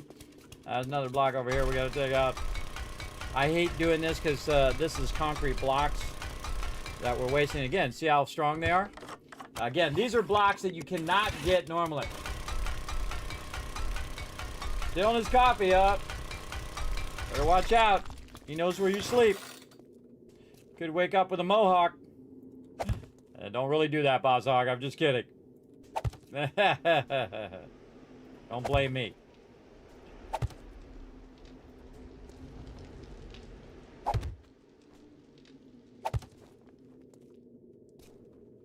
Thought I heard some mobs, but nope. Now, another thing that this does on this side, everybody, is because these are all my blocks, that the mobs will not spawn here. They will spawn way back on the edge like you saw, or they'll spawn over here, and then they'll run along this.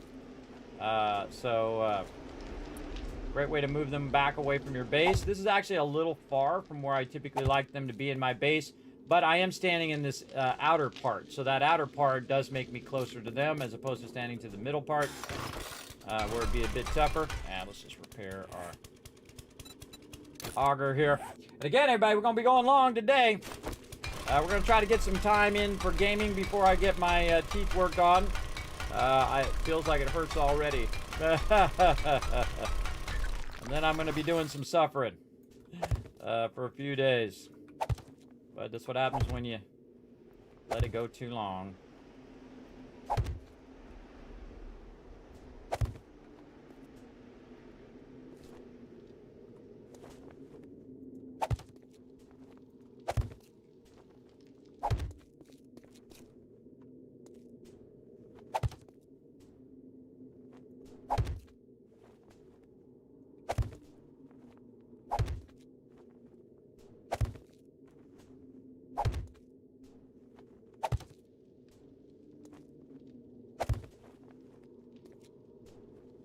There we go. Lucked out on that one. I thought I did it wrong. Okay, now I'm really going to blow your mind, everybody. I'm going to actually take the ladder out. Over here. Going up, ladder. And ladder. All the way up out of here. And I'm going to close this in. Again, I'm not going to worry about that pig. Leave him down there. All right, now I'm going to blow your mind in how far ahead that I think. Because this was like 50 steps ago I started that. In fact, I think so far ahead, this was like at the very beginning of the base when we were building the base, that I'd already made an exit right here. That goes this way. That was 50 steps ago, everybody. That far ahead. And we're just going to cut ourselves a little tunnel right through here underneath our moat. And we're going to see where this block is. Again, I covered the block just so they wouldn't spawn there. But now, we can go ahead and make ourselves an access where we don't have to even go on the surface to access it from over here. But, got to be careful. If mobs get down in there, they're going to try to get into your base. So keep that in mind as well. Now, there we go. Now, we also want to go ahead and have ourselves a nice middle part here. So we are going to cut our way through. Like this. Do line up some blocks. We'll take this out. Just feel like using those blocks everywhere, but a little clear blocks. And then I like to have it nice and clear over here as well. We'll go ahead and do this. And we'll take out the sides here. Gotta be careful because we are at the surface level. below the surface level here.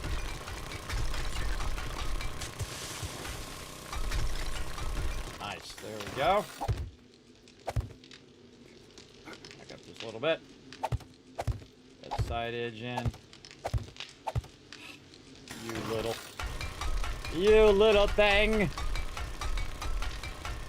Put it down in there, and the second I go to click my mouse moves a little bit. Burp, puts it up there on the top.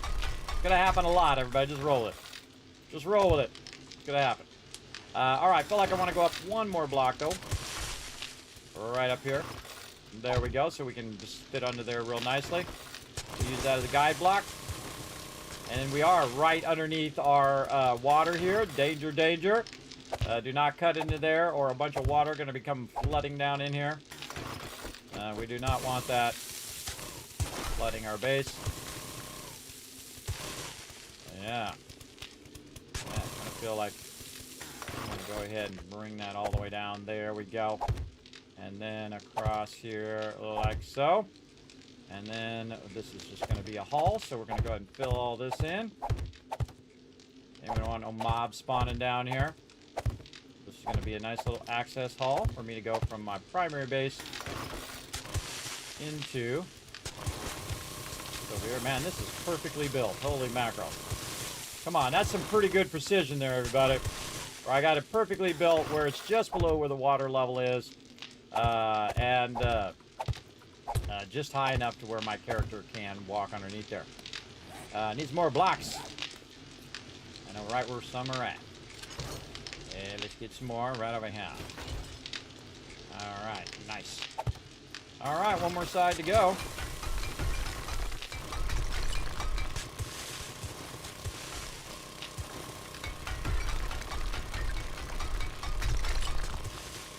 Getting a lot of resources today unintentionally. Really just here trying to get this all fixed up. Trying not to make a bunch of water come down in here. And digging right under our moat, everybody. Probably not the best idea. We're going to see if we can make it happen. And we're going to definitely double line it under there so that anything does go wrong on the top there, bomber blows up or whatever, that water's not going to come down here, hopefully. We'll see. Unless he destroys 2 blocks down, then we'll be in trouble. But again, the goal, keep that water away from our base. Alright, right across here. Looking good, looking good. And then we'll do the bottom part first. Bottom part, a little easier to do the bottom than the top. And now we have ourselves a beautiful hallway. There we go. Now, of course, we don't want them to access our base. So we 100% want to put a door here. Now, I always put a wood door in first, and then I will upgrade it. And that's, again, for the same reason I do that with spikes, is because I don't want the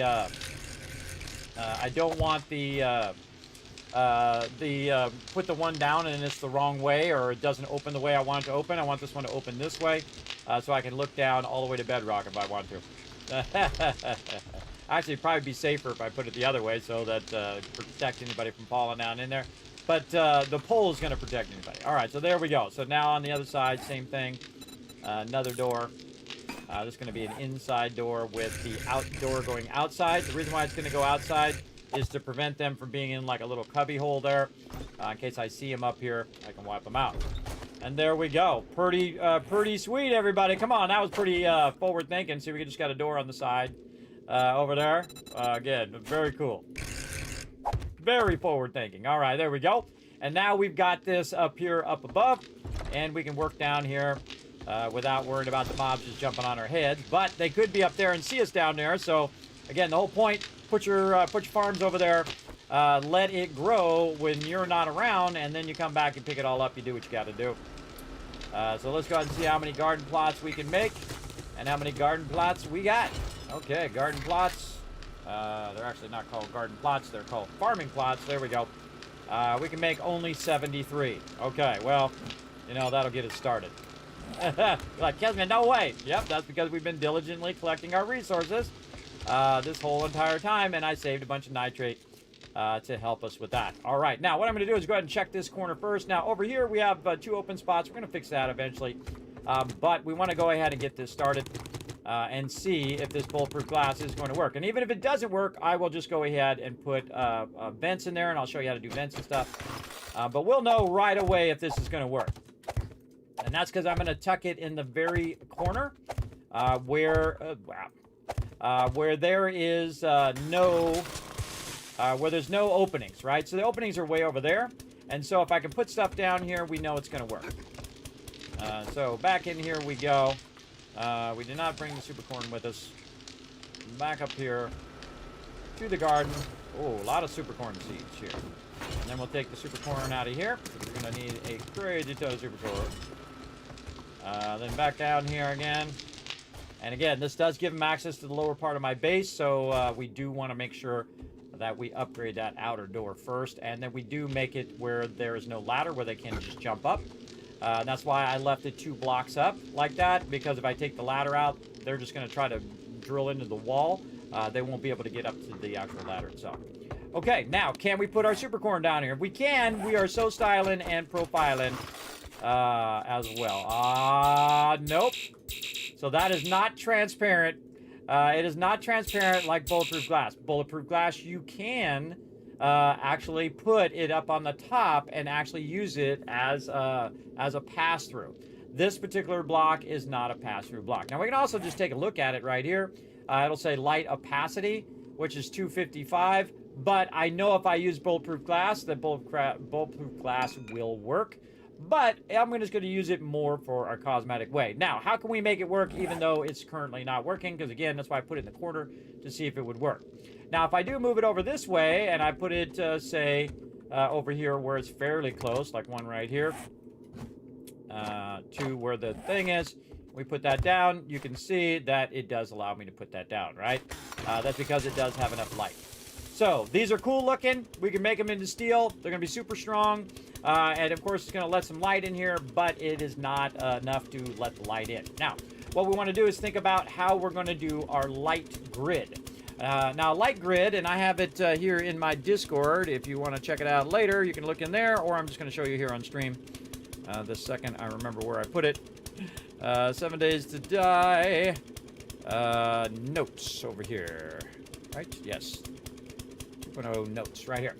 Okay, so if you, and I'm going to mute my auger there. If you go ahead and do patterns for light, this is it right here. I'm going to go ahead and zoom in a little bit. You can see it's 15 blocks wide and 15 blocks tall, right?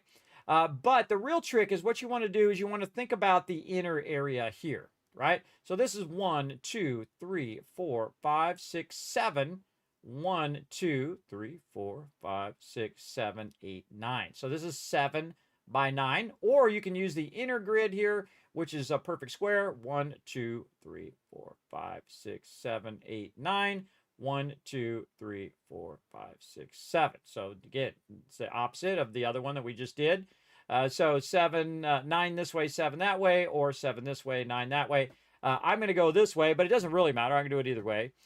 So we want to make sure that this is 7 across and then 9 down, right?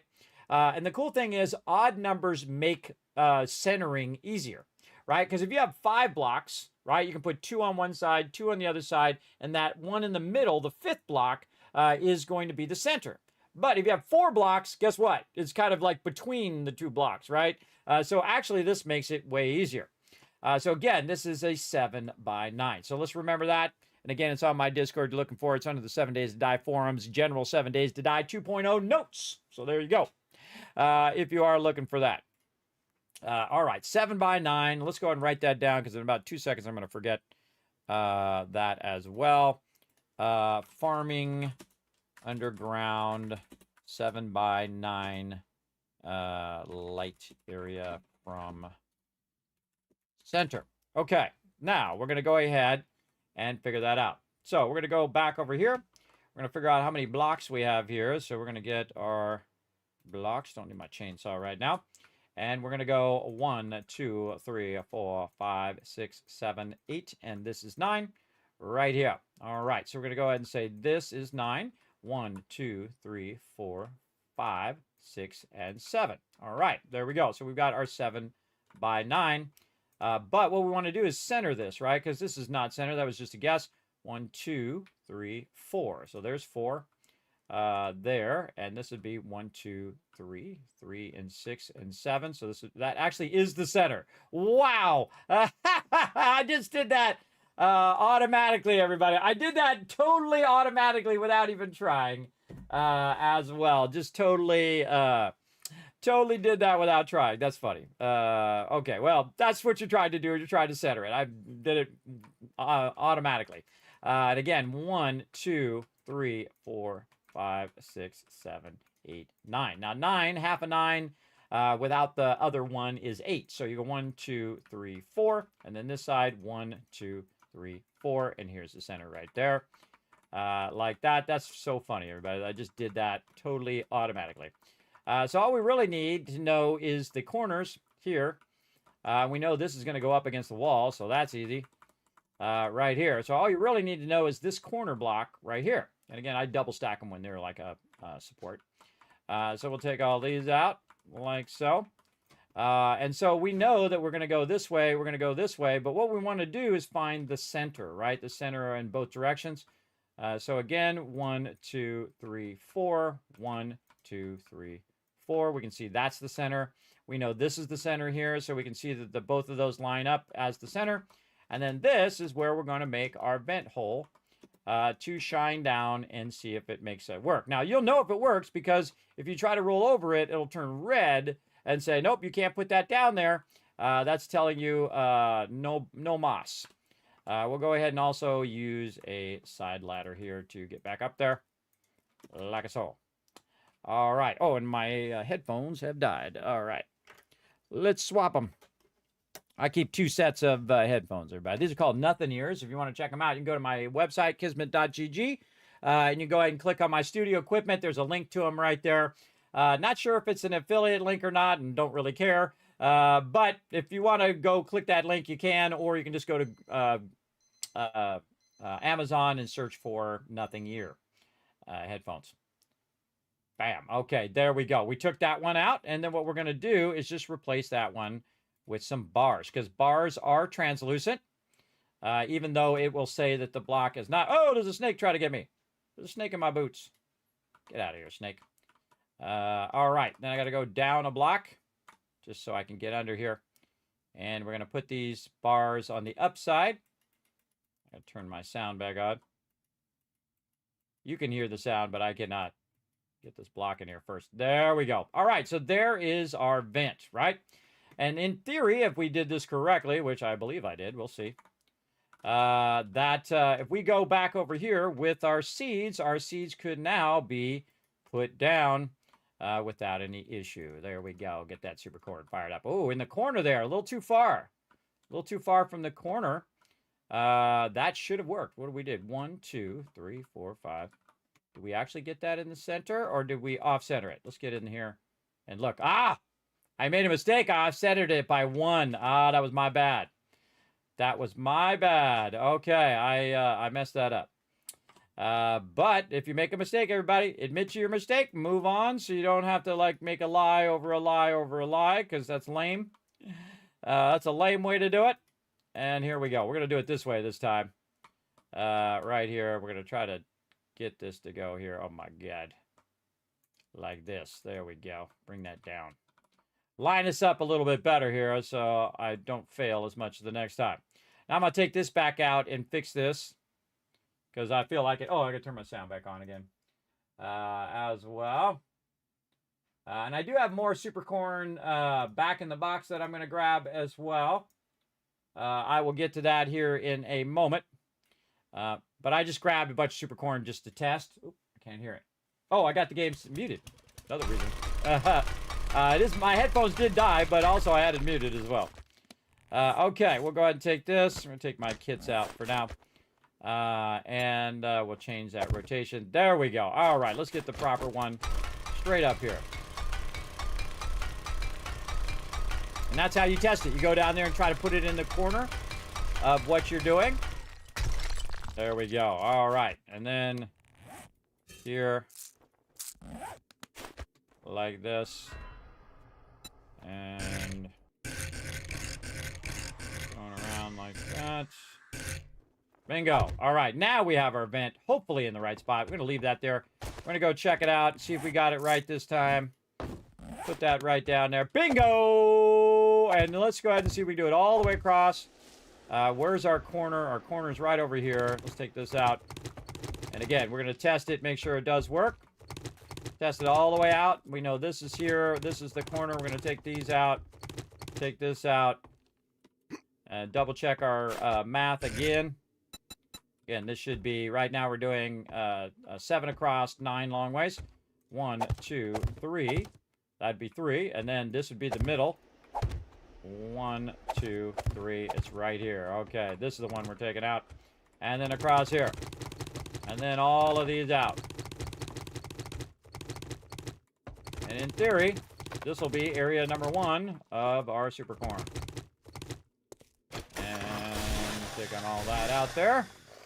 Taking this out here. There we go.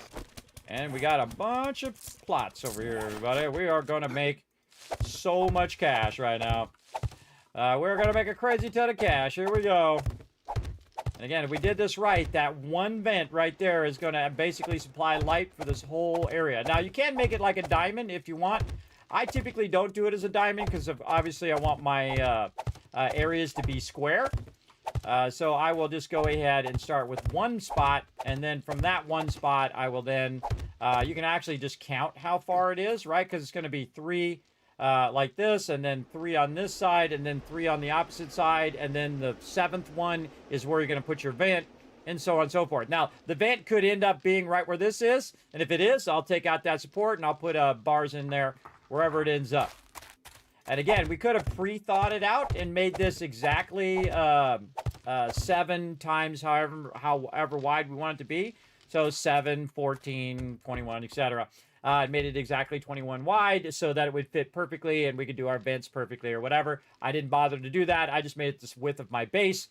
And we'll see how the math works out in the end. Now, again, if we did this right, every one of these super corns should be able to go down here.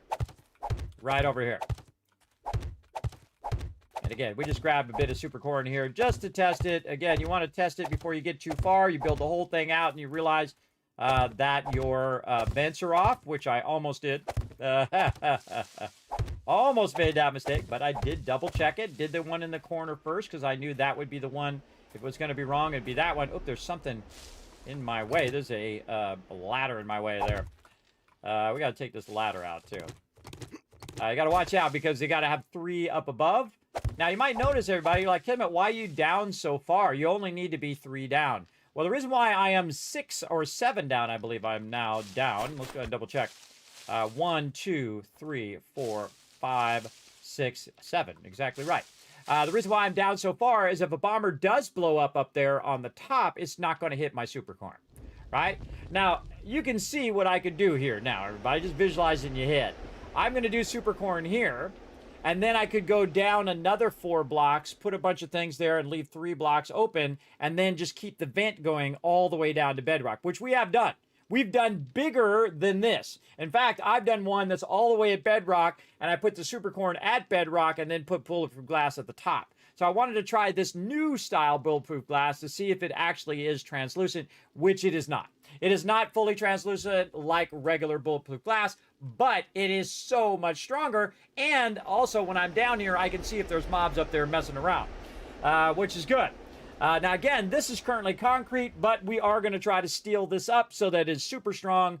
So if mobs are attacking my base during Horde Night, if they blow up or a cop blows up out here, we won't have to worry about it as much. I can hear myself running through the super corn. All right, we got to go back for those seeds. Let's go back for those seeds. Actually, let me catch up on chat, too. Stealing coffee. What happens? Let's go back, get the rest of my seeds and the rest of my super corn, because we got a lot to do here. We got a lot to do. All right, where is that super corn? I think, did we grab it all? Let's see. Trade box, get that out of there. More super corn.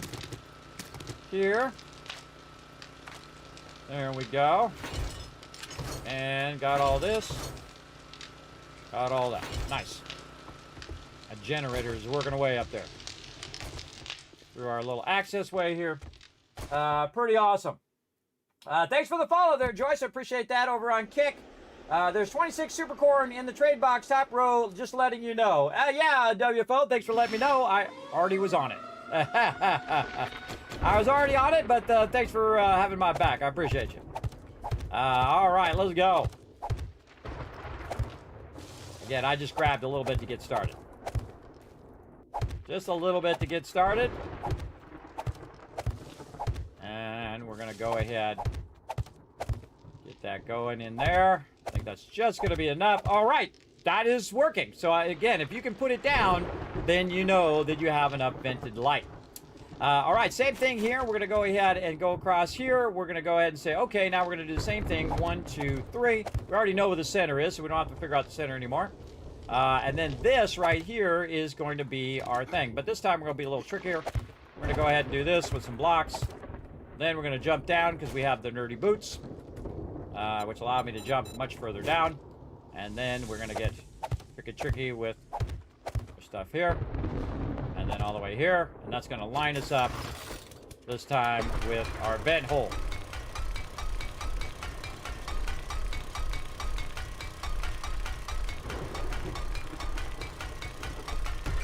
Bingo. Okay.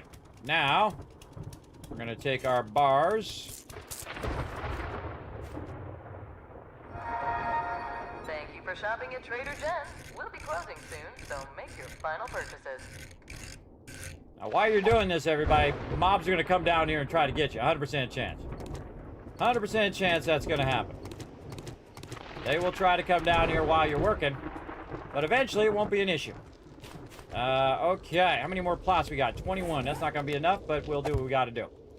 Right here. And then 1, 2, 3. So this is the outside edge. Right here. And we'll go ahead and run across here. We're going to look this way. I have to seek shelter now. How about if I don't want to seek shelter? Oop, that's too far. Right here. There we go. There we go. Fill that back in. Don't need this anymore. We've got this all looking good.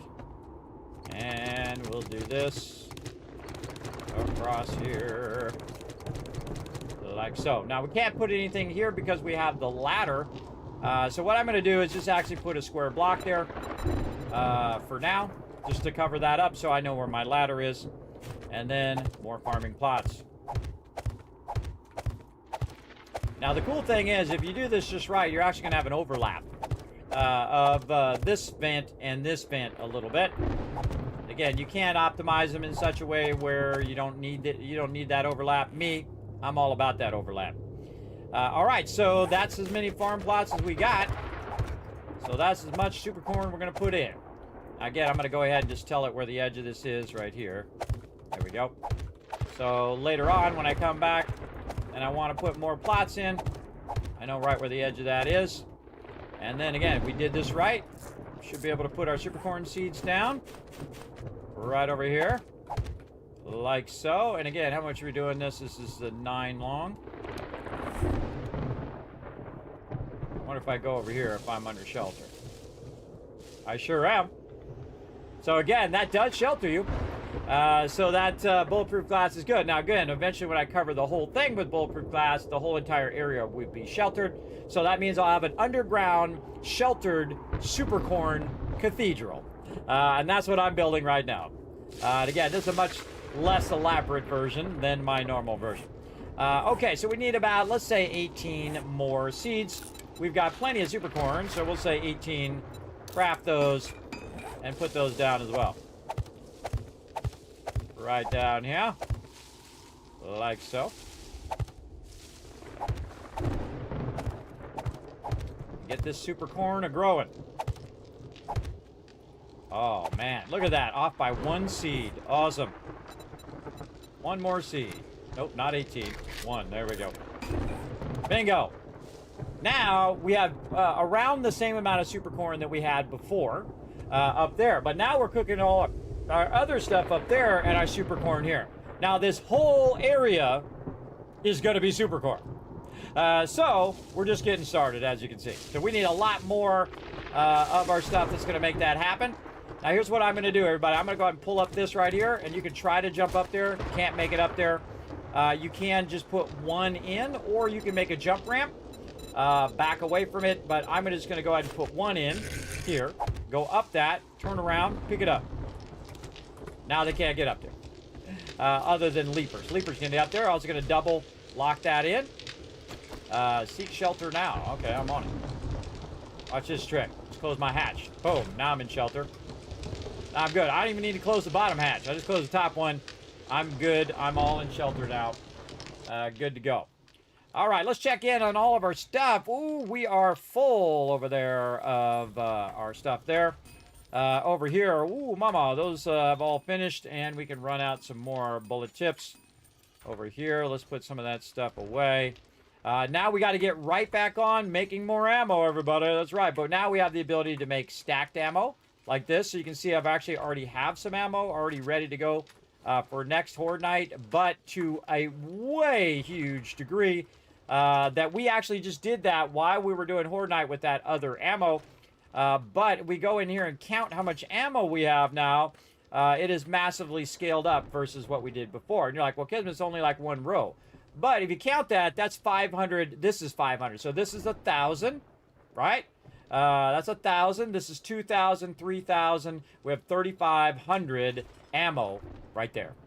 Again, so we just scaled up our ammo again, too. You're like, wow, that was like 35 ammo in no time. And that's because you're trying to get all those sniper books. You get all the sniper books, you can do boxes of ammo. It is so much more powerful, and you're going to yield more out of it. Now, I'm not even into my workbench stuff yet, which I'm going to be getting into next, which is my advanced engineering. Typically, I do this first when I'm with my crew because we really need to use every bit of every resource to survive. But when you're solo, you need your survival skills. So you want to get your survival skills first and then come back, and you're going to see that it's 20% faster in workbenches and mixers, and it takes less resources. So just putting one in there really helps you a lot because you're going to craft things much cheaper. And then here, same thing, crafting cheaper again. Then also you get 45% XP from electrical trap kills, all forged recipes, 10% less. 10% less of 10,000 is a lot. And so on and so forth. And again, all of these things will cost less just by putting some points in here. So as I go along, basically since I already have level 9, all I need is an intelligence mod. Then I can just go 1, 2, 3, 4, and bam, I'll be done with all of that. Then we're going to go into Robot Inventor. We're going to be working more on our better bartering. We're going to get our Daring Adventurer going. All that kind of fun stuff. But right now, we need to focus on our forges here. Let's make sure our forges are good to go. So we need some more brass over there. That's got a long way to go. Let's go ahead and stop this just so we can see how long it's going to be. About 25 minutes. Okay. Now, while this is running, of course, we want to go ahead and grab our resources. Grab our clay and put it right in there. Let it melt down while that's running out for a half hour. This is already finished. How we do it over here? This one also done. We need some iron for that. Done here as well. Turn those off. Don't need them. Don't burn up that extra stuff. This one's ready to run out 30,000 more of that stone. Or really 3,000 more of the stone. And there we go. Now we also need some more stone to stack that up. Let's put this stuff back in here. There we go. And then we can get some more stone. There we go. And then max stack our stone again. Let that start to run back in while it's running out for like an hour. It's really about 50 minutes, but still. In another 50 minutes, by the time that runs out, that's all melted back down in there again. And then you can run it out again. And you have this perpetual loop where you can just let it run for an hour and not have to worry about it. That's why I put a lot of coal in there, because I'm just going to let that run. Probably won't think about it until the next time we come through and check these forges. All right, let's put that stuff away into there. That we got that going. What else we got? We got some bullet tips on me here. Over here. How we looking? All right. Holy mackerel. Look at that. Holy moly. Wow. Look at all the bullet casings. Look at all that. This is more stuff than we can actually use right now. Hold on. We gotta offload some stuff here. Let's go and put this super corn back into the trade box. Deal with that later on. Because we're going to need some inventory space. Right over here, because we're about to set ammunition off right now, everybody. We're about to set it off. And again, we're making all that gunpowder as well, so we're looking good. Go right up here, boxes of ammo. 15, holy moly. Let's just go ahead and do 7 over there. And then we're going to do 7 in here. That's 700 ammo. That's 1,400 ammo right there, everybody. That's a lot. That's a lot. Let's see what else. We have more bullet tips. More gunpowder. Unstack this gunpowder where we have thousands and thousands more. Let's go over here and see how many more we can make. 19. All right, 10 in this one. That's going to be 1,000. And then 9 in this one. That's 900. That is like 4,000 ammo right there. Again, you see, like Kismet, just a minute ago, you were trying to make hundreds of ammo. Now you're making thousands at the same time. Again, that's why you're consistently scaling up, everybody. You all want to scale up as much as you can. More gunpowder. I think we're going to run out of gunpowder before we actually run out of this. And then again here, how many? 20. All right, we'll put 5 in this one. We'll put 5 in that one. 5 in this one. Again, that is 2,000 more ammo. And this is why I'm showing you all my gaming secrets so you guys can do exactly what I'm doing and crush this game. That's it. Big time. Yeah, we're out of gunpowder. We got to get some more gunpowder going on. Let's put some of our raw food away over here. Let's go ahead and put our nitrate back up here so when we get some more of our rotten flesh, we will utilize that.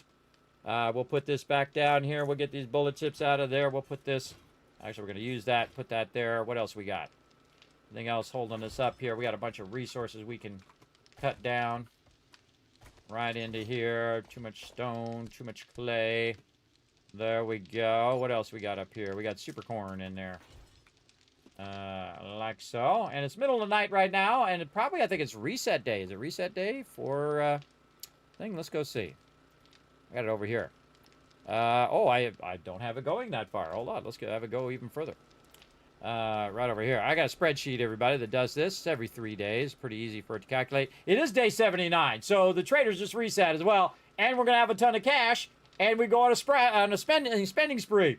And we already have enough cash. And we already have enough ammo for the next Horde Night. So we not only did we finish the thing before Horde Night, but we made so much ammo that we already have it ready for next Horde Night. So that means we don't have to worry about ammo as much because we've already got it queued up. Plus, we're making even more ammo, another 4,000 ammo, which is going to go to the next Horde Night after the next Horde Night. Again, I'm showing you the best stuff right here, everybody. I am showing you the best stuff.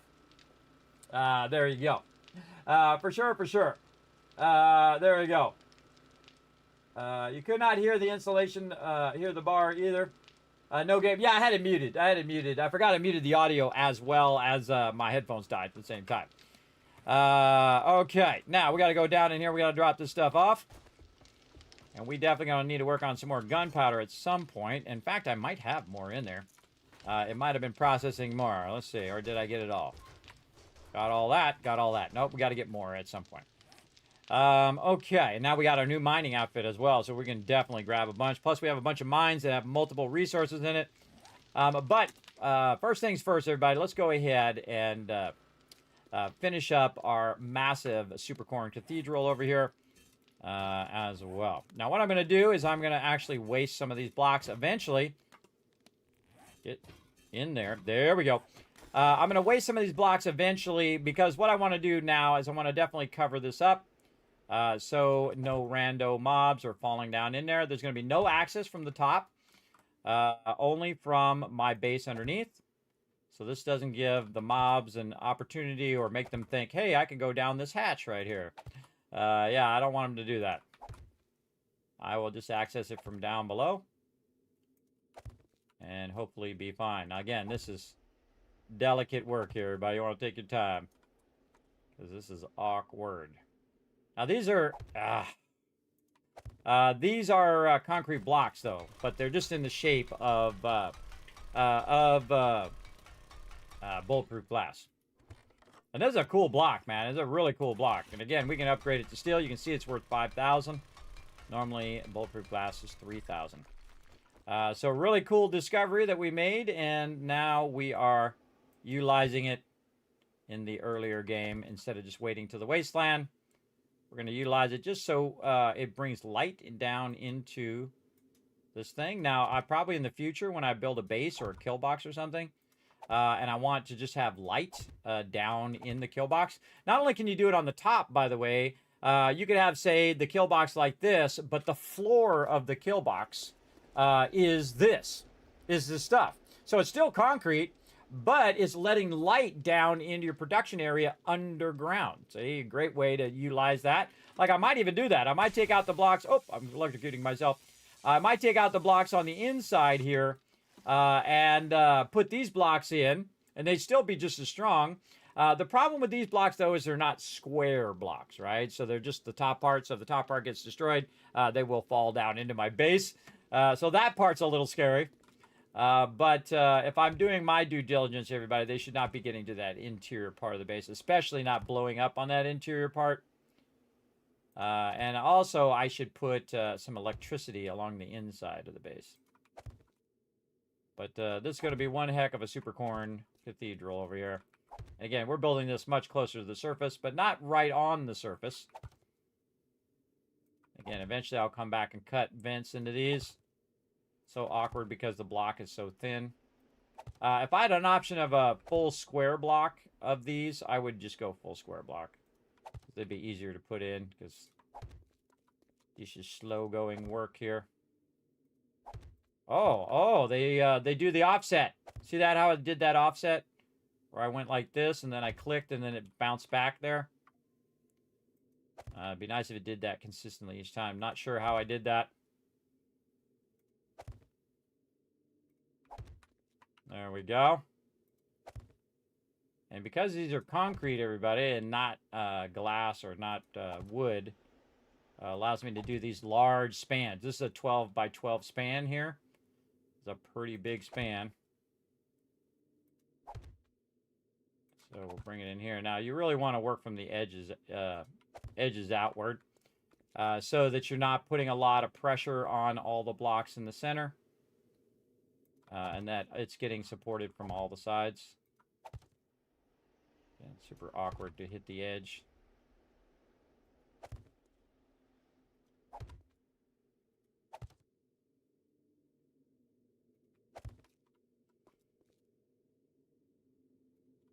Oh, did I do that hydrate yet? I think I forgot. Hydrate, take a break. I think I already took a break. Has it been... Oh my God, it's been 10 hours. Holy mackerel. Time flies by when you're having some fun. I think we'll just ride it to the end. We're just going to ride it to the end, and then I'll take a break. We're going to go full 12 hours, everybody. We got 2 more hours to go. Stick around. Still more epic action to be done. We got to go get a bunch of farming plots going on, as you can see. So that was about 50 farming plots there. So that tells us we need about 100. And if we figure out the math of that, how many per plot, we can figure out how much meat that we're going to need. Again, since we already have our ammo squared away, we're pretty styling. Though I don't like to, you know, just coast on what I've already got. Nobody out here. Nobody out here right now. And again, this actually pushes them really far away from my base. Normally, I don't like to put concrete out this far. Again, this is all concrete, even though it does look like bulletproof glass. Normally, I don't like to put it out this far because it does cause them to spawn way back. And then sometimes it'll cause them not to spawn in previous versions.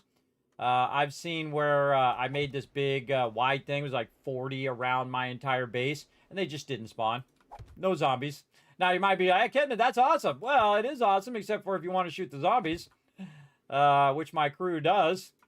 So I typically don't push it back this far. But I thought, hey, I'll try it out in 2.5, see what happens. And actually, it was much better. They did spawn out here really far out, and they did run up on my base. And actually gave me more time. Oops. Gave me more time to shoot them as they were running up. Now, had I had this all in here, then I could go in and I could just shoot them as they're running across the top here, right? I don't know if you guys have ever seen that that like apocalyptic movie with Dennis Quaid in it. I think it's like 2012 or something like that. I've seen that movie about 10 times. Every time it comes on, I'm like, oh, okay, this movie. But there's a scene in there where they're walking along the top of a mall. When I'm doing this, it always reminds me of that scene. Hey, I accidentally bumped it on that one. Where they're walking across the top of this mall, everybody, they're walking on the glass on the top of the wall, on the top of the mall. You'd think they would know that by the clinking sound of them walking on the glass. Or they use their GPS to not go over the top of a mall. But basically the snow was so deep that it's like 3 stories and they're up on the top on the glass itself. Not good. Not good. Now, I'm not going to tell you what happens. You have to watch the movie because it is a pretty decent movie. It's it's a rainy day on a Sunday and you're just chilling. You're like, what kind of movie I feel like watching? Try that movie out. Pretty fun. Again, they do some pretty good acting in there. At least Dennis Quaid does. I like his buddies as well. There's also kids in there.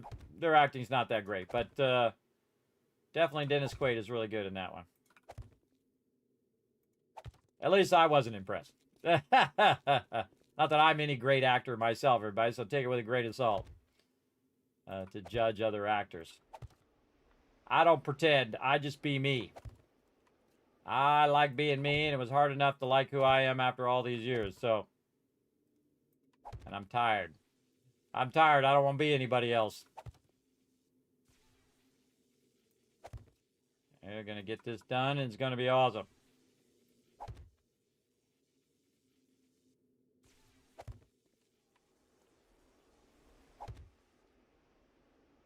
Wish this was a bit thicker. Make this way easier. Trying to get that edge.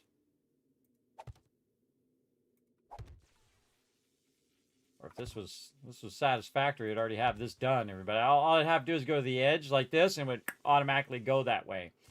I hope they fix that one day. Somebody getting fried over here? Look how cool this is. Hello? Thought I heard somebody. What up? Look at this. Look at this. They're running in. Getting in the kill box. Come on, let's go. Oh, wrong one. Oh, I fell down in my base. Not good. All right. Let's hope they don't jump down in there. All right. Come on, you bunch of crazies.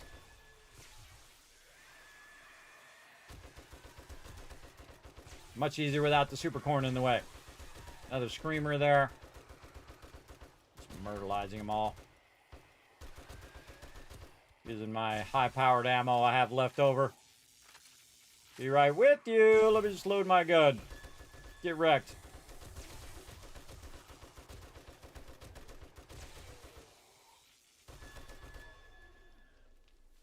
This guy just slowly walking over here. Okay, let's hope nothing jumped down in my little thing down there. Go find out. Now, the reason why I went to the kill box is those zombies are fast, man. They are fast. They'll be up in your business. Any zombies jump down there? Not a one. Whoop. And tricky there, guy. That was real tricky. Wait for me to be looking at my base and then shoot me. I would have done the same. I would have done the same, everybody, so I can't blame him. Are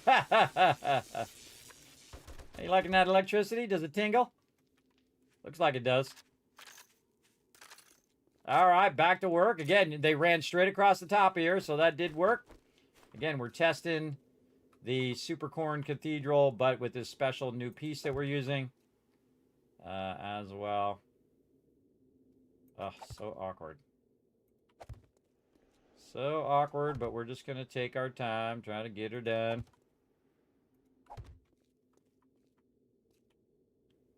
Going from this side here to make it stronger.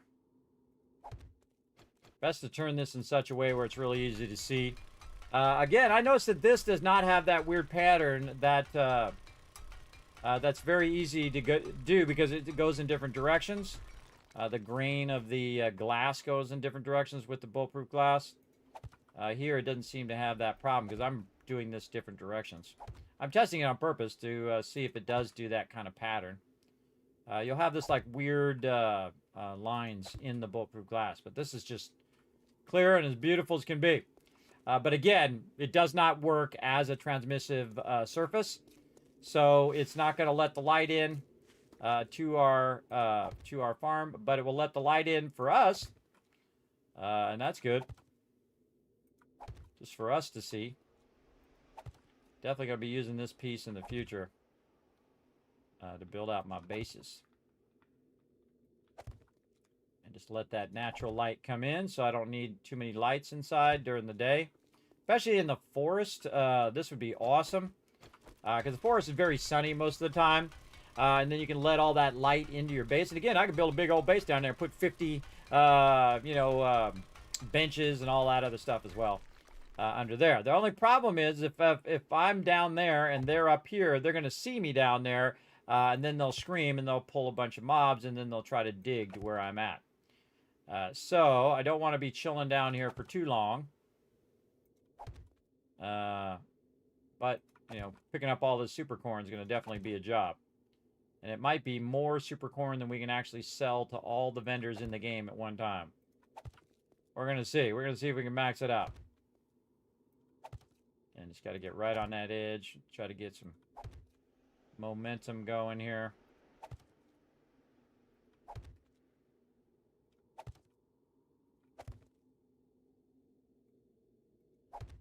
All right. Way to make it awkward. All right. Let's try this. We'll turn this way and we'll look at this one.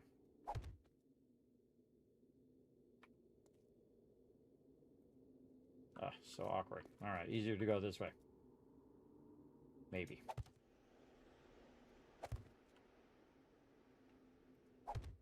You might be thinking to yourself, is it worth it? Totally worth it. Again, we're going to steel this all up. It's going to be a lot of steel. Going to be a lot of steel, but our super corn will be worth it. Again, with this much super corn this early in the game at day 80... which is coming up. I'm actually on day 79. We'll be absolutely wealthy. Buy anything. We can go anywhere. Do anything we want. We'll be good. I'm just accidentally hitting the button when I'm trying to maneuver. Take a little bit of time. It'll pay off. Day after tomorrow. That's what it is. Yeah, the day after tomorrow. Thank you for being my memory. 1,000 kids cats for everybody in the chat. There we go. I have really bad memory.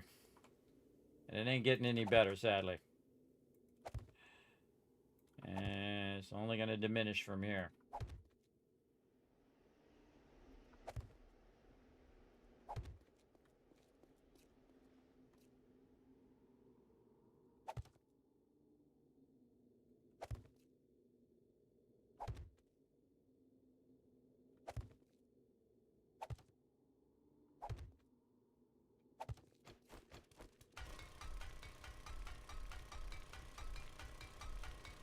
It'll be worth it. Again, investing a lot of time in this. Investing a lot of time, but the rewards are going to be big time. And again, we'll come back in and we'll put vents in when we put our super corn down. Right now, we just want to cover it up. We don't want any random pigs or whatever falling down in there. We don't have any dirt blocks that they can spawn on. Other than potentially this dirt block that's behind this wall. Really wish I hadn't accidentally hit that wall, but I can't put it back in because it's too close to the trader.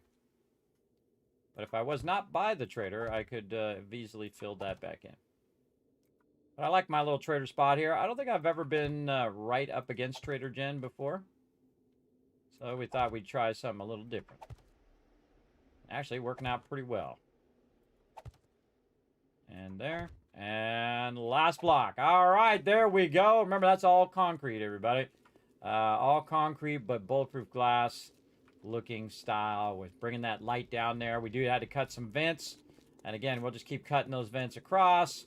And then we'll cut them this way. And again, if I have to take this out and turn it into a vent, that's what I will do.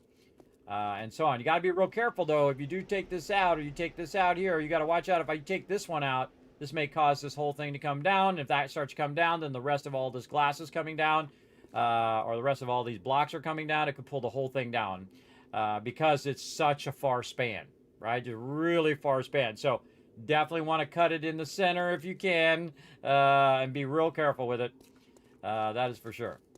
But we also have all the other blocks holding it up as well as the center post. Holding it up. And normally I don't span this far. Normally I don't do a 12 span like this. But I thought we'd try it, see how well it works in 2.5. And right now, working pretty good. Working pretty rock solid. Okay, time to go see my girl over here, Trader Jen. Let's go. Let's get it going. Again, we're going to run out of food here, too. So we got to get that taken care of as well. What do we want to do? Oh, we got our trader stuff on. We didn't have our miner thing on this whole time. All right, let's go sell some stuff to Trader Jen because we got a lot of stuff. Let's close the door so I don't have to worry about people sneaking in behind me. Door's closed. Trader Jen! I've got lots of loot. Good morning, Survivor. Nope, still no stim packs here. Good morning. Oh, no stem packs? I keep asking, but you don't have them, so get on it.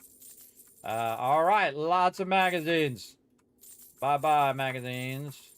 Now, this will be the last time I'm selling magazines to the vendor.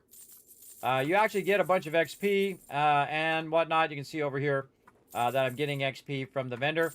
But it also requires me to micromanage them, bring them to the vendor, and do all of that stuff, which I don't need to do that anymore. I don't need to sell stuff to the vendor anymore, everybody. I've just crossed that threshold where I don't need to sell nothing to the vendor other than my super corn. Because my super corn is going to be worth crazy tons of cash, and all I got to do is go vendor to vendor to vendor, and we'll be making 50, 100, 200,000 each and every time. But we're going to go ahead and just do it this one last time. Here we go. Look at that, 28,000 right there. Now time for the super corn. Super corn running out at 7,500 right now. Throw 3 more of those in there. Now about 50,000 dukes. And we still got plenty more super corn to sell. We've also got a whole bunch of other rando stuff we want to get off of us there. Looking good. And again, we are using our nice new level 6 Enforcer sunglasses, which is 30% bartering with the cigar, which is also giving us an extra 10% bartering on top of that with that +1 strength, or in total it's giving us 10% more, which is a total of 30%, so pretty sweet. All right, now, Trader Jen, what you got for me? Because I'm going to go on a spending spree. Right over here. What do we got? Item mods, or is it, what is it? What is it? Item mods, yes. Okay, looking for my vendor run list over here. We need bullet casings. Got none. Start buying them bullets, actually. Beakers, no. What? Mods. Any cool mods? Oh, vehicle seat mod. Buy it. Yeah, we can buy whatever. We're going to buy whatever we want. Ain't nothing limiting us now. We are unlimited. Parts. Do we need any parts of anything? Maybe rocket launcher later. Wonder how many rocket launcher parts I already have. You know what? We might want to get some armor parts, because we get some more legendary stuff. Again, I could just scrap some stuff later, but we'll start getting some armor parts, because we want to go ahead and make different sets of armor that are going to help us. And then we'll look at the books, and we're just going to buy every book we can find. Every book that we have not already learned. Oh, 3 tech planets. Nice. And then a whole bunch of books are the ones we sold. Now, here's the thing. Some of these books are the books that I sold to her, so I have to look through those as well. So if I don't sell her any books, I don't have to look through the books that I sold her. And that also saves me some time as well. All right, so we got the vehicle seat mod, which we don't really need, by the way, because it's just me. It's just me. By the way, if we want to, we could go over here and check the vending machine and see what we got. The O'Shees drop. O'Shees! And then drink it quick while you're falling, and then boom, 0 fall damage right there. So it takes away all your fall damage if you're going to jump off a high building. I haven't used that in forever. Then we got some Coca-Cola machine, or the fizz machine, over here, where it's got a bunch of stuff, including smoothies and stuff. Does it got any? No, it doesn't have any recon stuff. All right, let's see if she's respawned over here. No. Okay, we got vendors to see, everybody. We've reset the vendor. And time to bail on out of here. Okie dokie. We should go check and see if our generator has gas. Ooh, it was getting low. All right, let's refuel that. Refill that up. Again, our little electricity cabinet there. All of our stuff growing awesome. Our super corn growing away down there. Lots of super corn down there now. Let's see, how much did I have over here? Now, I could just take all this up, everybody, and move it over there, but I also want to grow all this other stuff as well. Or I could grow that down there, or grow a half of that and this and that. You know, there's 1,000 different combos you can do. But this stuff I'm going to leave up here because if it gets destroyed, I don't really care. But I don't want them damaging my super corn. That's why I put that down there, and I call it a super corn cathedral because it's got, like, you know, kind of like a church-like vaulted ceilings. Now, of course, I could make it look like a church and do all sorts of fancy things, but that costs time, and time is my most valuable asset. Let's also go in here and clean up this drop box a little bit here. Let's go ahead and put all this stuff back in the trade box for now. We'll deal with all that later. Let's go ahead and clean this up. What do we got up here? Oh, man, more ammo as well. All right, let's go ahead and put that ammo away first. Oh, wait, that's ammo that we're going to use. Up here, do we have more ammo that we're going to use? No, that's ammo we're going to sort. All right, let's go ahead and clean this up a little bit first. We have a ton of resources.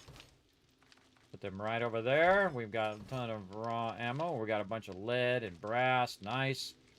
Right over here, we've got a bit of this. Anything there? No. We got some parts. What else? We've got these liners. We're going to scrap that. Rogue outfit, scrap it now. This steel axe scrapping. So I'm not going to sell really that much to the trader other than the most vital stuff. All right, and then down here, we're going to put that steel in there so we can use that later. This we're going to melt down. This is actual drink, and lots of stone. And again, well, that's going to be too much. All right, too much in there. But we'll go ahead and drop it in there. Oops, I'm going to drop everything in there. We're going to drop it in there and see how it goes. Like this. We're going to double press that. There we go. And this in here. How's our lead doing up here? Our lead is still melting down in the clay, but we've got a nice stack of lead. Oh, over here. Full stack of lead that we could throw in there while it's also doing the clay. Get them bullet tips out of there. Goes into there. More parts. More miscellaneous crafting. More resources. More. We also got some brass we could be melting down here. Let's go ahead and do this. Again, we're going to take the other bullets that we don't need, and we're going to melt those down to make bullet casings. And more sorting. How are we doing up here? All right, I'm going to grab all that. I'm going to grab all of this. We're going to go ahead and sort any ammo out of there. I like how I got none of that out right now. Okay, we'll put this back. This we're going to go ahead and sell. Let's put this in here. Great little trick. This, right? So you just put those in there so they have a spot. We're going to undo some of this ammo, and you can see it's just going to stack in there, and we can take it back out. Also a good idea is just to undo a bunch of this ammo so that it's loose. And so when I roll up here and I want to just refresh my ammo, put more ammo in my thing, I can just press this button one time, and it will just refill that for me. Also, we can go ahead and get our yucca smoothies out of there now, which we're just kind of blocking our area here. We'll take a full stack of 10. We'll go ahead and put that up there now. We're going to take this out. We definitely need some food. My character is out of food. And we're waiting for our food to grow there. But again, we have a bunch of meat that we just went in and cooked. So we might as well just use that up. Right over here. That'll hold us over. And again, look how much meat we have, everybody. There's a lot. There's a lot. And again, once I get my corn back up and running and I have enough potatoes and corn, which should happen in the first round here, by the way, enough to keep the farm going. So I'll take it, make all the seeds first, and then if I have any left over, then I'll make the food as well. All right, we did a whole bunch. How much is that? That is like 35. Let's keep going. Let's just eat them all. Eat this whole stack. In fact, we'll eat the rest of this stack, too. That's going to be a bunch. I don't even know how much that is total. It's a lot.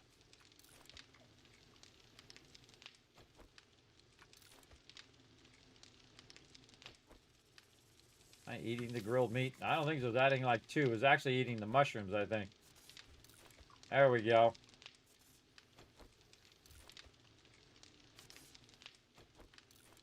gonna be way more than what I need, but oh well. We got plenty. All right, there we go. And you can see they can smell me for 100 meters, everybody. Character's pretty stinky right now. Yep, look at this. Look at this. This is too much stone. Too much stone. Let's grab all this stone back out of here.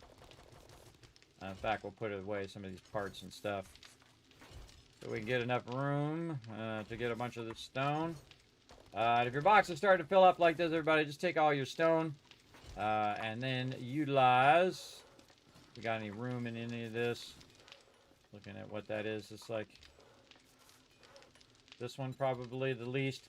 Then I can just go to stone here, stacks of stone, and I can just say 21, and then all that stone's going to be in the bench, right? So it's no longer in there, but if I need the stone, I can just stop it, boom, and it'll all go right back in my inventory. But what it's going to do is take all that stone and stack it down into smaller stacks, and then we can put it in the box, and it won't be taking up the whole entire space, and we don't have to make new boxes. No point in having a separate stone box and clay box and all that. If you have that much extra stuff, you're not really utilizing it very well. I try to utilize every bit of resources and not just have them, you know, sitting in a box for too long before I actually try to use them. Like this, take half of this. Where's the smallest stack here? And then we got here. We got more building box stuff. Put this... that in there. This is this. That's up there. There's my vehicles here. Don't need these blocks right now. Let's just put them up there. Let's see. So we got this all looking good. Good. A little bit of meds. A little bit of gardening stuff. Trade box stuff. Let's go. Garden. And then a trade box. There. Take this out, take these out, take that out, take this out, get my blocks back, and then our trade box looking better. All right, then we're going to wear this because we're going to do trading for right now, for the second anyway. And we'll get away in there. Thing there, I forgot to put those up in meds. Parts here. Okay, do we have any legendary parts? There's a real question. And in theory, you should keep your legendary parts in here, but I usually keep it over here. Just easier for people to find because they're going in and out of this box anyway. And when you're grabbing your legendary parts, you're grabbing a bunch of this anyway. That's going to help you with your crafting. So best it be in there. And you can see I'm out of legendary parts, but I know a good place to go and try to hunt it down as well. Anything else that we need here? I think we're good. Maybe a little bit of gas. We'll go ahead and just refresh our gas here. Gas still looking good, though it is getting kind of low. Kind of feel like we might want to go get some shell, just so we don't have to think about it later. That might be a good idea. All right, let's put all these meds in here. Again, back to 5 kits. I've got my stone blocks that I don't need. These down here, and there we go. Now I got my set back up and running. We want to go ahead and repair our thing here. Here it comes again! You moron! I'm not over there! Dropping another one way the hell over that way. I'd shoot him out of the sky if I could. I hate that guy. Sucks at his job. Got one simple job, everybody. Drop it over here by my base. He sucks. Alright, run some bullet casings. Let's put a little clay soil in there while we're waiting. 8 minutes. And actually, we could just run this for 8 minutes. Like that. There we go. Good enough. Okay, over here, looking good. Still smelting in. In fact, we'll just let that... We'll let that run out just so it has the full amount it can run in. And what else we got? We got all this going. We did all of that. We want to go ahead and hit up our water here. In fact, let's do it twice. Really max that out.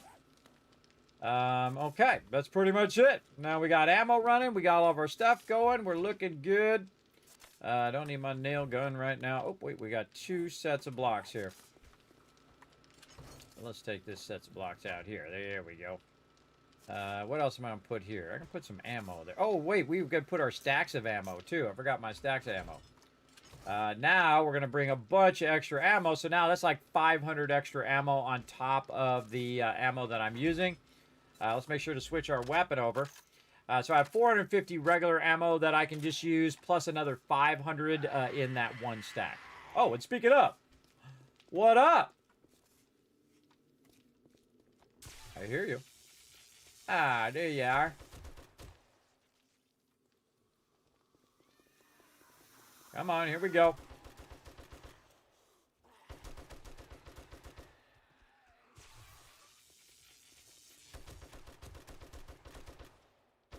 I like how the snake even came.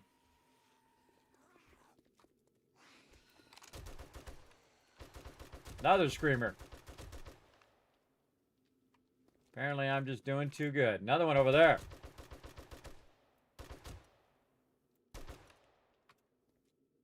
See, sometimes the screamers scream for screamers. Look at you guys. Sorry. This area is closed to crazies. We're all stocked up. I'm already here.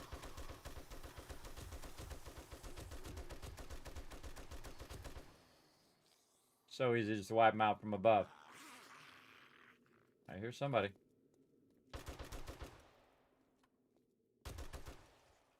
And this is so you can stand here in case there's mobs trying to hit you from underneath.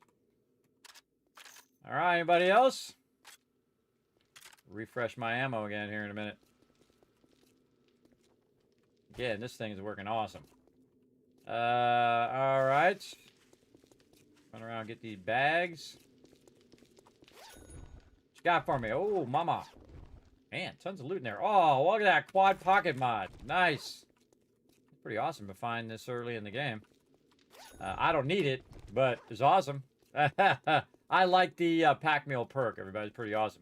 Again, I love how we have the water here, and then we have this big empty area. If they breach this, it'll just run that water right down in there, everybody. I'll have to go down and fix it, but I can still fix it. No big deal. Okay, thanks for giving me a bunch of loot that I now have to put back in the drop box. Let's go ahead and learn this. And again, we're just going to start learning these things. I know it's going to make you cringe a little bit, but too bad. Scroll that. Or scroll it. Scrap it. We're going to scrap this Magnum ammo.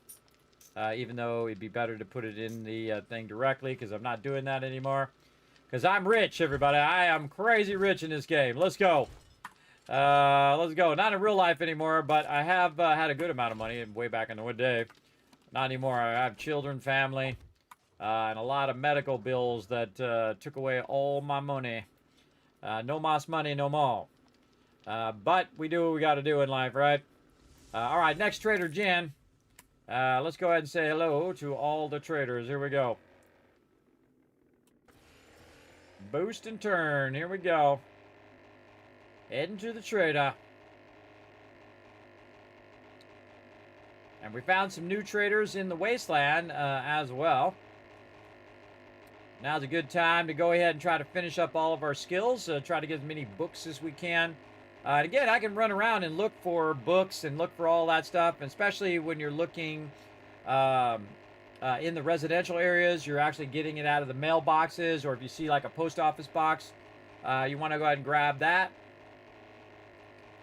But I mostly just get mine from the trader. Because I got a lot of super corn, I got a lot of dukes, and it's easier.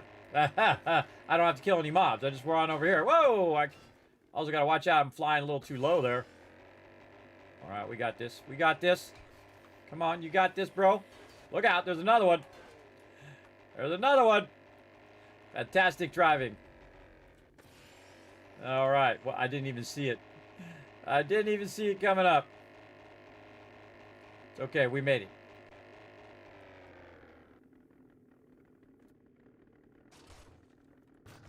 Good enough. Repair. Give it some gas. All right. We'll check and see if this is reset. It has. Okay. Bunch of loot.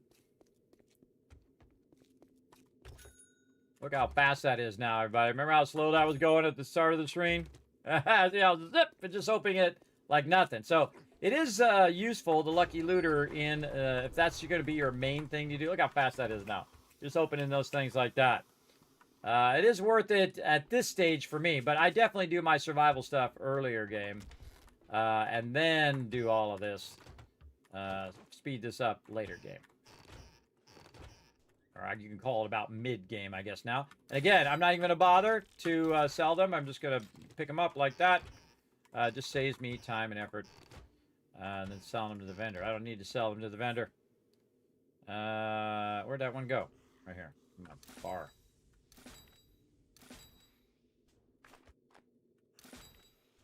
What was supposed to be in my bar there? Oh, my vehicle's normally in there.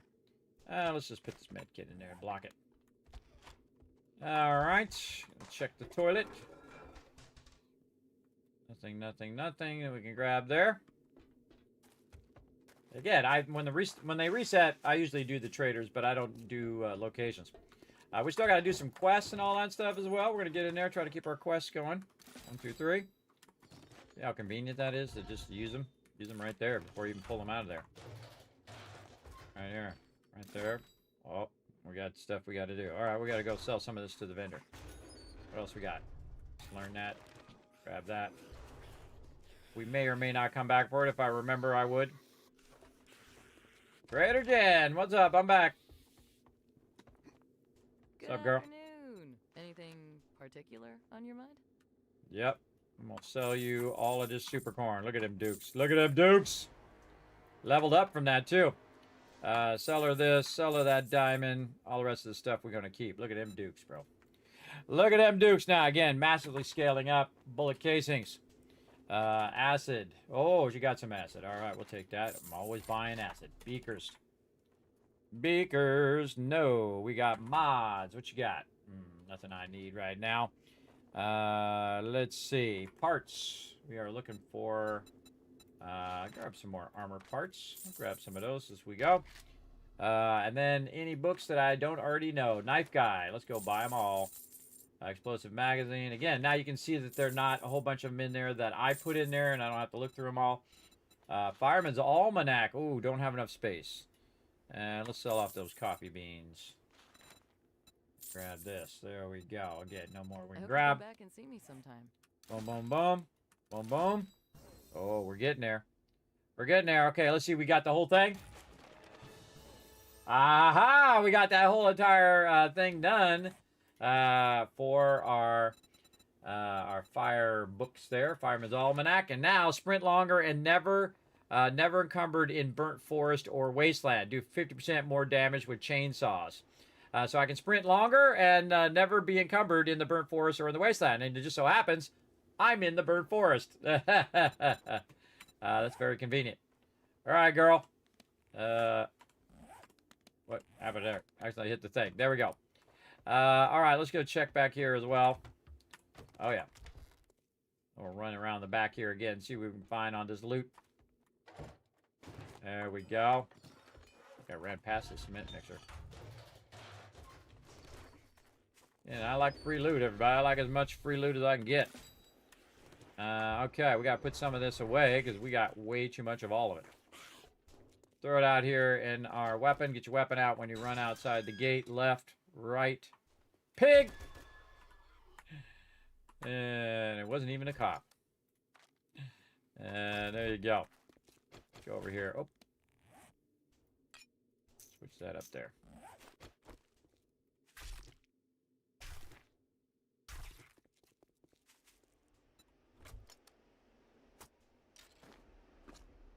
Looks good. Next vendor. Where are we going? This Trader Jen over here. Which way is she? That way.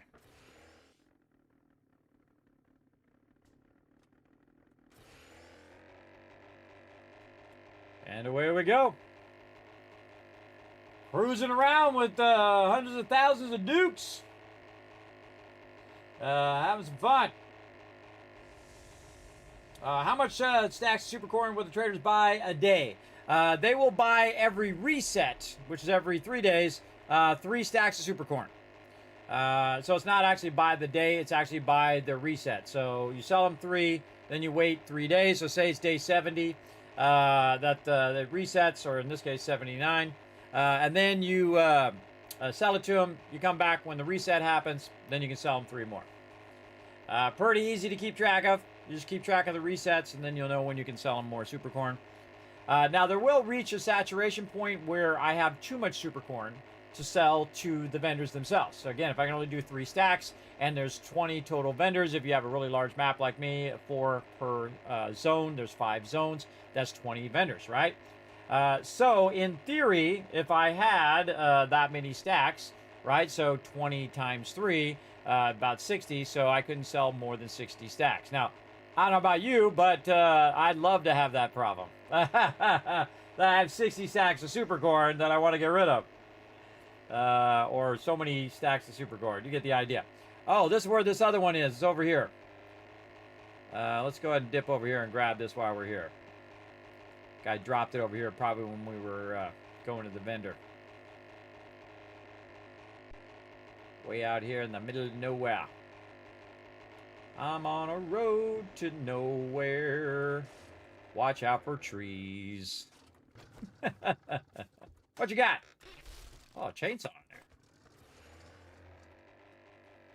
Back up we go. Supercharge. We climb, climb, climb.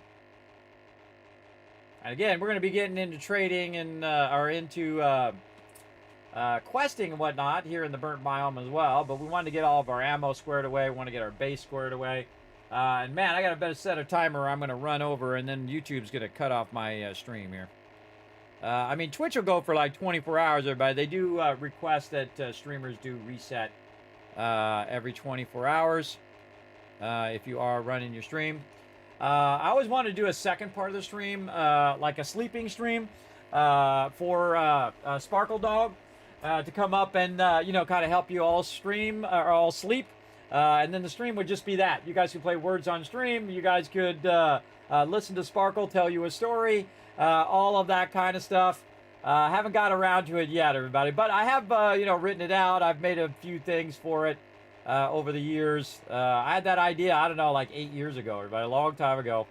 I just never had enough time to make it happen.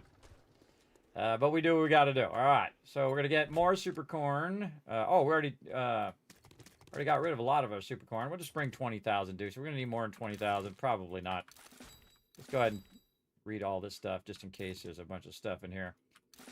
Again, I'm just going to read this. Don't need to carry that around. Put that back in there. I got some farming plots. Nice. Don't need the chainsaw. Don't need that. That's all we need, everybody. Super corn, a little bit of dukes. Back in a bit.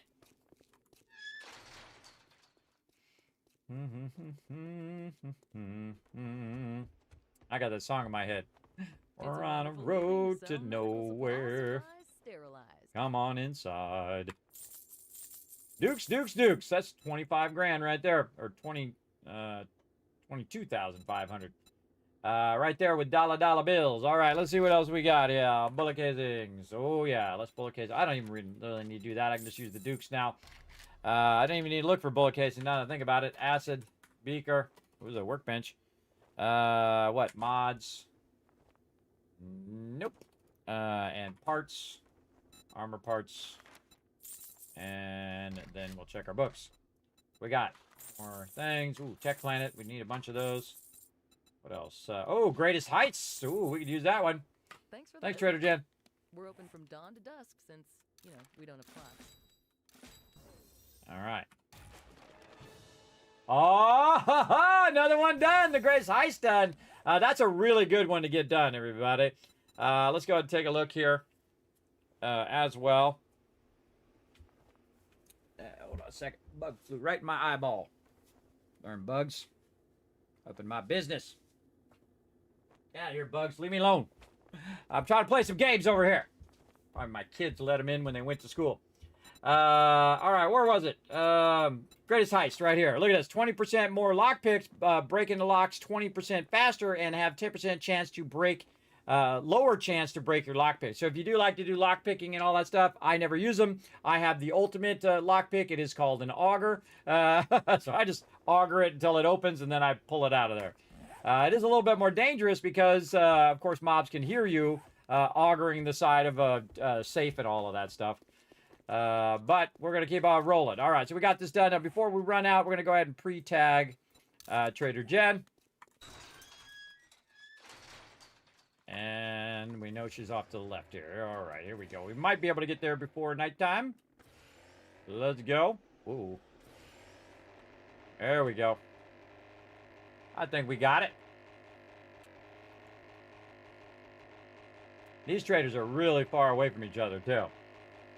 Sometimes you really luck out where the traders are pretty close, and they're kind of in the inner area of the world. And sometimes they're way the heck out. And again, this is just the Burt biome we're doing right here. So we'll get this going. We got any other? We got, oh man, we got more airdrops. 2 more airdrops we got to hunt down. Again, they go every 72 hours, so every 3 days. They'll drop you an airdrop, and you can see I have like 3 of them out there, so I haven't gotten them in like, you know, so many days. I feel like the airdrops are not that useful. They're useful in the very beginning of the game, but after a while, they're not all that useful. They're typically some books or, you know, a little bit of this and that. It's really useful when you go and you get one of those airdrops right in the very beginning. Say you're like day 21 and you find like a 9mm pistol in there. Oh man, that's a game changer right there. Or you find a water mod, water helmet mod that purifies the water for you. Those can be super useful if you do find those. And so usually when I'm playing on a team, I have someone who likes to run out and get those. We'll run out and get them and then bring them back, and then we share it among the team. I do ask them not to just use it all for themselves. Take one thing for yourself, give some other things to other people, so we're all growing strong together. My team's pretty awesome about that. Pretty awesome. All right, coming in and jump. Nice. How we looking? Oh, we got some looting to do. Let's go. And again, you see I just do the cars. So fast. So fast and easy. Looting at record speed here. And I'll just go until my inventory's full now. And then read all the books. It's more efficient to do it all at the same time. Dang, that's fast. So fast. Fast and easy. Now, oh, trash cans respawn. Ah, look at that right there. Water schematic. Again, not going to sell them. Just going to take the XP directly from the thing. Don't have to carry them around. Clears out my inventory. Much easier. Same thing with all the other stuff that we were selling, like armor, weapons, all of those things. Those are going to get insta-scrapped now. Again, then we don't have to micromanage them. Kind of like all that stuff you have in your garage. I can tell you my garage is full from floor to ceiling, wall to wall. It's been that way for 20 plus years, and none of it is mine. I can't throw away other people's stuff, everybody. That's my wife's stuff, my kids' stuff. That's on them to take care of that. All right, now if we're here and we have some books, yeah, okay, fine. We'll just sell them. We'll get the XP for it anyway.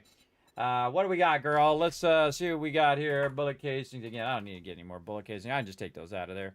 Same thing with super corn. I don't need to get those from the vendor anymore. I'm going to take that off my list just to make this go faster. Ooh, mama. Give me that. And then beaker. Ooh, she got that too. Oh, Trader Jen, you are on the ball. Look at you go. Mods. No. And then parts. And grab some more armor parts. Usually each vendor has a lot of armor parts. Because I haven't been scrapping the armor, so I haven't been getting a lot of armor parts. But we all good. Did I get any more super corn and sell it to her? In fact, we can just go and search for super corn. Nope, she has no super corn, which means I did not sell my super corn to her. So we got to go check. See if we got any extra super corn. Again, you want to sell 3 stacks of super corn to every vendor that you can. And then you're going to end up with crazy tons of dukes. We got a little bit of super corn here. What up? Bad snake. No. No. Bad snake. Snake out of nowhere. He bit me in the side. Stuck in my head. Be stuck in my head all day now. Let's go back over here.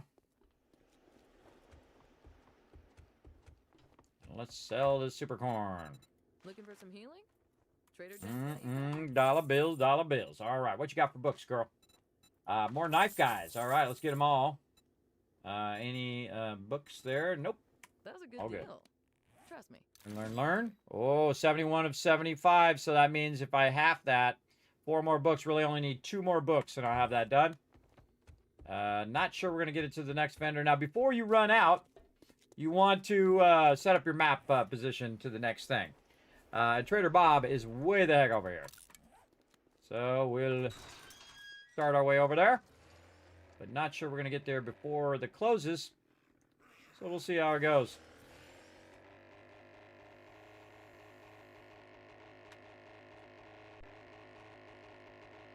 Again, each level of vendor has nicer and nicer stuff in the different biomes. So that's why it's good to switch biomes, is because now you're by a higher level trader. Then also you're getting a higher loot score and all of that stuff. Like when we go to the wasteland, our loot score goes way up, man. Our loot is way up there, but also the challenge is going way up. Of course, you got dire wolves, you've got mobs that are spitting green stuff at you. You got really high level regular mobs that are now they're all feral, or they're irradiated, or they're charged, or they're cops that are irradiated and charged, or feral and charged, or whatever it is. It's like a lot more difficult. But the second I get my M60, everybody, I can go any biome I want. I'm just doing this because we're already established in the burnt biome. And then eventually we'll come over here to the desert. We'll establish a base over here, and we'll do a bunch of questing just to see the POIs and have fun in the desert. And then we'll work our way through every biome until we get to the wasteland, and then we'll build a gigantic mega build in the wasteland.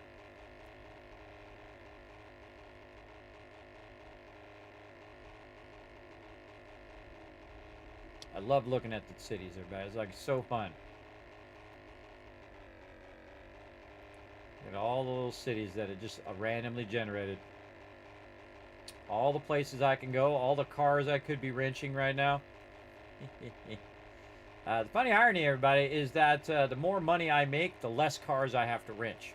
Because I can just go to the vendor and buy it all.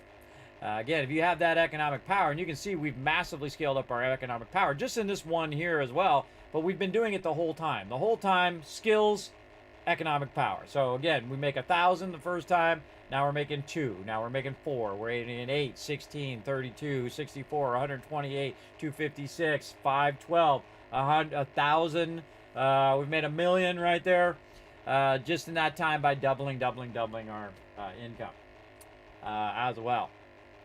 For sure. Hold on, I gotta go over here. And I gotta find the right button. What's this button do? I think it's this one. There we go. There we go. Band. And Rooney. Oh, I think we're gonna make it. I'm definitely not landing in there, though I totally could right there. Do not land in there when it's kind of the end of the day. And we'll turn this way and be ready to launch. Oh, I even stopped it before it hit the edge. Okay, what else we got? Bring some. We already got some dukes. Anything to sell? Not really. Not really. Okay, I don't think he's reset because I think we went and got his stuff. Oh, maybe he did reset. Well, let's go see what he's got first, and then if we want to grab some loot, we might just do it. All right, what do we got? Acid. Oh, he has some acid. Way to go, bro. Beaker. No. What else? Mods. Perception mod. Kind of feel like just buying it. Maybe I'll use it. Maybe I'll just get rid of it later. What else? Mods. We already looked. And then parts. A little bit more armor parts. And then we check our books. More tech planets, please. Bow hunters. Thank you very much. No other books. Do I even have any more books I need to do? Choice you made right there. I think I do. Yeah, batter up, brawling, night stalker, archery, urban combat, and tech junkie, and I'll be done. Awesome. Thanks, guy. Thanks, Bob. Bob. Got all this loot. Ooh, man. Let's get this loot. Get this loot before we get kicked. See how much we can get before it kicks us out of here. Man, it's going to be a lot because, man, my looting is fast. Very, very fast. Toilet in here. Right here.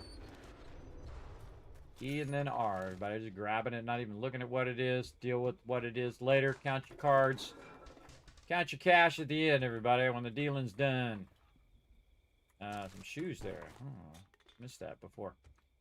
I don't think there's anything up here. There is not. I always run up there even though there's nothing up there. Let's go see if this bag is reset.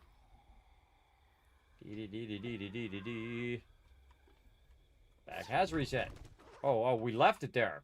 We actually left that there because it instantly opened and it had just one blueberries in it. That means I had left it. Didn't come back for it. We'll be closing soon, so it's time to swap spit and hit the road. Oh, there's a tire in there. Nice.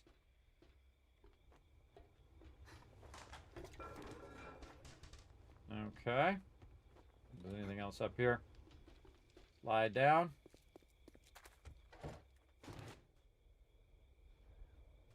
Bugs. Bugs messing with me. Slowing me down my looting. Slowing down my looting here. Think we got everything we need. Close enough anyway. There's some stuff over there we might want to grab, but we're out. Okay, we good. Now, don't even need to look because I already know where my base is because I always keep it tracked right there. Let's go. How are we doing on gas? Plenty of gas. Time to head home.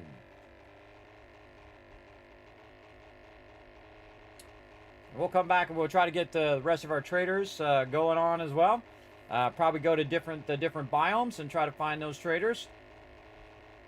Hopefully get out of here before some sort of storm or something starts up. Because that's always the way it goes when you're trying to bail. What's up, Nerd? Thanks for coming in and hanging out.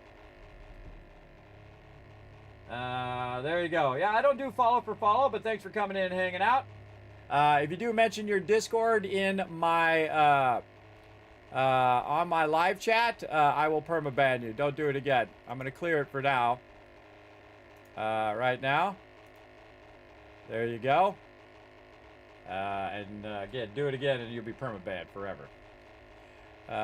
Don't do it. Plus, I find that anybody who mentions their Discord typically trying to scam, or they're probably a bot, or both. So that is a big no-no. Going in someone else's stream, telling other people to go check out your stream, tell them to check out your Discord, or put links in there, or whatever it is that people do. So if I see people do that, I permaban you. I don't mess around. I will ban you forever. Yeah, don't do that. It's a really bad etiquette. And other people will do the same. They will permaban you. And that's why you read the chat rules first. That's why we have those chat rules in there. But there you go. You're welcome, WFO. You're welcome. So yeah, 3 stacks of super corn. But it's not just super corn, by the way. It's also anything. They just sell them. So if you have 3 engines, right? Say you have like 8 engines on you and you want to sell, you can only sell 3 engines. It's only 3 of that particular thing. 3 of that particular thing, whatever it is. Now, it doesn't account to books, by the way. So if you have like a stack of 5 books, well, you can sell it. But if you had 3 stacks of 5 books, then you could only sell 3 stacks of 5 books. You get the idea. Because they only stack to a maximum stack. It'd be kind of like selling lead, right? So if you have 6,000 lead in a single stack, you can sell 3 stacks of 6,000 lead. There you go. Now you're getting it. Now you got it going.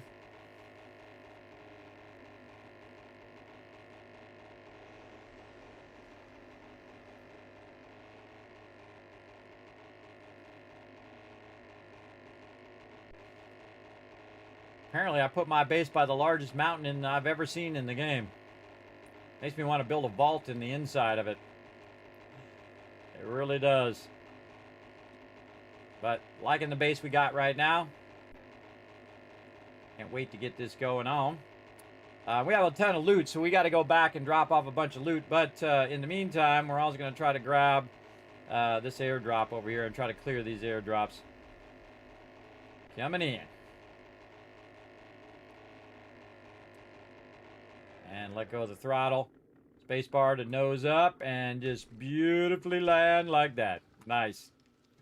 That was a sweet landing. All right, bunch of stuff here. More tech planets we can learn. Bow hunters. An absolute ton of loot in here. Again, we're just going to learn these. We're not going to sell those anymore. Waste of our time. And we got a nice big drop box here to drop all this stuff in temporarily so we can clear our vehicle. And we're not even going to worry about it. I see a chainsaw in there too. Where'd that chainsaw go? Chainsaw, where'd you go? Oh, it's still in the box. We're still in the thing. There it is. And again, chainsaw actually worth a good amount. Chainsaws are very valuable. This chainsaw is actually better than the chainsaw that I have. So I can go ahead and just say, you know what? I'm going to just take this out of here. And you can see it's got 4 slots here. Then we'll hit modify complete just so we can see the difference. This one, it's block damage 26. This one's block damage is 29, so it's better. So we'll also put this in here to increase the block damage and make it so it doesn't break as much. Then this one right here is worth 633. Watch this. Scrap. You're like, Kismet! I'd rather have the mechanical parts. Put that back down in there. In fact, I could probably just repair that while I'm at it too. How many repair kits we got? That's a good idea.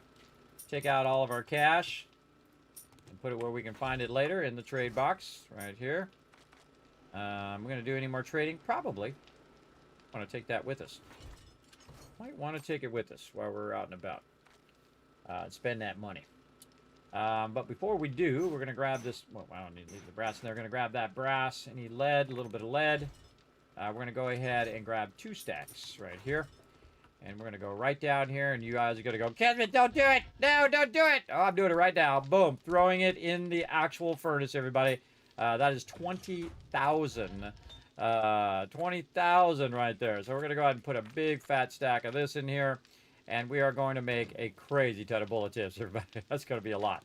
That is going to be a lot because we're already max on clay. So we're putting full max stacks of brass. So that's going to melt down in there for a while. We'll let that run. And then when we come back, we'll queue up like an hour's worth of bullet casing. Probably more bullet casings that can fit in the output. We'll see how it goes. And all the rest of this we'll just put right up here. Like so. And we'll grab the lead. We got a couple stacks of lead here. How are we doing on this? We'll actually just go ahead and leave that as clay because that's actually got like 10,000 more, so plenty more to go. We'll let that go there. We got to get some gunpowder at some point, but again, everybody, we got so much ammo. Holy mackerel. We are just absolutely crushing it now on ammo. We can just go auto, everybody. Again, these are stacks of ammo. So this is 500, this is 500. So 1, 2, 3, 4, 5, 6,500 roughly. So 6,200. That's 6,000 ammo. I use about 3,000 per horde night, sometimes 4,000 if I'm really going crazy. So that is 2 horde nights worth of ammo that we just made in less than like 3 or 4 days. But we had already pre-done a lot of the gunpowder and all that stuff. So we had it already, and then we could just queue it up massively like that. We don't have to worry about it. Now, right over here, we're going to go ahead and scrap that ammo right there. We're going to go ahead and refresh this here by going like this, and we're going to press this one time, and that's going to fill that ammo right back up again. We still need some food. I think we're okay on food right now, but let's go ahead and see how our garden's doing in here. How are we doing? Oh, man, it's coming in. Oop, wrong place, over here. How are we doing? Is it ready? Still growing. Okay, when we get this growed up, man, we're able to make a bunch of food. And we'll be styling. Okay, now we got to go hunt down these darn airdrops. Where'd you put these airdrops? One up on the hill there. Alright, anything in here? Just pick it up. Put this up in here. This here. Oh, we can go without that.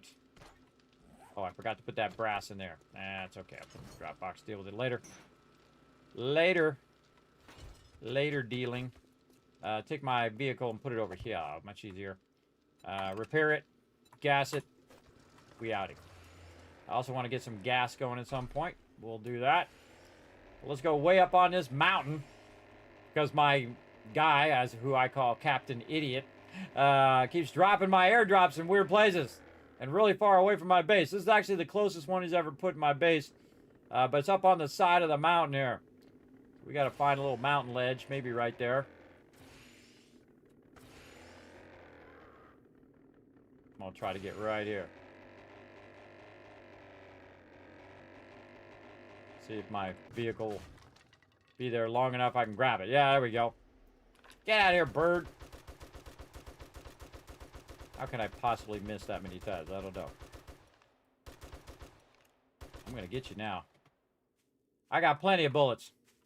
All right, let's see if I break my leg here. Scale down the side of the hill. All right. Good enough. All right, let's open this up, see what we got. Learn all those. Ooh, more tech planets. Oh, turrets are getting up there. Get rid of all of that. There, a little bit of meds. Some mods. Now we got to get back down the hill so we can put our vehicle down. It's not going to let me put it down up there. Right here's good enough. Tree. Flying back to the base.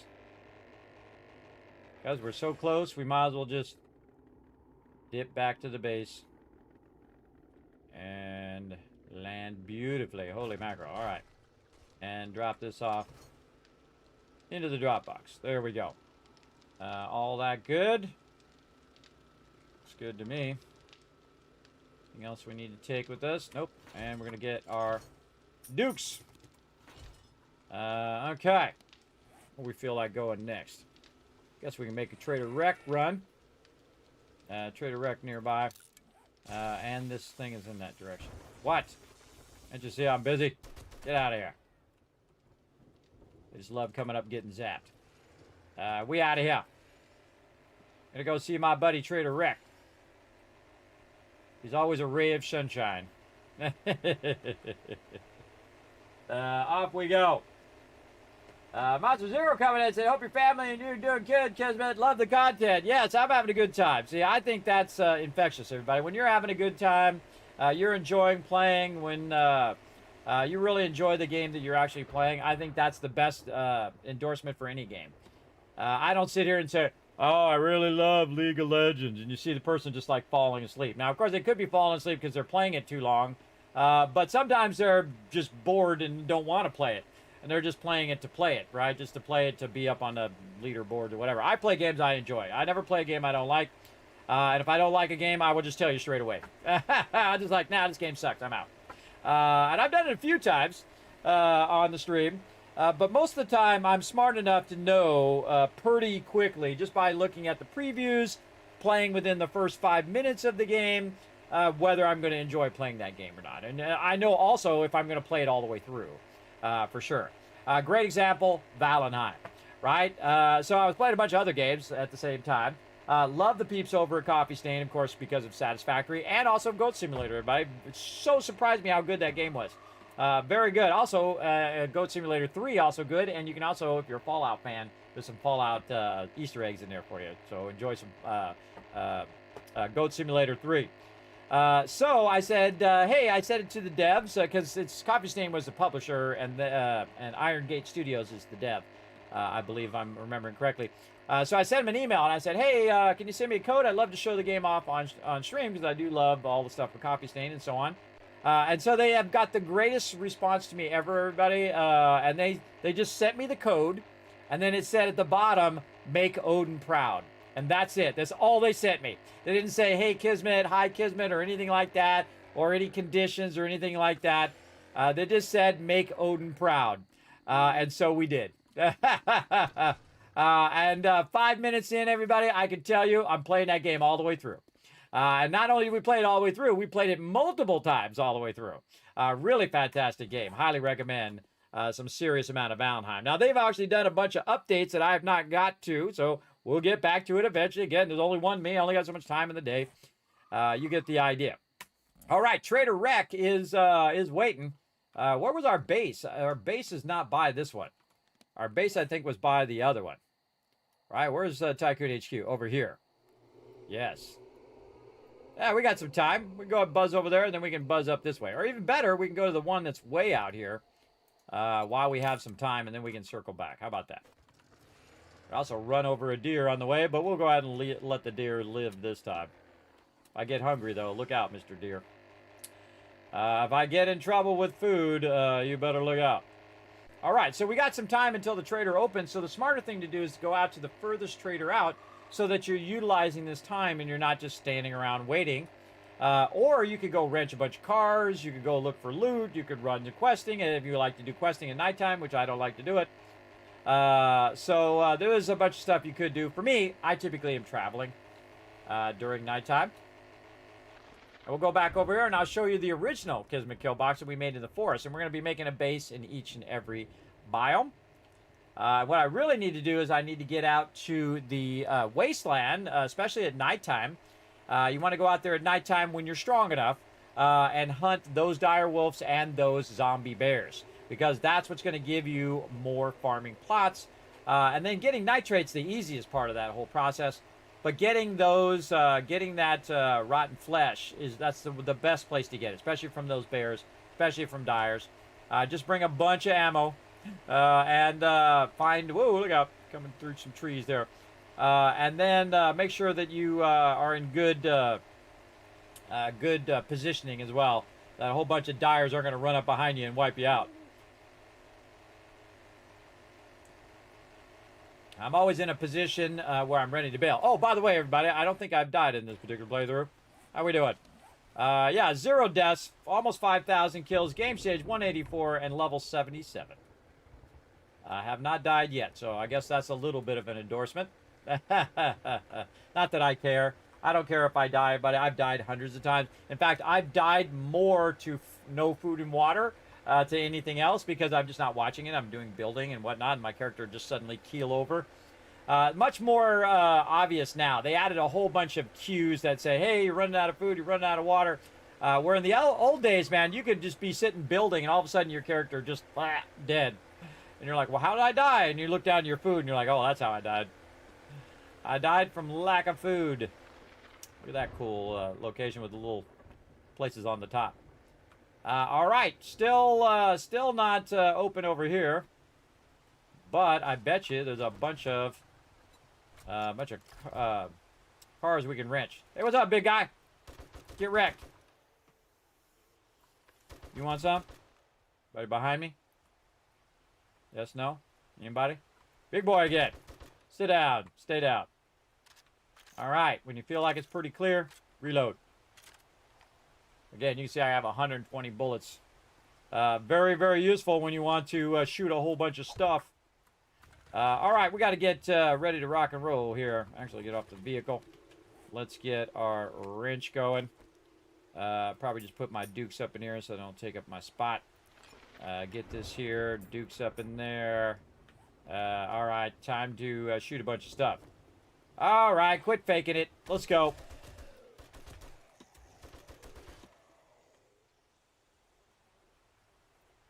Get out of here. They're all up here faking it. Faking like they're dead. Oh, one behind me. Look at you go. You actually got a hit in. Very impressive. Anybody else? Nope. Time for the chainsaw. Let's go. Why do I have my stuff switched? All right, chainsaw. Now, I can use my knife, but I'm going to use my chainsaw instead because it's faster. And I'm just going to go ahead and chainsaw all of this stuff. Look at those little worms coming out of there. Nasty. There we go. So, again, bunch of stuff there. And then we're going to wrench while we're waiting for the trader. Now, this is really less for brass now and more for all the other resources that you get. Hey, what's up, big boy? Here, let me introduce you to my hammer. Hit them while they're down. They do the same to you, 100%. All right, so we went all that way, and now we can head back to the trader because the trader's about to open up. But I might dip over this way and see if we can find me a thing because we actually have a little bit of time. Find me another car right here. Oh, I got my farming on. I realize I got my farming outfit on. Oh, I'm not getting my as many doubles because I don't have my regular outfit on. My bad. That's okay. It'll all be fine. Forgot to put my nerdy outfit on. I'm getting 100% chance of getting doubles. But this stage, everybody, I don't really need it at this point. But it is much better armor than what I've got. All right, Trader Erect is opening up. Let's go say hello.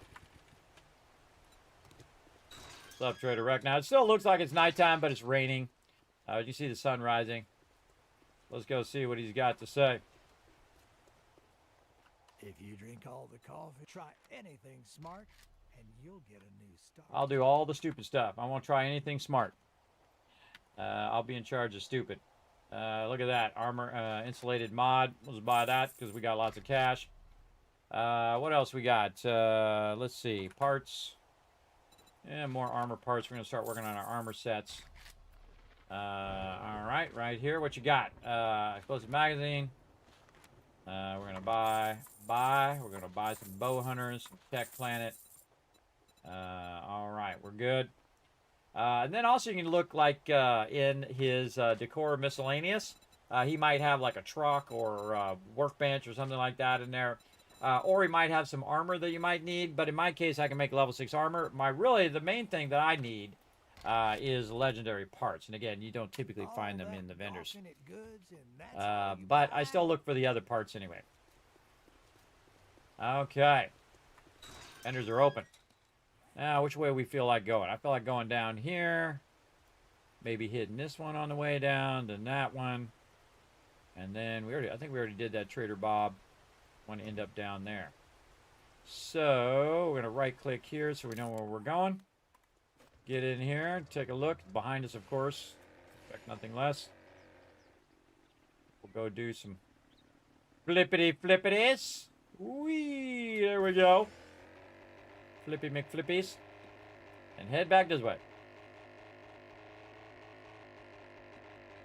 I really like this part of the game where you're running around all the different traders and you're finding all those last little bits of things that you need. Notice I didn't learn those books. The second I realized I didn't have my nerdy outfit, there's no point in me learning those books until I have my nerdy outfit back again. But we're a little bit far away from our base. About 4K away right now. So we'll grab a bunch of books, and I might grab too many books. I might grab, I might need only one more book, and so I might get extras, and that's okay. It's not like we're hurting for cash. That's for sure. Yes, I'm teaching you all my secrets today, man. We just massively scaled up our super corn. And we are trying to just kind of run to the vendors here, trying to finish up all of our skill books and any perk books that we can find. That's what I use the vendors for the most. In the beginning, I use them also for food, water, getting like a cooking pan, that kind of thing. But later on, it's just about the books, pretty much. Just to sell them some stuff, get the dukes. It's the dukes in the books. Again, you see I don't land in the trader typically. We'll just leave that open. Because we good. Morning. Make up your mind or make I'm seeing how many dukes I have. A bunch of dukes. All right. Acid. Beaker. Mods. I think I know it by heart, right? We got crippling mod there. I think I got the recipe for that. Parts. Whoa, 11 armor parts. Wow, that's a lot of armor parts, bro. And then books. Let's go. Bow hunters. Explosive magazine. Oh, bar brawling might be the last one. Let's try it. Well, maybe you should try. Bar brawling done. All right, let's see what we got for bar brawling. The max one is the 7th curse. Fist and knuckle weapons do 300% damage on the 7th strike. So if you hit them 7 times, boom, they are dead. Or if you hit a bunch of other mobs, I guess, and they come back and do it. And notice I'm not looting the trader, everybody. I'm just going to go trader to trader. Not going to bother to loot them. Let's dip over to this one over here. Oh, right there. 1.5 this way. We'll get there in no time. Really got to get in the habit of just pressing shift and letting go when I get in the vehicle. Before I even take off, because it will just turn on your boost here and then just keep your boost on. I have a tendency to hold down shift for no reason. Because you can just press and release. And it will stay locked on until you get out of the vehicle. And when you get back in, just press and release again. Now, here's the smart thing, everybody. So at the nighttime, we went to the farthest one. And now we're working our way back. And we're actually heading closer to our base. So by the time we run all of these, we should be closer to the base overall. Though I am going to go back that way a little bit. But we'll be at least a little bit closer. Oh, look at the storm. There's a storm way out there. A storm is brewing. Beautiful day in the forest biome, though. Beautiful. Yeah, big old storm out there. I love seeing the storms way off in the distance. It's pretty cool. Pretty cool.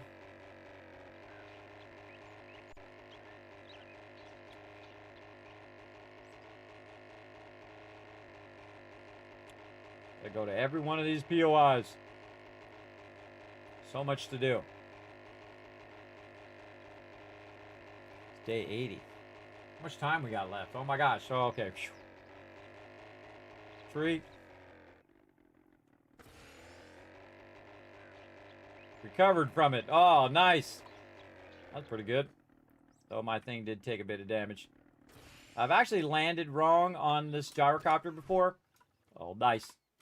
It crushed me. And my gyrocopter got destroyed. And I don't remember what percentage it was at. But it makes me second guess every time I go to land. The guy over there, I'm just going to close it because that guy's just going to be annoying. But again, you probably want to run through here and loot all of this. I'm not, I don't need it anymore. I'm just looking for loot at this point. Acid. Oh, man. All right. Beaker. Now, he has supercorn seeds as well, so you can just look for seeds. Grab those supercorn. You got to be tier 3 in your questing before you can get them. I bet you there's some other stuff that I can't get because I'm not high enough tier. I bet you you're in the trader. Don't tell me. Don't tell me. We'll figure it out as we go. What other books? Knife Guy. All right. Nothing else. Don't let the door hit you on your way out. And then one more guy over here where we originally started. Right over here. And we'll do a little flyby. The old Kismet kill box over there while we're there. Where is it? This way. Yeah, just press the space bar or the shift key and let go. Then I don't have to hold the shift key down. It'll be in boost mode the whole time. It does use more fuel, but if you have the fuel saver, you can see I don't really have to worry about it. I'm flying all over the place. Here, there, and everywhere. All over the place. Again, hold down that right mouse button if you want to look at stuff. Oh, look at the storm all over. Oh, it was all around over there. Nice. In the burnt biome, too. That's where eventually we want to end up. Of course, right out there where our base is. See our base is that direction. That's how it goes. Holding down that right mouse button while I'm mouse looking, too, but so it doesn't slow me down. Cool to watch my guy flying, though. Wish I brought that nerdy outfit. Would have been smart. I always forget to put my gear back on again after I do my farms. I forget. Might have done Horde Night with it on. Or maybe no, I put it on afterwards, I think. I can't remember. But here we are. And I think I can see the kill box from here. Yeah, you can see it way over there in that field toward the desert. You can see the kill box. Again, we'll do a little flyby for those who missed it at the start of this playthrough. Again, we're going to be building... Oh, wow. That was just above the fence there. Very nice. Normally, I build it by the trader. But because we found a spot that had iron and coal, I built it right over the top of it, built an underground base, and dug out all of that.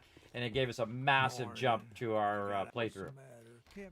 Massive, great start. All right, good. Acid and beaker. All the same stuff every time, everybody. I'm just looking for certain things. Padded armor, don't need it. Parts. All right, we're going to really stack these armor parts. Let's go. And then what kind of books you got? I'm running out of space. Rifle World, Knife Guy, Explosive Magazine. Oh, man, you got a bunch of stuff. You got a bunch of goodies. All Not right, dropping anything, now am I? that Nope. we're done doing business. Get out of my store. I'm out.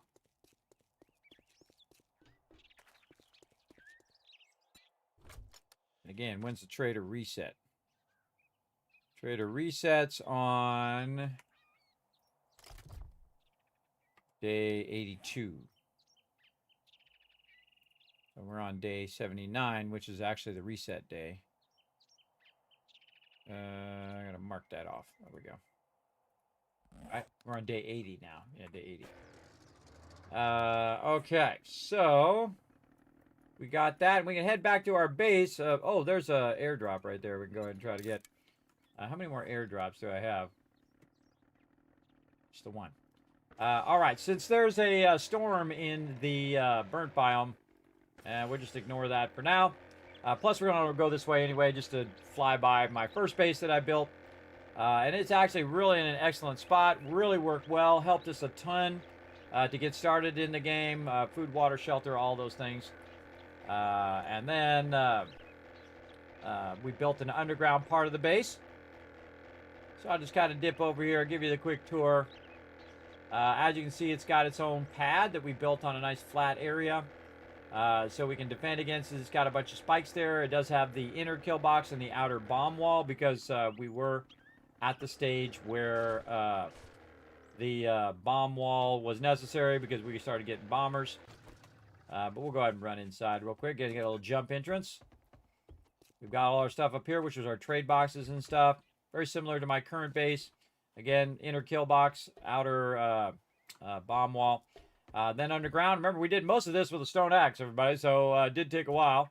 Our cooking stuff there, and then down here, down below, we had all of our farms down here. You can see we've got a vent that's coming down, and that vent allows us to keep all of our food down here. Both sides were food right here, so we had our garden underneath, along with a single dew collector there, which you can also see has a vent that goes all the way to the surface.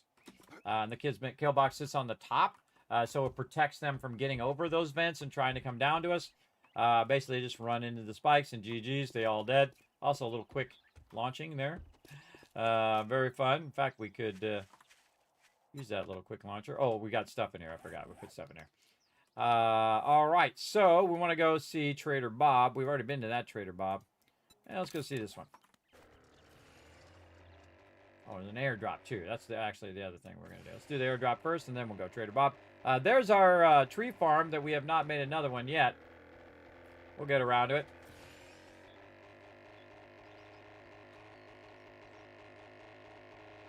If it's necessary.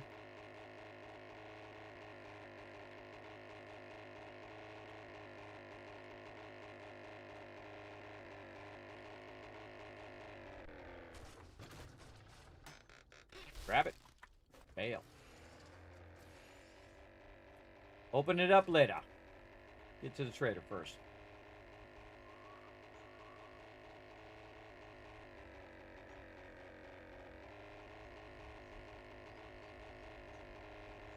Get it going. Good morning, Sage. Thanks for coming in and hanging out.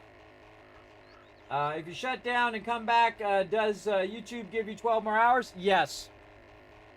It's 12 hours per recording. So I could shut it down and run it again. Also, what I do is also cut it up into segments. So if I'm playing like some learn to plays, or if I'm playing one game and then I play another game, I'll cut them up into different segments. So I have to stop my YouTube, stop streaming to YouTube, create a whole nother set or another video, then restart it again. I did that just the other day on Saturday. I started up with one thing. We played it for about an hour or so. Then I stopped my YouTube, started a new one so that those will be in different segments. So if you want to go back and watch it, it'll be a separate video. So if you just want to watch that one video, it's only like an hour long. You don't have to watch 7 hours worth of video to find the game that you're looking for. Very convenient. Plus, I have a bunch of playlists that are super easy to see. You can just go and see the Learn to Play playlist. It'll show you the latest game that came out or that I showed off on stream. And I do show off a lot of indie games, but also AAAs as well. I do try to work them into the stream when I have time, because again, I'm also doing massive playthroughs. But again, probably most known for my mega playthroughs and massive mega builds that I do, both in Fallout, in 7 Days to Die, and in other games. But I was just playing something I want to play all of those all the way through. I was playing a railroad game, it was pretty awesome. Survival game where you're a robot and you're running around upgrading your stuff. Very much reminds me of Astroneer meets Planet Crafter meets Subnautica. Really, I love the mechanics, how you connect all of the electricity and stuff. That was really fun. It was called Blossom, the Seed of Life. The other one was Railroad Corporation 2. Very fun. We were running railroads and then starting to make a bunch of cash from running those railroads. Very fun. And then one that's really fun, Above the Snow. We're playing that one, and that's kind of like you're running this alpine lodge. And then, of course, you're setting up trails. You're setting up all sorts of cool stuff, trying to attract people to go in there. Very much reminds me of 2 Point Hospital. So if you like games like 2 Point Hospital, where you're setting it up and you're trying to micromanage the location, that's a really good one, too. So we played that one. And then we played 7 Days to Die with my crew. All right, Trader Bob, what you got today? I got to go back to my other thing so I can remember what it is I'm looking for. All right, acid. Actually, I should remember there's like 3 things, really, or 4 things. Acid, beaker, mods. No, I'm really looking for mod recipes. And then parts. Again, we'll just buy all the armor parts. What do we care? We got cash. And that's it. Whoa, jeez! Holy mackerel! My shotgun's got no ammo. What the heck? Oh, it made me jump, everybody. Stupid bees. These are like the most dangerous thing in the entire game, everybody. These darn bees. Look at all the stuff it did to me. You bastards. Alright, where's my character here? So I'm fatigued now. Now I gotta eat some vitamins. What if he has some vitamins? Maybe some vitamins in here. You got some vitamins. My gears and grease. You got oh man, he's got some anvils though. Nice. I needed him. Be styling. He got 2 anvils, as a matter of fact. So yeah, I got snuck up on me. I don't know how he got in here. How'd he get in here? Is there a door open somewhere? Did he climb over? I don't see any doors open. How'd he get in here? Sneaky bastard. What we got in here? Yeah, a little duct tape. I don't remember leaving the door open. But I might have.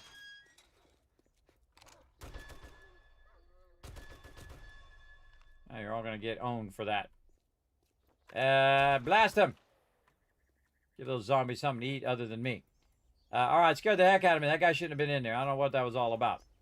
Alright, Trader Bob there, Trader Bob there. I did not find a Trader Bob over here. Again, we can zoom in. What? Get out of here. People, I'm busy. Trying to find me another trader. Yeah, see, they're over there. They're going to be distracted by those mobs. Oh, there's a whole bunch of them coming in. Fine. Get that guy first. Everybody going to die. Oh, bunch of them. I got plenty of ammo. Come on, bring it. Bring it, you bunch of zombie bastards. Uh-oh. Uh-oh, so you don't want to be reloading on that guy. He's the one that shoots the bees. Come here, guy. This guy over here, same guy, shoots bees. No vitamins. If I got any vitamins as a drop. Nope. I did not put all that in there. Alright, we want to go ahead and try to find another trader. So it's got a little circle in the bottom left corner. Maybe there's another trader over here. I think we flew around all the sides. I don't think I saw any other traders. Any trader in this town? And you can just look at the layout once you got it. Yeah, he's up there in that town. Over here.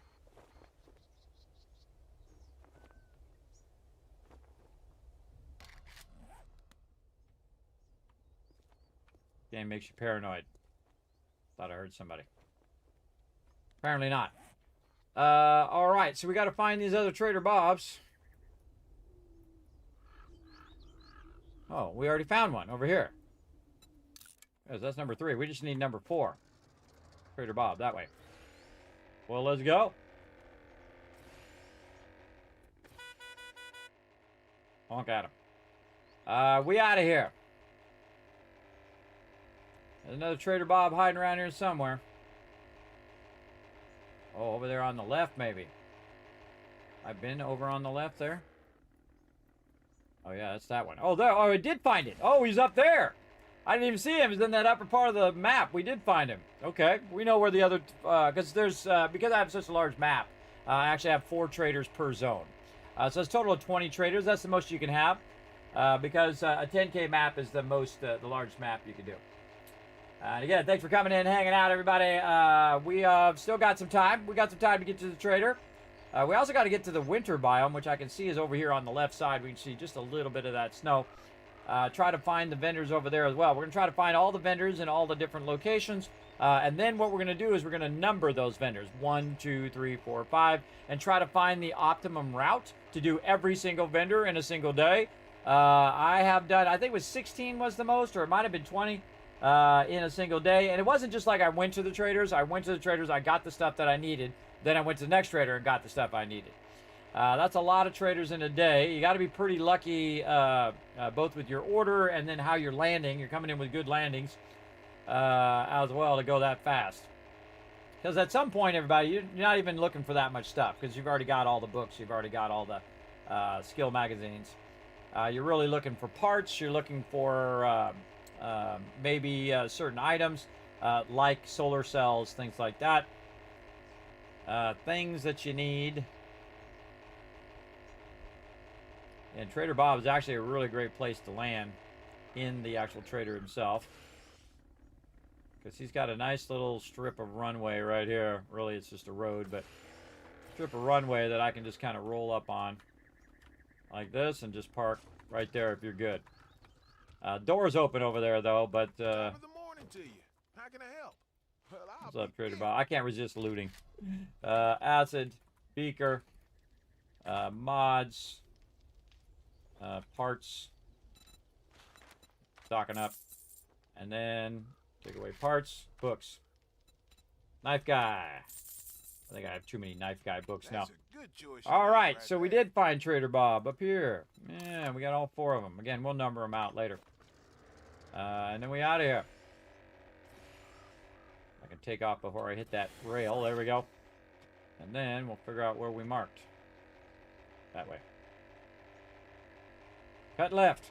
Oh, it's going toward the winter biome, too. How convenient. Look at this beautiful day. Beautiful day in the desert. Unless it's not.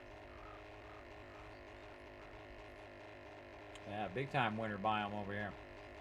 This is actually the edge of the map because I can see the water.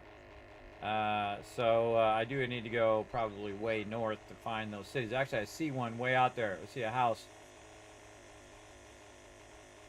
Again, we went around previously, running around trying to find all these traders.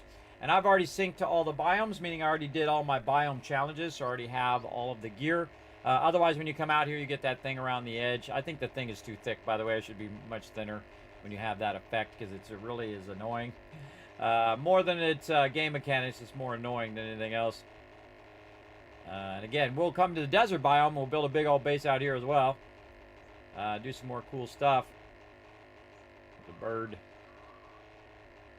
Later, bird. I'm out of here. Oh, we're going to try some precision landing right here.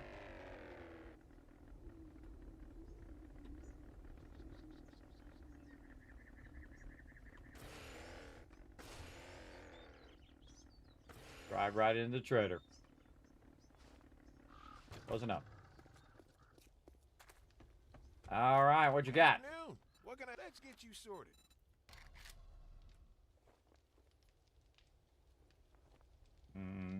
My home row. Man, I ain't got much for mods. Armor parts.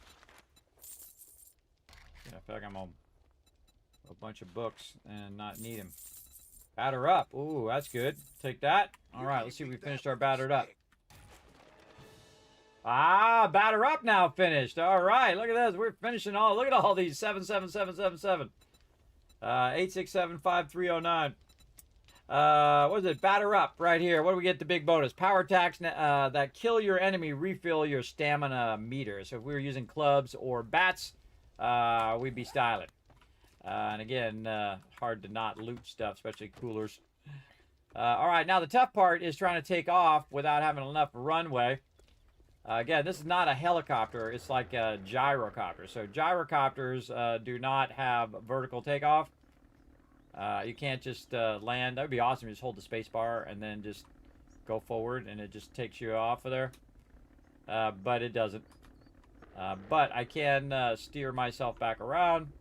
Aim this way. You can hold down spacebar, by the way, and it will hold you up, but it also holds you back. So I can spin all the way up, like that, and then let go of spacebar, and then off you go. Now you got a little bit of boost. Oh, if I don't hit the fence too much. All right, there we go, and we're out. Just like that. All right, we're going to head north this way. Let's follow this road. There we go. All over the place here. And we're going to get this road discovered. So I'm going to follow the road so that basically it'll show up on my map. You can see that we're now going off the kind of reservation here. Off the map edge. Getting it going. Again, we're just discovering stuff now. Again, this is all randomized map, so I don't know where nothing is. Looks like we got a big old house on the edge here. Go up a little bit higher. 28 degrees in here. In game. Though sometimes it is 28 degrees where I'm at. Too darn cold for me. Anything below 65 and I'm like, nah, I'm good. I don't like cold. Look at this house on a peninsula here. Oh man, we have found that as a team. I'd probably take that over for my team's base. Peninsula, of course, is it's surrounded on 3 sides by water. For those who don't know, I'm sure most of you know. But look at where that house is, just perfectly right there. That would be awesome to build a base right there. Let's go see what that is. I think it's the navigating ranger station or something. Let's see what it is over here. Yeah, Journey's Inn. That's the name of it. Yeah, Journey's Inn right there. I wonder if that's going to be part of the storyline. I hope it is. All right, back to the road. So we're getting the road discovered here. I don't really use the roads, but the roads lead you to town. So you want to go ahead and get those roads going. This one's actually circling back to the left. Some stuff way out over there. And again, there's a whole bunch of locations. Well, there's 2 mining. There's a mining one there, or 2 high-level ones. That looks like a trader. But I think that's a military base. It looks like a trader's got a helicopter pad, but that is a military base. Yeah, Fort Chopper. Get to the chopper. Military base. All right, we're out of here. Going this way. Now, again, our food's getting kind of low.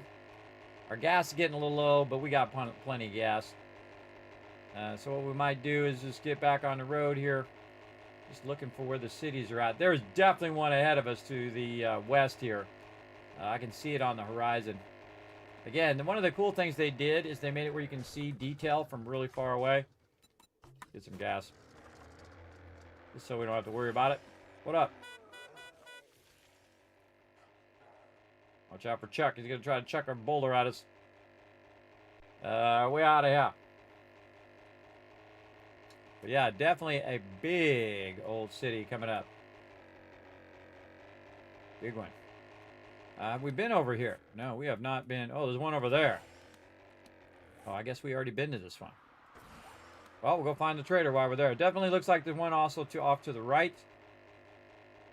Oh, yeah, there's definitely one off to the right. I can see the city starting to come in.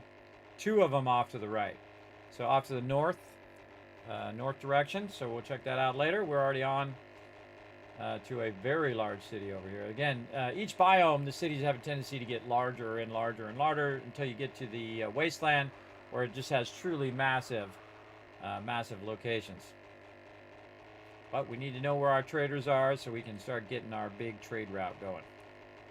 These suckers are really far apart too.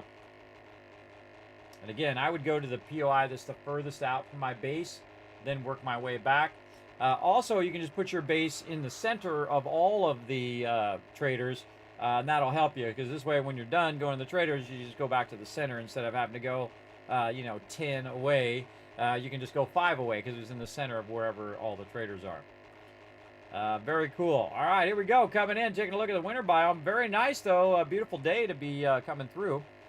At least it's beautiful for the moment. The second I go looking for this trader is when it's going to start making it more tough, I have a feeling. How are we doing on time? Running out of time. I think I see the trader over this way. Looks pretty much like a trader. It's got the little things there. Have to dip around these trees a little bit. Oh, yeah. Right here. What up, Trader Hugh? Let's go say hello. We got some dukes on us? We do. Any more dukes in here we can grab? Oh, yeah. Lots of dukes. Trader Hugh. Again, we can loot all of this, but I'm not going to. We'll do that in the future. Just going to go straight to Trader Hugh. Got Trader Hugh. Acid. Beaker. And each one of these, by the way, specialize in different things. You got a water purifier mod. That'd be great earlier in the game. Armor parts. And then books. Rifle World. Explosion book. Books. He also has a bunch of stuff here that you can get that's like stuff on the shelf. That's pretty useful to grab. So we're going to grab that. I already have enough wire tools. Only need one. But again, you can check his shelves here. You can check anything that you might be able to grab. A little bit of ammo. And then over here, some outfits. Check those. We'll check all this. I think there's something else that you can get. I can't remember. Trash can. Oh, in here. That's right. He's got some stuff in here. Okay, we're not going to do the outside of the trader, but we'll do inside here. Nothing up there that you can grab. Trash can. Yeah, a little bit of loot. And again, we can do all the cars. We can go up in the thing. There's a bunch of stuff all over the place. Then up here, a little bit of loot. And you got your spotlight and your big military car, which we can loot like it's nothing in a few seconds. All right, we got Trader Hugh there. And again, we had some that are off to the north, so straight up this way. We'll see how far we can get.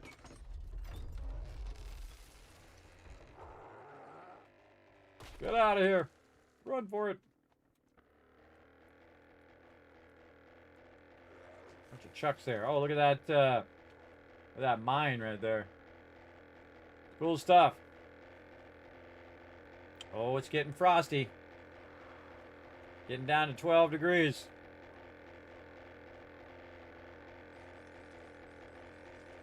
Starting to snow. I knew it wasn't going to last too long. So that's the thing I'm talking about here. This little thing that goes around the thing. I think it's way too thick. It should be about half that thick. I mean, it's pretty obvious. You can tell that you're cold. You're a little unnecessarily large. Again, I'm just going to go along the road here to discover the road. Oh, forgot to put my turbo on. Now, what that does, everybody, makes your food and water go faster. Again, if you are cold like that, it does have a debuff when you're a little frosty. And you can see if you go into your character here, it'll say cold. Fine clothing and anything. When you're cold, you're burning more calories. And that's okay. I think I'll be fine.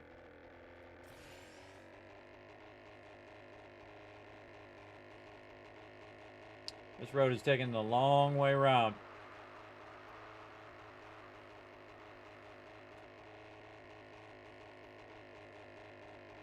Never know what you might find out here, though. Might find some cool stuff along the road. Definitely a lot of cars and other loot along the main roads. Definitely worth your time. Buzz along those. That is a rest stop. That is not the trader.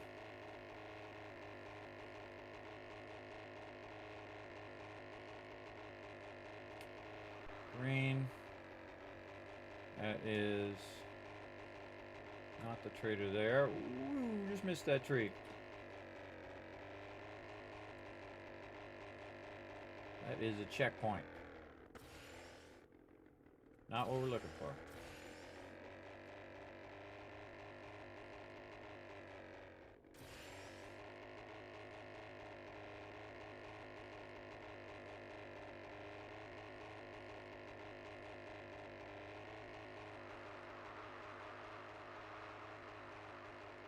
Looking for a trader.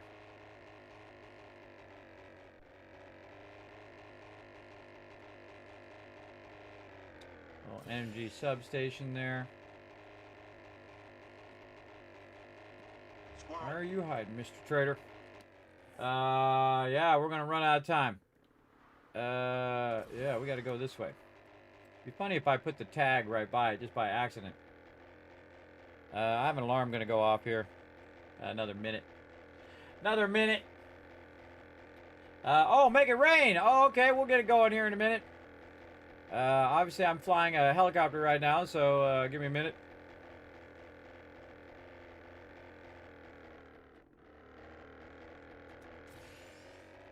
Bus Mechanical, Shotgun Messiah. Not the trader. So let me find this one last trader here. I think this is the second trader. Actually, we got 2 more traders to find. That looks like the trader right there. Let's go. Oh, that's mission accomplished right there. Boom.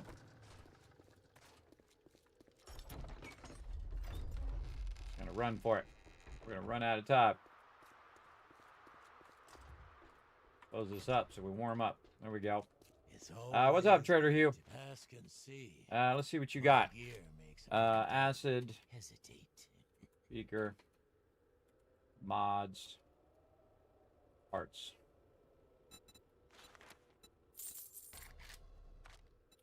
More explosive magazines. More tech planets. More bow hunters. And again, that's why you want to bring your outfit with you so you can learn all those books. Oh, there it is. So you can learn all those books so that you can know when you hit the maximum limit of those particular things. All right, everybody. I think we probably want to stop right here. We're going to put all this away in there, though. Take these dukes out. Looking good. So we'll go ahead and stop right to there. Probably a good idea to park this maybe in the trader. Whoa, whoa, whoa. Too fast. Too fast. All right, now I'm going to have to get out and kill these guys. Ah, now you drop loot. Got to go get the loot. Let's try to back up. Oh my god, it's going to take like an hour and a half.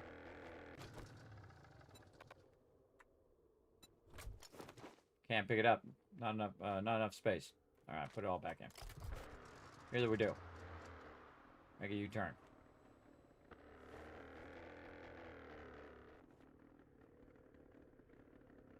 And you're like, well, Kismet, why are you putting it in there? Well, I'm putting it in here because when I log back in again, I won't just log in right where the mobs are. Right? So now we got the door closed. We're logged in here. And just to do myself a solid for when we log in next time. Oh, I bump into everything. I'm just going to turn this sucker around. Have it ready to go out the door in case we run out of time. If something happens, we'll be ready to go to the next trader. All right, there we go. Probably a good idea to go stand in the trader and warm up as well. Like this. And then drink some smoothies, which is not really going to help me in the in this biome, but it is going to get my water up, and it's going to get my food up too, because remember, it's 22 food, so that's 44 food that's going to do as well. All right, then we're going to be styling when we come in next time. Now, I might come back later tonight, 10 p.m. Eastern Standard Time, which is about 12 hours from now, and play some more. We'll see how it goes, but for right now, we're going to go ahead and go to the Kismet Love Trade.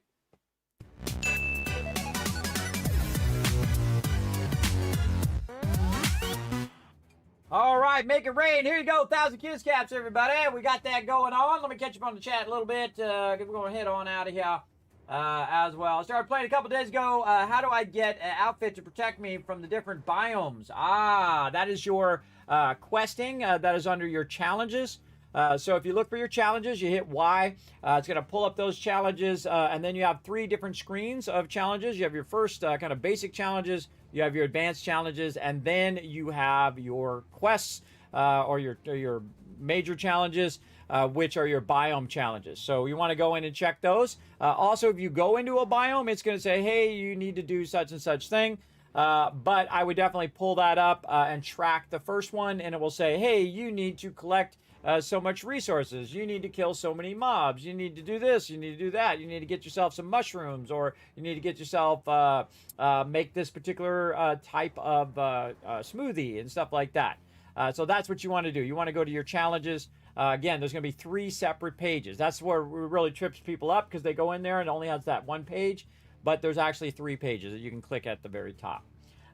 So that's where you can find them, and you are good to go there, Sage, as well. We need a snowball command so we can hit Kismet with snowballs. Yeah, well, I could actually do that. I could actually do that in Polypop. I could probably make it where snowballs go flying all over the place, where it's like a snowball fight. We just go snowball, and then a whole bunch of snowball fights go across the screen. There's so much stuff I can do, everybody, but I'm only one person. I can only do so much. So we're going to go ahead again, rest up, come back again, and do it all over again. I'm going to go ahead and show you my schedule right over here, everybody. Bam. I'm going to be back potentially tonight, bonus stream. Know that I will be out probably Tuesday, Wednesday, maybe Thursday, because I am going to be getting 3 teeth done at 3 tooths done at the same time. 3 teeth done all at the same time. I got to get 3 crowns done because I let it go too long. I spent that money on fixing my kids' teeth and let mine go too long, and now I got to pay the price, both in money and in pain. Such is life. So it might be until Saturday till I'm back, or maybe a Friday bonus stream. We'll see. I'll let you guys know via my Discord and via my social media. Remember that this thing is also posted on all my social media and on my Discord. So if you do forget what I'm doing on what day, you can go ahead and figure it out over there. I'm one of the few people that do that, by the way, that tell you what I'm playing on what days, that kind of thing. Most people are just like, hey, I'll be on at this time. And then you don't know what's going on. You don't know what's happening. So I go above and beyond. So you can also check out youtube.com/KismetBP. You can follow that link right there, unless you're already there, even easier. You can hit that subscribe button, hit that like button, leave me a comment. Again, even if you just put a heart or a thumbs up or whatever you want to do in the comments, it does help a bunch. You can also go to Twitter.